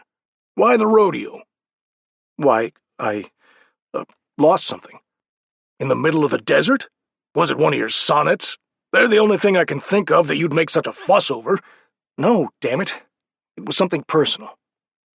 George had finished filling the tank. I started to mount the jeepster again. "Hold on there." He grabbed my arm. "You're not going back until you tell me what this is all about." I could have broken his grip, but then he could order me dragged back by the heels, and quite a few people would enjoy doing the dragging. So I forced myself to speak slowly, softly. It's simply that I lost my watch. My mother gave it to me, and it's a family heirloom. I want to find it before we leave. You're sure it's not in your cabin? Or down in Tyrellian? I've already checked. Maybe somebody hid it to irritate you. You know you're not the most popular guy around. I shook my head. I thought of that, but I always carry it in my right pocket. I think it might have bounced out going over the dunes. He narrowed his eyes. I remember reading on a book jacket that your mother died when you were born. That's right, I said, biting my tongue. The watch belonged to her father, and she wanted me to have it. My father kept it for me. He snorted. That's a pretty strange way to look for a watch, riding up and down in a jeepster. I could see the light shining off it that way, I offered, lamely. Well, it's starting to get dark, he observed. No sense looking any more today. Throw a dust sheet over the jeepster, he directed a mechanic. He patted my arm. Come on in and get a shower, and something to eat. You look as if you could use both. Little fatty flecks beneath pale eyes, thinning hair, and an Irish nose, a voice a decibel louder than anyone else's. His only qualification for leadership. I stood there, hating him. Claudius. If only this were the fifth act. But suddenly the idea of a shower and food came through to me.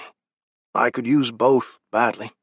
If I insisted on hurrying back immediately, I might arouse more suspicion.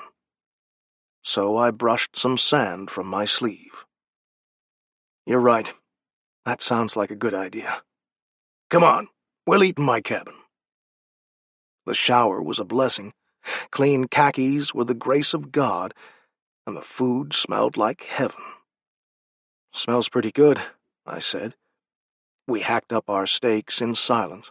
When we got to the dessert and coffee, he suggested, Why don't you take the night off? Stay here and get some sleep. I shook my head. I'm pretty busy. Finishing up. There's not much time left. A couple of days ago you said you were almost finished. Almost, but not quite. You also said they'll be holding a service in the temple tonight. That's right. I'm going to work in my room. He shrugged his shoulders. Finally, he said, Gallinger? And I looked up, because my name means trouble. It shouldn't be any of my business, he said. But it is. Betty says you have a girl down there. There was no question mark. It was a statement hanging in the air, waiting. Betty, you're a bitch. You're a cow and a bitch. And a jealous one at that. Why didn't you keep your nose where it belonged? Shut your eyes, your mouth? So, I said, a statement with a question mark. So, he answered it. It is my duty, as head of this expedition, to see that relations with the natives are carried on in a friendly and diplomatic manner. You speak of them, I said, as though they are aborigines. Nothing could be further from the truth. I rose. When my papers are published, everyone on Earth will know that truth. I'll tell them things Dr. Moore never even guessed at. I'll tell the tragedy of a doomed race waiting for death, resigned and disinterested. I'll tell why, and it will break hard, scholarly hearts. I'll write about it, and they will give me more prizes, and this time I won't want them. My God, I exclaimed. They had a culture when our ancestors were clubbing the saber-tooth and finding out how fire works. Do you have a girl down there? Yes, I said. Yes, Claudius. Yes, Daddy. Yes, Emery. I do. But I'm going to let you in on a scholarly scoop now. They're already dead. They're sterile. In one more generation, there won't be any Martians. I paused, then added, except in my papers, except on a few pieces of microfilm and tape, and in some poems, about a girl who did give a damn and could only bitch about the unfairness of it all by dancing. Oh, he said. After a while, you have been behaving differently these past couple months. You've even been downright civil on occasion, you know. I couldn't help wondering what was happening. I didn't know anything mattered that strongly to you." I bowed my head. "Is she the reason you were racing around the desert?" I nodded. "Why?" I looked up. "Because she's out there somewhere. I don't know where or why, and I've got to find her before we go." "Oh," he said again. Then he leaned back, opened a drawer, and took out something wrapped in a towel. He unwound it. A framed photo of a woman lay on the table. "My wife," he said. It was an attractive face, with big, almond eyes. "I'm a Navy man, you know," he began. "Young officer once. Met her in Japan. Where I come from, it wasn't considered right to marry into another race, so we never did. But she was my wife. When she died, I was on the other side of the world. They took my children, and I've never seen them since. I couldn't learn what orphanage, what home they were put into. That was long ago. Very few people know about it." "I'm sorry," I said. "Don't be. Forget it." But he shifted in his chair and looked at me. "If you do want to take her back with you, do it. It'll mean my neck, but I'm too old to ever head another expedition like this one. So go ahead." He gulped his cold coffee. "Get your jeepster." He swiveled the chair around. I tried to say thank you twice, but I couldn't. So I got up and walked out. "Sayonara and all that," he muttered behind me. "Here it is, Gallanter," I heard a shout. I turned on my heel and looked back up the ramp. Kane! He was limned in the port, shadow against light, but I had heard him sniff. I returned the few steps. "Here what is?" "Your rose." He produced a plastic container, divided internally. The lower half was filled with liquid. The stem ran down into it. The other half, a glass of claret in this horrible night, was a large, newly opened rose. "Thank you," I said, tucking it into my jacket.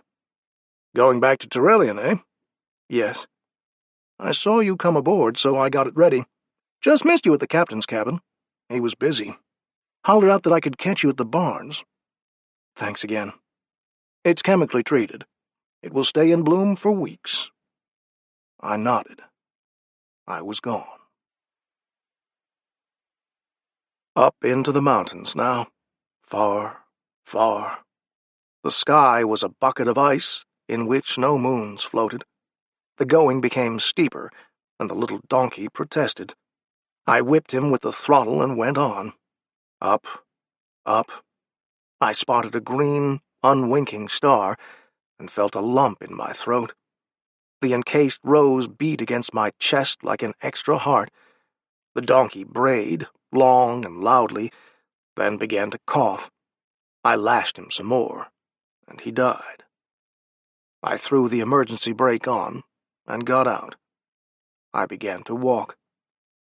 So cold it grows, up here, at night. Why? Why did she do it? Why flee the campfire when night comes on? And I was up, down, around, and through every chasm, gorge, and pass, with my long-legged strides and an ease of movement never known on earth. Barely 2 days remain, my love, and thou hast forsaken me. Why? I crawled under overhangs. I leaped over ridges. I scraped my knees, an elbow. I heard my jacket tear. No answer, Malan? Do you really hate your people this much? Then I'll try someone else. Vishnu, you're the preserver. Preserve her, please. Let me find her. Jehovah? Adonis? Osiris? Tammuz? Manitou? Legba? Where is she? I ranged far and high, and I slipped. Stones ground underfoot, and I dangled over an edge, my fingers so cold. It was hard to grip the rock. I looked down. 12 feet or so. I let go and dropped, landed rolling. Then I heard her scream. I lay there, not moving, looking up. Against the night, above, she called. Gallinger! I lay still. Gallinger! And she was gone. I heard stones rattle and knew she was coming down some path to the right of me. I jumped up and ducked into the shadow of a boulder. She rounded a cutoff and picked her way uncertainly through the stones. Gallinger? I stepped out and seized her shoulders. Broxa! She screamed again, then began to cry, crowding against me. It was the first time I had ever heard her cry. "Why?" I asked. "Why?" But she only clung to me and sobbed. Finally, "I thought you had killed yourself." "Maybe I would have," I said. "Why did you leave, Torellian? And me?" "Didn't Maswai tell you? Didn't you guess?" "I didn't guess, and Maswai said she didn't know." "Then she lied. She knows." "What? What is it she knows?" She shook all over, then was silent for a long time. I realized suddenly that she was wearing only her flimsy dancer's costume. I pushed her from me, took off my jacket, and put it about her shoulders. "Great Milan!" I cried. "You'll freeze to death!" "No," she said. "I won't." I was transferring the rose case to my pocket. "What is that?" she asked. "A rose," I answered. "You can't make it out much in the dark. I once compared you to one. Remember?" "Yes. May I carry it?" "Sure." I stuck it in the jacket pocket. "Well? I'm still waiting for an explanation." "You really do not know?" she asked. "No." "When the rains came," she said, "apparently only our men were affected, which was enough. Because I wasn't affected, apparently." "Oh," I said. "Oh." We stood there, and I thought. "Well, why did you run?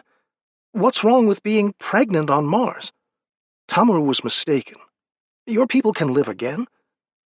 She laughed. Again that wild violin played by a Paganini gone mad. I stopped her before it went too far. "How?" she finally asked, rubbing her cheek.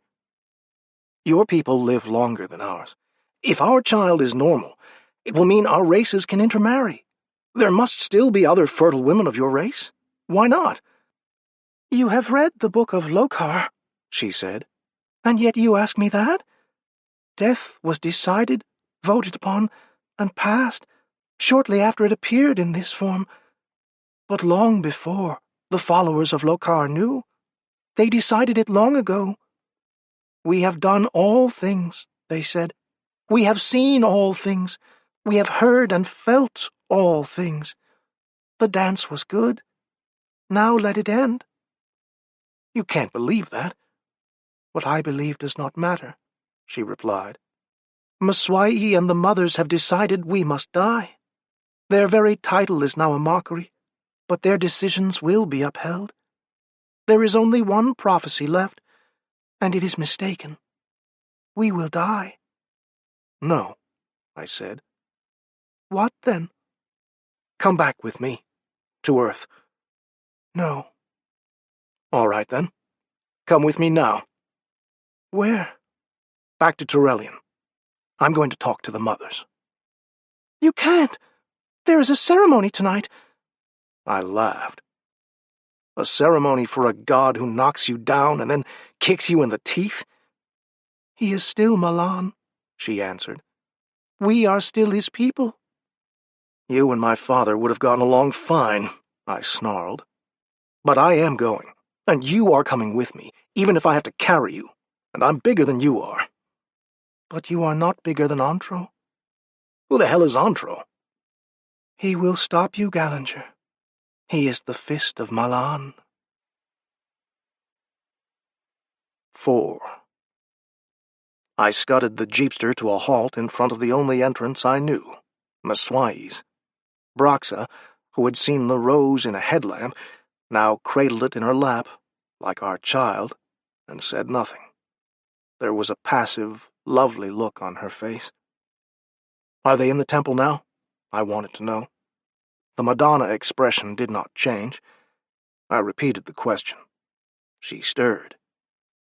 Yes, she said, from a distance. But you cannot go in.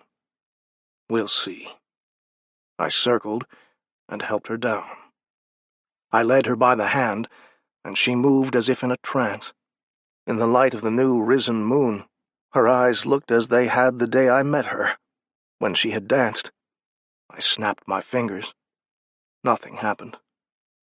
So I pushed the door open and led her in. The room was half-lighted.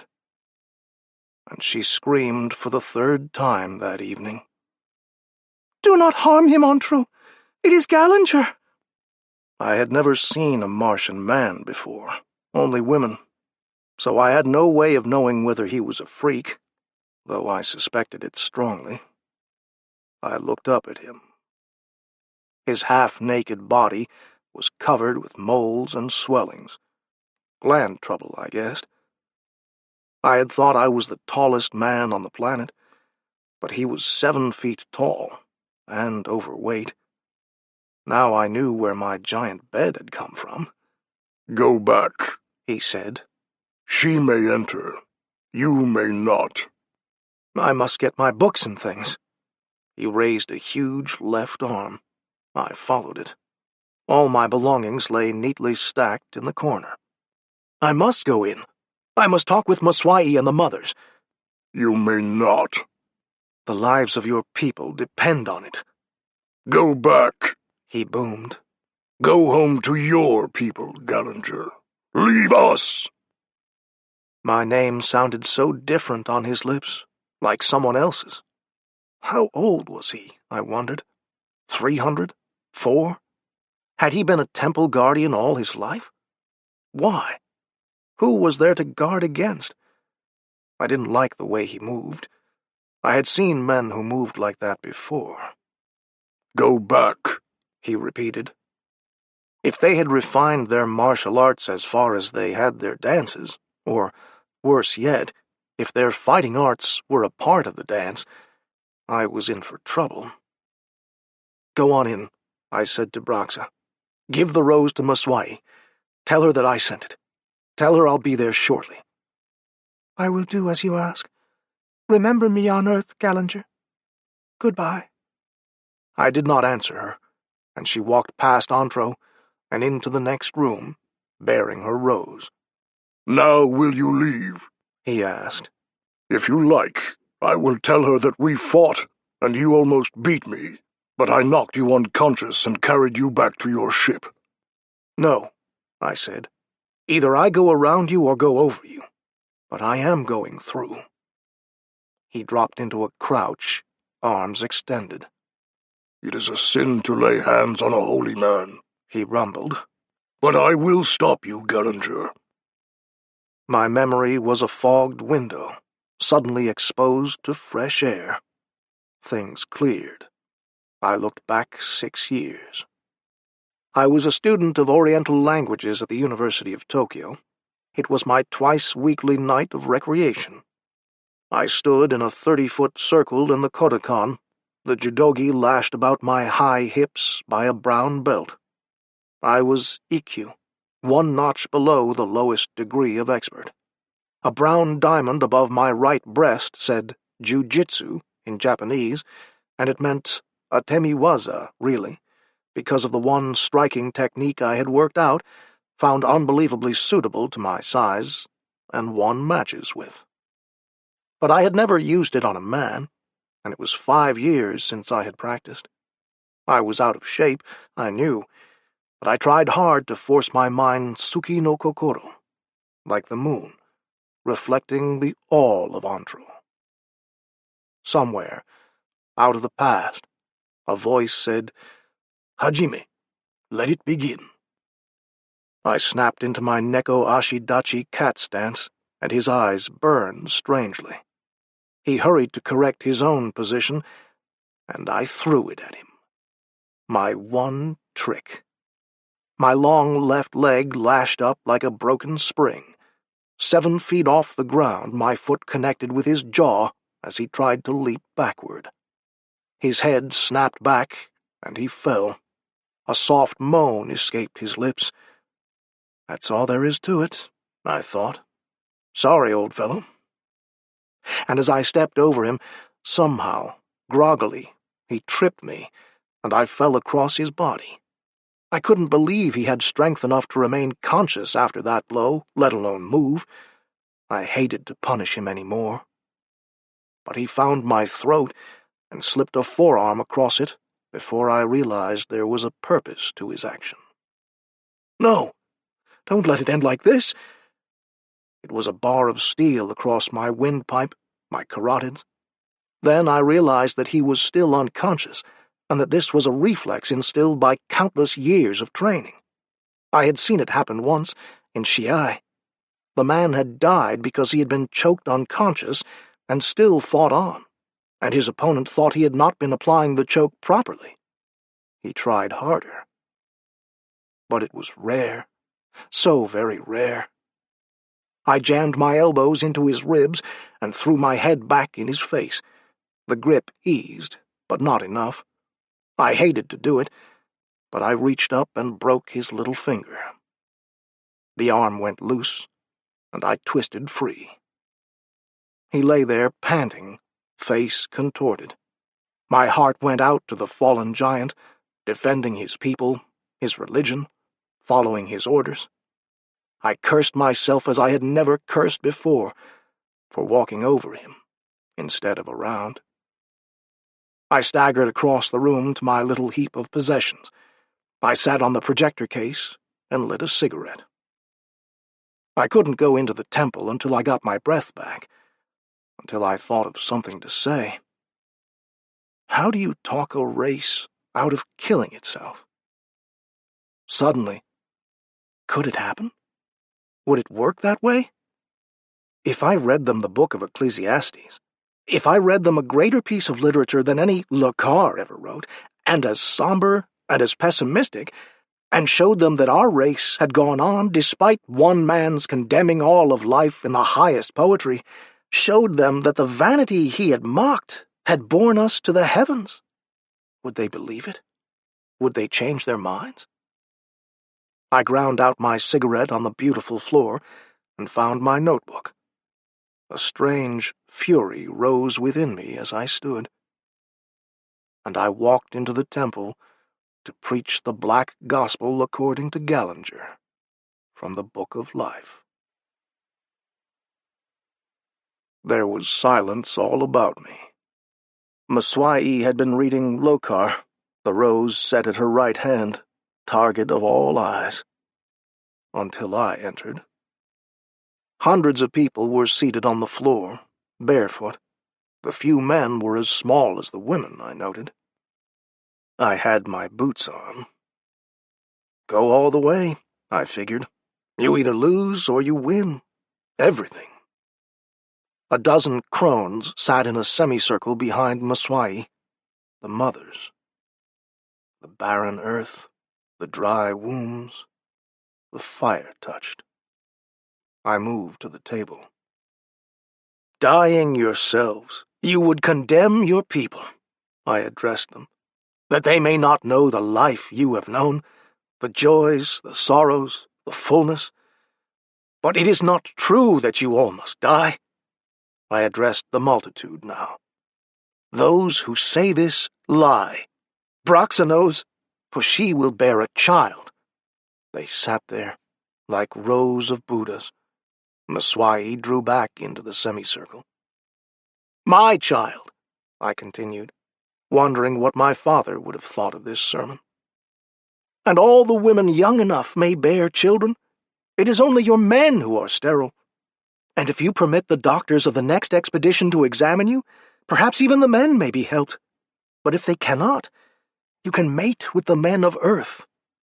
And ours is not an insignificant people, an insignificant place," I went on. "Thousands of years ago, the Lokar of our world wrote a book saying that it was. He spoke as Lokar did, but we did not lie down, despite plagues, wars, and famines. We did not die. One by one, we beat down the diseases, we fed the hungry, we fought the wars, and recently have gone a long time without them. We may finally have conquered them. I do not know. But we have crossed millions of miles of nothingness. We have visited another world, and our Lokar had said, 'Why bother? What is the worth of it? It is all vanity anyhow.' And the secret is," I lowered my voice, as at a poetry reading, "he was right. It is vanity. It is pride. It is the hubris of rationalism to always attack the prophet, the mystic, the god. It is our blasphemy which has made us great and will sustain us, and which the gods secretly admire in us. All the truly sacred names of God are blasphemous things to speak." I was working up a sweat. I paused dizzily. "Here is the book of Ecclesiastes," I announced, and began. "Vanity of vanities, saith the preacher. Vanity of vanities. All is vanity. What profit hath a man?" I spotted Broxa in the back, mute, rapt. I wondered what she was thinking. And I wound the hours of night about me, like black thread on a spool. Oh, it was late. I had spoken till day came, and still I spoke. I finished Ecclesiastes and continued Gallinger. And when I finished, there was still only a silence. The Buddhas, all in a row, had not stirred through the night, and after a long while, Mswai raised her right hand. One by one, the mothers did the same. And I knew what that meant. It meant no, do not, cease, and stop. It meant that I had failed. I walked slowly from the room and slumped beside my baggage. Antro was gone. Good that I had not killed him. After 1,000 years, Mswai entered. She said, "Your job is finished." I did not move. "The prophecy is fulfilled," she said. "My people are rejoicing. You have won, holy man. Now leave us quickly." My mind was a deflated balloon. I pumped a little air back into it. "I'm not a holy man," I said. "Just a second-rate poet with a bad case of hubris." I lit my last cigarette. Finally, "All right. What prophecy?" "The promise of Lokar," she replied, as though the explaining were unnecessary. "That a holy man would come from the heavens to save us in our last hours, if all the dances of Lokar were completed. He would defeat the fist of Malan and bring us life." "How?" "As with Broxa, and as the example in the temple." "Example?" "You read us his words, as great as Lokar's. You read to us how there is nothing new under the sun, and you mocked his words as you read them, showing us a new thing." "There has never been a flower on Mars," she said, "but we will learn to grow them." "You are the sacred scoffer," she finished. he who must mock in the temple. You go shod on holy ground. But you voted no, I said. I voted not to carry out our original plan, and to let Brox's child live instead. Oh, the cigarette fell from my fingers. How close it had been. How little I had known. And Broxa? She was chosen half a process ago to do the dances, to wait for you. But she said that Antro would stop me. M'Swai stood there for a long time. She had never believed the prophecy herself. Things are not well with her now. She ran away, fearing it was true. When you completed it, and we voted, she knew. Then she does not love me? Never did? I am sorry, Gallinger. It was the one part of her duty she never managed. Duty, I said flatly. Duty, duty, duty. Tra-la. She has said goodbye. She does not wish to see you again. And we will never forget your teachings, she added. Don't, I said, automatically, suddenly knowing the great paradox which lies at the heart of all miracles. I did not believe a word of my own gospel. Never had. I stood, like a drunken man, and muttered, Nanara. I went outside, into my last day on Mars. I have conquered thee, Milan, and the victory is thine. Rest easy on thy starry bed. God damned. I left the jeepster there and walked back to the aspic, leaving the burden of life so many footsteps behind me. I went to my cabin, locked the door, and took 44 sleeping pills. But when I awakened, I was in the dispensary and alive. I felt the throb of engines as I slowly stood up and somehow made it to the port. Blurred Mars hung like a swollen belly above me until it dissolved, brimmed over, and streamed down my face. This concludes the reading of The Science Fiction Hall of Fame, Volume 1, 1929 to 1964. The greatest science fiction stories of all time, chosen by the members of the Science Fiction Writers of America. Edited by Robert Silverberg. Copyright 1970, 1998 by Science Fiction Writers of America. This book was read by Oliver Wyman, L.J. Ganser, Richard Ferrone, Pete Larkin, Graham Halstead, Eliza Foss, Fred Berman, Michael David Axtell, Michael Braun, Rick Adamson, Gabrielle Sloyer, Amanda Lee Cobb, Neil Helligers, Mark Boyette, David Shee, Alex Block, Jeff Gerner, and Tom Burka.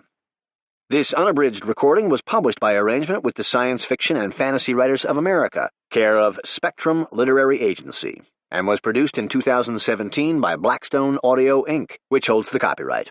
Neither this recording nor any portion of it may be reproduced or used for any purpose without prior written authorization from Blackstone Audio, Inc.